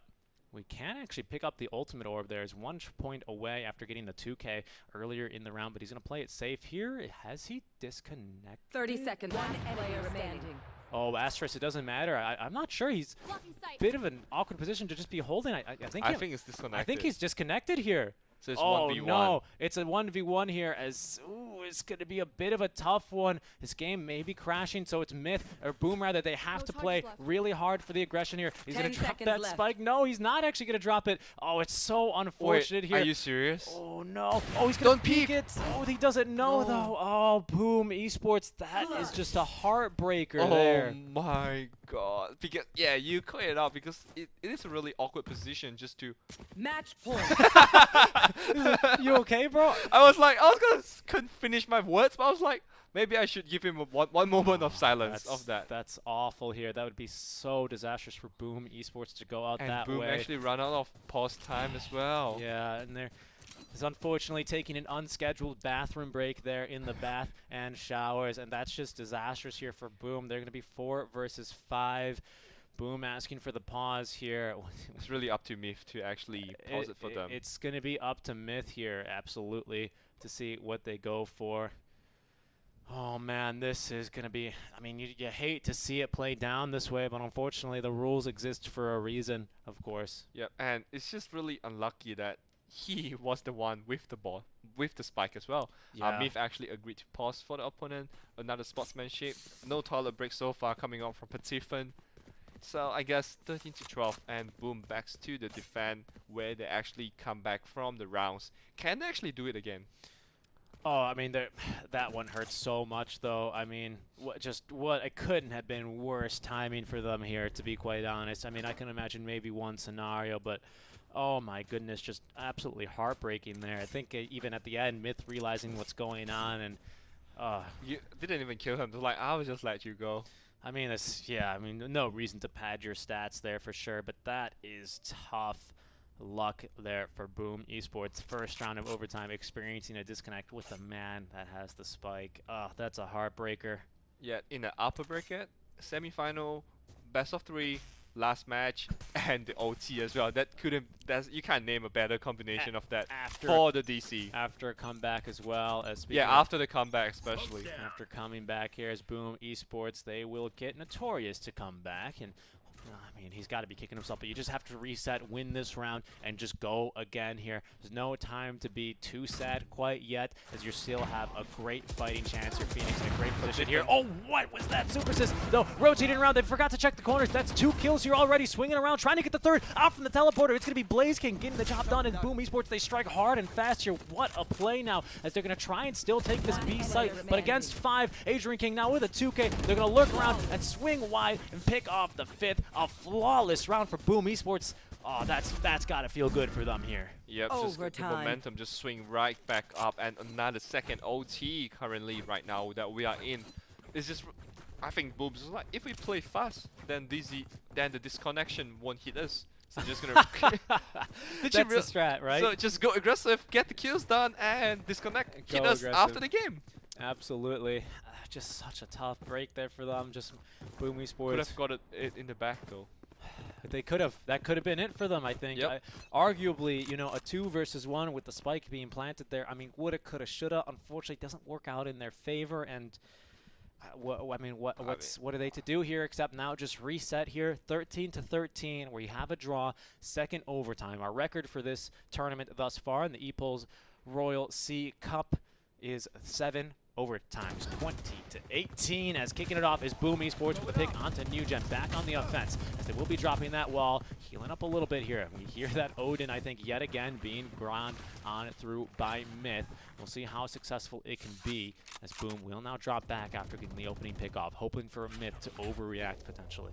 Yep, Adrian King has delivered many big rounds, big frags to the team. Let's see if Boom can actually do the same time. Not Turris, obviously not holding the spike this time, because what happened in the last round. Yeah, no surprise. I mean, unfortunately, it's kind of been a mix of the Boom members disconnecting throughout, right? So just so tough for these guys here. But again, there's no time to be thinking of that. They will at least scout one rather, thanks to them shooting that owl drone, as it will now rotate back up towards B 30 short seconds here left. through hookah and window. Oh, Boom, no, they're going to get another one. That's going to cause some movement here. Can they possibly get the pick? Oh, the Love family. He's going to find the spike carrier as well as +1 the flash, trying to turn this one around, but he's going to decide to play defensively. Good decision there. They will now pick up this spike. Boom Barappa with a kill now, making it a 3 versus 2. They forgot to look right below them, and that's going to be Myth taking their first round of the overtime, the second round of the overtime, pardon me. Just defending Match all point. 3 rounds in the overtime won by the defender side.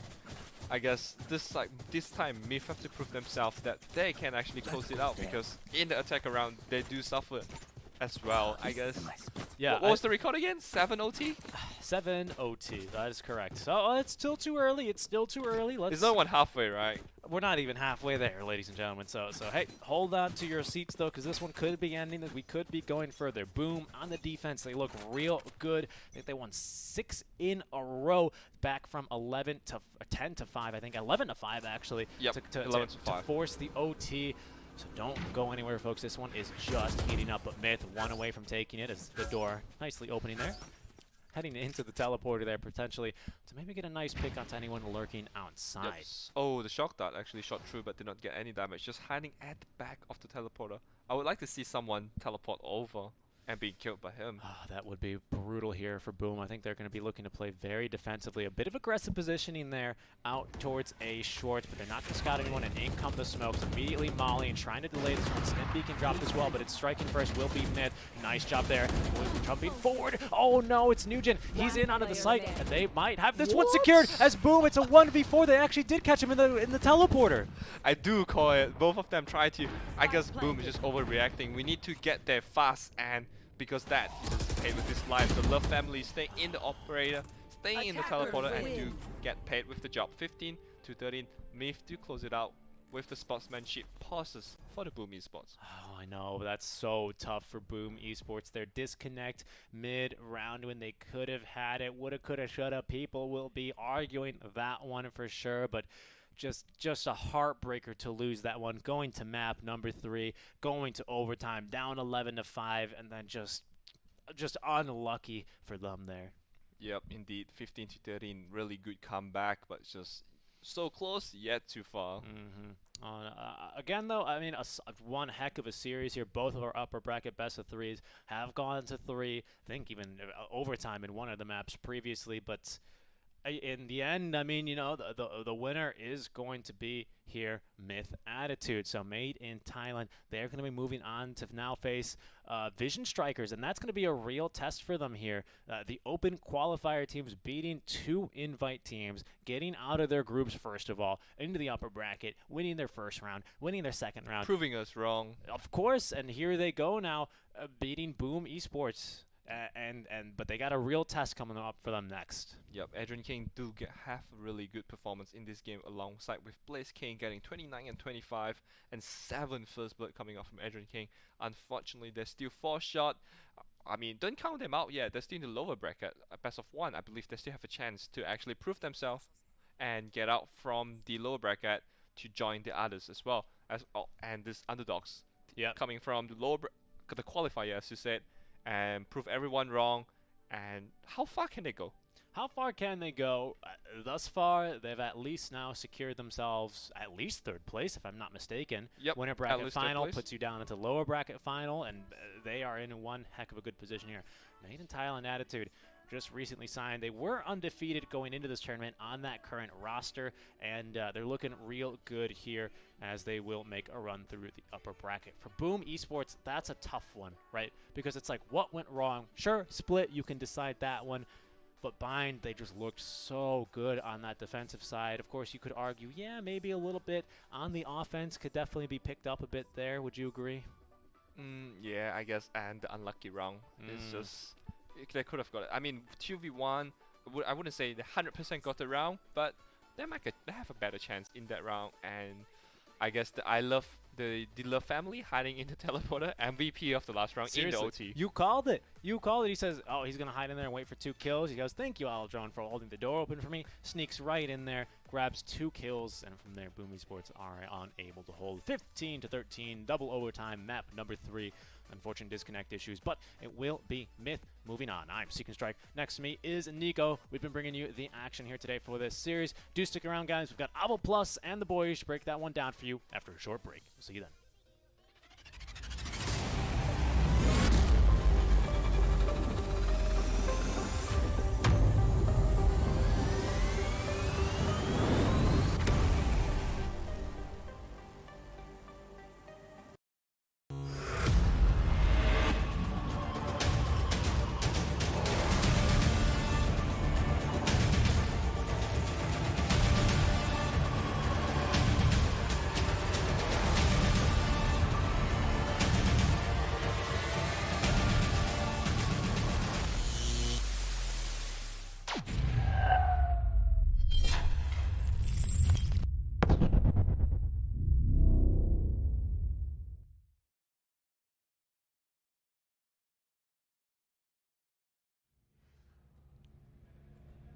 Hello and welcome to the Royal SEA Cup panel.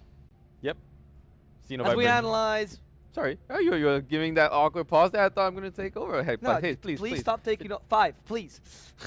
we continue with breaking down these games. This particular game was between Myth and Boom, and probably one of the best series we've seen today. Yep. Everyone was really hyped about AAA against Vision Strikers, and that was Yep. fantastic. But these two teams really brought their A game. Myth surprising us to some degree, and Boom showing the consistency they're known for. We also have the brackets ready for those of you that want to check this out. If you happen to not know exactly how the teams are doing, I mean, just check any of the online sources we have. But of course, here on ePulse, we believe in laziness, and we think that's a great quality you should have. So just stay on the stream and check out our beautiful brackets now on full screen. I just want to talk a little bit, while the brackets are being pulled up, you guys can see in front of your faces there. Big 2 games already being brought to game number 3, all right? As my predictions, Myth did bring home the bacon after 2 wins. Yeah, go Myth! And the thing is, like, they didn't make it easy, though. Like, they actually had to work for it. Boom gave them a run for their money, and it's absolutely insane to, like how much pressure is being put on them, because we, as casters and panelists, we were just fatigued looking at them. I can't imagine what they're feeling right now, still being, seeded into the semifinals. Yeah, I mean, really went down to the wire. Double overtime here. Can understand all the stress that's going through the players, and especially when we saw what happened at the end of the first overtime. It's going to be a little bit unfortunate on how things pan out, but at the end of the day, I think there was a lot of sportsmanship shown by both teams, and ultimately someone has to go through. So it's going to be Myth really showing up here, and well done to them. And it's impressive. They are a team, I can't stress it enough, that came through the qualifiers. They managed to go through one of the most arduous qualifiers as well, because they come from a very contested region, which is Thailand, of course. That's why they're made in Thailand. No surprise. And they managed to get out of, I mean, maybe their group was not the most difficult one, to be honest. A lot of people would claim that their group was one of the easier ones, except for AAA. They didn't have too much opposition despite the rocky start. However, when they came to the upper bracket, they started to deliver. Oh yeah, I mean, looking at the performance, they first managed to take down Morph Team. Morph Team, very impressive. They were the winners of their group games, and looking at how they are now progressing against Boom Esports, another team that topped their group, it's hugely impressive stuff. Now, when they are going to be advancing further in the brackets that we did see, they're going to now bring it to another group winner in Vision Striker. So that's going to be tantalizing proposition when they move over to the upper bracket finals. That's going to be happening tomorrow. Do you think they can avenge their Thai brethren and take the game off Vision Strikers? After seeing what's happening here, I definitely say yes. Okay, this guy has been on the Boom hype, on the Myth hype train from the start. Yeah. No, it's one thing, because like Myth has like, at least personally, I do have like history with Myth in the past. Oh, so like, no, it's good stuff. How was your relationship? Did it end well, or was it? It's fine. It was fine. Like the buddies that I had, it's not complicated. the buddies that I had, like they're pretty chill, and I'm surprised in organization that led like till today. So of course, like they have my immense support. All right, running through this series. But you are not biased, caster. Definitely non-biased, because, like I said, I had top 3 favorites. All right, but you were asking for predictions. I delivered, so I just want to let you know that they could be actually taking this competition. You think? Oh, wow. Could be, Bold prediction. I didn't even ask you for that. Wow, okay. You just gave that one for free. Interesting. Okay, since you're such a fan of Myth, I want to hear it. What are the points you're seeing about them that you like so much? Okay, so we're gonna talk back to this game for a little bit. Most of the time, they are still like neck and neck with each other. We do have but we want to talk about the Phoenix pick for Boom Esports. Adrian King was fragging. All right, I was literally afraid that like Myth was gonna drop, but the thing is, they're disciplined to like hold back. And half the time, like they were down like three people up to like 4, and all of a sudden they just reverse kill. So I think like Myth has the right mentality to go on to this. Whereas Boom, of course, the last Indonesian team is going to drop to the losers bracket now. Maybe has a chance to come back up. But in terms of like gameplay and game style, we see that they what they bring for this one. They brought in the Breach and the Brimstone.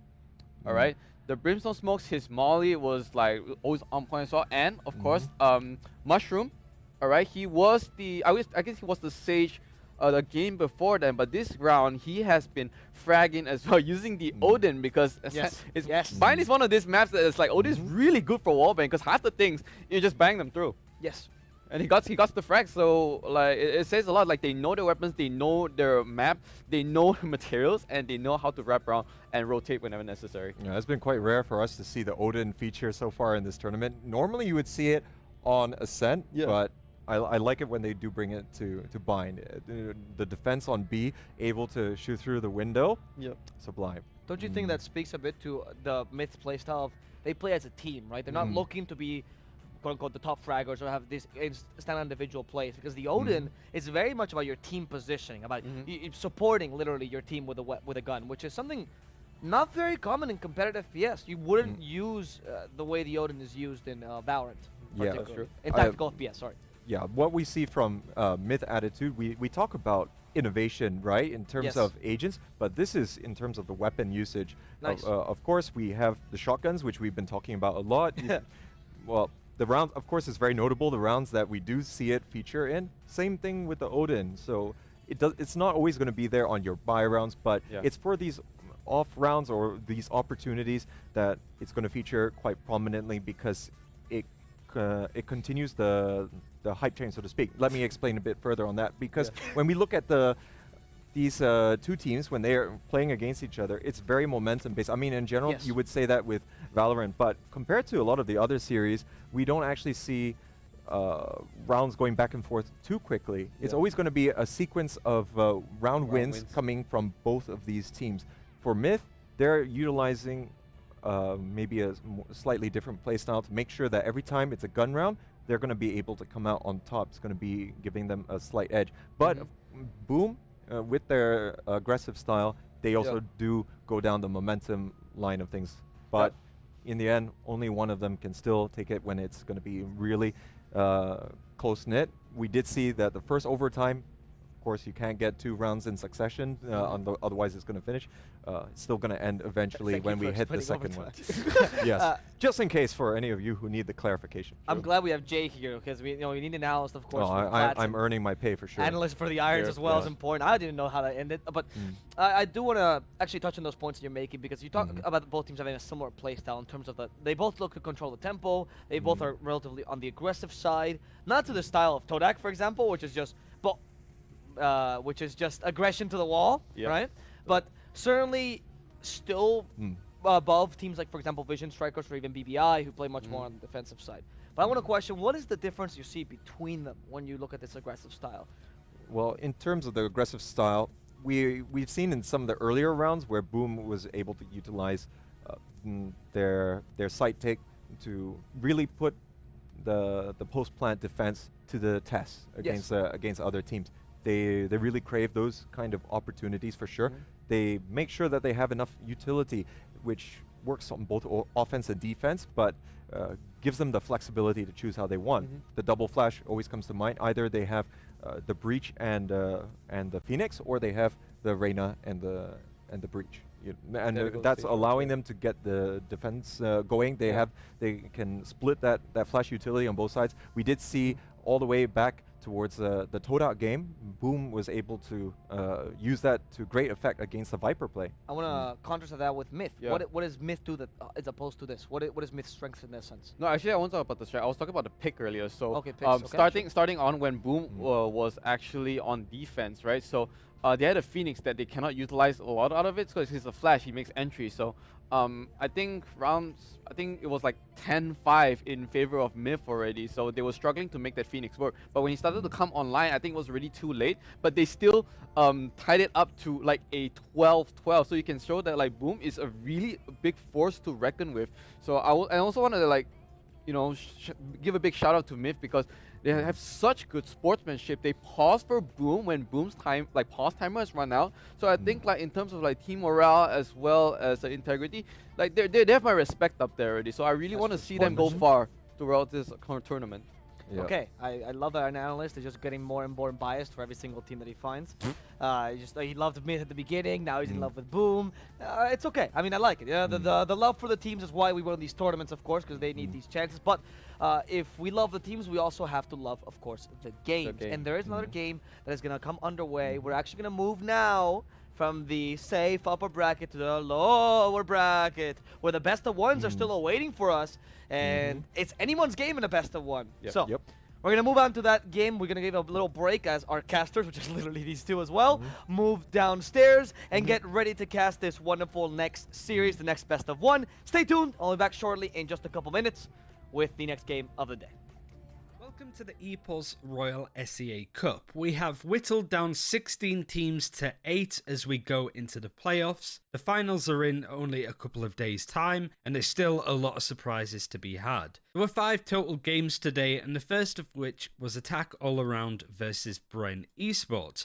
Attack All Around were looking to be favourites coming outside of Group A, and going up against Bren Esports that didn't actually win a game at all in their group stages. It's fair to say that Attack All Around were the advantage holders. They won their first game on Ascent 13-6, but were pushed a little bit harder by Bren Esports on Bind, with the final score being 15-13 going into overtime. So whilst it was still a 2-0 score for Attack All Around, at least Bren Esports did push them a little bit and showed that they can be punished, at least to some extent. This doesn't mean that Bren Esports are out of the tournament. They actually go down to the losers bracket in this double elimination playoffs, whilst Attack All Around move to the upper bracket semi-final. There they will face up against either Vision Strikers or Team Todak. Vision Strikers are a dominant side, have won pretty much every tournament that they've ever played, and their performance today against Todak was no exception, winning 13-3 on Split and 13-4 on Haven. Really everybody on the side of Vision Strikers showed up, or more of a case of Team Todak really couldn't get the ball rolling, but King especially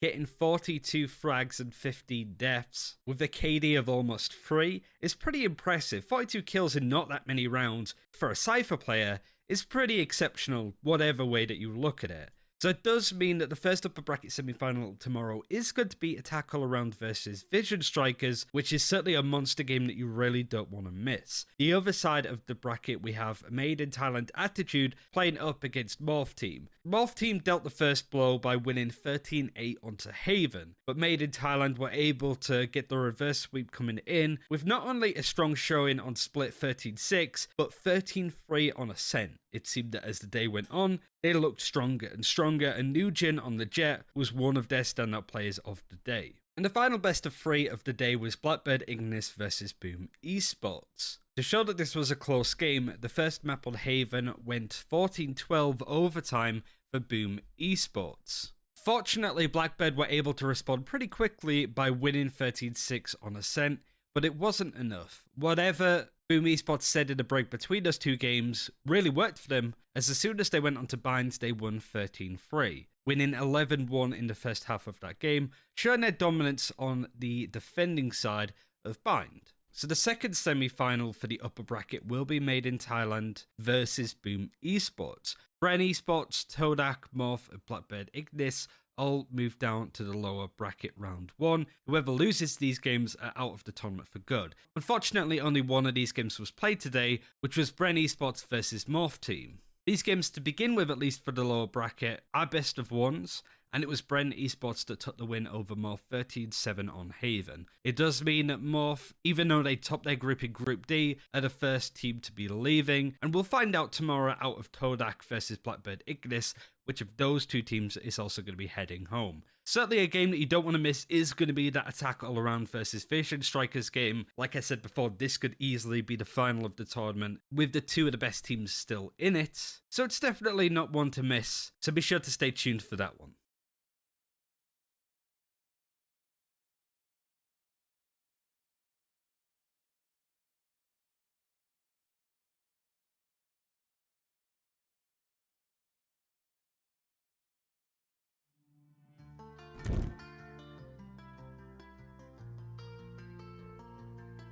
Welcome to the EPOS Royal SEA Cup. The group stages are over, 16 teams have been drafted down to 8 as we now officially head into the playoffs. But before we really get stuck into the first day, let's have a look over who the teams are and how they got here. The first game of the day will be Attack All Around versus Bren Esports. Attack All Around's qualification was dominant. They had the best map differential across all of the teams in the tournament, and they beat all of their teams within their group, and based off of form looked to be in the strongest position to progress. It's a team that have made the finals in the two biggest and only SEA events that we've seen so far, and based off their performances that we've seen, you could say that they might be making it 3 finals out of 3. Bren Esports, whilst they did well to get to the qualifying stage of the playoffs, they didn't do it in the same amount of fashion as Attack All Around. They came second place in Group D, and they qualified by not winning a single game. They drew all 3 of their group games. It was really interesting to see. They got in there narrowly with a map differential win over HQ Esports, who were favourites to get out of that group.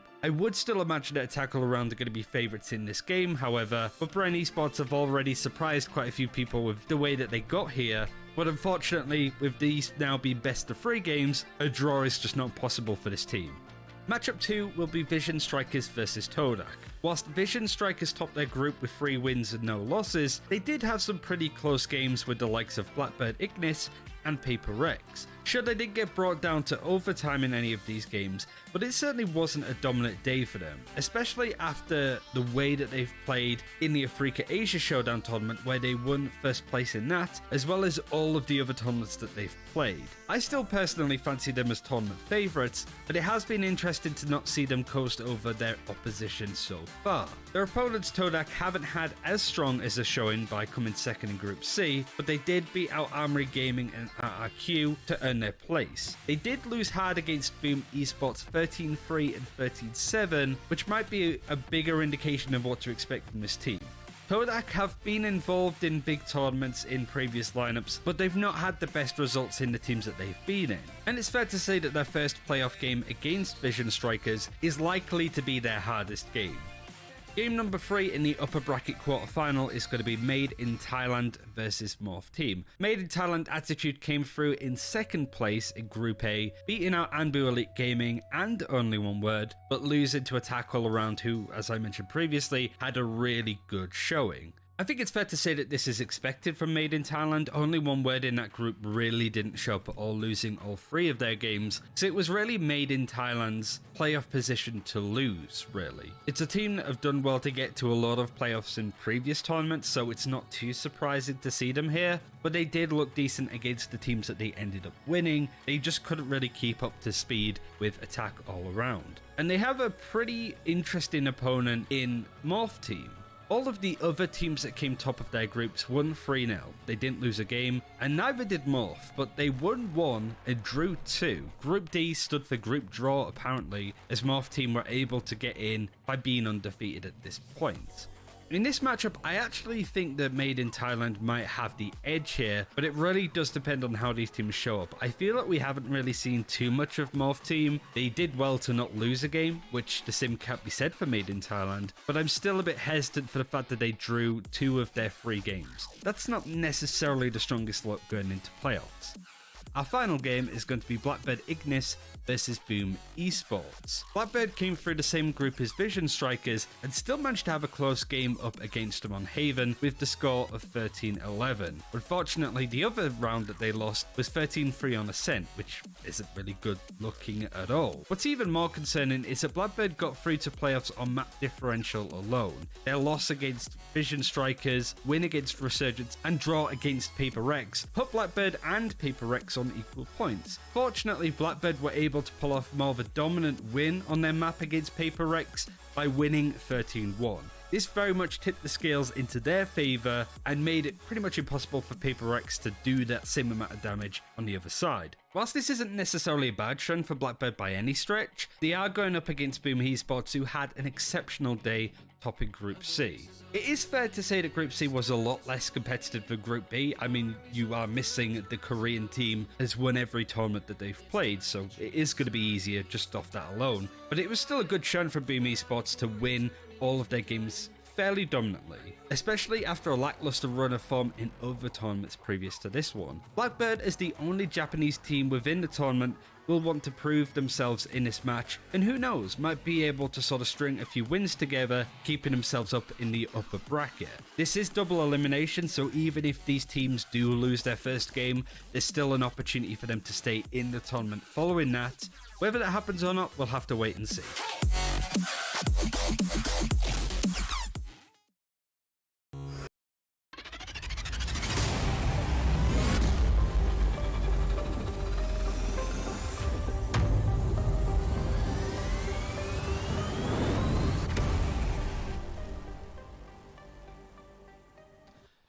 Ladies and gentlemen, welcome back to more Valorant action for the Ignition series. It's the Royal C Cup with me here, Play of the J, and with me, Xeno Viper. I hope you guys have been following us throughout for some really intense Valorant games today, as well as some panels. And right now we are on the bottom losers bracket for Bren versus Attack All Around.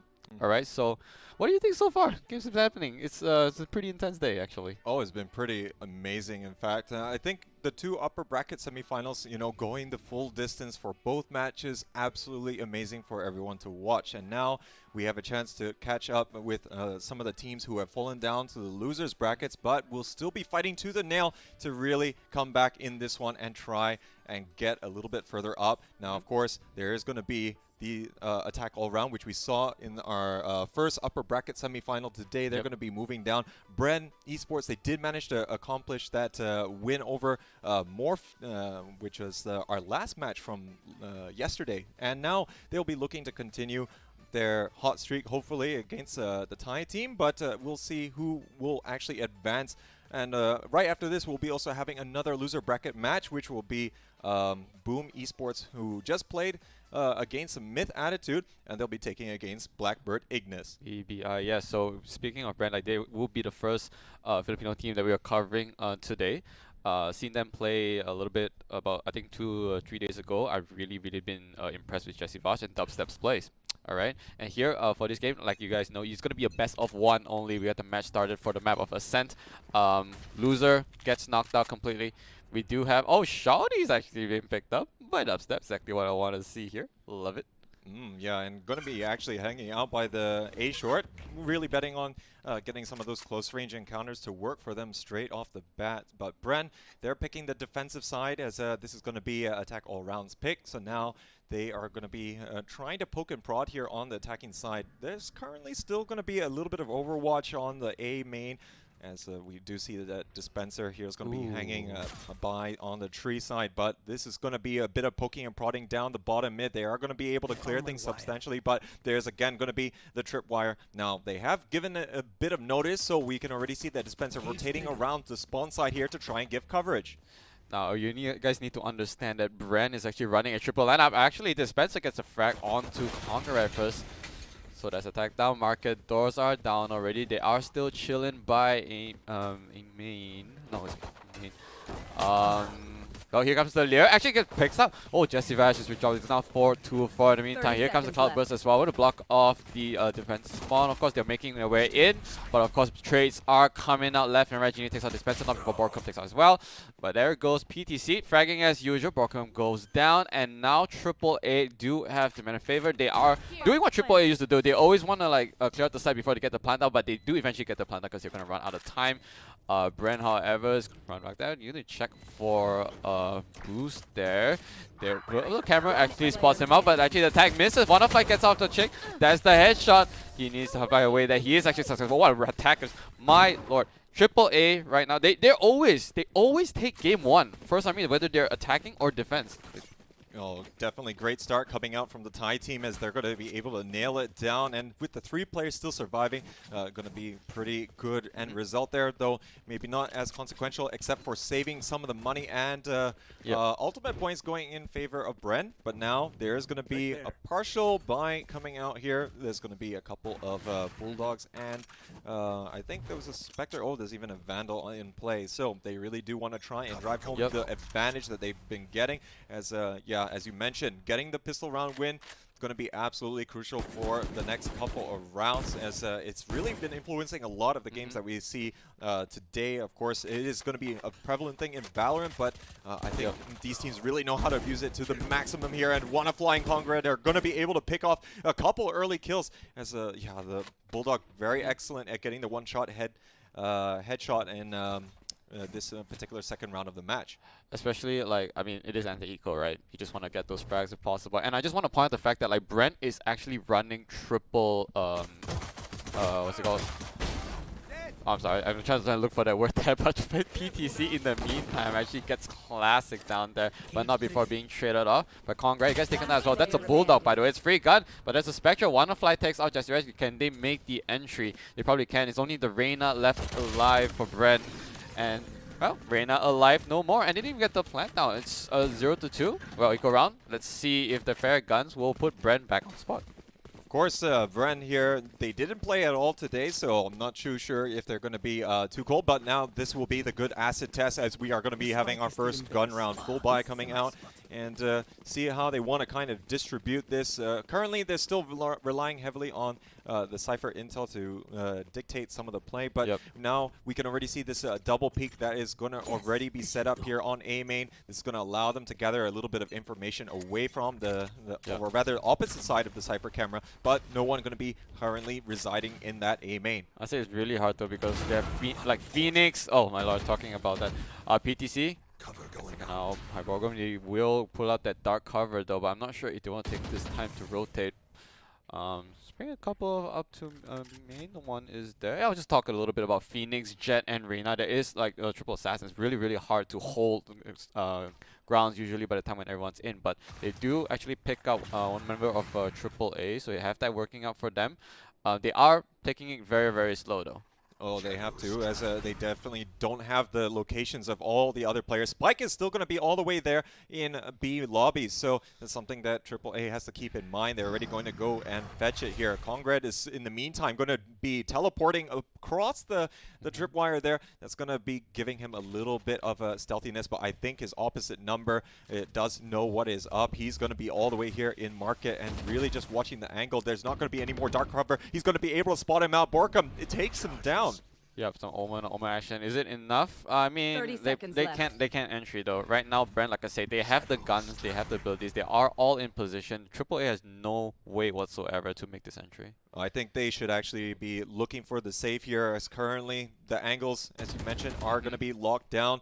Not really going to be yielding too much from this, no time in any case, but now they're going to be careful that they don't get any exit kills against them. Now there is still going to be a little bit of presence there, as top mid now is going to be a little bit clustered around. But now this is going to be Brent getting a point back on the board, so this could be the good transition that they need. Yeah, I mean we've seen this trend already. So like AAA likes to take early games there, but if they drop games, then they start to lose momentum, which is really strange. And that's what happened against VS, right? For early on today, that's why they dropped to the losers bracket. But hey, it's still really early to tell here, and I'm not seeing any plays that particularly stand out for now. But I'm just really excited to see what happens when Ren actually like goes to attacking. Alright, because they have all the fraggers. But the thing is, this map is pretty huge, and the blinds they're going with 2 blinds for the side of Brent. We need to see plays. We need to see plays. Yeah, so in plays indeed here, as again the aggressiveness going to be over here by Dispenser. He's going to be hanging out by Wine, in fact, and watching here for PTC to peek out and or just get a little bit aggressive, trying to get into the A side. There's going to be the 3-player stack over here by A short. Currently, there is still going to be Ching watching things from Garden, in fact, with the very tight angle, as really not favoring going over to that B side after we saw such slow progress in the previous round. Yeah, this is the first time they're actually approaching to A. That's shooting through the smoke. Dubster actually drops here. Will dash in there. You're trying everyone to rotate though. Ching's take out Ginny, but not before they get taken out by Congrad as well. Where is it? Alright, PTC drops the Reyna. Reyna is going to be, that's 30 health, actually choosing to be indispensable instead of the heal. But they will get the plant down at least for once in like the first 3 rounds though. Let's see what happening post-plant here. In the meantime, Reyna is very low. He's 30 health, no heals whatsoever. So Hyper does have the camera down here. We got a burn Omen on Omen action, but it's bringing it down to a 3-2. Can they get this defuse? Currently, Bren, they have the numbers, but again, the HP not going to be on their side. There's still going to be a CTix waiting here with WannaFly. See whether they can continue to keep this crossfire going here, but CTix going to be picking up 2 kills there. Look at that, working out well for him. Borkum, though, he's going to be mind gaming, and now not going to be in a good position with a low HP, but he's going around the side here, but there's not going to be much time left. Not sure whether he can do it. No, it's not going to be enough for him. He is going to expire here, and unfortunately, that's a round loss here for Brent. And looks like attack all around. They're going to be putting one back up. Alright, everyone's reset it though. I mean, they are probably same economy, everyone's dead, so it's like starting from ground zero up. But of course, in favor for AAA, considering they are up 3 games not to none. So very well played actually, the Omen, doing some of the mind games as we saw earlier. But I felt that like if the Reyna was a little bit careful, actually jumping up in, she was very low as you can see on this replay. Actually, the Cypher dropped down, forgot to check Hell. They lined up perfectly. For that Cypher to actually kill both of them. Yeah, so with that, it's going to be really resetting things here in this matchup, 3-1.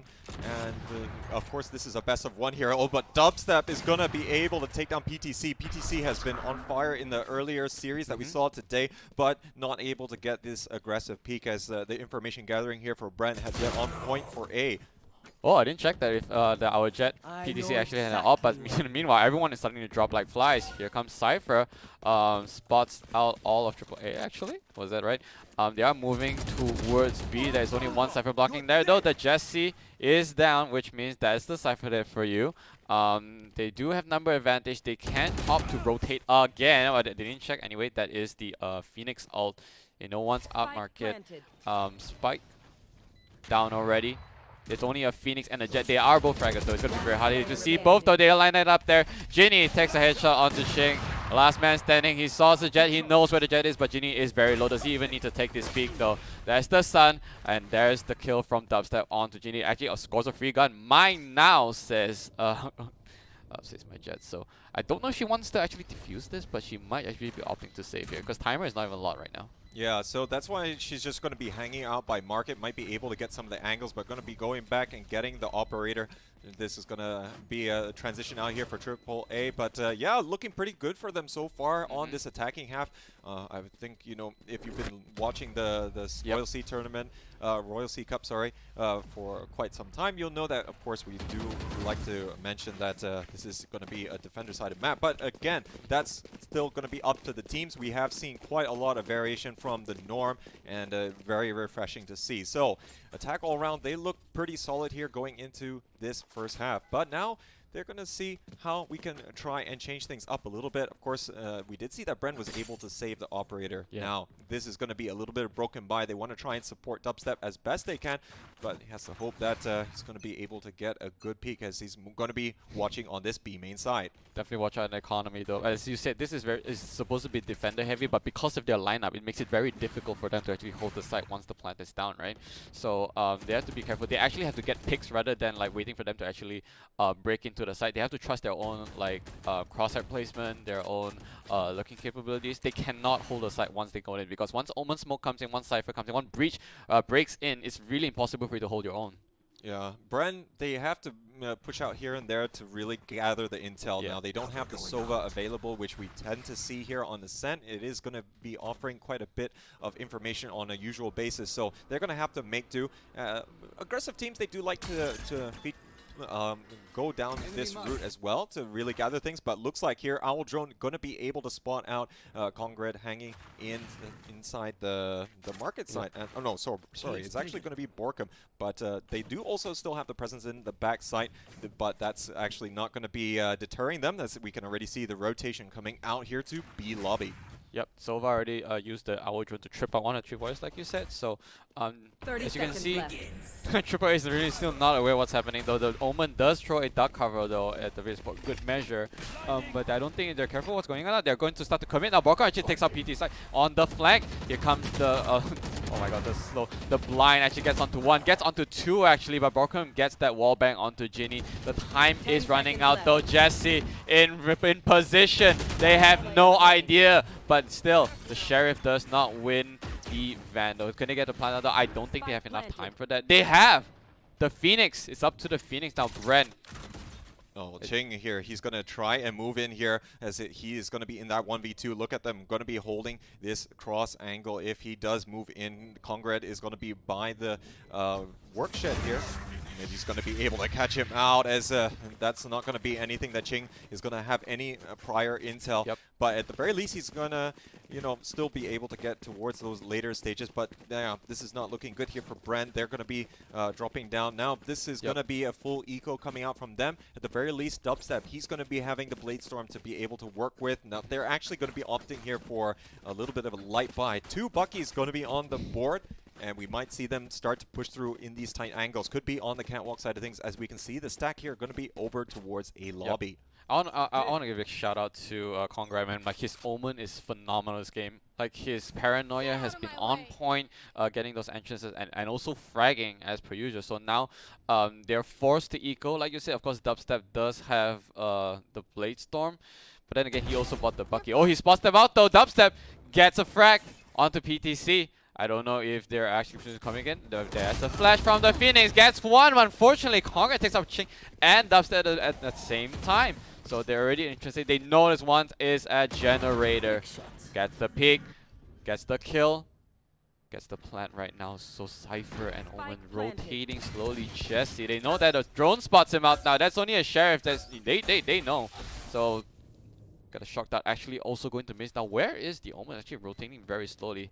We don't want to probably lose that gun though, because they really do not have the economy right now. Yeah, I think the presence of Borkum over by A lobby, he's trying to get some of the exit kills. Jesse not going to have any luck with the sheriff, and his shots are maybe not going to be that on point. I think we saw some of them missing quite a bit on the backside of B earlier on. But this is going to be a chance here for Borkum to be able to get these exit kills. I'm not too sure how diligent we're going to be seeing attack all around, and looks like Borkum, he's going to be able to surprise, not able to get any more.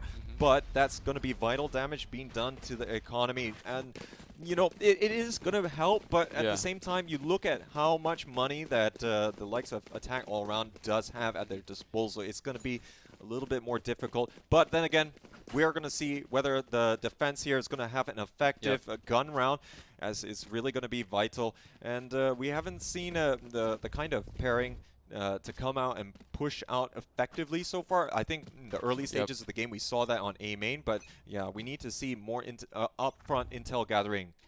Oh man, it's just I think it's so hard. Like, you know, to the point where like they could afford Buckies and light buy, and right now they could afford like full like Vandals. You know, and with the shield, shows how much they've been losing and the economy's been stacking up. So they really need to try to get a win off AAA right now. Otherwise, it's going to be so hard to climb up this this really steep hill. They are down. They have some ultimates though. The Cypher does have his ult at least. But in the meantime, you know, AAA does have all the economy and all the time in the world. Yeah, they have more ults as well, and the more impactful ones as well, I do add. So this is going to be a bit dicey, but we are seeing that Attack All Around is deciding to make ingress here onto towards Pizza. There's going to be a crossfire established. Borkum gets one, but Wanna is going to be able to take him down straight away. They're going to start to fake out on the B side. And with the kind of information that they gather, I think they can kind of guess the general positioning, but they are going to still be going for a B here. They're going to teleport into the back of site here, but it's the trades here going to be quite even to start with, but don't think the plant can be stopped here for now. And now Bren is actually going to be taking a little bit of fire here in the form of the Hunter's Fury. And look at Dubstep going to be avoiding right on top of barrels. Yep, just doing that to it's more like a zoning ult rather than a damaging one though. But here they are going to try to make their way into there for the defuse. Here comes the flash though, actually catches nobody. Everyone's all hiding underneath that. Dubstep gets one, but not before getting taken off by Aesthetics as well. Wanna fly, takes off Ching. There's only one more. Bren, can he hold this? But he's 1 on 2. I don't know, man. He's low. I think he has to head out because save whatever you can. Oh, well, anyways, he's just going to be hanging out there. He's going to be taunting a little bit here, maybe, but yeah, not going to be able to get out from that one. Wannafly actually going to be able to take him down, and he manages to get a cool 4K for his troubles. Really looking a little bit one-sided here, as we're going to see how AAA is going to continue onwards, as really another broken buy going to be coming out from Bren. And they're looking a little flat today, I have to say. Yeah, I'm like I said, this is the first Brand game we're casting. I'm not sure like if they're in top 4 or what's been happening throughout today, but so far the games that we have been covering all casted, or at least you and me today, Jay, has been really close, really tight, and very well played. But this one seems to really tip in favor of AAA after we see their performance with BS. I'm not too sure what's happening with Brand, but if they want to keep their heads up into the grand finals, they need to buck up. Oh, and now looks like PTC here, he's going to be really aggressive on the A side. He's going to duel again with his opposite number, not quite able to get anything going there. And backing out slightly. Look at the rotation coming out here through mid. I think they realized that there's been enough pressure applied by the defensive side on A main that is going to be prompting this rotation. But AAA, they haven't really decided yet. They're going to start pushing in on the back of that presence created by Congred. He's already down by tiles. But I don't think if they remember that Borkum is going to be there, he's going to catch him out by surprise. Now, this is going to allow them to move forward, but Dispenser, he's lying in wait there with the Bucky. And look at the plays coming there from Catwalk. It's going to be Dubstep able to mow down Ginny, and he's still coming through, but it's going to be Dispenser getting the 3K with the Bucky. And that is exactly what Bren needed to do, and the Broken by coming out big time. And yeah, I think Attack all around getting a little bit overzealous. So that's a thrifty in my book. Those 3 kills are insane. Exactly what we're looking for. The content that we require. Problem is, can we bring it up at least to a 5-7 at least? Because remember, let's be fair, they're very attack oriented on Bren's side, so I want to see what happens when we get the swap, but they need to get as much points right now, otherwise it's going to be a steep hill. So still Borkum, he's been insane actually, like fragging throughout this game. He's trying to carry for the team, and then again I think they need to get their communication in, like get some pushes in, get some info, rotate if necessary, but they need to be the one up front here. They got one flash, they actually miss out there though. Jet actually missing the ability on him, so Wonderfly takes out Ching right first. Dispenser has the ultimate, getting ready for them, but then again it's a really short cooldown and they are all still congregating at a long. Yeah, so I like the idea coming out from Ching, but I think with just so many of the players there, the flash just not landing. And, you know, I think that's a great demonstration of maybe how Phoenix is not able to quite get the flashes right there on the A main side of things. Usually now we're seeing the Breach really featuring quite significantly. The Breach and Jet pairing working out well. But anyways, Bren will not have that kind of utility at their disposal. They're going to make do with the Phoenix. And now Rolling Thunder going to be coming out there. They're going to be pushing here onto A side. But Dispenser, he's there to get the flanking shots there through the dark cover. And now it's going to be Dubstep moving into hell. He's going to be able to take down PTC as well. Not looking good here for AAA. Yep, didn't check out that Dubstep doing so much work there under Heaven. And defenders, they actually got this. Well, Bren, it's 3-7. I got big hopes for you, and for some reason, your place has been gelling together here. I'm not sure what's going on, but you gotta keep it up like that. Yeah. Yeah, so they're going to be breaking the cycle that we saw in the early stages, and of course they break that 5-game winning streak coming out from AAA. So this is going to be garnering maybe a little bit of a different approach. They can afford the operator through Dubstep. Now they're going to be going to weight things a little bit more on the B side. We could probably see Dubstep try and get a little bit of a peek there onto the B lobby, just to get an indication how many players are going to be stacked up there, as really the lack of numbers on A just not going to be promoting that kind of play. Well, now they're just throwing out abilities at mid. I mean, it's really good to take control of mid, especially high mid and catwalk areas, because they rotate anytime they want. All right, it's a pretty balanced map per se. Of course, even though you say it's defender oriented, but you know, look at this. Like AAA attacking, they are still up 3-7. Brent backing out a little bit though. They are still at mid there. Borkum gets a frag onto Wannafly because the Paranoia will teleport out there. So you can get more frags. Oh, the Dubstep takes out Ascetics. That's huge. That's 2 men down now. Here comes PTC. Gets one more onto Ching. All of a sudden, that's 4-3. They know Reina's there. PTC. Gotta be careful. Nope. Gets the frag. I think they're dropping very, very quick. I'm not really sure exactly what Bren is doing now, because like they have the ability to actually make the rotation if they want. I mean, in terms of like AAA, but they're still trying to commit onto this catwalk area. But I think it's working out for them for some reason. Brett is just falling apart. Yeah, they're able to really eliminate the opposition here on the A side, and yeah, really unfortunate that we saw from Dubstep not able to land the shot just now onto Ginny as he was trying to move in with the spike. Dark cover going to be working for him over by door, but now is it going to be a bit difficult? Is it kind of a do or die round here for Dubstep, as there's only going to be one round after this left in this half, so he might as well have a go. He's going to actually have the Phantom in his hands. See if he's going to be able to check his corners, and oh, looks like he's not going to be able to react to Ginny.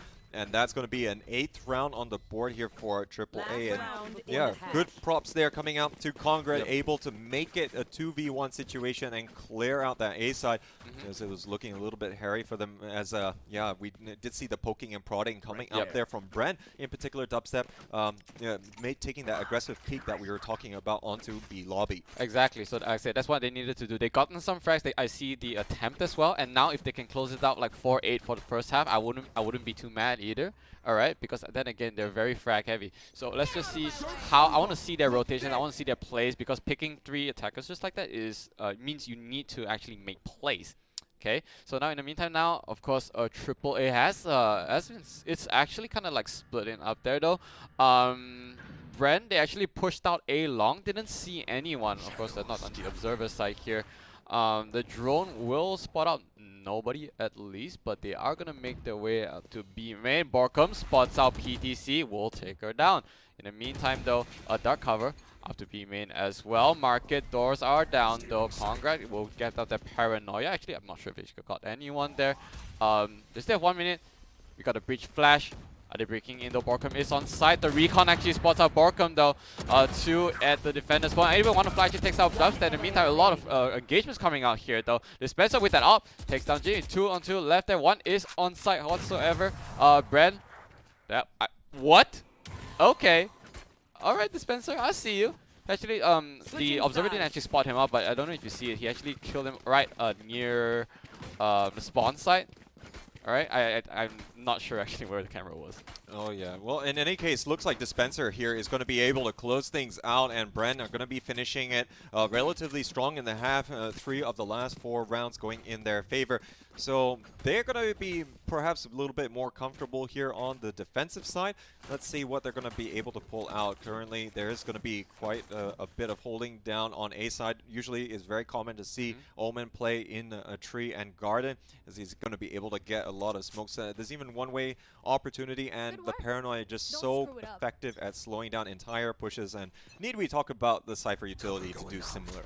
Yep, one Cypher to just tell people where they are, and aggressive peekers to go up, and if they trust their own ability of crosshair placement.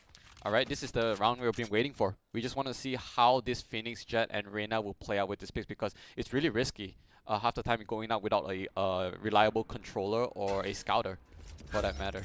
Yeah, but this is still going to be a little bit dicey. They are taking their time, and actually going to be investing in a bit of an owl drone here coming out from Ascetics, as he does really want to try and flesh this out and make sure that they can get the numbers behind any potential push coming out, as really Bren has not committed to a side yet, but they are starting to go over here to A, as look at the positioning here, as we're going to be, of course, seeing Borkum starting to transition in. I think he teleported. No, I think he just walked in past his own dark cover, and little does he know there's going to be the camera available right ahead, and they are actually pinging. The rotation is coming out here. Borkum is going to be able to take down PTC straight away, but looks like the trades are coming in here. They are not on to site just yet, as it's going to be all the way on the catwalk side of things just right now. Yeah, I didn't see that though. Wow, he actually spots out that Cypher. Alright, very nice. And even a heal coming out your way though, so now very in favor of Bren. We talked about this, now they do have the plant coming in here. Alright, Omen and the Breeze looking to have an approach plan. Okay, so all they need to do, hold the side. Oh, Omen is actually very, very low though. Well, with the Cypher with the camera, it's going to get some information. Dispenser is on full health though. Dark cover actually going to cover up the main. Alright, we got Paranoia, means we know that 1 is up on Heaven. Do we hear the drop yet? We don't. Does he have any teleport? And he is very low, like I said. Please remember that. Spots out there. 1 frag. Ginny onto Jassivar. It's pretty strong. Ginny, what are you doing? That's insane. Oh, it's not good enough though. He tried. Oh, looks like Ginny is going to be able to get the 4K, and he has been absolutely decisive here. And the push coming out is going to be absolutely sublime, and really going to be satisfied with that one. Congred as well, doing well from the Heaven side of things. Damn. And yeah, I think that was a little bit of a drop ball from Brent. It was looking like it was a good take. They had the angles to work with, but Dispenser not able to land the shots a little bit earlier on, and Jesse also getting caught out by surprise. Yeah, I really thought they had that one though, but still early in. They're going for the anti-eco round. All right. Triple A. Let's see here if they're gonna get it down to a 4-10. Do they have enough deficit to make a comeback for Brent? They might need to actually win a 3-game in a row in order to start getting that bank up. All right, and they need to be more vigilant and also take more risk. All right, it needs to be risk-taking play here. Otherwise, you are actually going to be eliminated from the competition. Well, I mean, we have seen them starting to buy a little bit here with Dispenser on the Sheriff here, but Ctix, he's going to get the first pick. He's all the way back here in the backside, but he gets another one for his troubles. PTC is there to help him as well. Ching and Borkum not spotting him out, and this is looking like it's going to be tragedy for Bran as they're not able to really stop the onslaught. The two players on site doing just so much work. And I'm not too sure if there was a buy apart from the Sheriff that we saw Dispenser wielding, but I think for the most part it is going to be I think it's only Dispenser at the moment here who's going to have slightly broken by through the light armor. Yep. You see, they understand like how much they're actually saving though. Like they cannot afford to buy anything. So Triple A knows this. They rushed in, get all the frags, and get a quick plan as well. So there's going to be some money for them. Brand has the money now to take some of the kills. Do they have the ability to frag? You pick 3 fraggers. Let's go. Yeah, so right now we're already seeing Dispenser going here for the lone push on towards A main to apply a little bit of map control. Not going to be yielding anyone too aggressive on attack all around. I think they do want to try and play this one a little bit closer to the chest. Let's not forget they still have the anti-eco weapons on their hand. They're going to not be having good long-range engagements, and now they are going to see the stack up here on the A short might be a little bit unexpected just because this is kind of playing into the hands of attack all around. But they do have the numbers on A side in general, and they can rotate pretty quickly through Ginny. Yeah, we were talking about the anti-eco weapons though. So they are going to be camping corners, of course. The Spectre is really strong up close. Alright. But then again, it's up to see how Brand actually goes into this, because they need to utilize their smokes, their flashes. Problem is with their flashes is that if you flash half the time, you're already committing. And when they see a flash, they know everyone is going to like rotate. Right, it's not as slow as something like a Viper wall or something that like you're really not sure what's happening though. Congrats actually finds the Jet, but Jet actually will take down Congrats first, of course. Better gun wins. He's gonna entry in right now. Paranoia catches in onto one, I believe. There's one at Generator. Generator is not dead yet though, not before Triple A takes down a couple. It is still 3-on-3. Dubstep takes out PTAC, and they do have the spike. They might look to make a rotation or do a fake. Ginny spots out Dubstep. What's going on with this trade-offs? I think it's super balanced. Here comes the drone. A dark cover coming on in the meantime though. Spot out the Reina. My lord, what a dart. That drone's balance. 300 gold. Omen left up alive there though. Tried to hold the ground. They know one's there. I can look to reposition himself. Sorry. Gets one frag. Nope, does not get it. Aesthetics takes up Borkum.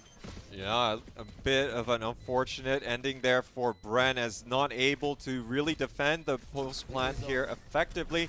But the take was good. I think, you know, through dubstep as well, moving on towards Garden and able to move up to the A ramps. He was able to apply quite a bit of pressure, as we saw, giving quite a bit of a hard time from Heaven. But of course, we did see that Ginny was able to start to equalize things, and with this 2v2 play, turning out pretty well. And yeah, you just gotta love the combination there. Ctix with the intel going to be showing what Bren is missing in this game. You know what's funny? Ginny isn't even utilizing Aftershock that much this game, but like her frags, or his frags for that matter, is like on point.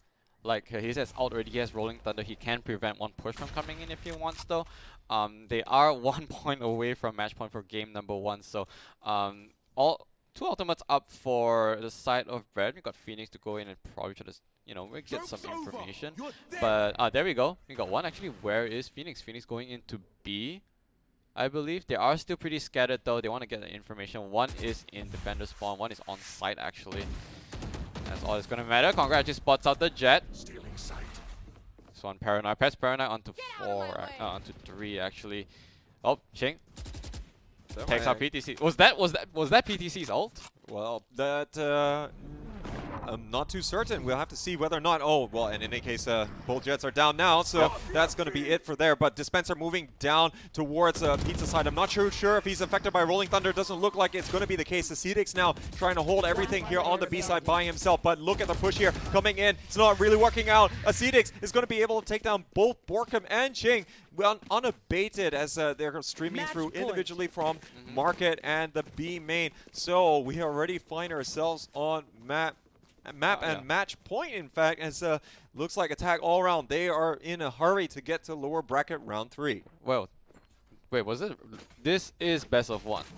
Yes, this is best of 1. So the thing is, right now, like, they will be eliminated, Bren, if they lose this competition. So I don't know what else is on the line that they can try, though they really tried. But I really want to get behind the understanding of running triple duelist, because it's so hard sometimes to take sides for that one.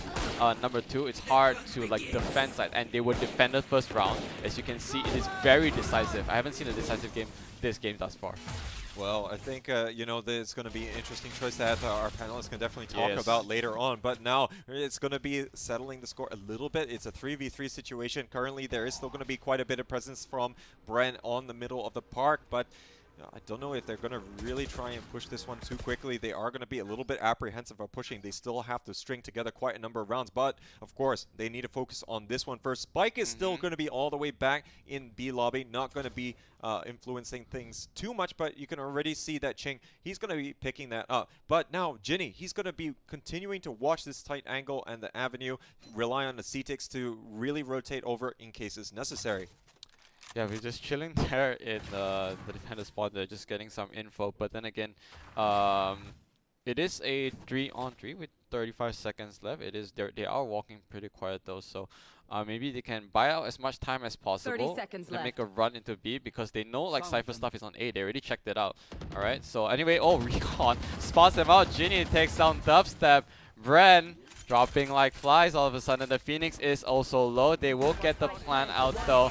Jesse Vash takes out Chinny. And that's a shock dot. What a shock dot that was. Oh my lord, we need a replay on that. Oh, CTX going ham here, and he's going to be able to claim the final 2 kills. Looks like Attack all around. They are going to be winning this lower bracket round 2 matchup in style, and they're going to be advancing on towards the next best of 3, and yeah, that's going to be at the expense of Brand Esports. So unfortunate there for our Filipino team. They're not able to get a better result from this game, and fortunately not turning up. But Borkum definitely doing quite a bit of work, but not enough of a contribution, as you said, from maybe running both Reyna as well as the Phoenix. I think when we've been talking about Double Flash, we of course have been talking in the context of Breach, and then you bring either one of the Reyna or the Phoenix. But I think, you know, with the kind of utility that is brought as well by Breach, is definitely going to be something that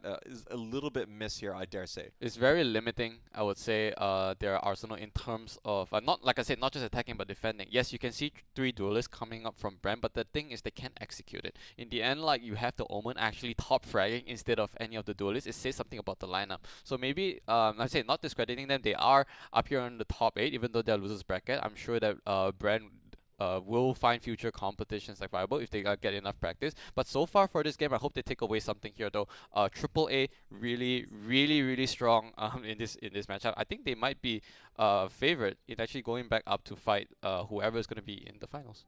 Yeah, so that's going to be some food for thought there, and yeah, I think GG and well played there, and we're going to be seeing Attack all around once again in our final game of the day. But it does also mean that we have to see who they're going to be playing against. We do have our next losers bracket round 2 matchup, which we're going to be seeing who's going to be coming through the Boom Esports and Blackbird Ignis matchup that we're going to be having in a short while. And this is going to be really quite scintillating stuff, as both of these teams are really stacked. I think, you know, both of them will feel hard done by falling down as they were engaged in some really long matchups that actually resulted in them falling down. I mean, at the end of the day, they got there by having their losing their own respective best of threes, going the full distance. So they definitely have a point to prove. Of course, Blackbird Ignis, they did play the very first game of the day. They definitely looked good for it, but it was a relatively close game against Todak where it was 13-11. Yeah, but like I said, because when you drag on like best of threes and actually play all 3 games and closing like 12-13 kind of things, like it's gonna take a toll on you right now. So they are going to like so Boom is the one that's going to go out with VBI, right? And we've seen these 2 games being covered today. We know their Arsenal, what they're being capable of. Like, do you have a preference of any of these teams? Well, I think it's going to be very dependent on how their mindset is going to be lining up, and we'll have to find out as well how the map choice is going to be here, as of course this is going to be another best of 1, but this is the last best of 1 that we're going to be seeing, you know, so there's not going to be any more spookiness after this matchup, and we'll see all best of 3s all the way to the finals, which is going to be a best of 5. So I think it's going to be exciting all around.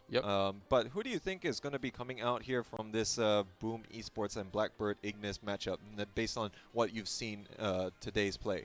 I mean, I've fresher recollection of Boom per se, so I like best out of Mumbai, right? Boys out of Mumbai, if you guys know what's happening here. So anyway, it's just best of 1, so it's just 1 hit, 1 tap. Let's just see what's going to come out of this. Then again, all right, this is going to be the last best of 1 that's coming right after you this time, but we're going to have some thoughts from our panelists, all right? So once again, my name is Viper, here is Jay. We're going to see you right after this for more Valorant matches.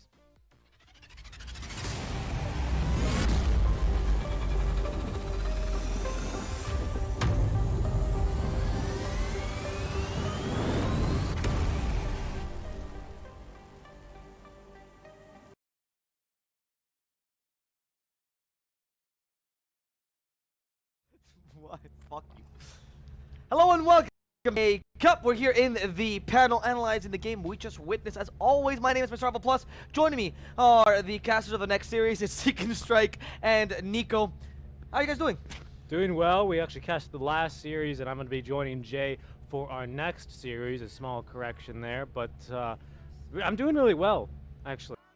Yes. Yeah. Thanks for asking. How are you? How are you doing? I feel like you always ask us the questions, and like nobody ever asks the host anything. Yeah. That's a good point. That's a good point. I seconded that. Yeah. Yeah. Imagine, you know, it's like it's my job or something to ask me questions. It's crazy, right? Well, you never answered my question. So it's been a rough day. Okay. Been a rough day Sorry to hear because that. I was rooting. Yeah. For Bren. No. Well, actually, no. I was rooting for Kodak in the beginning. Todak. God, see? I'm even forgetting their name. They're fading away like the Marvel Avengers theme. Goodbye. It was that easy. Yeah. I mean, it was actually a 2-0, unfortunately, earlier on for them, as well as... no, 1-0. Oh, it was a 1-0. They were because they lost. They're out of the tournament. That's yeah, why. 13-11 though. Pretty good. Not that pretty bad. good. No, not that bad. But this time, Brent getting eliminated. Also a bit sad, not gonna lie. I know Zero is gonna be the most sad personality. He's not today in the panel, but he's been hyping up his team for a while. Brent Esports, incredibly good team, honestly. They come up from a pretty rough group, as in like genuinely difficult group. They managed to take it. Their group partners are already eliminated. They themselves are also being thrown out. So Group D is completely out of the tournament now. And it was tough for them. It was tough because Brent Esports, both them and Morph actually played right after they finished the group stages, right? So they had no break between them. They had no time to analyze the teams. Right. They went straight into the bracket, which was a bit rough for them. It was formants in the upper brackets as well. Sure. Well, but from the other side, for the flip side of that coin is they didn't have to wait 4 days to play. They're already in the zone, right? Sure. Everyone is already on top of things. It's fresh on the mind, what they need to be doing. You know, it's hard to really say one way or the other when you look at players' sort of mentalities and what kind of break time's going in. But like, I talk all around, like they look so good. I mean, it was Ascent. Had I been on the panel before, I would have been all in for Attack all around. Just because they just play so naturally on this map. I think they really, really enjoy taking this map. Do you agree with that assessment? I think just besides the map plays, the individual player skills that actually outplay Brand when they're defending. Early in the game, there's 2v1 situation that's peeking from the main to the boathouse near the switch. It's just the one guy actually get the clutch and get the 2 kills done. I guess it's the map pick and the skills individually, when they both combine, that's what we can see some pretty one-sided score here in the previous round. Yep. We did see definitely bursts of life from Bren Esports. There was definitely moments of brilliance in there as well. Specifically with the Bucky, unironically, they were able to secure themselves, I think, an eco round and even a thrifty against them, which was absolutely massive. Unfortunately, because they were already down so many rounds in a row, AAA just had such big bank to play with, and they were unable to convert the following rounds, which kind of put them back into the hole. But I mean, I really do like the plays there. Reyna on Reyna action, super fun to watch. We did get to see a little bit of the Reyna ballerina dance when they were both invulnerable and kind of just waving and wave dashing back and forth to another. But unfortunately, Attack All Around, they're just the better team here. I mean, nice and patient as well, and just good aggression when they needed it. Let's look at how the brackets are looking like right now. We witness how they're ending up. So we're going to see that Attack All Around, actually, we saw them this morning as well. Playing against Vision Strikers was an amazing match. I think it's a bit unfortunate for Bren that they have to face this really scary opponents, because when you're like Vision Strikers and Attack All Around, you know the loser's going to play against you, and you're just sweating bullets. Like there's no good team that you want to play against. They're both some of the top teams in this tournament, and it showed in this particular matchup. Maybe if it was the best of 3, they would have been able to adapt more in game number 2. Would you agree with that? Might be, but I think the individual player skills in the game 1 specifically is just Triple A is just doing too well. Even though like going into psych or just open duel, they're just losing the duel that actually cost them the game. In game 2, yes, there might be a chance, but it also depends on if the player can pick up the mentality, put their pieces together, and actually out-aim them, or even get a even duel than what we had in the previous round. And that will be difficult because, as you keep mentioning, the fundamentals for AAA are just really solid. Like they're a team that they're an incredible veteran squad. They come from another tactical FPS. Their stuff, and they also don't really get rattled. We've seen this many times. They adapt pretty well to most strategies, and if they're losing, it's usually a close loss. Yeah, definitely. And you know, it's not just like they are only good on attack, as the name rather it might suggest. No, they're an all-round team. Yeah, because they actually win all 5 rounds straight on defense to secure the match, right? Yes. So if anything, you could, if you want to argue that, then they're worse on attack because they lost more matches, right? But of course, that's not true.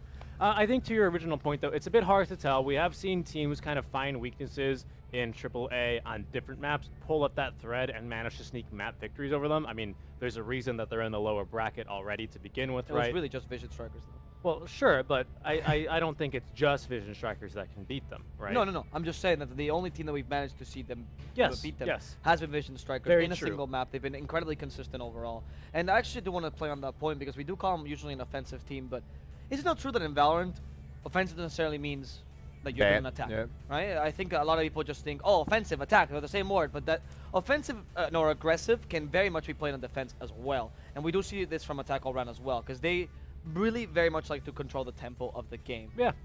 Yeah, they'll definitely rush out mid and try and kill anyone in B lobby. I think one of the fastest rounds of the tournament probably lasted like maybe 5 or 6 seconds, which was an absolutely just slapping the other enemy team. They literally just like, someone was like, oh boy, I finally have an operator, and then they died literally as soon as the barrier came down. It was very unpretty.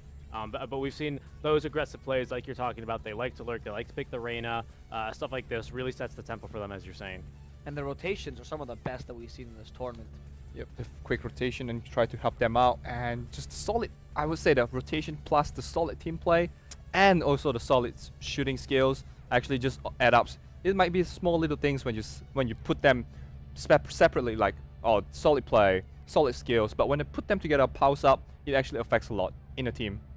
Yeah, I think their rotations on defense are definitely one of their weaker aspects as a team. Now, granted, this is a very strong team, right? So, relatively speaking, I think they're still pretty strong overall, which is why they didn't have... The bar's here, this is just here. Exactly, right? And that's why they were able to dispatch of Bren Esports quite comfortably, to be honest, right? What do you think were the weaknesses in Bren, particularly, that allowed that they could exploit? Or was it just an overall outmatching? It was just attack all around, just willing to rush into sight and get those early frags from there. Maybe Bren can adapt, try and play for the retake, but that's really, really hard to do actually on a map like Ascent, right? So attack all around, I think, just frankly just outplaying them here, you know? I don't know, is there anything you saw that Bren could improve on? I think the agents they pick, they have 3 duelists, if I'm not wrong. They have the Phoenix, Jet, and the Reyna as well. I'm not sure about that pick, because going that pick, which means that you have not much utility to hold on the site and to play post plant with, because it's just the flashes and some smoke, and we know that the jet smokes just fade really quickly as well. Yes. And calling Jet a smoker is quite a stretch. I think when most people talk about the double smoker compositions, they definitely are not considering Jet for one of them. It's mostly the Omen or the Brimstone that you would consider within the strong smokes. Yes, I definitely agree with you for your grander point, but it's important not to. I mean, discredit it. Yeah, because like to get into, for example, on split, you just need to smoke that entrance for a few seconds while your team runs in, and boom, mission accomplished, right? And then from there you need to play the site. Of course. But I totally agree with your point overall. We usually see those jet smokes used much more aggressively on attack all around, especially. And selfishly as well. Selfishly, yeah, exactly. To provide cover for them to dash into and then just kind of peek out and do their thing, right? That seemed to follow up, and I'm not sure something AAA does so well, and Bren just could not withstand the attacks.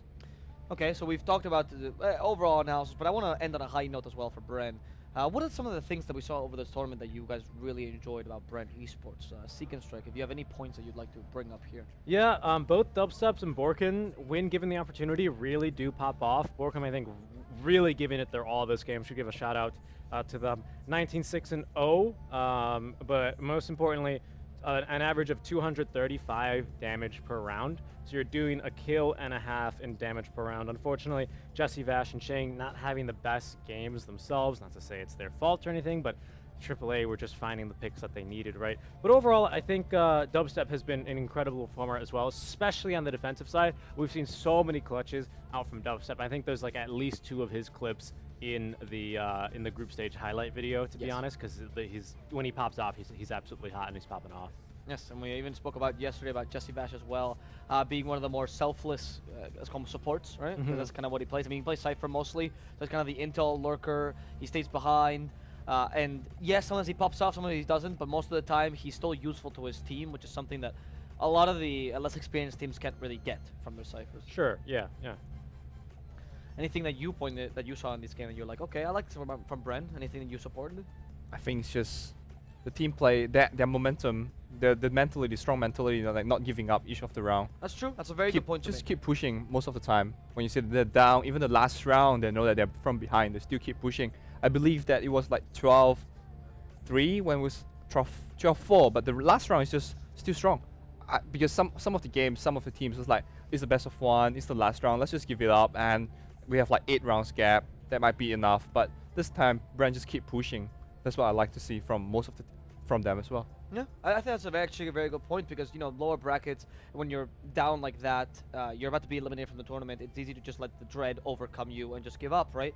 But at the end of the day, performing in slightly better, besides your own pride, of course, also helps you get noticed much more. And it seems dumb, but sponsors are looking at Brand and going, this team actually has a lot of potential. I may want to help them out. I may want to support them. I mean, they're one of the strongest teams in the Philippines still. In their local region, they're still incredibly powerful, and they did a very respectable performance this game.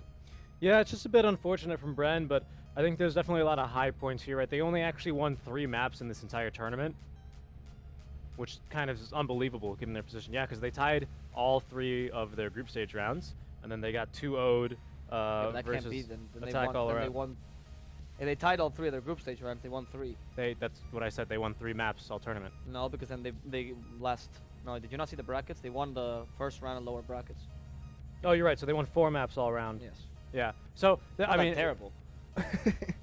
Well, I'm not saying they're bad, but when you're up against a team that had 1.5 times your map wins in the group stage alone, it can be very easy to look at that performance and go, haha, Bren, they just went 0-3-0. They tied every single match, barely squeaked through. But I think that's taking a lot of credit out of them. I think this is a really strong team with some strong players that we'll be seeing in the SAA region overall. All right, well, we have another game that's about to begin, the last best of 1 of today. And the tournament. And, no. Wait, the last best of 1 of the tournament, yeah. And the tournament. The first 2 rounds will be done completely with this best of 1. Correct. Wow, okay, so this is last best of 1. We don't get to see the spooky best of 1s anymore. No. So get ready for the last best of 1 of the tournament and the last best of 1 of today, because we still have 1 best of 3 afterwards. Don't leave after, please. And we're going to send it now to the casters. And by that, I mean, Seek and Strike, go to your position, mate. You got to go cast. Take a quick break, and we will be right back.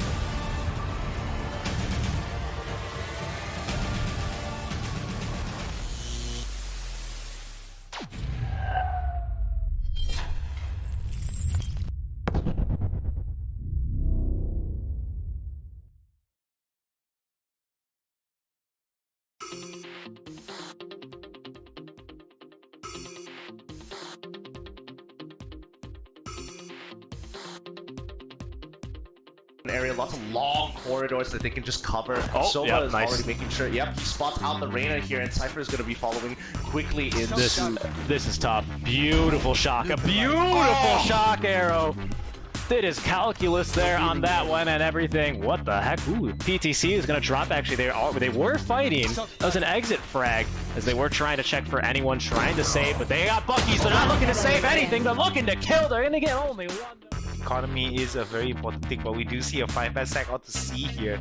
Very interesting indeed. It seems that the ultimate orb capture is more on the line for the side of OOW, as we do see the pushes coming in. We gotta be careful though, all of them stunned and dazed. Tony Banks being able to take down Rimsey. There goes the Stormblade. Then boom, shakalaka, Habi onto Kaja, but it's going to not be on his watch here, as Tony Banks will be able to take down. Oh my god, an ace for Tony Banks! Tony Banks going there. He's on the mark here on the defensive side as the Cypher already used. He's gonna find a pick onto one, looking for a second before the Jet forced back now. And a little bit of healing. Why not?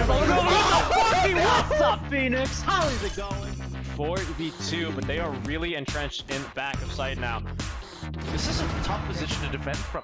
Yeah. What? And the boathouse is setting, so he's gonna get the wall bang off on the Shido. Look at this now, turn it out to 1, out to 2, out to 3. It's now all of a sudden a 1v2 just like that. The Vandal in boathouse. This man.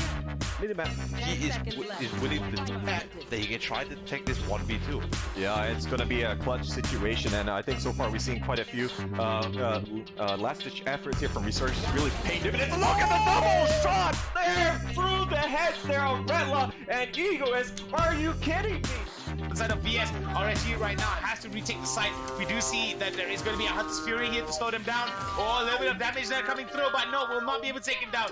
Nicely done coming in from the side of VS, but we do see a shot going towards MSG. Sass, what are you doing? Another one goes down from side of Mordecai.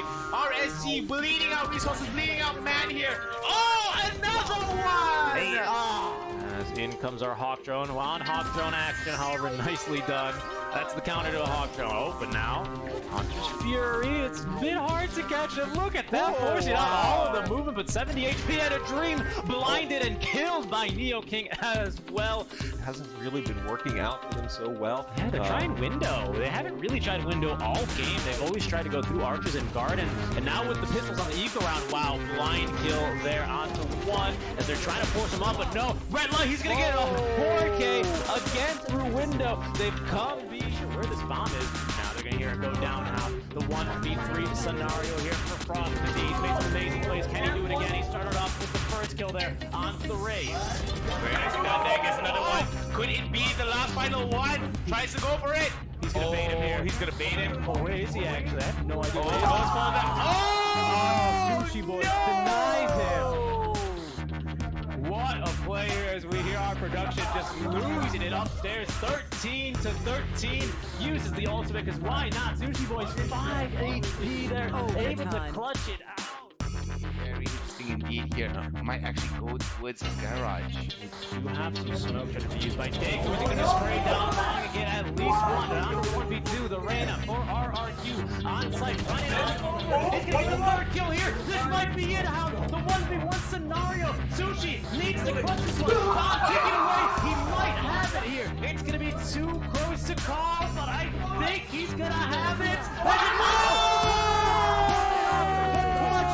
RRQ 2018, the year that was 2 years ago, but raided the armory as RRQ. But we still have to live without Dubstep gets a kill on towards Famous with the Blaze Storm, and that's going to start things off. That's going to be possible for Brent to take B side. Oh man, I guess in this case you can definitely tell that our different dubstep is cutting it down the side. He can't cut even more. There goes that own jet here. Time is now going to be down to a 2v3. They got control of this speed. Now they have to get this spike. He gets another one with the triple kill. One more standing. Ladies and gentlemen, can he get this quad for himself? He may not be the Blaze Storm, but he has his sight on that bad and he will get it. Dubstep with that. Do gets 4 kills. Oh my god. I thought you were about to drop the beat here like now, Zero. I was like, what?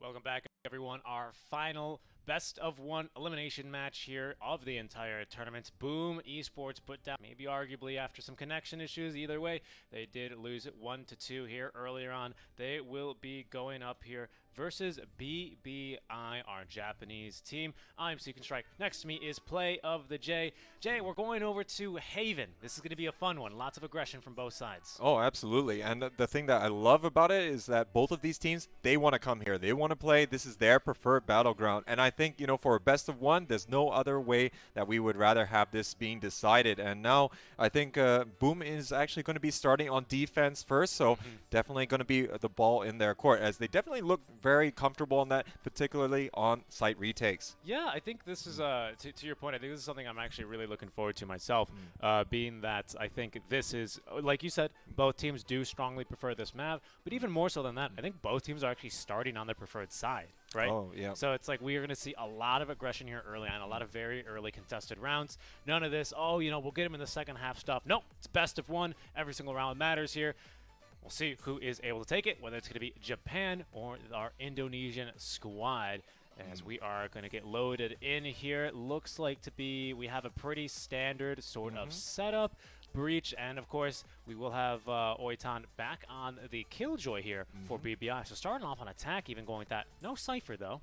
Oh, yeah, indeed. And BBI, they've been sticking to their guns, going for the Killjoy on every single Ascent and Haven round. So this is definitely playing in to their strengths, as they're going to be very well versed into that. Boom is also going to be going for their expected lineup as well, where they're going to be always opting out for the Cypher. I've never seen them take it except for maybe on Split. And now we'll see how they're going to be able to get this match going. Indeed, already some aggression out of mid lane comes the side of Boom Esports here. So pressuring BBI already. As we can see, we're going to be starting off with quite an aggressive match. Already getting some vision there. Onto one, onto two now is Neo King backing off, but it's going to be Astra striking first here in the match, as Boom take an early lead. Oh, and now Asterix is also going to be getting in the thick of things, but Blaze King with the Shock Dart is going to be absolutely lethal. And now they have the spike here in the middle of the park, and there's only going to be that one surviving member here. And Poem, he's got quite a bit of work to do if he does want to try and salvage this round. Yep, most definitely. It's not going to be too easy for him. Has a full minute, but spiked down in a very inconvenient location. But Boom, they're looking to finish this off with the kills, as it will be Super Sis after a little bit of panic firing. Gets the aim down, finds this mark, and Boom take round number one. Yeah, they're going to be pretty chuffed with that. We can expect to see a full anti-eco coming out here from the Indonesians, that they do want to be able to keep the momentum going. It has been working out pretty well for them when they're able to string a few rounds together. But yeah, not going to be really putting it past here BBI, as we know that they are going to be completely capable of bouncing back. Most definitely. And of course, Asterisk already saving up, not buying anything but heavy armor to make sure that if they should win this round, he'll be coming at the next one with that operator. Oh yeah, and he definitely does love that gun. And now we'll see that there's going to be a little bit of poking and prodding here by the attacking side over on towards A. And now not going to be having too much teeth in this, as of course they're going to be all on that full eco, but really just trying to gather a little bit more information as to how Boom does want to stack up and counter this. I like how Oitan responds there, placing down the turret to make sure they don't get rushed down 2 rounds in a row through the garage. But I think now, Boom, I think maybe that's the reaction they were looking for, right? Because now you can still have actually rotations towards C, towards A. Those are the 2 most common ones. Very rarely will you see a turret or even a Cypher cam placed there, right? But now the seed of doubt has been planted, which is going to, I think, be a big win for Boom Esports here. Yeah, and I think Oitan does this really well and really throwing teams off guard, always repositioning it, and it's going to really be difficult to predict. But now it looks like B here is going to be the site that they all want to try and push down. Asterix is going to be hanging on the edges of the dark cover, but look at the push here into A-Link is going to be able to get this aggressive push to work quite swimmingly, but the plant going down. Yeah, the spike is believably planted indeed. BBI, they've got 1 member remaining. He's going to be lurking through A as the rest of Boom. They're looking to make sure that they can actually get the kill here, but that spike will be diffused. Asterisk with the kill credit there. Just a bit unfortunate. I think BBI missing a few crucial shots there entering the site. We saw someone just able to 180 on a dime and get this kill here.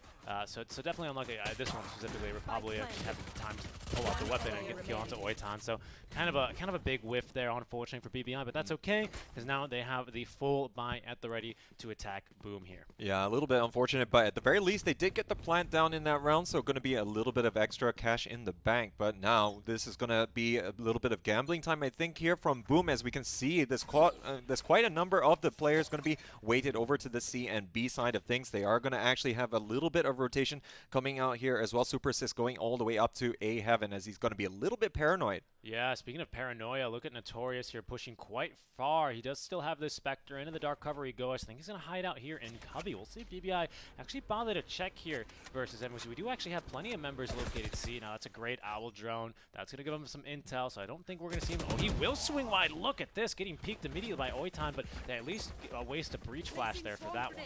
Oh, yeah, and he's definitely got a pair there. And look at the push coming in here. Neoking going to be using the Tailwind into the smoke screen here, but it looks like it's not going to be working out. Blaze King with the triple, but he's going to finally be overpowered here. Popagachi coming in here, and now Asterix trying to land the shots there with the operator, not working out in close range, and that's going to be a really painful round here for Boom as they're going to be losing out on this full buy. Yeah, they lose out on the full buy. They're going to have to, well, they have a little bit of money here. It looks like they can almost rebuy everyone but Asterisk there, but most importantly now Neo King gets to save a little fair chunk of change. Doesn't have a kill yet this game for him, but now we could see that change after he's given the operator from Asterisk. So yeah, to your credit there, or as you said rather, a really, really big kill, and we might see BBI take another one here. They do have to kind of force. I think I saw a Bulldog there on the side there, but we'll see if they are able to convert that here, or if Boom rather will be able to turn this one into a win.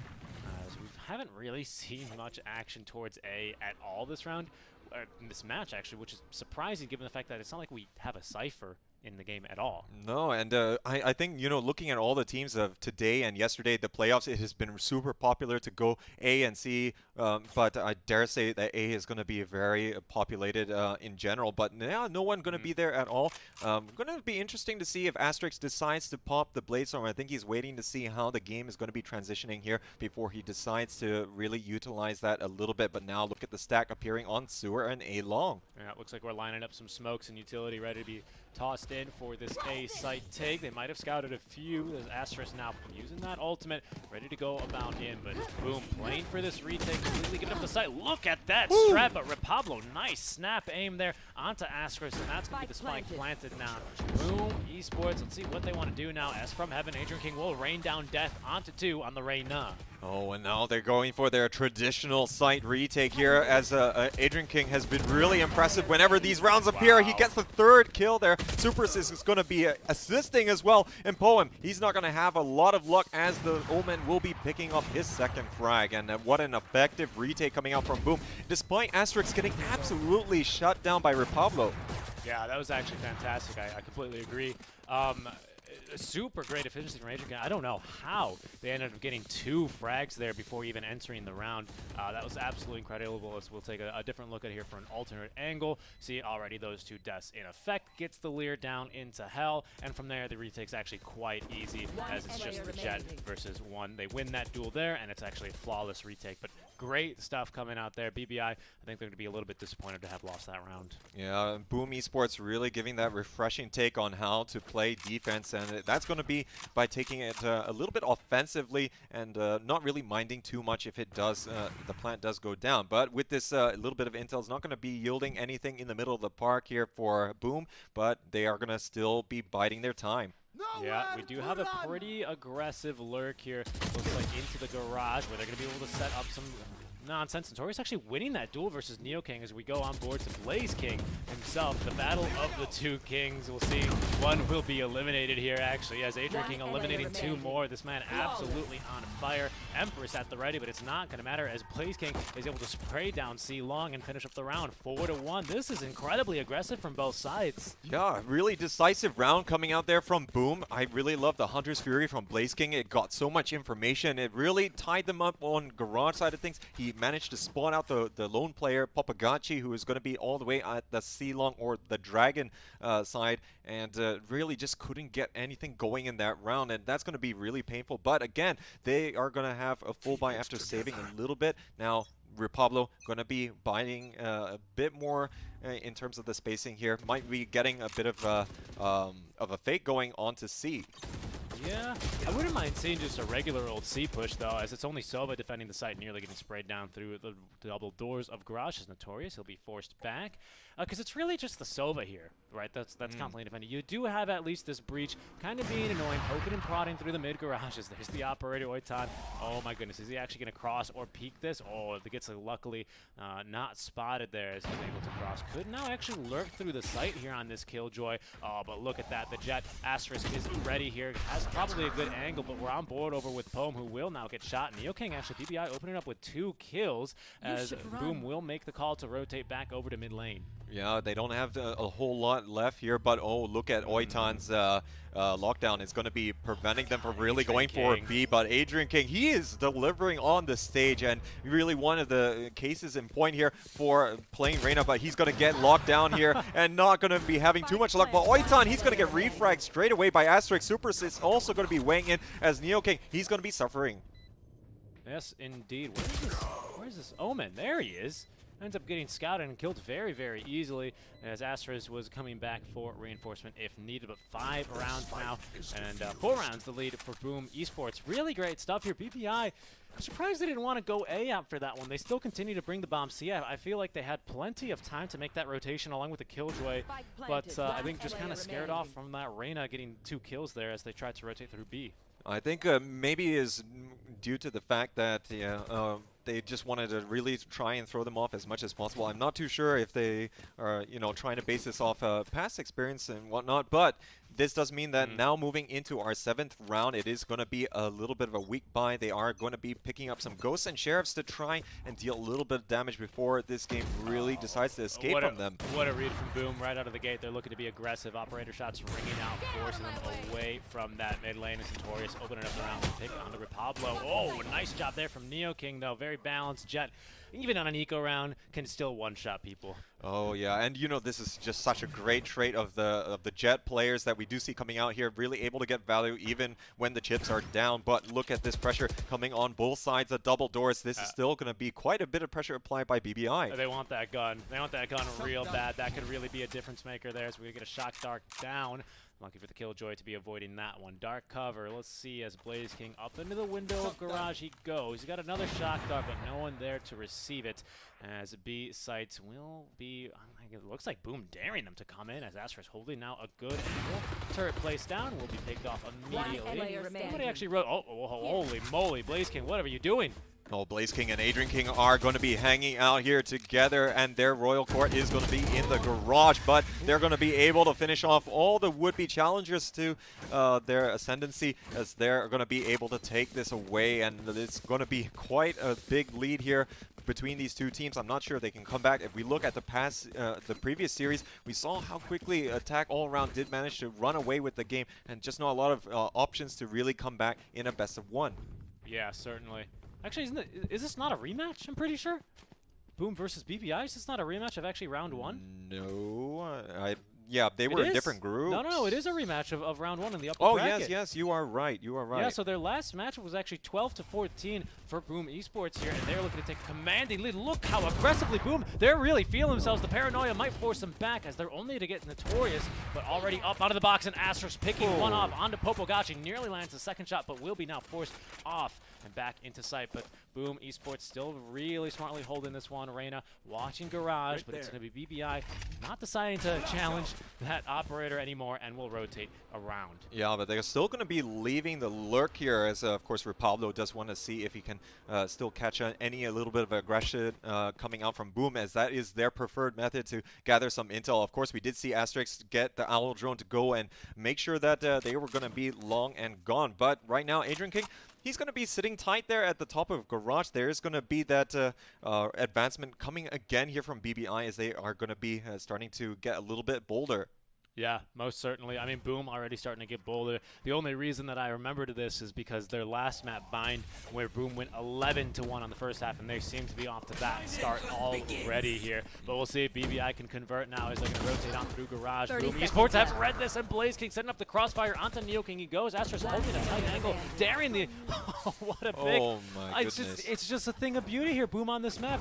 They divide and conquer as the Omen is able to lurk from behind and finish up the round 7-1. Yeah, no, I think the setup there was absolutely perfect from Boom. I think, you know, after getting a little bit more of the information from the Owl drone that they sent down C-Long, they were going to be able to set up more on that C side, because they were going to be able to have the likes of Super Assist hanging out by A side. Now, he did have the ultimate available to him, so he's able to reinforce in case they did actually go for that C push. That was actually kind of amazing. It was like Sova like kited them out, because they all really committed for like the double or triple peek onto the member in the corner, and the rest of Boom come from Garage, they come from C-Long, and they come from Connector, and just punish everyone for that. Yeah, and you know, C is always going to have these options available to defense should they dedicate the bodies. There's so many places to check, so many angles that can be taken.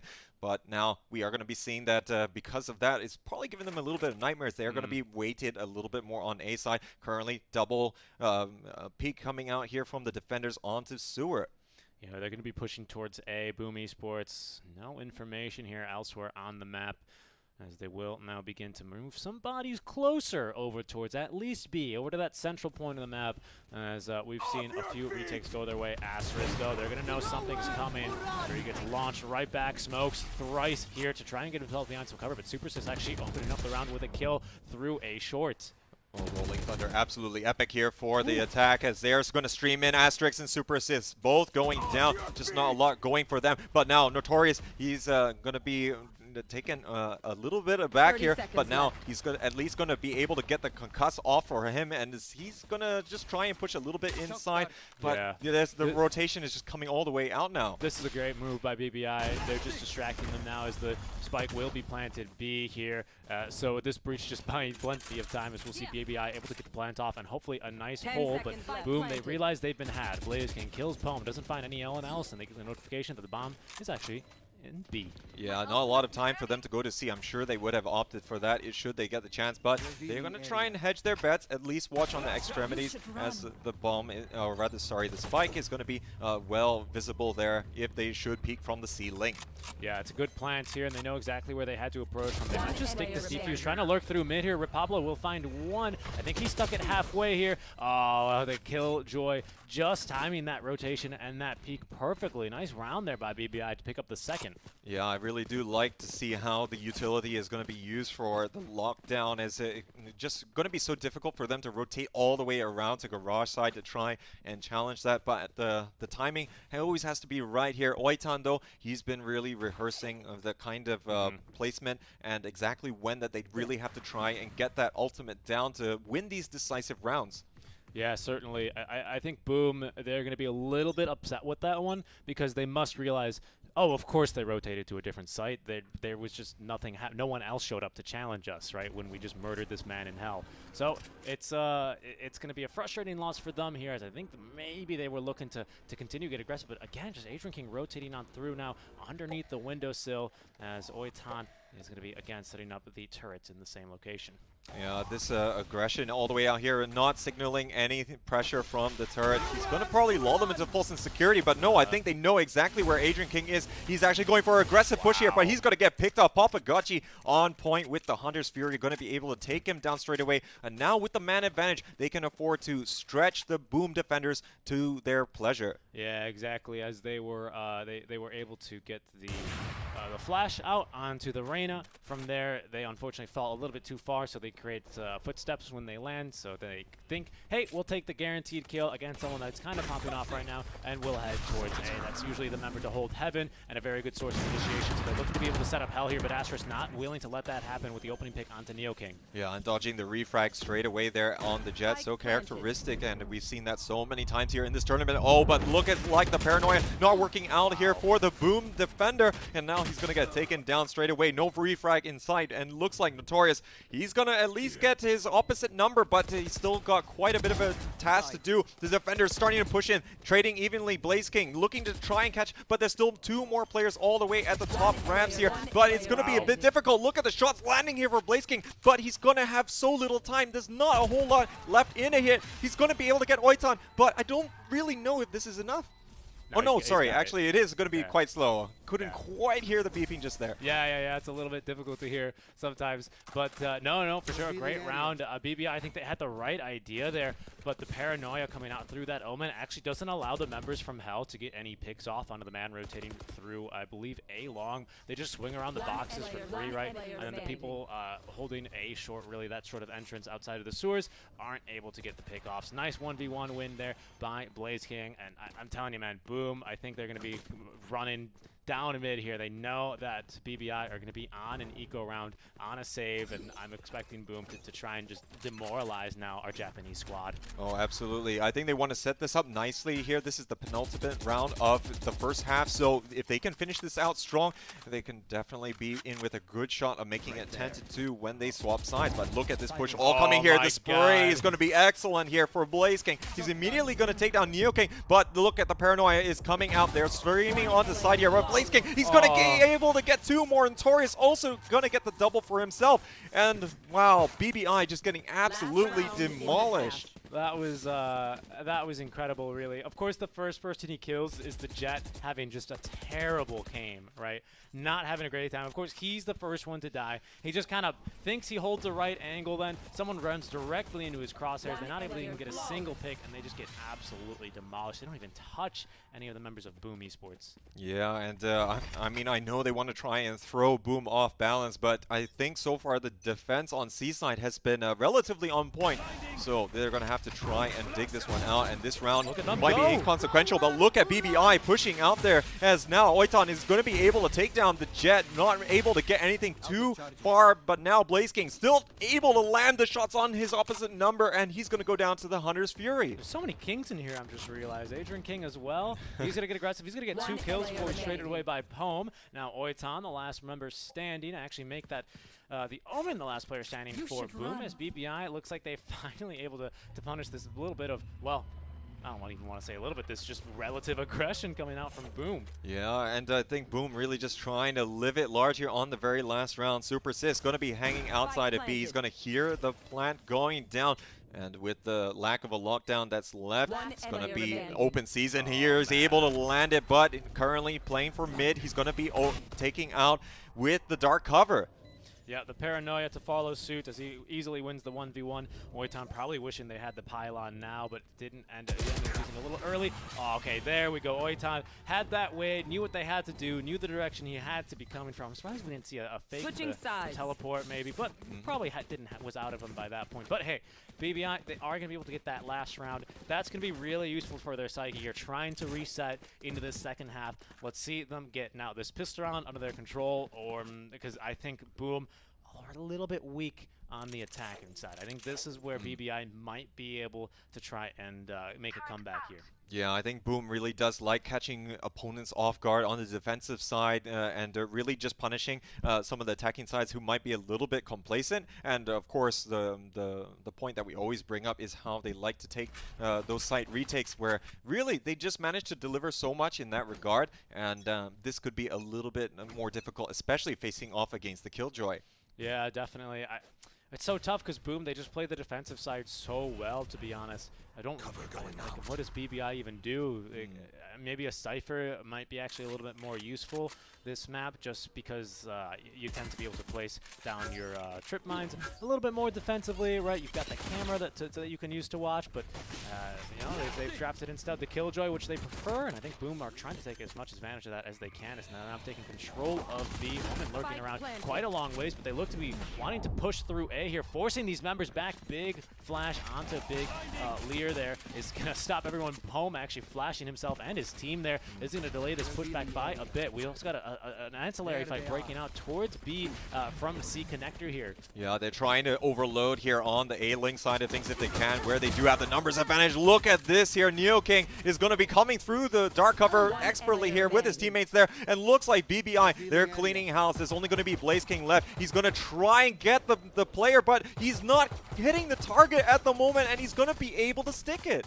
Yeah, unfortunate there. They didn't maybe have the plant in the place they thought. You can see most of his shots missing wide there a bit, but Blaze King, at least he's able to get the kill into Pablo, so they're not going to be able to kill him. This guy, 19-5-6. While top fragging. That's incredible. Yeah, this guy has definitely been eating his vegetables today, as really performing so far on the Sova. So we'll see if they're going to be able to get a little bit back from this. They are actually going to be buying a couple pistols, so they're going to actually be feeling a little bit more confident. Usually we will see a full eco coming out in round 2.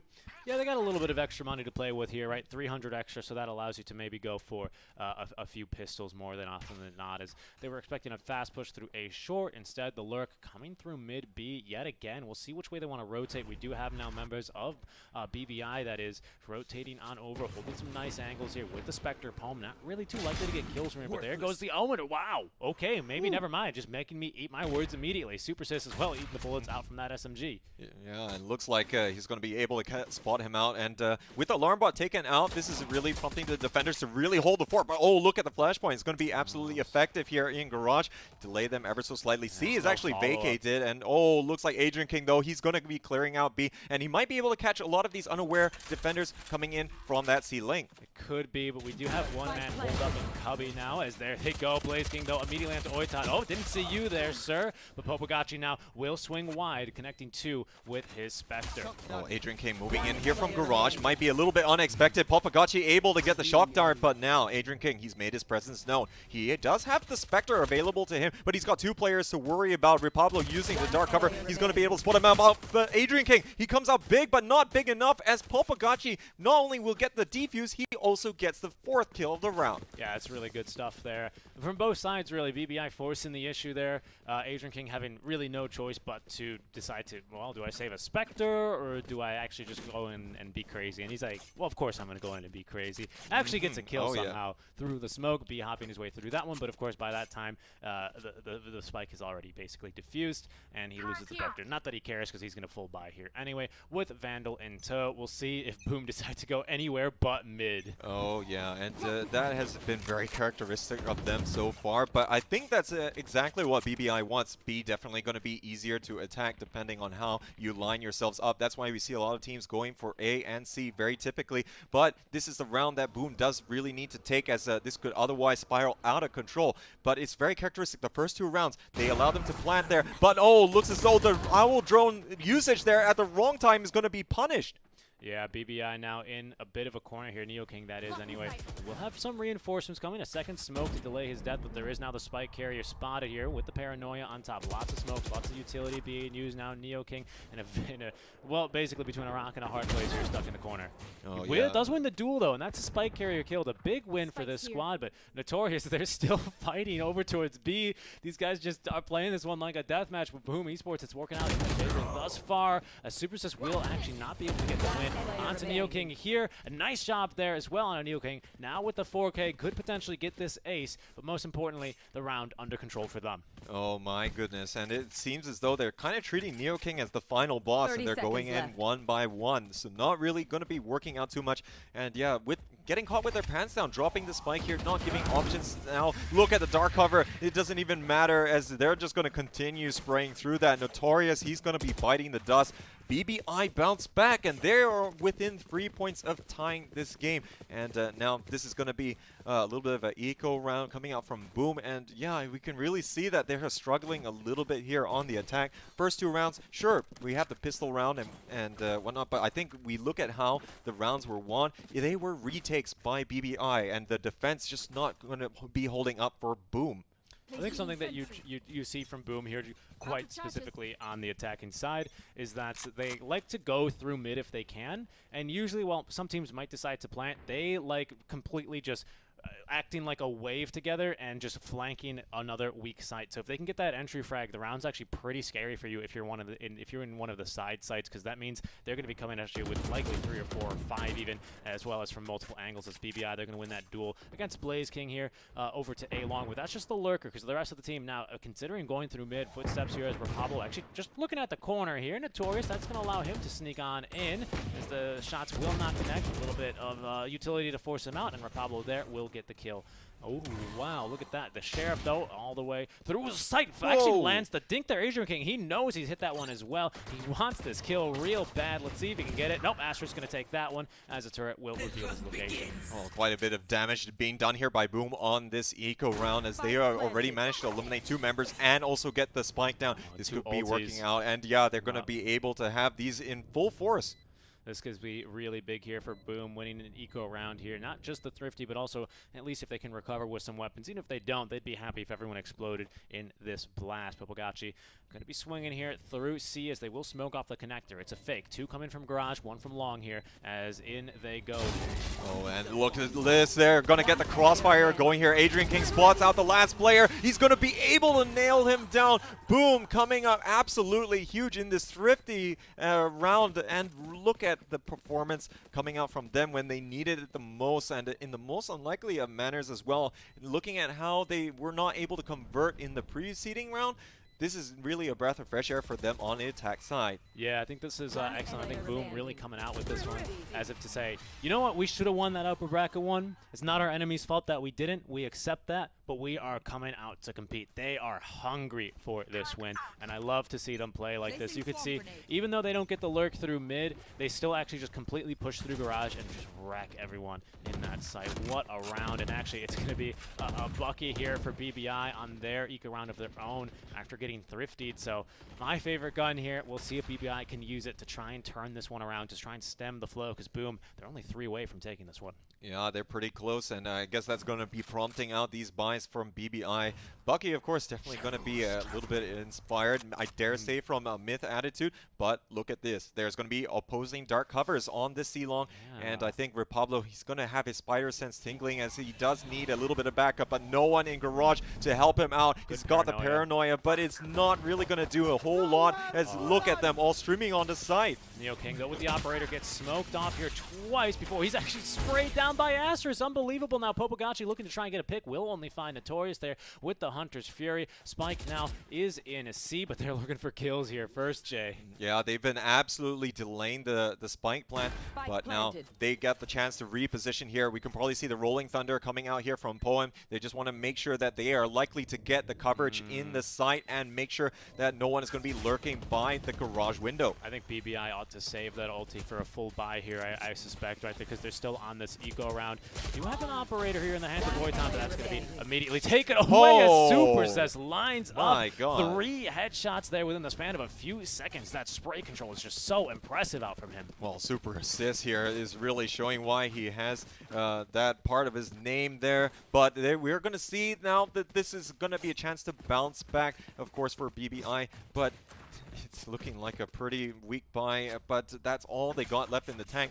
They kind of have to do it. It's not the final round, but you really need to have a little bit of buffer, even though it's just one additional round. Yeah, so Poem, oh no, he is going to buy that Sheriff now. They've already lost 2 in a row, so they're about to get this 3rd round loss bonus of 2,900, so they know that they can afford to full buy here as long as they leave about 800 in the tank.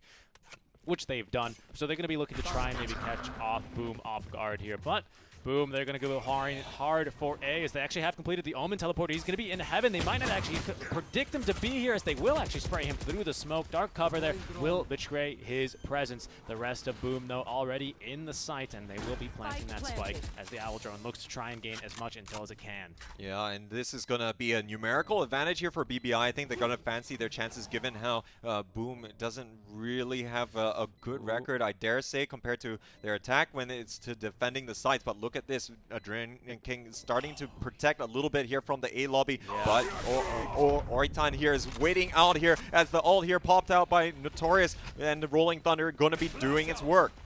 Yeah, this bomb continues to tick away, though, as they're able to actually return the favor here. Still having plenty of time as the drop down, not too successful. Boom still have 2 alive in the site now as the Hunter's Fury coming on through. There's going to be the dash away. This bomb is about to blow here as the defuse is going to not go down. There's going to be 4 kills then for Asterisk, killing himself as well with the blast as Boom Esports to even manage to escape there with the Sage. Match point now in their favor.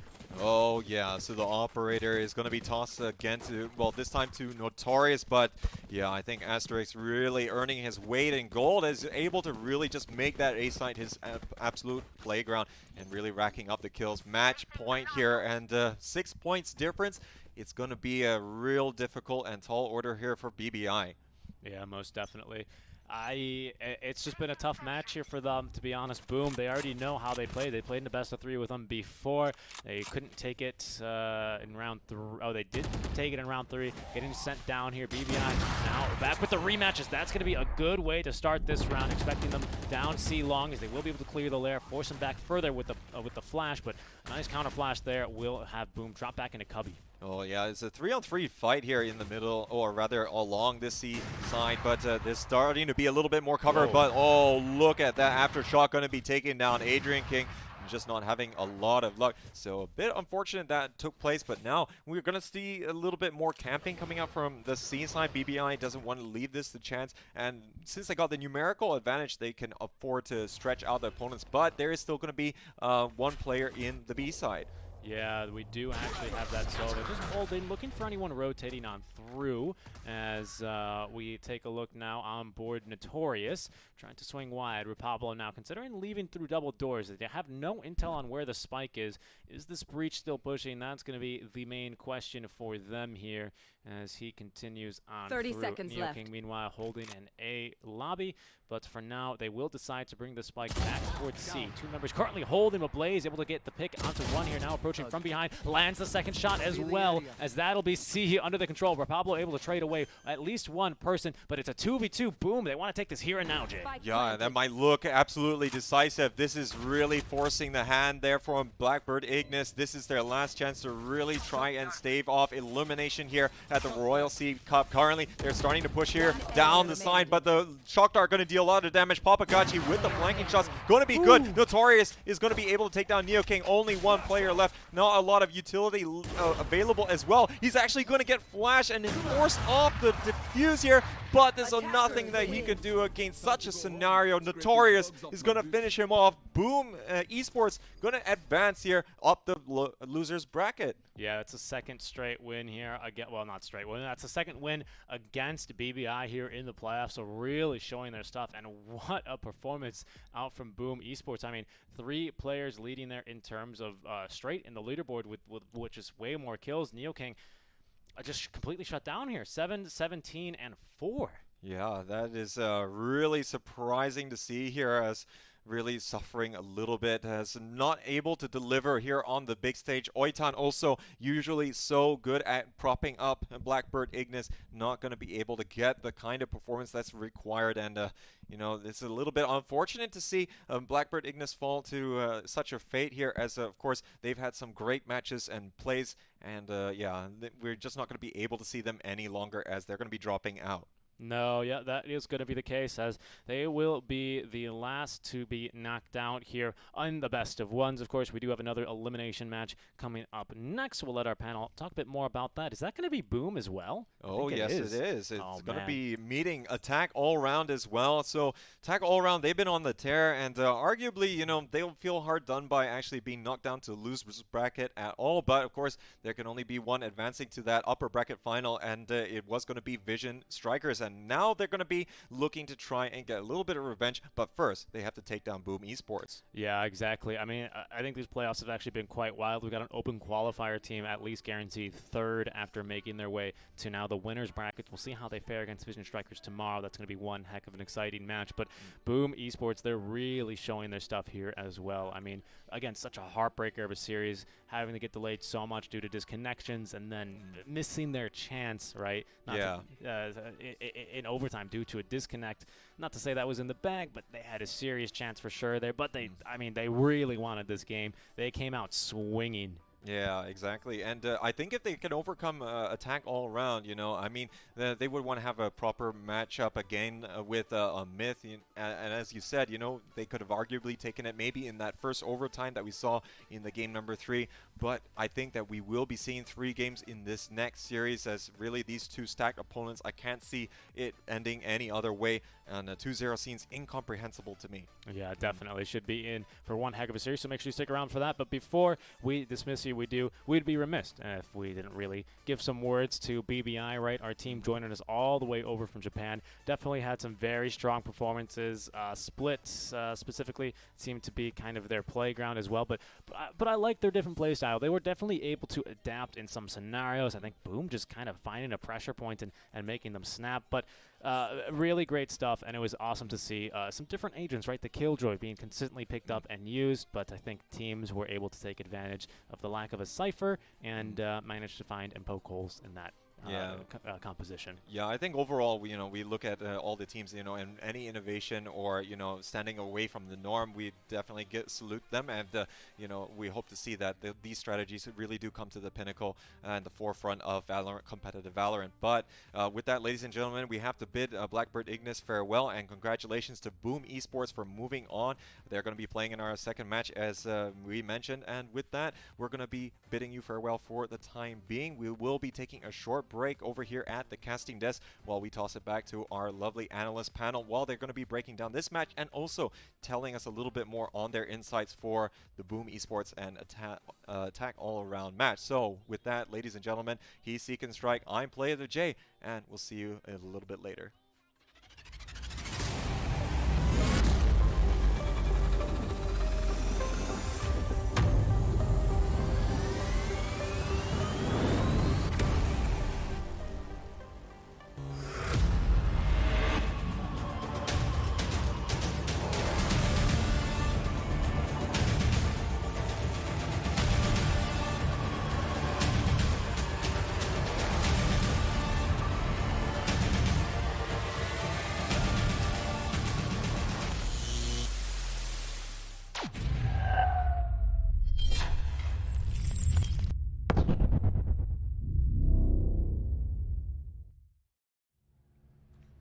Hello and welcome back as we're here in the Royal SCA Cup.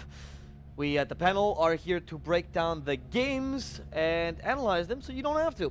We just watched a lower bracket game, one of the last, actually the last best of ones we're going to watch in this whole tournament, and it was between Boom Esports and BBI. Perhaps one of the most contested to some degree, because both these teams have done really well in this tournament, but unfortunately one team really took the upper hand. My name is Mr. Alba Plus. I'm here joined by Nico and by Xeno Viper, and let's start with you, Nico.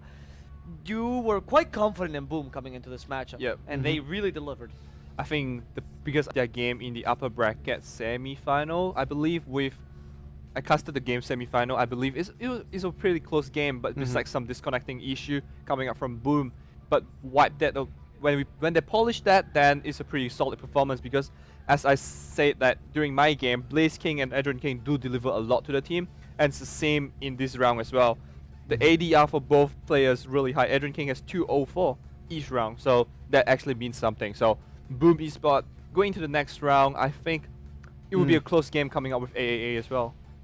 Yep. I won't say I didn't expect Boom to win this up because it was really decisive. They were actually up like 7-2 early on, and then they actually let BBI take some of their games. I was actually concerned if BBI was going to take this round because they're actually attacking first of all BBI, and they have a Killjoy lineup, which I was really excited to see. But they ended up on like a 13-6. Yep. Yeah, actually lost half of it. So I would say Boom did very, very well. Of course, not discounting BBI. They have come really far in this tournament, but just unfortunately being knocked out in the lower brackets. Well, I think this game kind of showed some of the glaring issues that BBI have had in this tournament. Some of the things that we always commented on the panel was that their defense is really good usually. They're kind of impeccable when it comes to the positioning. They play quite consistently, but they're not the best at adapting to the enemy strategy. Would you think that we saw that in this match as well? The next match, you mean? No, in this match, the current match. Yeah. BBI and Boom Esports. Do you think BBI had a difficulty adapting to Boom Esports' aggressive style? For me personally, I think that like the rotations were slow, especially when they started pushing there. Like half the time that when they got smoked in, especially like Boom. I want to say like Boom's Adrian King is actually top notch as well. I actually forgot what he was playing for this round, but he was the Reyna. Yeah, the Reyna. Yeah, the Reyna. He was getting his frags. I think it was the second top fragging here. I don't actually have like the proper brackets with me here. 21, 12, and 4. You need to go on Spike GG, friends. Spike GG, friend, not sponsor. Are we sponsored? No, Spike GG, which is their sponsor as Spike well. GG. So you can find all the stats. Yeah. Anyway, like you can see, but we do have brackets up on for you guys, real quick, just to check this out. So, Boom is going to be facing up against, I believe it is triple. Triple A. It's going to be a best of 3, like I said, for this losers bracket semi-finals, and then let's see who they can make their way back up for a VS versus Smith S2Y. It is very, very crowd favorite right now because it's been 5 full days of VALORANT time. It's always good to see you guys here, though. Xing was here while we give you more analysis. Yeah. So now, thank you for putting on the brackets here on stream. We can take them off now as we understood how the tournament is going to be developing. We're going to see the last match of today a bit later, or actually just in a couple minutes, which is going to be Boom Esports versus AAA. Yeah, exactly. And that's probably one of the more hype matchups. It's kind of surprising. It's incredible, right? Because we wouldn't expect these two teams to end up in the lower brackets. They're actually some of the favorites in the brackets, but someone has to go down, right? We're getting down to very few teams even left in the tournament at all. So it's starting to be kind of difficult. You can't really pick favorites any longer. Most of the favorites have been knocked out. Yeah, because as the previous game was like Myth and Boom, we both believe in Boom that actually get the game. I believe in 2-0 prediction from me and a 2-1 prediction coming out from Seek and Strike as well, but both of us prove us wrong. Boom actually, I don't know if it's the disconnecting issue going into the player's head, because sometimes you get a little bit tricky because when you're fully focused and then someone DC. You're fully focused, someone DC. All the little pauses do adds up and eats up a lot of their patience and focus in the game as well. But regardless of that, Boom actually put them together and run over. I wouldn't say run over, had a fair chance to contest against them and actually advance themselves into the next best of 3 and just another chance to redeem themselves. So Boom was absolutely amazing. I think we would all agree. Yeah, we all do agree with that. They played their usual well. The fundamentals are solid. They don't make any errors in teamwork. But I want to highlight some of the good parts of BBI as well. We did mention that they were relatively consistent team. Maybe one of their weaknesses was they're reactive. They don't seem to... they're not proactive. They don't seem to act before the enemy team does. They don't predict these things. But the reactions are okay. We thought of the rotations being a bit late, but the original positioning tends to be quite good, which is how they managed to come back a couple of those rounds. Yeah, so the reason why BBI actually picked out some more games is because their lineup actually is more defensive favorite, all right? They had the, like I said, the Killjoy, the Omens, a little bit more passive. Yeah, exactly. They have a breach just for entry purposes. Let's just say if they do frags, but the breach is bottom fragging for BBI, understandable. But I just want to point out that everyone in Boom is actually positive KD. Probably except for Breach with 0.86, which is not too bad. But then again, the star of the match was actually Adrian King at 21 frags as Reyna. And we talk about like close quarter skirmishes because Haven is the kind of map there's like so many corners you need to pick, you need to like do like great pickoffs. And then other than that, people like Jet, okay, we've seen like good Blade Storms, like good frags up here and there by Astrid. Astrid, shout out to him as well. So all in all, Boom is just like a very cohesive team that I and Nick has been personally casting and seeing that they might be the favorites to actually come out of the losers bracket. No caster's bias, but I'm just saying over analysis, this might be the outcome. gonna have to see as that game is gonna be underway very shortly. Yeah. But for now, I do really want to pay attention a bit to the match we just saw, and particularly the team that leaves us, right? Yeah. BBI. So this team, they had a decent run overall. They were one of the hardest groups as they were facing against Vision Strikers. Mhm. They actually managed to do decently well against Vision Strikers, almost toe-to-toe in one of their maps. When it came to the upper brackets, they unfortunately dropped relatively soon, but that's also because they were facing really difficult opponents to begin with.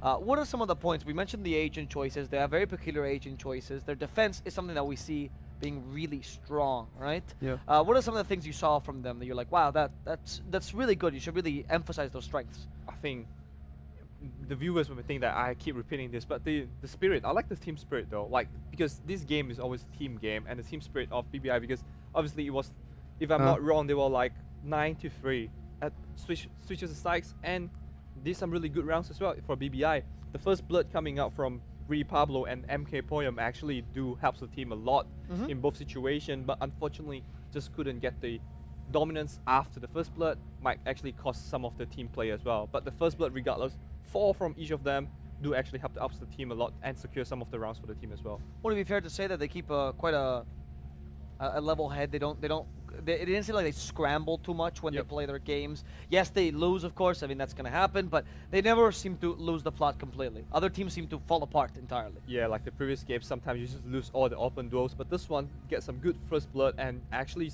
the first blood is even more than the boom itself. I guess is the individual player skills are they just have to find a way to gel it together and put it into better team play, I would say. I like you mentioned this first bloods, right? Because if we see a team getting a lot of first bloods but not quite winning the round, it shows, some people would say, oh, they just can't complete it, etc. But the reality is, it just shows Boom Esports teamwork, right? Because yes, they're okay with sacrificing their perhaps entry fragger or whatever it is that they're killing first, the fodder, right? Because they always have someone there to get the secondary or the third kill, which is something that we saw both against Myth and we're seeing now against BBI, and it's really difficult to beat that because it's just, they're playing the numbers game. It's simple maths, really. It's either they play from behind to get, and they will always ensure the trade. That's the best thing about Boom, I would say. The trade is always crucial. For example, some of the games that we casted or seen earlier, the trade is not right there and actually really costly for the team as well. 1 for 2, 1 for 3, but Boom is always make sure 1 for 2 is the maximum you can get out of me. That's true. And not just that, psychologically, I think they might be really drained because they were actually facing off each other in the upper bracket quarterfinals before being knocked down together in loose bracket. So they had whoops. Seeding, please. Seeding, please. But in general, like these games have played against each other, but it was not that defining. It was actually quite actually still quite a stomp actually for in favor for Boom. Alright, first game 14-12, pretty close. Of course, then the second map was 13-6, quite defining, and the bind, which is 13-3, knocking BBI down first. Alright, and then as to Myth would knock Boom down to lose bracket. So as big of a disparity this was, though, like, I'm surprised that this best of 1 is actually closer than I thought, because remember, we were up 7-2 in favor of Boom, but BBI can still like clutch back a little bit. So I just think if they work out a little bit on like communications and rotations and probably taking a little bit of risk, like high risk, high reward kind of play style, I think it would get them really far. It's just a matter of how much they're going to practice this. Would it be fair to say that Boom might be a bit of the kryptonite for BBI because the playstyles just don't gel, and BBI is having a really tough time dealing with them? I would say that BBI's playstyle maybe could have favored them, like maybe going to other teams, maybe such as Vision Strikers, maybe. Yeah, exactly, because they were close, right? But then Vision Strike were predominantly winning over things like at AAA, you know. So it's like a rock paper scissors kind of factor. So maybe their playstyle wasn't gonna favor them for going up against Boom. But hey, seeding is how it is, you know, and they're gonna drop out here. But by no means this is a small feat. They are playing so far up already right here into the semifinals that they should be able to go home happy.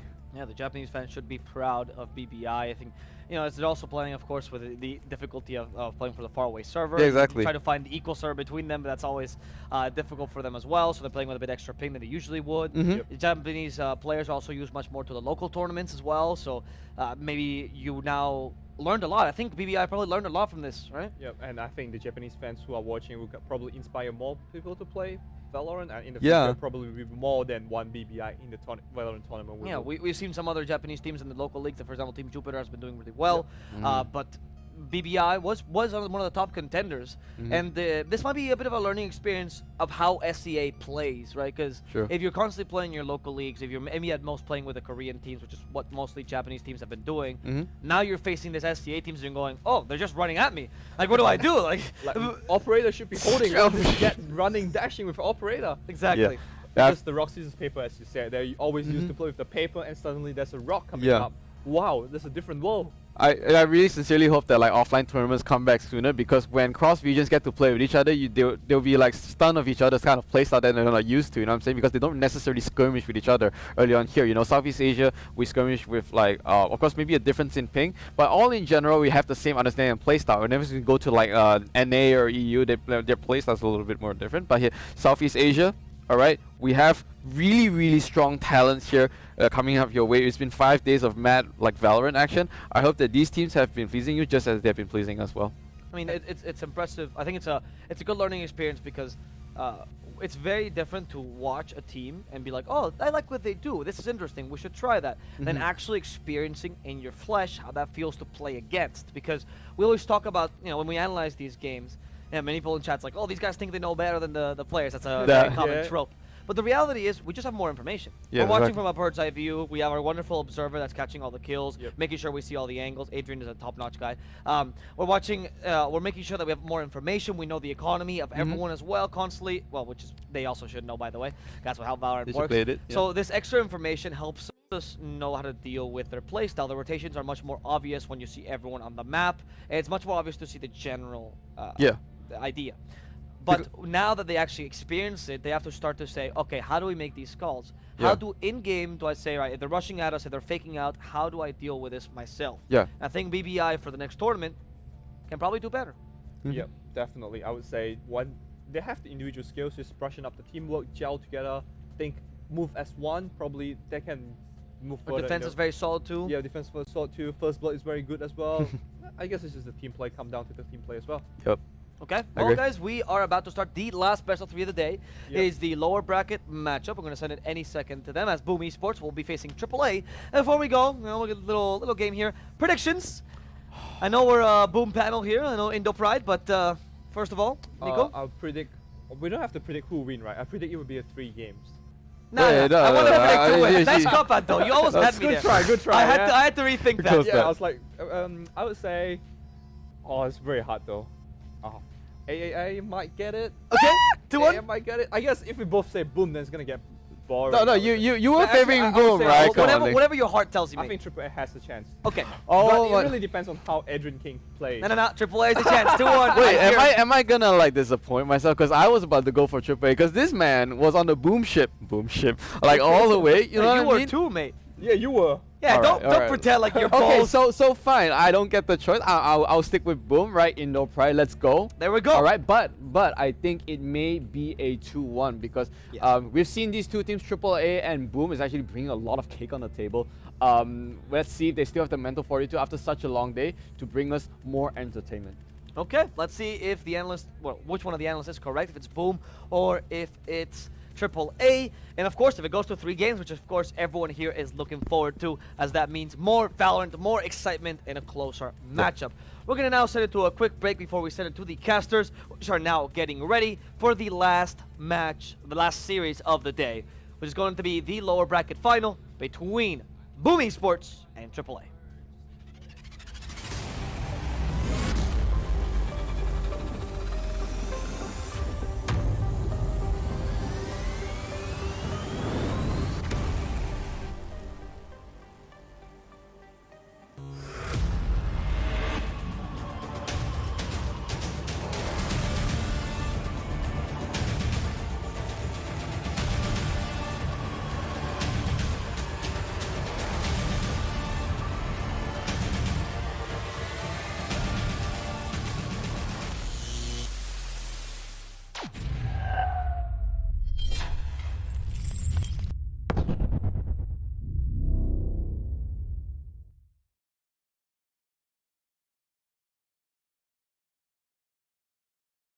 Welcome to the ePulse Royal SEA Cup. Whilst we are in the group stages of this tournament, I wanted to take an opportunity to look at some of the bigger hitters when it comes to the teams involved, and who to really keep an eye on that you expect them to go out of groups, through playoffs, and to maybe even win the whole event. To do this, I'm going to go through all of the groups and highlight one of the teams that I think is going to do quite a lot. We'll start with Group A, and we'll start with Attack All Around. This is a team that's had some great results across the bigger tournaments in the Southeast Asia region. It's a team from Thailand, and they've been in the finals of the two biggest tournaments, winning the Africa TV Asia Invitational and coming second in the Cyber Games Arena Pacific Open. Both of the finals they played up against AHQ Esports, which we will talk about in a second, with a dominant win 2-0 in the Africa TV tournament and a very close loss 3-2 in a best of 5 in the CGA Pacific Open. This is a team that has a lot to prove. You could definitely tell that they've been watching both the NA and EU scene when it comes to strategies, executes, and what agents to use. And with the balance patch at the moment, I think this is a team that can really adapt and overcome any opponent, but most definitely they'll want their revenge on AHQ if they can get that far. I say that because there's a lot of really good high competition in this tournament, and when it comes to that, look no further than Group B, and the favourites over there, Vision Strikers. You've probably heard of this team. They're from South Korea, and they've pretty much won everything that they've played in. They've had some really dominant results in the Korean tournaments, most notably Clan Masters 2020, and this is a team that plays some really aggressive and exciting Valorant. It comes as no surprise that South Korea has taken a liking to a class-based FPS game, but that doesn't mean at this point that Vision Strikers are just going to have their way with everybody in this tournament. But make no mistake, this is the favourite of the tournament by a pretty large margin. Now we get onto Group C, and it's much more competitive when it comes to the teams involved, but there's not really a specific team that you look at and go, they are definitely getting out of groups and you can expect to see a lot out of them. Out of all four of the teams, Boom Esports has had the better results, but they just got to playoffs in the CGA Pacific Open and lost out to Team SMG. It's not really a solid look for this team, and really any of the four teams can come through playoffs and not be a super surprise. But since CGA Pacific Open, Boom Esports have been able to win a couple of smaller tournaments at least, and maybe with the meta changes, they might be able to find a lot more solid footing. So expect to see some pretty interesting stuff potentially out of the Indonesian team, but they're not quite at the Colossus level as Attack All Round, and certainly not when it comes to Vision Strikers. Now going over to Group D, I mentioned this team before already, and that is AHQ Esports. It's basically vice versa for Attack All Around. They came second place in the Africa TV tournament, but then won out super closely in the Cyber Games Arena Pacific Open. With that momentum, they went into the Africa TV Asia Showdown tournament, which happened last weekend, where they played up against some of the bigger teams in South Korea, like Vision Strikers as we spoke about, but also Japan's Absolute Jupiter. Unfortunately, against this team, they lost 2-0 in the semi-finals, not really having an opportunity to show their strength, losing out 13-7 and 13-8. So whilst this is a team that won the most recent tournament that they were a part of, they still have a lot to prove to really show that they're a dominant force, not only in Taiwan, where this team comes from, not even in just the Southeast Asia region, but in Asia as a whole. You'd expect this team to get out of playoffs, but if they run into a team like Vision Strikers or even an Inform Attack All Round, things might be a little bit tough. But these are the favourites out of the groups. But no matter what happens, we're going to have some really great games and no doubt a few upsets along the way.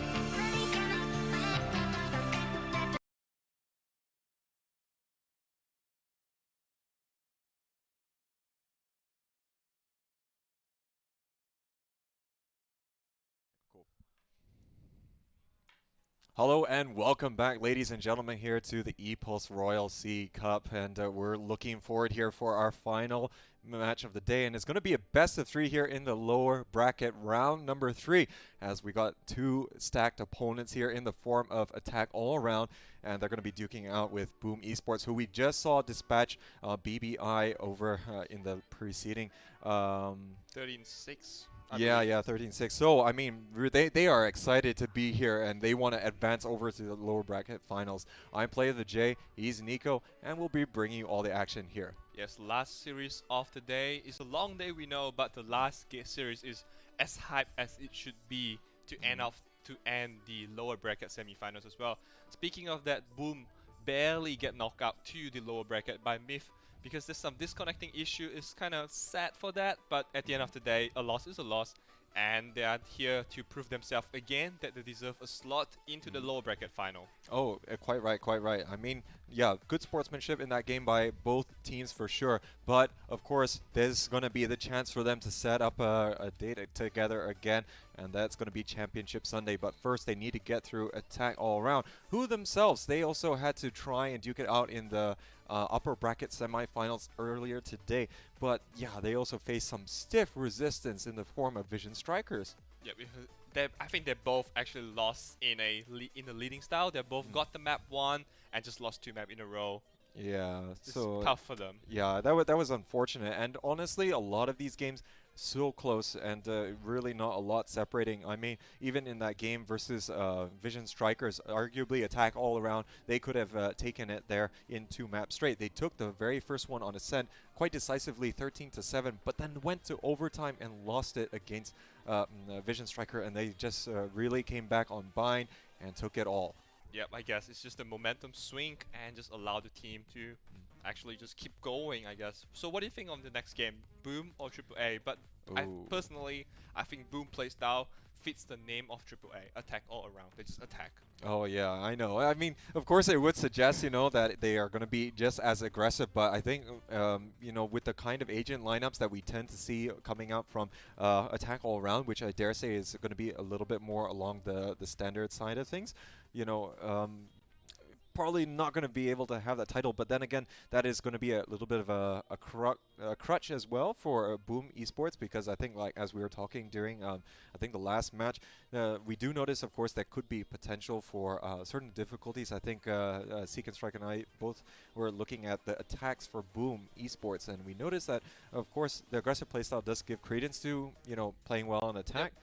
But at the same time, it's difficult to get it going, and really them being able to be aggressive more on the defense side tends to work out better based on what we've seen. Yeah, for some of the map, they just hold it really aggressive angle that the attacker team didn't expect them, and just holding the angle sometimes really pay off by just surprising them, because, you know, teams tends to forget to check the angle sometimes. And Boom playstyle holding aggressive angle paid off, but attacking side, as I said earlier in the panel, their first blood and open duels wasn't too great, isn't it? Yeah, so I mean, it really depends on the day here for, as you said, whether Adrian King and company here are going to be really on point. Blaze King as well. I mean, we had quite a few Kings there that we have to keep in mind. But yeah, I think in the last match in particular as well. But we have separated some of them. There's only going to be 2 left here in Boom. And I think, you know, with this first map on Bind, it's going to be a bit strange to see Boom wanting to come here first. I think in the past they have wanted to go very much to Haven off the start of things. So it's going to be interesting to see how they develop on this one. I think when we saw them last play on Bind, it was against, wasn't it? Let me recall. It's a long day. Yeah, yeah, no worries. But I think it's Myth. Yeah, Myth. Yeah, that's right, and that's the very final OT game, round. Wasn't it? Yes, it was, I think. So yeah, of course, that round, you know, went to double overtime, and that's the one where they had the disconnect issues. So that's really bad, though. I feel sad for them, but I really appreciate the sportsmanship coming up from Myth as well, pausing for the opponent, although they don't have time. Yeah. I mean, they don't have to do it, but it just feels good to have it in a healthy community like VALORANT. Oh yeah, exactly. I mean, it's still very young, but you know, I'm pretty sure everyone can look at these examples set by these professionals and really, you know, take it to heart that this should be the way forward, and you know, everyone, even at the highest levels of competition, you know, can display this kind of sportsmanlike behavior. So I think we're going to be loading in here pretty soon. The agents are already being picked here by the 2 teams. What do you think we can probably expect to see here? I think, you know, Jet. Both of these teams, yeah, they're probably still going to be bringing Jet predominantly here to really be the operator user, right? Yeah, for sure. I think Jet with an operator is just too good. You can just hit and run, basically. Hit and run in a good way, obviously. Yeah. And if you miss it, you have a second chance. And the Blade Storm, obviously, I don't have to say how great it is. The zero recoil weapon in VALORANT. Oh yeah, oh yeah. Definitely going to be one of the rising, or rather the important things here. And of course, the 2 Jets are pretty good here on both teams. Attack All Around does have PTC, and Asterix going to be representing Boom Esports. And both of them, I think, have really impressed so far, just like numerous other Jets. But these 2 in particular, because they are able to create a lot of space moving into sight, using the smoke to tailwind right into the middle of and really just get in the faces of the opponents. So, ladies and gentlemen, we are finally ready here and ready to get rocking and rolling. Yep, as I said, Blaze King in the previous series on the Sova as well, getting over 20 bomb, and this time let's see if he can deliver the same thing again. Genie, she's on the bridge, I believe, in this game. Oh yeah, they're going for that aggressive push out here on the B short side of things. 3 players, but I think from this they're gathering information as well. In the meantime, Blaze King is making it a little bit difficult for them to move through here with a little punishment, but looks like he's going to get taken down straight away. But now look at the other 4 players here for Boom Esports. They're going to move quickly here onto A side. And Congred here taking quite a good angle here. Not going to be taken lightly, but it is still going to be him going down here on the A short side of things, and the plan already going to be successful. Yep, a good angle being held by him, but just the shots needs to connect. Did get some damage tag on the enemy, but it's not enough. But looking at it right now, Triple S is 3 against 4, and with the HP decent advantage as well, it's going to be hard for them. The flash coming up, and Raze collect the hits, calm and collectively. Oh, CTEX doing so well, looking for the third, not able to see Asterix there until the last moment, and now look at this, PTC coming in here for the defuse, but with the smoke it is going to allow a little bit of space, but not much chance though, as Super Sis and the rest of Boom Esports, they're going to be able to clean up house, and they take the pistol round here to start things off. Good try coming out from Triple A, try to level up the agents to 2-on-2 in the round, but I guess he can play off slightly more patient instead of just rush in with the smoke just to try to get the defuse up, because I guess it's 2v2, there's still equal chance for both teams, I guess. To me, I think the defuse is a little bit too risky. Yeah, it could be a little bit, especially since it's going to be that 2v1 scenario, but of course that's going to just be a little bit tough to deal with as well. Maybe he thought he would get it to at least halfway, but now we're going to start the second round here. It's going to be eco round coming out here from Attack All Round, but they are going to be investing here in the Sheriff at the very least here through PTC. Look at this presence going to be on the B short. They are poking and prodding to see how aggressive the Thai team wants to be in this regard, and they're going to be able to at least, at the very least, know someone is watching here. But PTC is going to one-tap Asterix, and his opposite number goes down. Yep, just one tap and dash away, misses the second shot and dash away, sorry, my bad. And Exodus just trying to hold off with the nades and the bot as well. You're not able to get anything, try to get the think, but didn't manage to finish the kill. Oh, look at this crossfire being set up here, but it's not going to yield any results here for Attack All Around. And look at Notorious pushing in onto the site. There's just not a whole lot that could happen. They managed to isolate quite a number of the members of AAA, and as a result, they're going to be rewarded with a second successive round win. Yep, I like it how Boom actually confirmed their second round victory, because in the previous series against Myth, they won their first round and lost the second round with the Spectre, which actually put them behind in terms of economy. Yeah. So I'm very happy for them. Finally, they can get the Spectre round up and running. Oh yeah, and now with this, they have 4 Spectres still on the board, so any damage that they can do against AAA is going to be good damage, and if they can take the win, even better. But look at the aggressive push coming down B, long as now PTC getting in the face of Adrian King, and he's going to be able to get the advantage, and that's going to give them quite a bit of information that there's going to be more players over on the A side here for Boom Esports. Yep, seems like Boom has to find out a way just to balance it out and which side to go on, because right now stacking A might not be the best idea for them.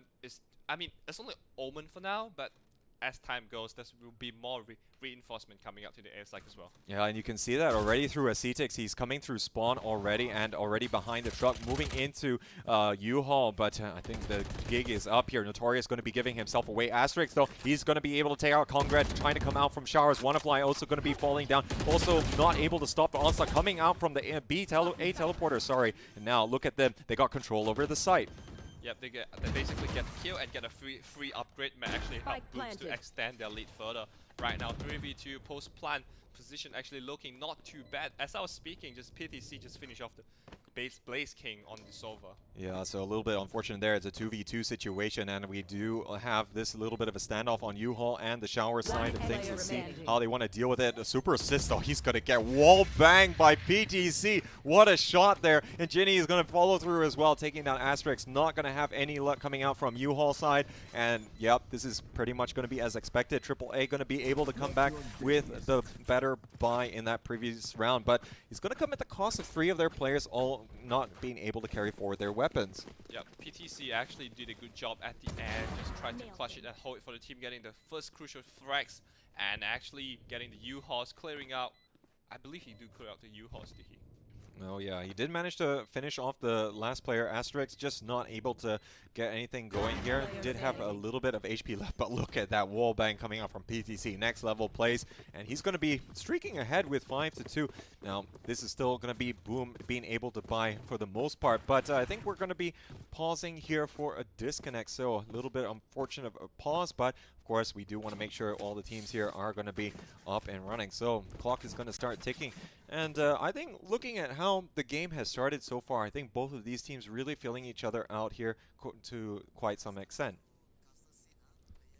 I really hope that Boom can fix this technical issues going on in either in the team house or the player house, because this is some of the downtime that actually caused the game, I would say. Because, for example, right now it's 2-1, and this disconnection on the Boom side, they'll be like really nervous to get it back and up and running. But on AAA, it will be some time for them to like, oh, what did we do right in the last round, and let's keep it going. Yeah, I think, you know, of course there are going to be pros and cons by the pause, especially since everyone wants to keep on a roll. I dare say that Boom Esports, of course they did play the match just before this one, so they're probably going to be feeling still a little bit more warm than Attack All Around. But Attack All Around, I mean, they had some great games today. Of course, we saw that really big action-packed game to start things off in our best of 3, where they faced off against Vision Strikers, albeit that was I think it's about 10 hours ago now, but in any case, you know, it was quite some time, and of course they did manage to take it against Brent Esports, but that was a relatively quick game where they did manage to take it 13-4. Yeah, I think the 13-4 show how dominant AAA and how scary they are as a team.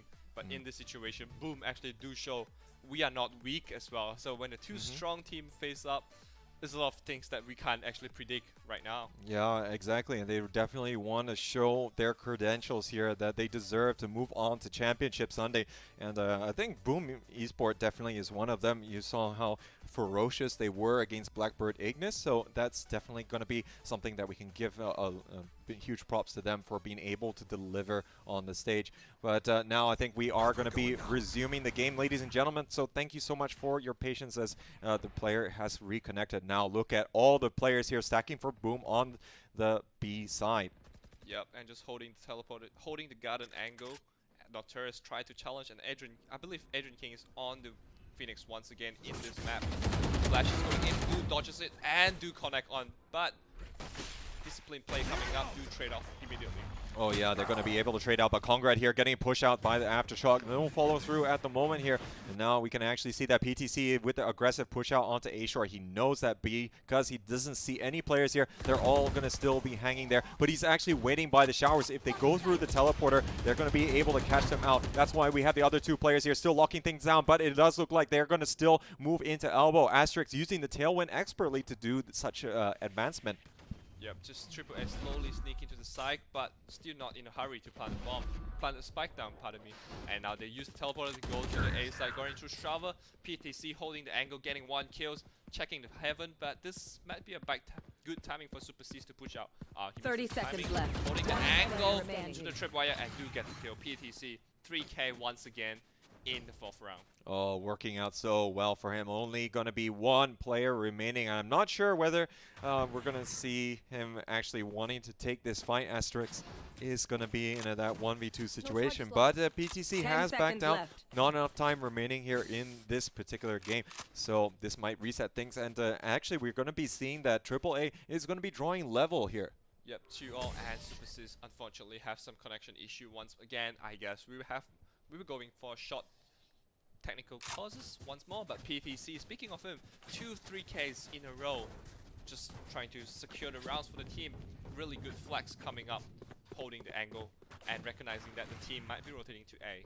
Yeah, so really holding the fort as obviously that's one of the tactics that we do see, really pulling out the rotations towards B and then taking the teleporter over. So next levels plays coming out from there, and exactly the reason why we did see the Cypher utility still going to be remaining on A despite the fact that you can pick it up. Yep, and now both teams, Boom has to really decide where to go and what went wrong in the past 2 rounds to try to figure it out and rectify. it to be able to put them in the driving shoes. Otherwise, they're just going to be reacting to what AAA and how they're going to defend in this situation. Yeah, so far only 2 players going to be here on B, Cetix and also PTC. We are watching and waiting, but look at Showers here. It's going to be a little bit of a bloodbath here, as there's going to be a little bit of a trade. And now we see Wannafly. He's going to be biting the dust, and there's going to be a little bit of aggression here into the B side of things here. But Notorious moving all by himself is not going to be helping out too much. PTC still trying to get some more angles here to get in favor of his team. Yeah, PTC was hiding in the pocket area, tried to figure out who's gonna push it, get one kill, dash away, and now try to hold the angle in the trunk. Didn't manage to get it. Adrian King did even one small showstopper to get the kill and survive it as well. Oh yeah, and it's gonna be at the wrong time to push into elbow. Now look at Asterix moving around the side, still trying to spot out Congrid, but not gonna be able to catch him just yet. But this is not gonna be a save by any stretch of the imagination. And now looks like AAA is really gonna be gathering momentum. It's 3 rounds in a row, and not looking too good here for Boom Esports. Yeah, first lead in this game, in this match, I would say, for AAA. But they're doing a really good job going into the site and getting the trade. Even though PTC holds a good angle in the pocket area in the B side, but recognizing where he is and push in the site as a team, doesn't give up too much kills and able to trade off PTC right away, just get the spike down and get the job done. Yeah, indeed, and we'll see how this is going to be working out. This looks like it's going to be a little bit of a light one here for Boom Esports, as they need to recoup a little bit of funds. But oh, look at PTC with aggressive push out. It's going to be able to catch out Super Assist, but Adrian King, he's going to get the refrag here, as he's going to be taking that peak. And I'm not sure, was that player going to be, I think, yeah, Congrid was on top of the truck, in fact. Truck? Yeah, and yeah, I think so, and yeah, he's gonna get punished for that one. So we're gonna be drawing level with 4-4 on in terms of the personnel. Yeah, 4-4. However, there's more ultis ready on the Boom side. That might be something we should look into. There's some extra utilities and spells they could use to help them out in the game. Trying to get the kill. Adrian King do not deliver this time. And AAA holding the camera, getting the angle. Tripwire being triggered, getting another kill. Deliver. Wannafly. Kind of get traded by Blaze King with the Sheriff. Unfortunate, but I think he did good enough to hold off the site for now. Yeah, his utility just not getting cleared out, and now look, at the very least there is going to be the plan. Basterix though is going to be able to take one, but not able to do any more with the Blade Storm. And now Ginny, she's the only one left here for attack all around. She still needs to think about how she wants to try and approach this. But look at the Hunter's Fury. Blaze King is on point. He is waiting for the right moment, but he doesn't have a lot of chances here. And now that's going to be his opportunity lost. But Ginny, she's still got quite a bit to do, as Blaze King moving in, but he gets taken out. And Ginny, she's going to clutch out here for AAA. Nice aggressive move coming up from Ginny. Try to pick off the angle.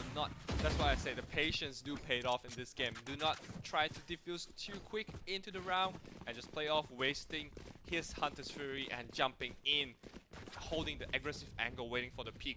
Even though the beacon arrow do spot out where Ginny is, but doesn't matter. Yeah. The peak coming out, the headshot on the crosshair. That's what it matters. Oh yeah, and she definitely delivered. Cool as a cucumber in that scenario. Blaze King not able to deliver. Now there's going to be a buy coming out here, as Boom Esports will be able to try and bounce on back here. Super Assist, I'm not sure if you know, he's having connection problems again. He's still stuck in spawn and not buying out, so we are going to be pausing the time a little bit here. So again, a bit unfortunate, and yeah, this is unfortunately some of the technical issues that has befallen in some of the earlier matches. So we do apologize for the delay here, but we'll be taking a pause while we wait for him to reconnect. But hey, I think, you know, looking at all the rounds that we've seen so far, attack all round, they seem to really be delivering. Of course, the pistol round is a bit coin flippy to say the least, but after taking that and the subsequent round, Boom Esports, they haven't really got it together, but it's come real close. Real close. I think AAA just calm and collectively playing together as one team. The showstopper, the Rays, do get a crucial frag in round 4, I believe. And I think the team just play better together. Ginny clutches the round for her team. As you said, just really cool and calm as a cucumber. Yeah, and I think some smart plays, of course, coming out from Attack all around, especially the defense that we did see PTC really shut down all the players who did want to try and rotate through the shower side of things after taking the teleporter over. So again, gonna be Attack all around, really getting inside the heads of Boom Esports. But I think for Boom Esports, you know, we would expect them to be able to have a stronger defensive half. They do like to be able to poke and prod a little bit on the aggressive side of things based on the past matches. And as we all know, Boom Esports actually do shine and play comfortably as a defender in most of the maps as well, because their favorite signature style is operator on the jet and push out. Just push out really aggressively, get the kill, dash away. And on the attacking side, doesn't allow the dash to play so aggressive, I guess, because it needs to play with the team as a whole as well. So we really need to see how this half, how many rounds the AA able to register, and how Boom can react in the defender side as well. Yeah, and I think, you know, you bring up the good point there about the aggressive pushing out on the defensive side. PTC and Acetix definitely doing that, or rather having that as part of the game plan for B side. They are pushing down long and just trying to get some aggressive information. Acetix there in case the refrag needs to go out, but for the most part, he's going to be looking to try and tell if there's going to be more than just a lurker, for example, and then based off that information, they can kind of estimate whether or not there's going to be any opposing threat, you know, coming through hookah or for long itself. Otherwise, they can actually make the rotation or reinforce A. Yep, or just hold off the angle, wait for the... If it's no reaction, no sounds, just keep holding, I guess. Some teams just tends to give up the site too fast and just rotate too soon, I would say that. And holding the angle actually do helps a lot, and just gonna wait, I say. Just wait until you're 100% sure. I mean, you can never be 100%. 80% and probably rotate by then, because early rotation might just being fake and just lost another site. Yeah, I think these teams, because this is going to be a potentially long series here, as you know, they're very evenly matched based on how the playstyles has been coming out from them. So we can probably expect to see them really try and poke and prod, not so much in the tactics, but more on the mind game side of things. The IGLs of the respective teams, you know, they got to be really thinking on another level to really try and adjust for what is being taken out. And let's not forget, we are already here in day number 6. We are gonna be you know, finishing the tournament soon, and there's already a lot of footage on these teams from the group stages and also the playoffs that they can base their decision making and try and second guess them. Yep, and also because it's best of 3 as well, so you don't really have any cheese strategy that you can just pull it off, win one round and just chill. Because it's best of 3, you have to be prepared, the counter mind game coming up from your opponent as well. But I do believe just be yourself actually do helps a lot in this tournament as well. You don't have to like really outsmart your opponent, just be yourself, get some frags, and it sounds simple, but it's hard. You get what I mean, right? No, of course, of course. But I think, you know, the teams that do take that to heart, and, you know, it's adding these little pieces on there. I mean, it's really exemplified by both of these teams sticking to their guns in terms of the lineup that they want to bring to the table.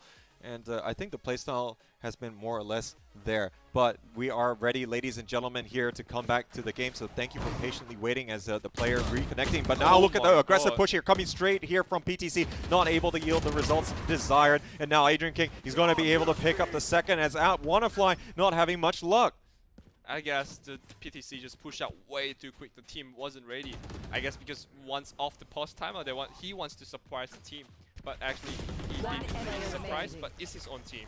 Oh man, and look at this push coming here onto B. They're going to be able to take down Acetix and Ginny straight away. Not really having, oh sorry, not Ginny, but Congred in the form of the Omen. So yeah, now again, a bit of a difficult situation here after, you know, just a few seconds in, and they already have lost so much here. Ginny did expend as well, the Rolling Thunder as well. Yeah, I guess because he committed, the Jet committed, PTC committed for the kill, so Ginny was like, I probably should help PTC, but then slightly too late, less coordination, give up 2 kills, and Ginny kind of in an awkward position just now, and there's nowhere to go. Try to get some extra frag, get 1, and that's about it.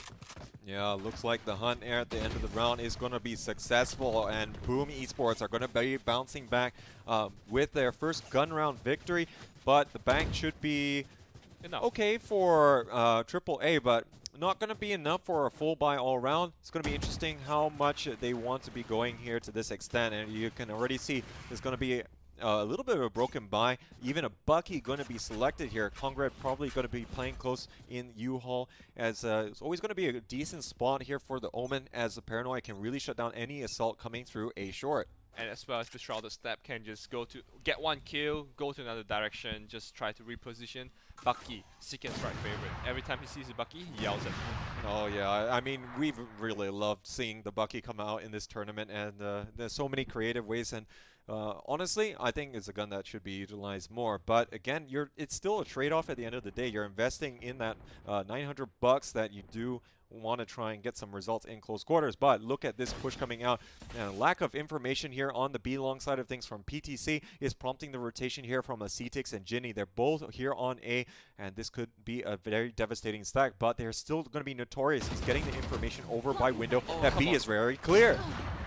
Dashes in, do not get the kill. PTC, kinda unfortunate right there. It was a really good angle until he just decided randomly just let's have a look at my back, what's going on, and do realize there's another one waiting for him right now. Oh, I wonder. I think they're going to realize that B is empty here. As we can see, Notorious is on that B side. They might go for the full rotation. Oh no, he's actually going to be going in for the flank through spawn side. 30 seconds so they're left. actually really biding their time. They do have the ults ready. We can see the execute starting to come down as the smokes are going to be placed on that A site.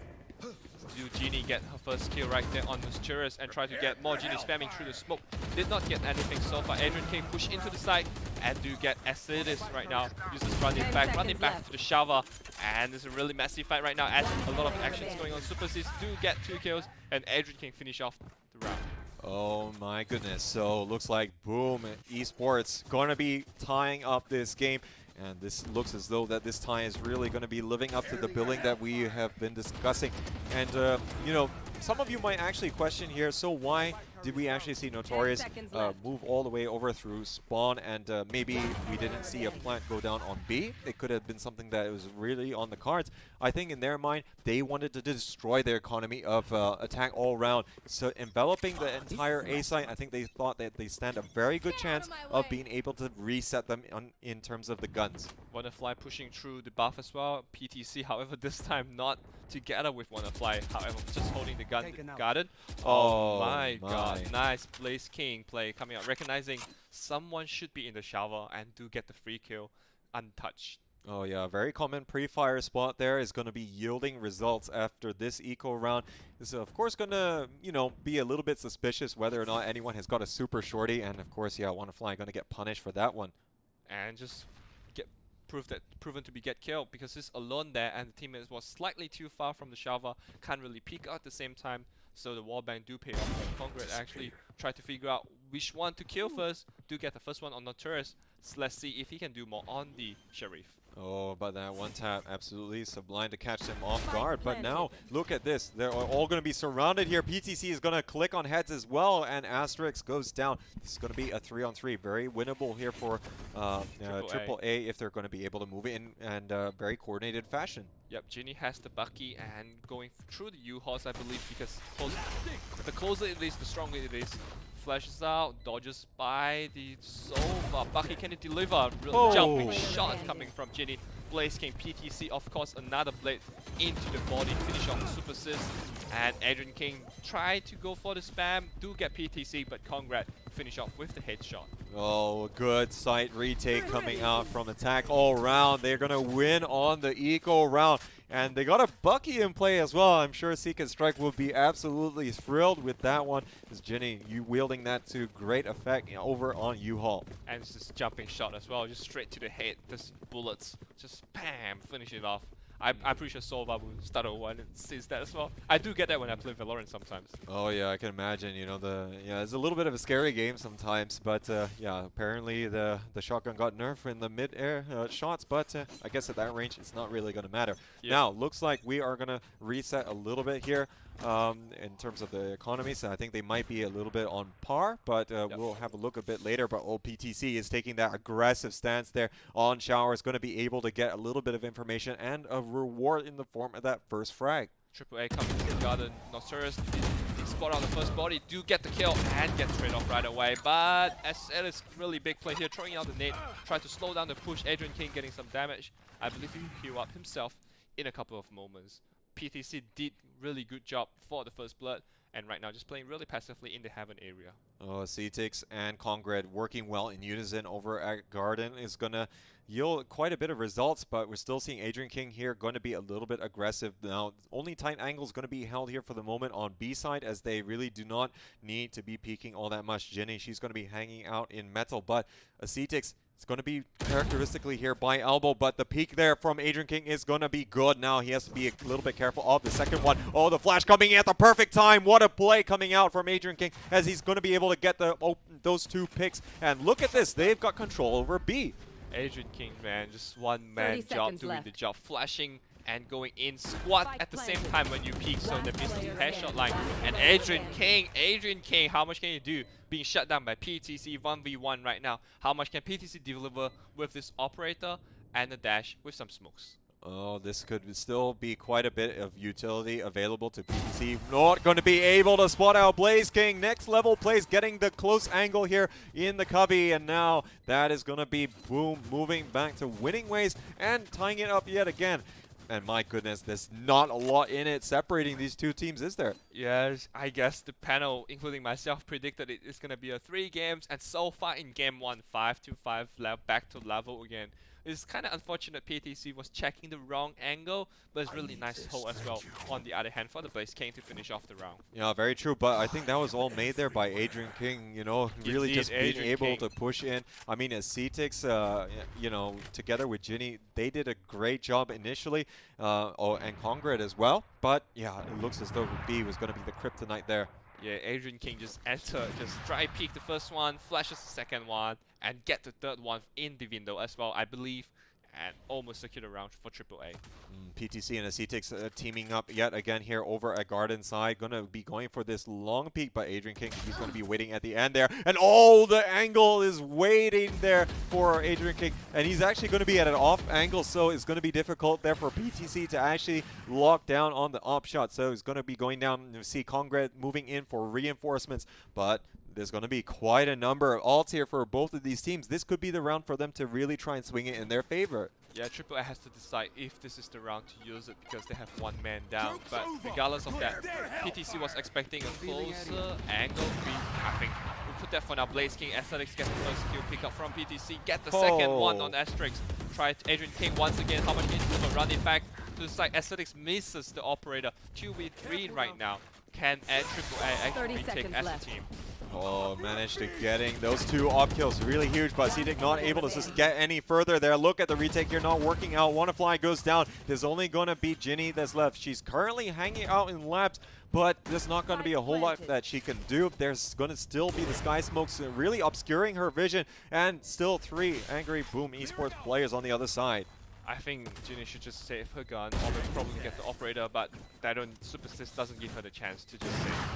Yeah, and that's a little bit unfortunate. And of course, yeah, the operator, yeah, was carried into the site already, so a little bit difficult. But again, this is going to be the last round of the half, and you know, is absolutely neck and neck. And unfortunately, it doesn't look as though there can be quite the full buy coming out from AAA. They are desperate to really try and tie this game up again, because really both teams, there's not a whole lot that can separate them.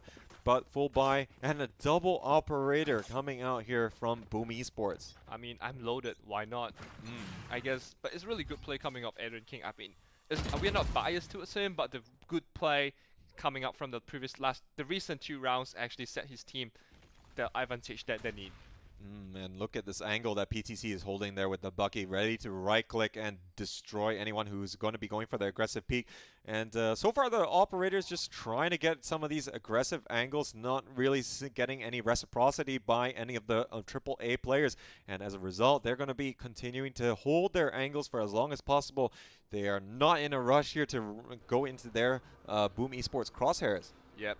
Just 1 round, I guess they can afford to play it slow, and 3 Audis ready as well. Natural Trap, Telly coming up from the Omen, Hunter's Fury coming out. Nice Bucky. As we said, Bucky is really strong close range. Hunter's Fury did not click on anyone, but Adrian King wants to deliver again with the Vandal. Oh yeah, now they are pushing in here on A. They don't know where there any other players. Currently, it's just WannaFly who's going to be hanging out by showers, but they might get spotted out here. Notorious is going to be moving in on the rotate here. Also with the Operator, oh, but he's got Ginny to worry about. She's come through the teleporter and is going to be watching him. And look at this WannaFly, who is going to be able to catch him unawares. Already 2 Bucky kills here in this game. I mean, Notorious is telling Ginny, hurry up, go through the teleporter, bait his attention.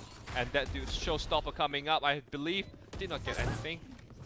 And the Blast Pack tried to deliver and tried to get a better angle. Right click coming up from the Asterix. Ginny gets the return frag, and WannaFly get the Operator kill on Adrian King as well. 2v1, can Triple A level this up? Flashes. Blaze King has to be careful here. Wallbang do get him really low. PTC finish off the job. And back to 6-all. Oh, and that thrifty round win gonna be absolutely vital here for AAA, and we're gonna finish all fair and square here at the half. And now see how everyone is going to be transitioning. I dare say that Boom is going to be fancying their chances on defense, but again, this is still Bind. They do have the Brimstone, which arguably he's going to have a bit more value on that attacking angle, but who knows? Maybe things will be a little bit more difficult, but I think for attack all around, let's not forget they do have the race pick on this map, and always going to be very useful. Race pick's always useful when you're pushing because the bot helps you to check the path. You don't have to check too much. The bot, they should have to shoot it. If they don't shoot it, then they might be in trouble at the end of the day. So the Blast Pack as well try to position you and push us forward if you planted the Blast Pack in the right sequence. And right now seems like a very aggressive play coming up from Boom, try to push through the shower. Yeah, and he's going to be using the Boom bot as well, able to spawn out PTC. I don't think he knows how many players there are, and I think now the impending doom is coming, and Cedic still lands the shots there. He actually dinks the Notorious player, but no, that's going to be him going down. Look at the push here coming out from Attack All Around. They are moving on towards the B side as well. 2 players are still in rotation. Jet just fly in and did not deliver. Unfortunately, PTC is so close to getting the kill, and Super Sis do go down, I believe, by Blaze King. Trade back and forth for both teams right now, down to 2v2, and the HP is pretty equal for both teams. Indeed, and now look like Asterix moving in on site. Notorious is going to get a wallbang onto Ginny. She's gone down. Look like Hongret is going to have to stick it or try and shoot the player sticking it. Asterix going down himself. Right now, it's still going to be defused. Oh my goodness, not getting inside the angle. And now that's going to be it as the spike not planted for long and the positioning not going to be ideal. Attack all around. They're going to be losing the pistol. A small misplay, I would say. Congrate got a really good one tap on the Ghost through the just headshots, and I think he was shooting through the trunk, but I believe that Ghost doesn't have enough damage to wallbang through that as well. Yeah, and yeah, that's just a little bit unfortunate it turned out that way, but now this is going to be Boom Esports trying to take the initiative. At the end of the day, attack all around. They did win the pistol round in the first half, so this is just going to be a little bit of a reverse order of things, but oh, the anti-eco here working out really well for Boom Esports. Super Sis and Adrian King picking up the opening frags. Yep, the Steam Bacon with the Spectre, the fire rate is just insane. Do allow them to get the 2 kills. Push up, clear out the long and the fountain area, decided to back off and support the team when rotation was needed. And look at the remaining players here for attack all around. They're going to be piling up here on A short, but there's still going to be quite a bit of difficulty, especially when you have players moving in here. Super Sis, we already see rotating over, but Notorious going to get picked down. The Cedix also getting the frag. This is looking pretty good here as the manpower is going to be even out by attack all around. Might be a Thrifty coming up again. We do that. Oh, Blaze King actually do get delivered 2 kill. Aesthetics do get the return frags. Triple A 1 against 2. How much can the Wraith deliver? Aesthetics have no utility left. Only a Spectre, 100 HP however, is really down to how these guys gonna pick him.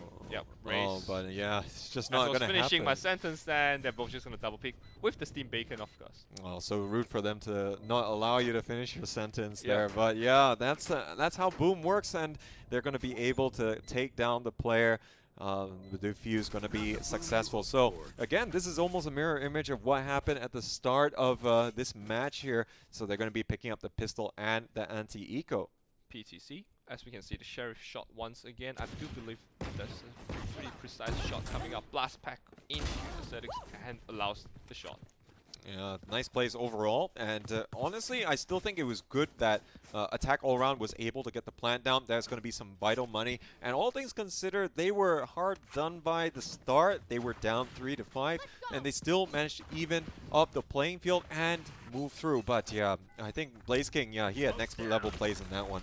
Yep, 6-8, I guess not too bad. There's 2 rounds, and now Showstopper is ready. Showstopper is always crucial when you get a good shot into a heavily packed field crowd as well. Oh, indeed, and you know, it's almost like a lockdown from Killjoy. It just really makes so much space, but it might be a bit short-lived. And now we're going to see the Showstopper being popped out. Look at this. It's going to be a little bit awkward here for all of these players. And now they cannot peek into the main site for fear of getting hit by the rocket. PTC holding off the U-Horse with 2 smokes. PTC was like, come challenge me. I have a better angle here. PTC do deliver 3K alongside with Congrat, I believe. All 3 players all stacked up here, all waiting to peek out. Ginny, she's going to be able to take down Notorious, but looks like Adrian King trying to see what he can do for Boom Esports. I'm going to be up here in heaven, but this looks seriously like AAA is going to be able to bounce back, and I think, yeah, this is going to be a little bit of a save for the Boom Esports players, but now this is going to be a little bit weird. Of course, it's a mirror image of what happened first half. I know I keep saying that like a broken record, but yeah, it's a little bit uncanny. Yeah, the pattern just seems to be the same. Get the 2 rounds, get the 3rd round. No, the first team who won the pistol round get the subsequent round, and the opponent team wants the 3rd round as well. But looking at the pattern, then AAA win the next 3 rounds as well, but it's yet to be proven right now. The economy is not looking too good on Boom right now. Oh, sorry. Actually, I mean, it's Boom that's basically following the same pattern. Hopefully for them, yeah, it's not going to result in another 3 rounds going towards Attack All Around. I think that's probably going to be not sitting very well with them. But look at this aggressive push out on A short. Think they want to try and get some information straight away as we see Adrian King moving together here with Notorious. But I think Boom has to be really precise on the shots because their guns are not as up to level as the AAA as well. And AAA's Jets has the Blitzstorm ready if it's ever needed. Indeed, and oh, look at this. The wrap around here is going to be catching Acetix off guard, who's just stacked up watching the shower side of things, but now this heavy presence here from Attack All Around over on towards Arches and B side, but they have still got to worry about. But look at this, they're still going to have the presence through Super Assist and BlazeKing all by window. Now look at this, it's going to be jet on jet action, and PTC is going to be able to catch out Asterix by surprise, and now looking to see what else it can do. The dark cover is going to be impeding the vision, and now looks like running back going to be expended, but now that's going to prompt this massive rotation coming out from AAA. I think AAA should have just went into the site. I believe that PTC just opened up the sites, but I doubt. Oh, wait, they rotated back again with the limited time, 35 seconds in the clock. I'm not sure what's in their mind. 30 seconds left. But the mind games here, but BlazeKing, he is not going to be surprised. He might be able to catch out one of them. Looks like he's going to be able to take down Congrat. PTC as well is going to be biting the dust as look at this push coming down. B long side is going to be facing some stiff resistance. Adrian King already back into sight. He's going to drop down his hot hands. Not going to be allowing them to get anywhere in, and the firewall is going to be also stopping any further advancement and vision onto the players advancing for Boom Esports. Super Assist picks up the double. I think AAA undecisive team play, where to go and where should I put my spike down, actually cost them the round. PTC did an amazing good job dashing into the trunk, saying hi to the jet of the Boom Esports and do get the headshot right away, but they decide they have a really good smoke on the window hookah area as well. I think AAA should have just get the spike down and play for post plant in AAA instead of running around and costing them the round. I mean, it could have been a very viable play. I think they knew that players were already in hookah, and if they rotated, they might have gone through market, which they did, and they were able to hear the footsteps moving through tunnels. Yeah, I think they just have to brush it up and just make solid decision instead of let's go A, let's go B, maybe let's go back to B this time. Indeed, and look at the stack here. There's going to be a heavy emphasis for Adrian King and also his fellow teammates to really wash down this B long side. And look at this, even expending an orbital strike, really worried about the potential issues here, but not going to be yielding anything. AAA 7 to 9 do really need to step up. I guess if once Boom hits the 10 point, it's gonna be really challenging for AAA to come back, because 10 is just really close to finish off the first round of the series. Yeah, and really not going to have a lot of margins for error. PTC, though, is going to punish Notorious. Peeking out from A-Shore, it looks like they are going to just go for it here as they have a numerical advantage. Look at this. Blaze King going to try and get that long angle, but Ginny, she's going to punish him, and now look at this. It's going to actually be Boom Esports backing off. I think they know to lick their wounds and really just try and fight another day. I think PTC once again deliver. I think PTC just stepped up really well in this first game of the series, I believe. Do you agree with me? Oh, indeed. I think you know, we've seen some top drawer plays coming out, and this is exactly the right timing for them to bounce back. I think, you know, it's always going to be the psychological effect once they see a double digit go on the board. So right timing for that. But yeah, in that round, looks like Boom Esport getting a bit too caught out of position on B side and not rotating fast enough. I think Notorious maybe getting a little bit too overzealous, considering they were going to be a little bit mismatched on A side. Yep, I do believe in that as well. And now AAA tried to go for the exit frag. I believe Congrat tried to search for the kill along with PTC in the hookah area as well. Are they going to get it? They're just going to safely hide the teleporter, I believe. Yeah, really not looking to be a little bit too overzealous, and Asterix is going to not be able to really connect anything. At least has the operator here to make it work into this round. Not sure if they're going to be upgrading their light armor that they do have. Notorious actually doesn't have the money anymore, so probably not going to be seeing that come out. But yeah, it'd be interesting to see what kind of stance that Boom Esports wants to take. Just to remind you that they, you know, they, not so much them, but it's going to be a AAA that they don't have a lot of intel gathering capabilities. I mean, they have the Cypher, but that's pretty much going to be it. They're not bringing the Sova, and for other teams, this can be one of his best maps. Yep, Sova is just insane when you hit the recon, the shock dart. There's so many pockets and choke point in this for the shock dart to work as, and the Hunter's Fury, obviously straight line elimination. Dashes in by PTC, updraft, try to get some Heaven Control, do get the Heaven Control, Blast Pack joining him to party. Oh, and look at this, they're trying to deny the plan, but just not fast enough. Blaze King, though, will be able to take down Wannafly, and look at this pressure coming out from Cetix as he and PTC just locking things down, but it looks like Asterix, he's got other ideas. Blaze King trying to land the shots here, but he's just trying to get a little bit of information as well. Looks like Super Assist not going to be able to get any luck on the retake on Heaven, but now Asterix is going to start focusing on the site. There's not a lot of time left here, as now Adrian King is going to be meeting his end. Looks like only going to be one player left. Asterix might do well here to save the weapon. Oh, but PTC is going to swing wide and able to land the headshots, and that is about it. I like the confidence play coming up from PTC. Dashes into his own smoke and Heaven, and he just shouted, "Heaven is mine."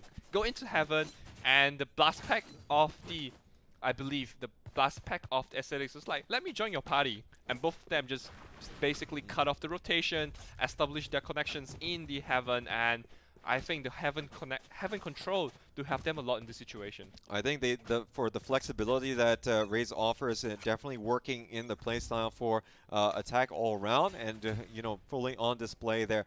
But it's going to be round number 19, as we're going to have to see how these teams want to break the deadlock. It is going to be a bit of a buy, of course, coming out, so they could actually try and go for it here. It looks like they're going to actually stream on the site here pretty fast, as Congrat is already going to get the 2 dark covers down. But Wannafly, he's actually going to be able to take down Adrian King, but looks like Asterix, he's got other ideas. Get one shot back, but as you say, the Heaven Control, PTC once again established that, cutting off the rotation and just baiting all the attention he needs, because you won't know when it's going to peek out. The timing was right for Aesthetics to get the kill this time on Blaze King. Only on 11, sitting on 11 HP, but that's enough to hold the fight. Oh, and attack all around. They're going to be taking the lead, and that's going to be Boom Esports' hard work going down the drain. Not able to get it going here on the defensive side. And this is going to be a little bit more awkward. Still some time for room here, but look at PTC. 26 frags here and 12 deaths. Going to be doing way better than even Adrian King. Adrian King has been putting in a shift, 19 and 11. But this half, it's been quite even so far, 6 aside. So, yeah, it's really going to be up to the players here to really try and right the ship. I think PTC found his way to, I think PTC and the team found their way to go into the A, go into A through the A shower as well. One flash is coming up from the breach and just dashes in and just dominate controls. And now Boom get an early loss in a numerical control, 4 against 5. How much more Boom can hold with these 4 agents? Indeed, and they're already starting to mark out the potential guns available, but not sure if they're going to really be taking advantage. Super Sis is going to be having the Bucky and locking things down on Hookah, but no one's really falling for it at the moment, but rotation is coming out. I think after getting that kill on the player, they kind of faking that they might have rotated off, but now with the drone is going to be revealing the plan. The shots from the Sheriff not landing here for Blaze King, but looks like Asterix, he's going to be able to come in here with the Blaze Arm, able to get Wannafly. Jenny going down as well, but look at this. Finally, they're going to be able to trade out a bit, but look at a C-Tix with the Showstopper, going to be cleaning house, and now only one player left. He's going to be Notorious hanging out in metal. I don't know what he can do. Yep, just dancing in the trans splashes out. Omen tried to get the kill. Nice trade coming out from Aesthetics. He should be able to pick up the operator, I guess. Nope. Well, I think in any case, that's still going to be a round well won there by AAA. I think looking at this, they are wanting to try and seal this first map, which has been utterly back and forth. But the timing of this buy is going to be very on point here for Boom Esports. They have the chance to try and steal it back, but if they lose this round, it's almost certainly going to be over. Yep, I mean, they can still force by the last round, but definitely not enough utilities, or maybe not enough armor at the end. So 11-9 with only has the ulti coming up from the Jet later in the game as well. Maybe just a zero recoil weapon can secure them the round from AAA. Yeah, so there's going to be a bit of poking and prodding here from Attack all around. And, you know, for a team that doesn't have a Sova, they are doing a pretty good job at poking and prodding, getting the information required. Look at, like, they're going to be taking a little bit of a distractionary approach here onto A, as PTC really trying to sell the fake as best as possible. The rotations all coming out. He saw the 2 dark covers as well, but this is giving B side to them. But Adrian King, he could be the ace in the hole here. He's actually going to be on B short. He might be able to catch them off guard, moving through Hookah in towards window. Yep, really nice slow and steady play coming up. Just try to wait for the team coming up from the spawn as well. Gonna throw on some flashes, some utility. Drone did not spot much out, and the Paranoid coming up from Congrats do pay off. And Notorious just finishing off the trade. 3v4 on AAA right now. Can AAA actually hold this round? Aesthetics try to hold the angle. The defuse through the wall bang do get the shots. But meanwhile, Asterix get the kill on Wannafly as well.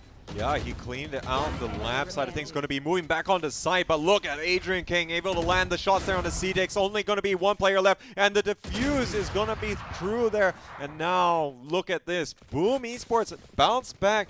And yeah, there's just not a lot that's separating these two teams. And, you know, it's just so amazing that we're able to see them duke it out and trading blows in such a manner. Yeah, no matter how many rounds they were apart, probably the 2 rounds, 3 rounds were the maximum, and boom, just like, nah, we are coming back. And Adrian King not disappointing the team, getting all the frags, and obviously sitting the top in the team MVP position as well. Yeah, but 3 players dying from Boom is not going to allow them to have a full buy this round, and we can even see more Buckies on the field once again. So very good luck for you and I sitting at home and in the caster studio respectively. So now this could be a little bit more information being gathered here by Blaze King, really trying to suss out whether or not this is going to be a potential issue on A side. Yep, and now AAA being realized that someone's arrows just landed on him, just gonna fall back and take another control instead of just rushing through the buff. And I'm not sure that Boom Esports is rotating fast enough. I think, you know, they're trying to hold this B-long angle for a while, but you know, I think the lack of any presence is going to be enough information. But now the progress is starting to advance here towards U-Haul. They're going to be moving in, but looks like it's going to get shut down straight away, halting things a little bit. Only 3 players left for AAA. Yep, Boom just did a good job trading and just holding with 2 sites, holding with the sites with 2 agents, and now alarm them with the lead of 2 extra agents on top of AAA's Congrats and Aesthetics. Oh, but looks Speaking like too soon, I guess. Oh yeah, Caster's Curse if I ever saw it. And now this is going to have to be a 2v2 retake for Boom Esports, and arguably they should have had it, but not coming out with the rotation from B side. I think they did really think that there was going to be a little bit more of a rotation. So they're going to be taking this all the way here from Heaven. And right now, look at how separated the two players here for Attack All Around are.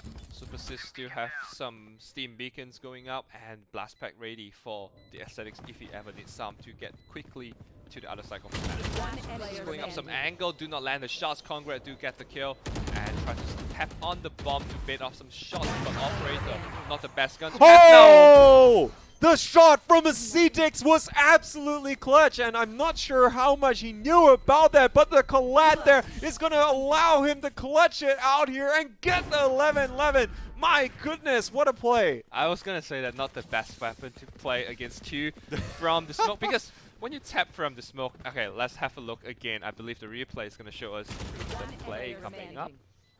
Hold on a moment, guys. Yep, here we go. Oh, it's just unlucky coming out from Congrat and Aesthetics, I guess. They did not expect that.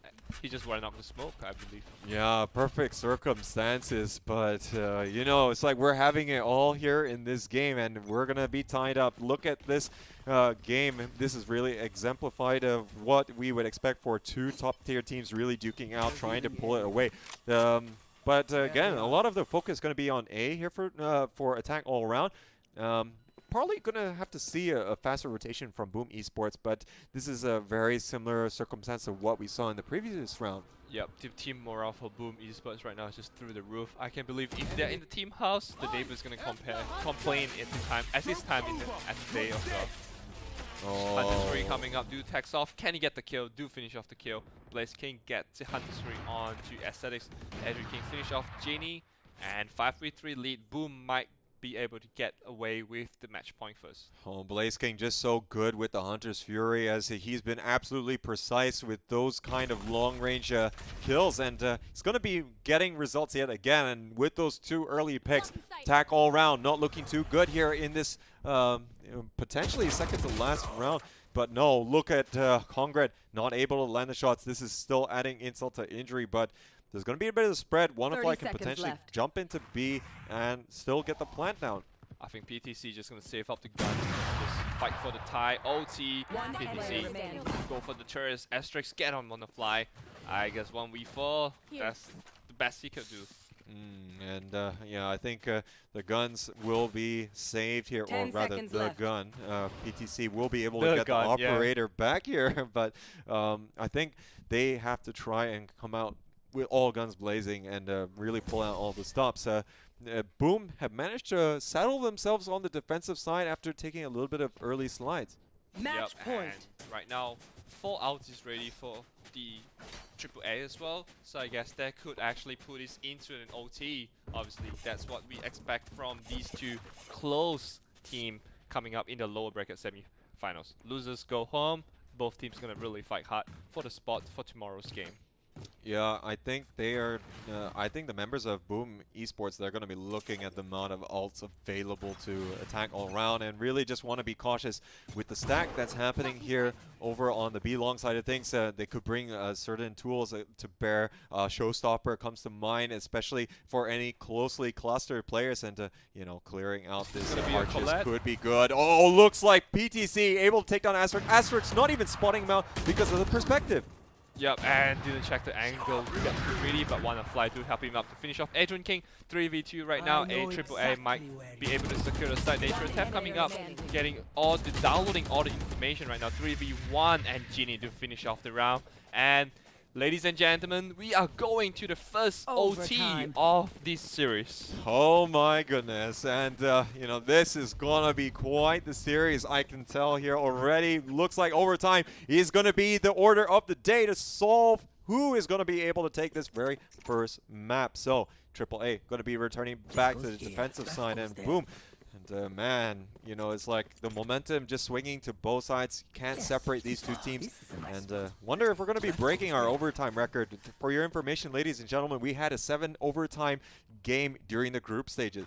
And this is only the first match of the series, so I hope that we don't get to that far, I would say. But it would be really exciting if we can get 7 OT. But speaking of that AAA, PTC, nice flick into the arm of the Jet and just finish off the kill coming up. And opens up the round and given them the opportunity to go into the OT. And 3 players stacking on B short. Not going to be getting much information, immediately prompting the rotation out here. And Ginny and PTC looking to see if they can try and reinforce on A. They're just trying to delay with the dark cover as long as they can. But not a lot of variety in terms of the angles being taken here by Boom just yet. They are just content here with moving into U-Haul. They get one. They're getting the second, third. Notorious going crazy here. Moving towards CT. Not able to get any more. And now looks like they have managed to trade out well enough here to be able to get the spike down. There's only going to be a CTX left. Acidics couldn't do much. Ooh, the cast assist comes again. Get the first kill. Blast pack over being flashed. And now just holding the angle. Getting the first peak, didn't even connect the shots, and 1v3 might be just too hard, but there's nothing to lose, just go for it. Well, Blaze King also getting blinded there just for a second by Adrian King's curveball, but now look at this, nowhere to go. Asterix gonna be able to take down the Cedix, and Boom are the ones to take advantage here in our first overtime. This is gonna be Triple A's turn to see what they can do on the attacking side. Notorious do a big game right there, 1v3 and being untouched, and even go for the challenge onto Genie, but Genie managed to get her shot landed on Notorious. This is a good game regardless, coming up from Notorious to secure and open up the site for Boom Esports. Yeah, I totally agree, and with this I think attack all around, they're gonna be still feeling okay on their attacking side. I think we've seen quite a good set of plays coming up from them, but now look at this aggressive push here. Is not going to be working well for Boom Esports. Like the last time that Adrian King was able to get the initial frags in a similar position, he's going to be punished. And now look at this. They are going to continue with this stack as this is actually going to be prompting maybe any rotations should they think that, you know, they're going to actually move over to B. So you can see the mind games really at work here, but looks like they're going to try and get some information to counter that, and they're going to be successful to that extent. They spot the 2 players in showers. Yep, 5v4, but a really unhealthy omen in this situation. Triple A might need to be careful because Boom, as we can see, Notorious is a big player that can just clutches the round 1v3 and so on. So basically, Triple A has to play into the round very carefully. But could be still this potential push coming out. Looks like Dark Cover's gonna be starting the assault here onto A side, but look at Blaze King taking this very forward position, waiting for them to come through. He's gonna be able to get a CTX, not able to get the second as PTC gonna be blazing through. Now looks like Asterix trying to lock things down. He's backed up towards U-Haul, not able to catch out Wannafly, who's coming in for the flank, and now it's a 3v1 situation, and it looks like our attack all around, they can still take this here in this very lopsided position. Super Cisco trying to clear up at least one angle before doing too much, but once Cisco out, there's someone holding the angle right now. If he turns right, I think he can get one Cypher kill, but that's about it. Yeah, it's difficult, and look at the camera here, just gonna be completely spotting him. Able to get one, but not more than that. And looks like we're going to be heading into second overtime. So, can you predict, Nico, how many overtimes we're going to be hitting this one? This one will be the last overtime we got. Yeah. I believe this is the last overtime. Bring the old momentum and finish off the round. Okay. Do you think there will be more? Well, you know, it's like I would rather guess higher, you know, for sure. Definitely going to be a lot more exciting to say the least. We do need to establish a record for our playoffs as well in terms of the number of overtimes and the weight that is carried by it. Yep, I guess it's a long day, but with the exciting series, the viewers will be enjoying the game as much as we do as well, Jay. Oh yeah, and look at these 2 teams sweating over this game as well, you know, so that's again gonna be something that we can actually look and, you know, really commend them for being able to stay completely focused, and focused they are. There's going to be 2 players on the other side of A short, just trying to get a little bit more information. One-way smoke going to be deployed here by Congrid. Not going to be enabling the 2 players here to move out, but Ginny, she's going to find Blaze King after she's holding that angle for quite some time. Yep, patience do play. Patience do pay sometimes. It's just too excited for Genie to land that shot in a really tight angle coming up from Buff as well. So 5v4, I believe in Triple A can close this out in the second OT. Let's see if Triple A gonna prove this wrong. Congrats actually get a double in the U-Haul, and PTC finish it off as Strix to make it a 5v1 for Triple A. Oh, going to be able to shut down that advancement. 30 And seconds now left. looks like Boom Esports is going to be on the edge of going one down here in our second overtime. But PTC holding things in the tight angle, going to be hiding out in metal.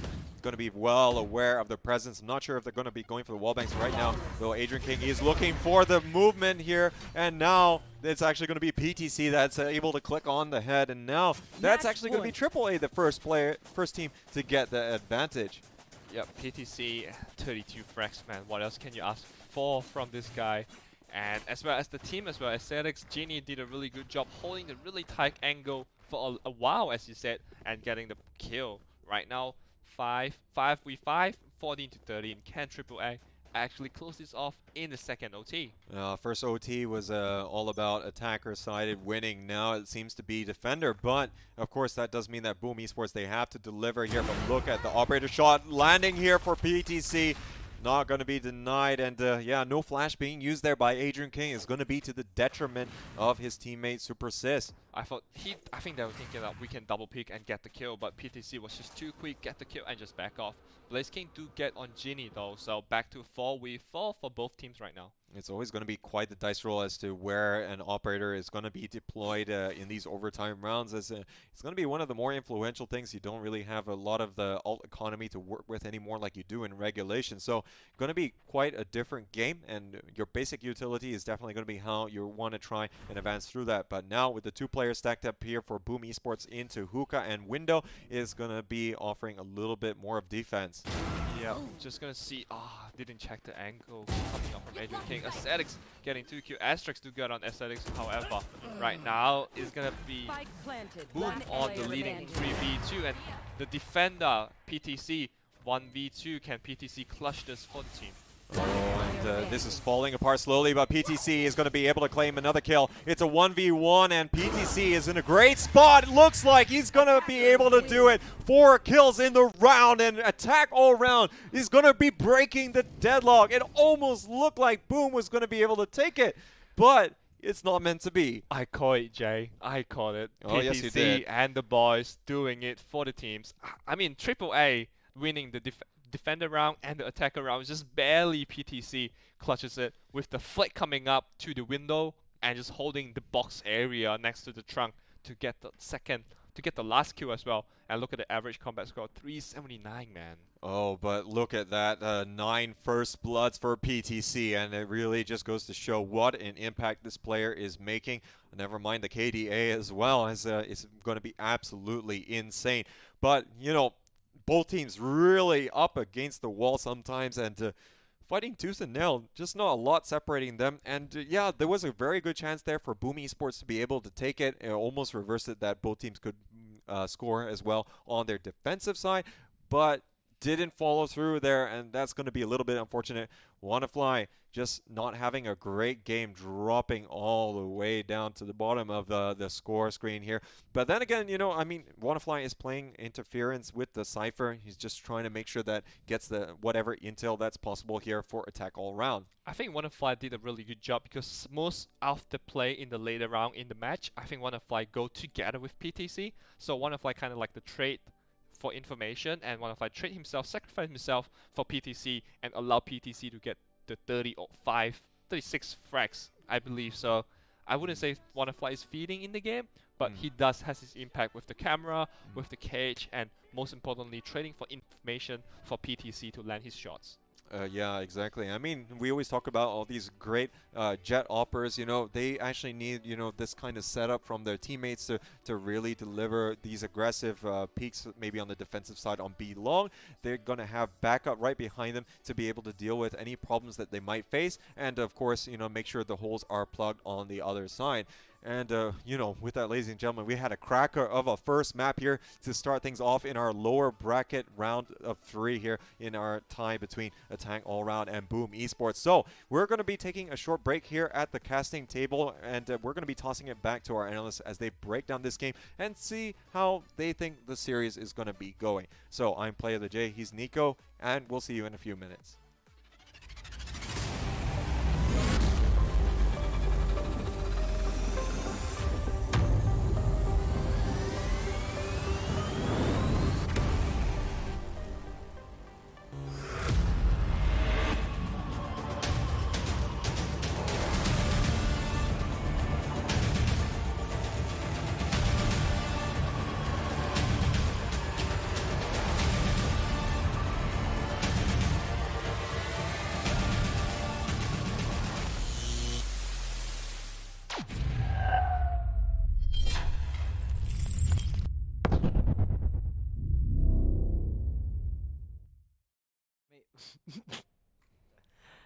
Hello and welcome to the longest no. Hello and welcome to the Royal SCA Cup panel. We're here to analyze the last best of 3 of today. And it is not only an exciting match, but also a really important one, because we are now going to say goodbye to some of the top contenders in this tournament, either AAA or Boom Esports. And this shows by the fact that already in the first game, we already get overtime, because these teams are conspiring to never let us sleep. So, guys, what did you think about that game?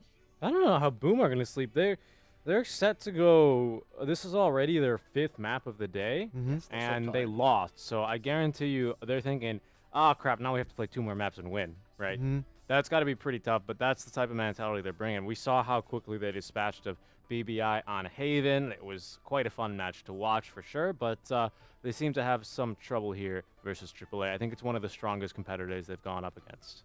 Yep. To be fair, Boom believer. Boom believer. All right. I mean, to be fair, Boom was doing like consecutive games back to back. I think mentally they are exhausted. AAA, they had some time of like refreshments. I think that's probably why they're going a little bit headstrong here. But then again, they are like it's so close. Like 2015, like throughout the game, when I was like just monitoring, I felt like I was about to lose myself because both teams were playing at their top, and every time they're like just neck and neck. You know, they just draw one game over the other. I think by 6-6. It's literally like they don't have eco, like they don't, like no one's up against anyone. It's just fair balance, you know what I mean? It's just at the end of the game, then finally we saw like the Thai team actually takes one game over that, and I'm really calling it like as exhausted as we are. This is probably going to go to a 2-1 at least. So what does that, when you say they didn't have eco, what does that mean in this case? No, what I mean is like they didn't build up any economy, because like, every time when you win a game, exactly, when you win a game, like you're supposed to kind of like carry like a momentum and maybe like a 2 or 3 lead deficit. But in this case, like if Boom wins one, then all the round wins one, and then like the economy never builds further than like 3K. So the anti-eco rounds were not very successful for these teams then. Well, it's not. It's not really anti-eco, right? Because an anti-eco describes more of like a type of loadout, right? Where you're specifically buying weapons that are good against targets with targets with no armor, right? So these are your SMGs, weapons with really high rates of fire, because the rifles and the big boys quite expensive because they can get the job done in one shot compared to your Spectres that need a little bit more for that, right? But I think what's important about that is that it keeps the game close as a result, right? Because no one's really building up bank. This is something I always go over. You win 3 rounds in a row without really losing too many agents each round without having to rebuy. Your eco stacks up very, very quickly. The max you can actually accumulate in this game is going to be 9K. Okay. Three rounds in a row reasonably with you spending your utility and not having to rebuy weapons. Even with armor, you're still making a lot of money per round. 7K easily. Usually you see people maxed after 4 or 5 rounds in a row, right? So the issue is, well, I guess the mechanic in FPS games is not really an issue. It's a way of keeping it even, is that if you keep going back and forth, everyone's constantly rebuying, and there's not a whole lot of money. So that keeps the game incredibly close, right? Which obviously we saw was 6-6 at the first half, 6-6 in the second half, single overtime, and then it was double OT, where finally AAA were able to pull ahead. And you don't get the loser's bonus either when you lose multiple rounds consecutively either. Yeah, it caps at 3, right? Exactly. So you get the 2,900. So it gets you close to that winning bonus, but there's still always a small advantage for you winning. You're always going to come out a bit on top. So when this happens, I have a question: is are they purposely doing all these partial buys because they know they're so even that they can actually always outmatch the opponent, not let them get ahead? Yeah, that's exactly right. Because the anti-eco, the mentality is these guys are really weak right now. Either they buy armor and don't have enough money for a primary, right? Or they are going to do neither and just not really tank the round, but look to just play this round out, save money, and full buy next round, right? So when you have this knowledge of the enemy team, you can equip a certain type of loadout to excel and take that round as efficiently as possible, right? So yes, in essence, you're absolutely correct, because you can buy these different types of weapons when you know that the enemy's eco state is in a weaker position, because you're going to be looking to maximize your benefit. The reason it gets so back and forth is that teams then recognize that they're going to be up against a full buy. They have Spectres. If they full buy right now and they lose the round, they're going to be in a really tough spot, and they're going to lose usually more than 2 rounds in a row. And not just that, we saw a couple of Bucky's plays as well, actually, from point of views of like the observers, and those Bucky's were actually getting shots, so they've been exchanging weapons back and forth here, and then that's what like helps keep them in the eco. And so it's always been like a flatline decline curve of like it's never been in any other team's favor, even until the end of the game. So I think it's pretty funny to see like how they've been just exchanging weapons here and there, while also like playing very well in terms of like taking sides, bomb defusement. Like these teams are really giving each other a run of their money, and I'm sure that like all 3,000-4,000 of you supporters out there supporting your own country are here for good reason. So then I ask you, why not save? So I mean, ideally, right, you save a bunch of money. You're at max credits after every I mean, single like, round. if you're losing, right? If you have lost a round, why try to compete the next round?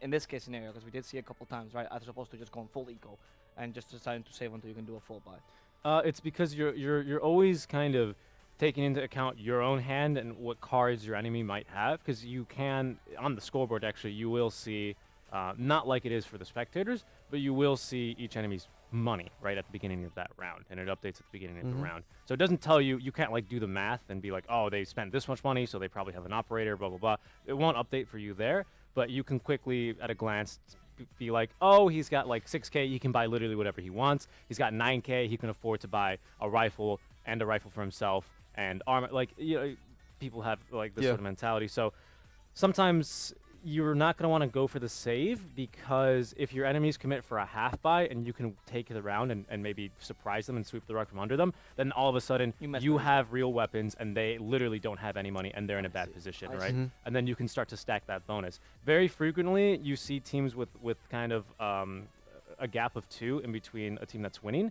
because this is kind of how it works, right? You win for example, you win the pistol round, you go anti-eco, and then third round is full buy for the other team. Okay, interesting. So let's go move on a bit to the playstyles and the tactics. Why were these two teams so even? Are their playstyles similar? In terms of aggression, I wanted to like favor AAA as much. Like this, I realized actually when the during the attack rounds, they actually take less times than other teams I've seen today to actually like capture a site. You know, as we've seen, like AAA likes to actually capture a site first, take some time to actually clear the sites and prevent people from coming in before they actually make the plan. So, but in this case though, they they went in and then they almost planted instantly every single time before Boom actually rotated it, and we know that Boom actually like adapts pretty quickly, and once they see like all attack round usually coming in, and then they say they can't make it in, they're gonna move straight away to B site, for example. So, and we know that I really hate defending in bind, and half the time that's why it's so balanced, because they read each other's movements so perfectly. All right, they get their flashes out, they get their smokes right, they get the right predictions. So like it's perfect to just watch it out. Like the casters were doing a great job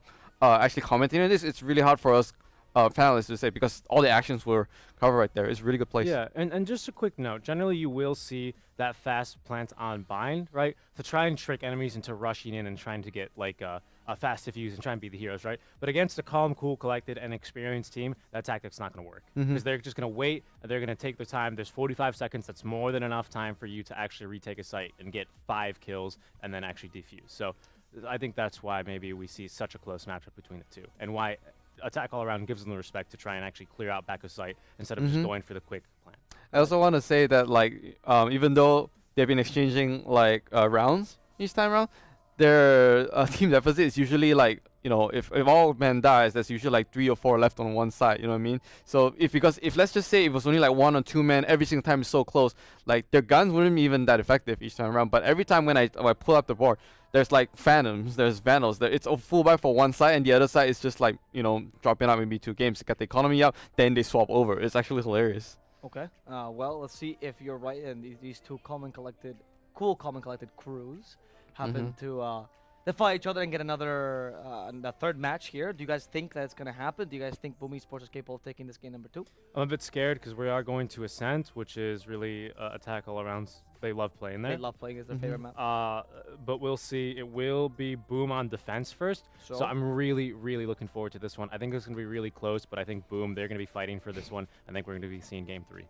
Yep, we casted a Boom on defense as well. They did magnificent against I believe was it I don't remember who, or was it Myth? I think it might have been Myth, yeah. And they came out they did significantly well, I think. I'm not too sure. I need to check on my brackets of this. Yeah.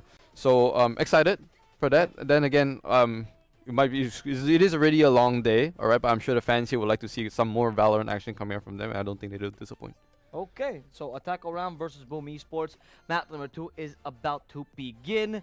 And we're not going to delay anymore because we just want to see some great Valorant action. Hope this panel helped you understand a bit more about the economy of these rounds. They certainly helped me. Let's move on to the casters that will narrate this game number 2 between Boom Esports and Attack All Round.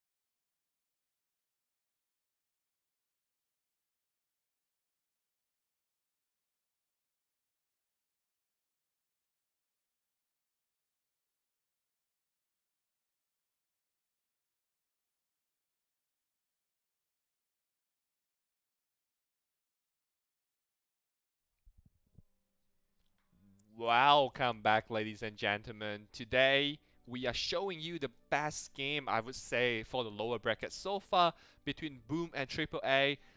Joined by Play of the J, I'm Nico. We're gonna bring you more action of the game too after 2 really close OT that AAA able to clinch out the victory. Oh yeah, and really living up to the billing, and honestly both teams having the chance in overtime to really take it away, but it's going to be of course Attack All Round that does brilliantly in that circumstance. So we are going to be moving on to our second map. We are just about ready to get stuck in. So we will be moving to Ascent, and this is going to be the map pick for coming out here from Attack All Round, and we're going to have Boom Esports actually going to be opting for the defensive side first. So AAA actually won the map pick for Boom side in the first round, I believe, right? Yes, that's right. So Bind was going to be the Boom map pick. Yep. So I guess, for you guys that didn't realize today, this will be the last series of the day 6, I believe. Yep. And this will be the lower bracket semi-final between AAA and Boom. Winner do proceed to tomorrow's game and able to challenge the lower bracket final and fight for the top 3 spot in the Royal Sea Cup by EPOS. Yeah, so with only those remaining 3 matches here, we're just trying to decide who is going to be advancing onwards. And of course, first match of the day tomorrow will be at 12 p.m. +8 GMT. So make sure that you do tune in to see who is going to be making it through out of the upper bracket semi-final advance to the grand finals. It is going to be a tie between Vision Strikers and Myth Attitude, who both advanced there earlier today. And of course, we saw Attack All Round, dropping against Vision Strikers. It was a very close series as well, best of 3. And Myth Attitude overcoming Boom Esports. So this is really going to be a grudge match potentially, and let's not forget, if any of these teams are going to be looking to try and take it all, they have to really go through a long route to try and get it. But I mean, looking at how Attack All Round and both Boom Esports have got here, winners of their respective groups, I think these guys would be looking, of course, to of course advance, but we can only have one. So based on that first game. Of course, Attack All Round, they look good for it. In the end, they did manage to take it. But do you think Boom is going to be able to bounce back? I think it really depends on how PTC, I would say PTC is the decider of the team as well. Sometimes PTC do well, the team's just going to accelerate and fly. If PTC not doing too well, the other team had to step up. But as we see, WannaFly actually didn't get a too ideal stats in the previous round. I guess WannaFly needs to step up in this time. Yeah, so WannaFly, we'll see how he's going to be doing. Most likely going to be playing again on the Cypher, as probably going to see very standard lineup coming out here from Attack All Round. They're going to be introducing the Sova most likely instead of a Cetix taking the Raze that we saw on Bind. Going to be pretty much their only variation pick. Boom, we're probably going to be seeing, a little... They had a Viper this morning, didn't they? Oh, Viper was from Todak. Todak. Yeah. Alright, it's just too excited to see Viper in the game, man. We don't see it often, do we? Oh, I think, you know, if any of the remaining teams pulls out a Viper, we're going to be really surprised on that one. I mean, it's just more out of the habit that we've seen coming out from these teams more than anything else. Not that they wouldn't actually try the Viper, you know, have these pocket strats, but it would be amazing if we did see that. But in any case, we'll look and see how this is going to be shaping up. We are just about ready here. The players have loaded in, and I think looking at the lineup, it's going to be relatively expected. As attack all around, they're going to be starting on attack. They're going to be actually swapping out here the Sova for the Raze. So I think Reyna, of course, going to be always featured here quite heavily, both Ascent and on Haven for the likes of Boom Esports, and they're going to be looking to really try and take this aggressive style on Ascent. Yep, AAA have the line. I think the only difference they have is the Reyna, I believe. Reyna and the Cypher. Yep.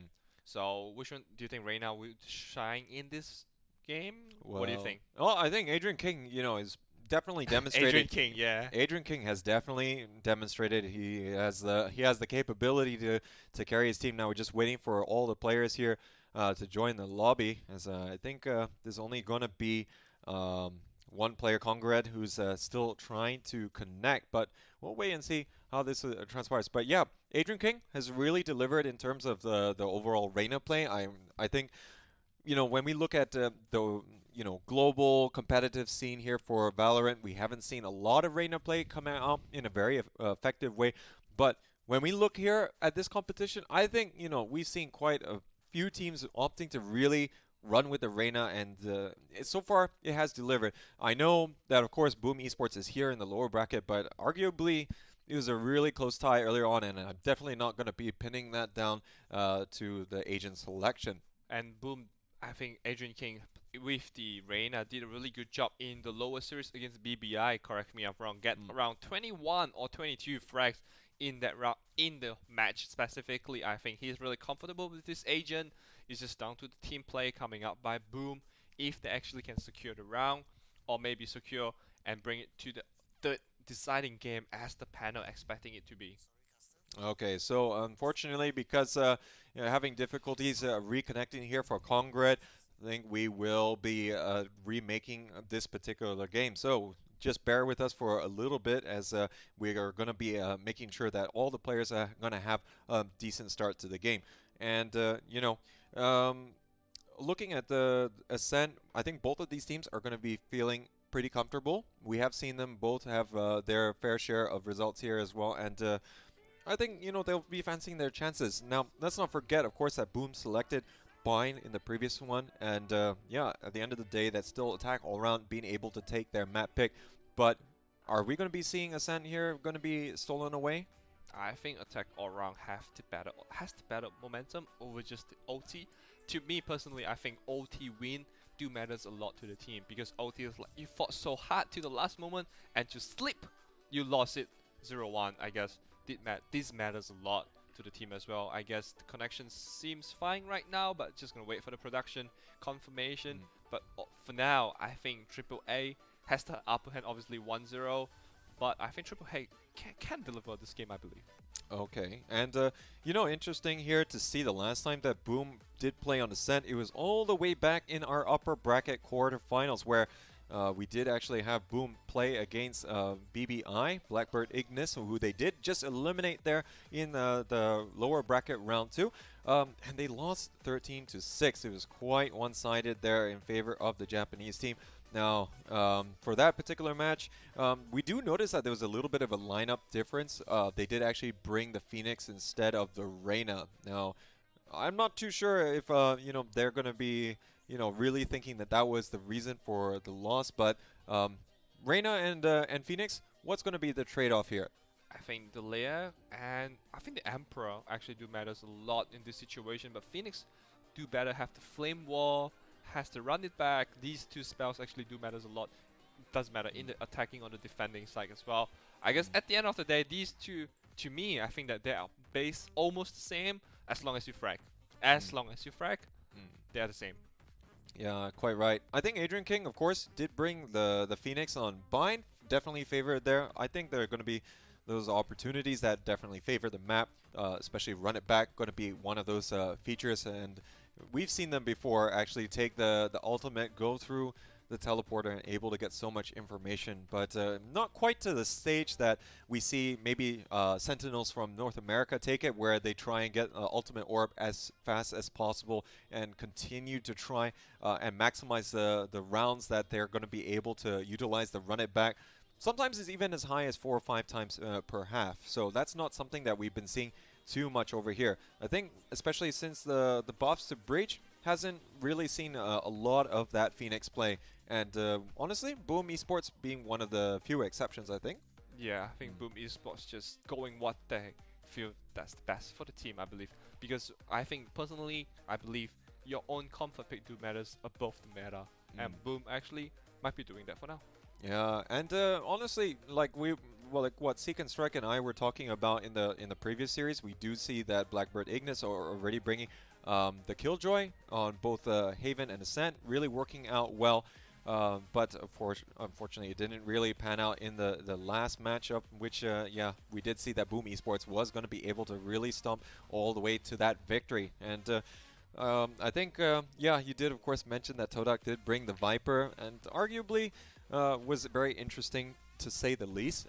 Let's not forget that they did manage to actually get the win against Armory Gaming when they first brought out the strategy as well, and it was on this map.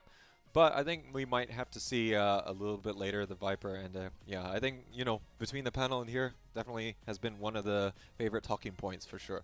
Yeah, because I mean, Jet, obviously undeniable, the best hero, best agent in the meta right now, and just doesn't matter what guns you give it to Jet, Jet's gonna hit and run. That's the signature play. And besides that, Sova, Omen, Brim, all these smoky hero do actually help out the teams a lot. I guess Smoke with the control or Intel with Sova and Cypher do help out the team a lot. So doesn't really leave out much room for other hero like even the Sage or probably Viper, because you need smokes, you need duelists, and you need some intel. So 3 of them basically is a fixed spot for the team, and you need more smokes, so that's 4. So that's the last flex pick, but most of the team would just go for either more intel or just another duelist. Yeah, I think, you know, there are always going to be a lot of these different opportunities here, and a lot of experimentation going out. And, you know, in the case of the Todak, they would drop the Cypher of all for the agents for the Viper. So, but again, that's going to be their choice, and, you know, it's up to them to how they want to be balancing these kind of aspects.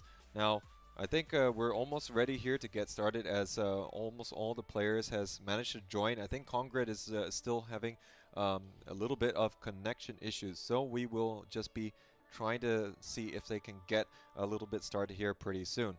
Yep, that would be great. Thanks for staying with us, though. I know it's pretty late in the day, but I guess this exciting series just let us. I don't even know what time in the day as well, because the game was just so interesting. Did you realize that the previous game was an hour long? Oh, I mean, you know, time stood still for me. You know, it's too engrossed in it. But I think, you know, if it does go to like say 7 overtimes, we're definitely going to be feeling it. That's for sure. And you know, we talk about it from our perspective. We can only imagine what happened from the players. So I mean, you know, you it's can a long go figure day for on both that. of them as well. Yeah, I think that's definitely going to be something on the cards. Yep, second best of 3 series for both of these guys. Managed being dropped, prove their value, and back in the semi-final lower bracket as well. And who's gonna proceed further in the Royal Sea Cup by EPOS? We're gonna figure it out in Ascent. Yeah, so if we do go to a third map, we will be going to Haven. So not going to be seeing any split, as you know, we haven't seen a Myth Attitude, or rather we're not seeing Myth Attitude going to be playing just yet. As you know, it's always been interesting that that's always going to be their #1 map pick, and it's been working out for them as they've been able to deliver quite well. Again, the stereotypes of whether it's a defender-sided map or not is really not going to hold too much water, as Myth Attitude are able to get consistently attacking half wins, because of course just like any of these maps that we have here, the predominant choice by the other team is always to go on defender side first, you know, and that sometimes is going to knock the wind out of your sails before you even have a chance to have your own defense. And speaking of myth, don't forget they're the team from the qualifier as well, making it far really in the upper bracket final, I believe, just showing the dominance that next time, please invite me. Indeed, and they want to be able to get that nod. But I mean, overall, can't really complain with how active they've been and the kind of success that they've been able to achieve. The only interesting thing here for map number 3 being on Haven is the fact that more often than not in some of the other series, this is exactly what Boom has been picking. So I guess they're kind of guessing that they're going to be able to play on this eventually and not going to be selected as a result. So giving up the first map, I mean, they didn't give up. Just losing the first map might not be the end of the day because they have the Heaven in the end of the map pool as well. So I think that both of the teams having some technical issues right now, and we're just gonna continue analyzing the game of the day and the game we had previously as well. Yeah, I mean, if we're going to go to Haven, this is going to be a very comfortable map for Boom. They managed to, of course, take in the previous series that we just broadcasted here, 13-6, so working very well against Blackbird Ignis. But yeah, attack all around just going to be very different. They've been relatively standard, so we can probably expect to see, you know, probably just the Cypher instead of Killjoy working wonders, gathering, as you said, a little bit more intel to really suit the kind of requirements. So, ladies and gentlemen, we are loading back into the game. So, thank you so much for bearing with us here on the ePulse Royal Sea Cup. Agent selection is going down, and I want to hear what you think in terms of the predictions. Let us know in the chat, and we'll see if this series is really going to be going to the distance. I mean, if game 1 is anything to go by, you know, we're in for, again, maybe another triple, quadruple overtime. Come on. I think it will be exciting, but I guess let's just finish it off in the regular and show the dominance and how skillful as a team you are for tomorrow's game, I believe. You just want to get a good night's sleep, you know. But I mean, I'm trying to put my words into nicer ways, and Jay, you broke it. Well, I mean, you know, of course, it's definitely worth staying up for all of this awesome Valorant. We're just waiting here to get started. And I think, you know, looking at how the schedule has been going over the last few days, we definitely have to commend the enthusiasm by everyone as well, you know, to really tune in. And hopefully, we're going to continue to have such great games. But I think this Southeast Asia level here really showing the different styles coming out from the different regions, and this being in a way a little bit of a melting pot really is gonna be improving the overall standard of Valorant as a whole. And now I think we're just about ready here, ladies and gentlemen, to get started here with our second map. Yep, some goals, standard goals coming out from both teams, try to establish the lead. And what do you think, Jay, actually, before the game starts? Do you think Boom gonna get one map back, and we're gonna go to the deciding map Haven, or is gonna AAA gonna close this off? Well, I think that Boom is going to be fancying their chances, and compared to the last time that they played on Ascent, the one that we mentioned, they lost on, because of the adjustment that they're making with Adrian King going to be on the Reyna, I think is going to be offering substantial improvement in terms of how they like to play this. So they stand a good chance of taking this here to our very third map. Yep, it's a long day for the players as well. So let's see who has the better focus, better internet connection, and the better mentality coming in to the do or die situation. Obviously, AAA has one extra life, but Boom has to deliver in this map. Oh, the aggressive poke out here through the B main side of things, and they are actually going to have two players watching out. They're all rotating here past CT, and Blaze King, he's going to actually be struck down. This is a bit awkward for him. Notorious is going to be trapped there in B lobby. They're all pushing through, and look at this. There's no chance given at all here, but look at the pressure starting to come in through mid, but that's going to be Super Sis trading out, and Super Sis actually playing here on the Jet. Yep, I think the aggressive play coming up from Boom did not pay for themselves. Adrian King obviously getting one kill, dismiss over to a safety place, waiting for the team to retake together. But Boom, how much can they do together with the Reyna on Adrian King? He obviously has to deliver in this round to get secure one round at least for the pistol round, but AAA looking strong so far for the post-plant position. Yeah, Asterix is going to be playing the Omen this round. They're still trying to isolate a little bit more, but not able to spawn out WannaFly, who's going to be over by B main. Not going to matter though. Ginny and PTC going to be combining, claiming those last 2 kills, and now attack all round have lead 1-0. Ginny proving her value in this game as well. Just you guys keep talking about PTC, I will show you my skill in this round. And 1-0 by AAA. Really nice. I think Boom gets a little bit too excited, pushing through B-man and getting punished real hard there, getting no frags in return. Super Sis is going to be getting the bucket here and already taking up that position on A main. So expecting a little bit more company that going to be able to have the chance in that close quarters, but we're seeing a full anti-eco coming out here from attack all round. But of course we do notice that PTC not going to be buying. He's just going to get that armor as he looks to try and get the operator here in round 3 should they be successful. Yeah, I think it's pretty hard as well. AAA has to looking really good, and in terms of that, Boom has to really play carefully and probably just get the shots down. I mean, it's easy to say land your shots, but that's what they need to do. Yeah, and sometimes it really does come down to that mechanical skill. Looks like there's a 4-player stack here, all going to be pushing on the back of the Owl drone. They're going to be moving in here. He spots out Super Sis. Super Sis able to get the Bucky shot there onto WannaFly and immediately going to tailwind out using the advantage here, but looks like they are going to be well aware of this short-range threat. They're going to be rotating all the way to mid now, but you can already see that there's going to be the presence all the way for Cetix now coming from spawn, but he's going to run right into Congred. Yeah, the shorty do think, but it's not enough from that range. And left. I do like the play coming up from Super Sis Bucky, but I guess he needs to do more. But in an eco round, I guess that's acceptable. AAA just gonna flood into the site and secure the post-plant position. Super Sis not giving up with the Bucky, trying to get more kills, but the angle, Congred just finish it off. 3 frags adding to the board. Yeah, and AAA, they're going to be taking this map here 2 rounds to 0 so far. Looks like, you know, it's going to be full steam ahead. And, you know, compared to the previous map where on both pistol rounds we did see that Boom was going to get the early traction, the Thai team here are going to be able to get one over their rivals. Yeah, I think Boom did a really good job getting the pistol rounds in the previous maps and the series as well. And this time AAA showed them we can get the pistol round as well. 2-0 right now, and AAA, can they actually extend the lead? All the gun rounds gonna go to Boom. Oh, looks like the early pick here from Super Assist is going to be good. So far, so good on the Jet. And we'll see whether this is going to sustain on. But Adrian King not able to land the shots there, as now CTIC is going to be unleashing the Owl drone. Get a bit more information. Is there going to be any more aggressive pushes coming out here? And yeah, I think Blaze King, he might have been spotted out there. So going to be a little bit awkward for him. 4 men aside. 2-0.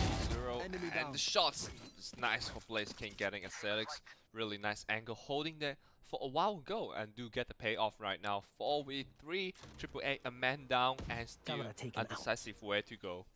Yeah, and gonna be falling back, not able to spot out a whole lot with the Owl drone himself, so he's gonna be backing up towards spawn. But oh, with that, I think the members there of Attack All Round, they know that. And because they didn't get the information, they might prompt the rotation, but they're going to be a little bit cautious. WannaFly is going to catch out Notorious. So getting a little bit too antsy in the middle of the park. 30 seconds left. Back to 3v3, but Super Sis just finish off on PTC. It's only 25 seconds left in the clock. What are they going to do? AAA, WannaFly, what can they do? Janie, what she can prove to the audience in this round. Running into the A, making a lot of footstep. Omen, Asterix might be holding a double kill position to deliver. Nice patience and precise shots do pay off for Boom.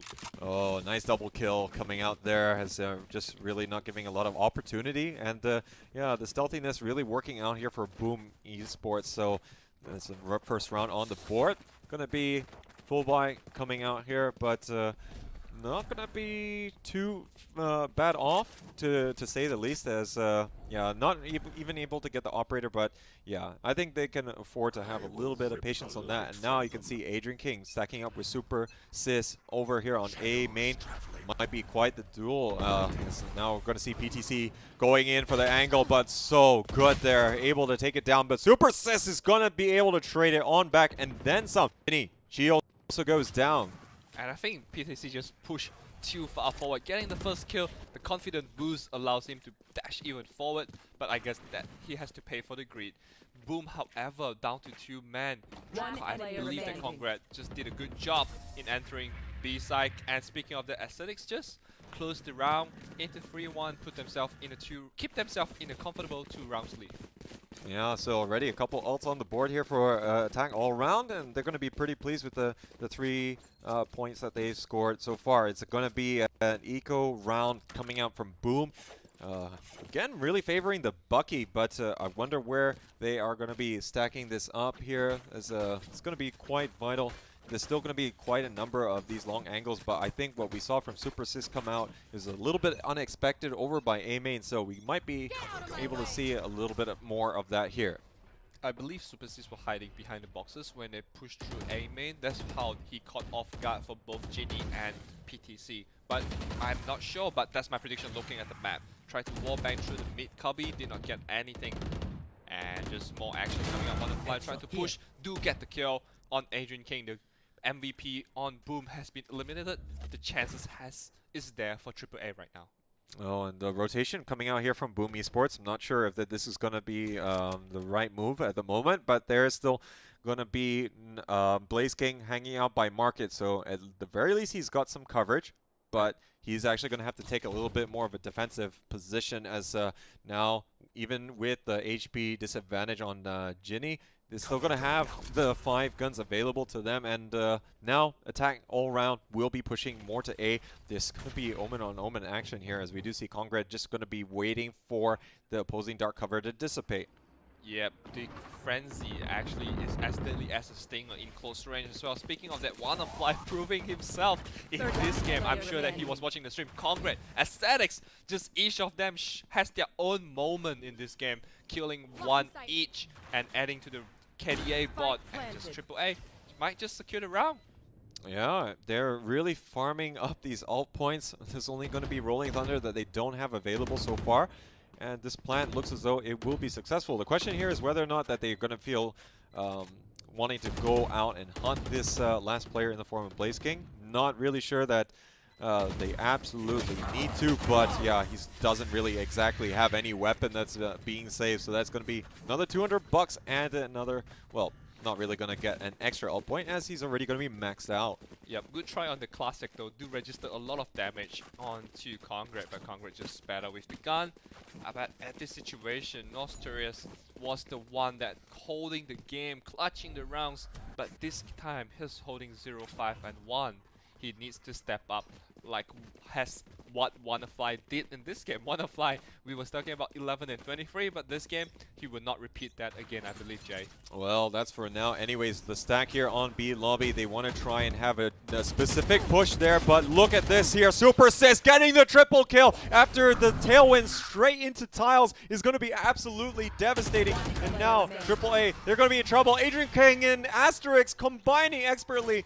This is exactly the result that Boom Esports needed. It's their second gun round, and an important one at that, to really try and swing it back.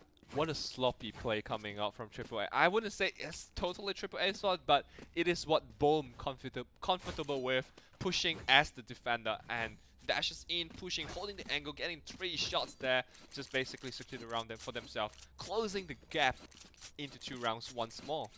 So it looks like Super Sis really is up for the task here on the Jet. So this is the first time I do believe that we're seeing this coming out. Usually Asterix really taking that responsibility, but now this is, of course, going to be a little bit of a departure from that, and might be throwing things off in terms of the playstyle and the tendencies that they could be expecting from Asterix if he was playing the Jet. Yeah, the Jet was just amazing. I believe that I will try to apply that into my puff, just dash in. I was too afraid to use the dash, I believe, and right now, as we can see from the map, AAA stacking through A, wants to push through the main. How much can they hold? Oh, the stack going to be quite significant, but looks like they're going to be trying to zoom in. Asterix not able to TP away in time, and Acetix is going to be able to capitalize. Look at the number of ults coming out here. Rolling Thunder also going to be expanded. Look at the push. They're going to get absolutely sandwiched here by Supersys and the rest of Boom Esports, as they're going to be pincering from Heaven and also from Door at the same time. Only one player left here. WannaFly, though, he's going to be sucking down dirt, as that's going to be Adrian King, able to finish off WannaFly in with quite a bit of aplomb right there at the end. Yeah, it was 2v5, I believe, only 2% on the side. But when they decided to push through the smoke of the Omen smoke, just committing all the ultis from AAA did not pay off. Let's have a look at the replay. The ultis being committed, pushing in through main, and Superstitious deliver slightly, sneakily through the door. Yeah, the double players coming in here from Boom through the Door side of things, and at the right time, right after the ult was expanded, and before that they could really take their positions. And really, even the Cloudburst was kind of working against the attackers as well, as they weren't able to get the clear views. And Adrian King just cleaning up shop there. Now we are just going to see the timer pause just a little bit here, as we are waiting for a technical pause to complete. Yep, right back to us. I think I was so amazed by how deep he dashed in and get the kill in the round 6, I believe. And round 7 was just a really nice team play coming up from Boom, securing the round 3 to 4. And I believe some technical issues coming up from the team as well. This is really unfortunate for everyone, because the players lose the focus. And it matters a lot in the play later in the day. Yeah, so Supersys, I mean, with the play in round 6, as we were talking about and looking at on the replays quite intensely. I mean, this is the kind of jet play, and in combination together with the breach that we've been seeing over the last few days, I think is really becoming quite the popular style to really try and take an aggressive play over onto B lobby. Now, I mean, you can always guess that there's going to be some players, if not quite a substantial number of players, going to be spawning over there. We've seen not only Jet, but also the Phoenix working wonders in that regard. But I think just by given the pure speed that we can see coming out from Jet, the breach flashpoint comes out, immediately tailwind right into the faces and able to get the flank. And then, of course, the slower wraparound will be coming out from the B main side of things and really just completely decimate. And usually we will see this from teams who are currently on a roll. They are having quite a bit of positive results, and it's probably right after an eco round has just finished from the team that they want to exact that on, who was on the attack. So I think that has really proven to work out still also in this match. I think the technical issue might have been resolved here as we go into the game.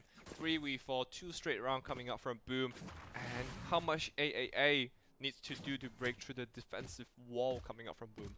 Yeah, they might have to really think a little bit harder about this one after 2 rounds in a row not going in their favor, but they still managed to have a bye in this round, and they are just going to be controlling that mid side. But Adrian King here, he's going for an aggressive push. He does want to try and not give up any territory for free. Tiles still going to be having 3 of the players who are just going to be locking it down, gathering intel.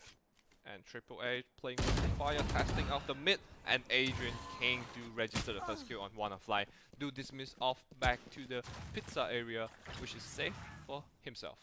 Yeah, so as long as Adrian King continues to land those shots, he's going to continue to get value from the dismiss. They're just going to be preventing the refrag. And, when you think of how another agent would have to work, it has to work in unison with another player that is ready to trade at the same time. Yep, the dismiss just really playing huge value for Reyna as well. I guess the agent Reyna, the specialty is the dismiss once you get the trade off right away. And 3-4 right now with a number advantage over on Boom, and Adrian King 1 strikes again. Couldn't dismiss into a safer area. Congrats to register 30 the kill. seconds left. 4v3 right now, pushing in through the boathouse and the stairs. Back of Sack is ready. Can he actually get the kill? Paranoia didn't hit and didn't register the hit shot coming up from Congrats. Congrats tries to wall bang, did not register. Shock that forces him to go over. Aesthetics to get the kill on Asterix. Blaze King shooting through the smoke. right to a 2v1 aesthetics. 10 Spike seconds drop. left. How much can he do? Oh, he's pushing upstairs. Not a lot that he can do. Acetic's though taking quite a bit of damage. He picks up the 3K. Notorious going to be used in the wrong place, and looks like Acetic's. He's going to punish him so greatly, and the operator actually not even going to get picked up at all. The clutch play. 3 seconds left, 6 seconds left, and baited for the plant. And he was like, Rolling Thunder, take my Rolling Thunder and stun. But cool and calm play coming up from Aesthetics, finishing off the last kill. Notorious has to be careful with that 3 seconds. I mean, it will be nervous as well. 6 seconds left. Plant probably will go down, but playing the mind game right here coming up from Aesthetics. But honestly, with 6 seconds left, you know, he could probably go for the plant, then you use your ult. He's knocked off the plant, and you win the round. So maybe that was a little bit too overzealous there. Yeah. And, you know, hey, we're not too sure exactly what's going on the side of Notorious in that particular round. But now we move on to the next one. There is going to be players poking out here. Adrian King, again, getting the opening picks in quite some style. But this is going to be lulling them into full sense of security. Asterix there with the flank there. He's going to be able to take down Wannafly straight away. And look at Adrian King, again, using the dismiss, getting a 3rd kill as well. Going to be moving all the way into the back line. But Ctex, he's going to be able to take down Super Sis. What tracking was that? And looks like Adrian King picks up the 4K to start to swing this back towards the Indonesians. Insane play coming off from Adrian King. I think Adrian King has been winning most of his open duels in the past 2 rounds as well. Getting the open duels dismissed, getting another kill, go through the smoke, get another kill. I guess Adrian King just doing what I said, land the frags. It sounds easy, but it looks amazing when Adrian King able to deliver it for Boom Esports in the lower bracket semifinal. Just click on heads low. So Adrian King definitely following the caster's advice right here.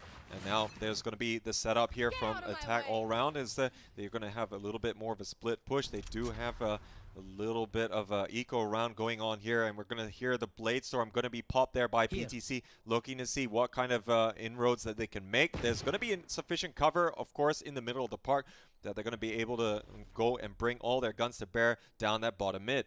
If PTC able to get some guns for the team, AAA has the chance this round. This is shutting it down. Adrian King once again.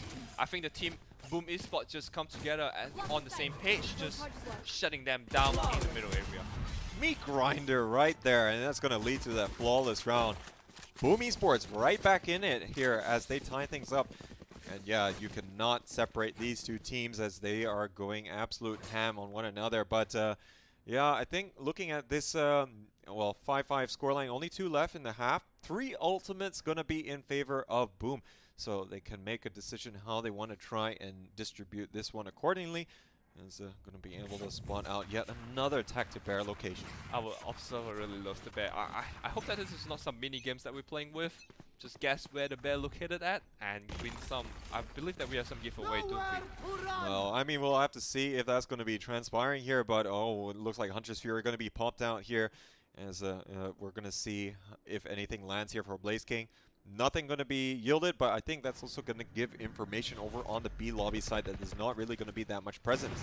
PTC holding the high fly up for the high up angle as well, try to get something done for the team. Asterix try to destroy the switch, in fact, not going to let the door shut, and 3 people holding at the cubby area try to push it into the garden. Yeah, so a bit of a... Usually you would see the Omen play in garden. Great spot to usually get the Paranoia out, but now it looks like Paranoia is still going to be on the cards. They're going to be moving in tree. They are all going to be blind, and they're peeking, but not really working out. Super Sis, though, is going to finally get it, but Asterix also going to get punished there as they are not able to be too successful. Adrian King, though, will be able to get the flank here onto Ctex. He's going to dismiss his way into safety, but he does have Blaze King moving on to heaven. I think Adrian King playing it slightly too slow that allows the team to get past and control the site, but however, he was fortunate to get the spike down. Adrian King with the Emperor still playing on the spike. How much more can he do? Getting 2 frags here, and this flash coming up. Are they gonna get it? Do both a flash right now? They decided to back off for now. Yeah, fault line there, not going to be connecting so much, but now they're going to try and reverse this back. Plant going down here through PTC, going to be behind boxes, but looks like able to tap there onto Notorious. This is going to be down to Adrian King, who's going to be the last player left. Currently, both of them not going to be peeking. Look at the push here, Adrian King. The timing is perfect here onto the dismiss. Ginny, she can still clutch this one out as she's going to be rotating around the side. It's going to be all the way done half here, and now Adrian King can get this final one. No more Empress available here, but Adrian King is going to get the 4K, and this is going to be sufficient time. Boom Esports bouncing back here, and there's only going to be 1 point left in the half, but they take the lead here. I think Adrian King, I mean, I would like to recognize that Adrian King did really well in these clutches, and I think he was slightly too slow at the beginning, letting PTC went onto the site and clear out the site, but however, fortunately get off the spike from AAA, from Aesthetics, slow delay the game, but I would say that there was a slight misplay coming from AAA, did not set up the crossfire and allow Adrian King to pick one by one and finish off the game. Yeah, the lurk there by Wine was going to be absolutely sublime, and now this is going to be the chance here to really finish out strong on this half. But there's not going to be a lot of money here for Attack All Around. They're going to be really buying all the way down to the bone. But see whether they're going to be able to get them. No, looks like they do have some guns available. But PTC is going to take down Adrian King, cooling off, it would seem, in this final round of the half. Can AAA actually pull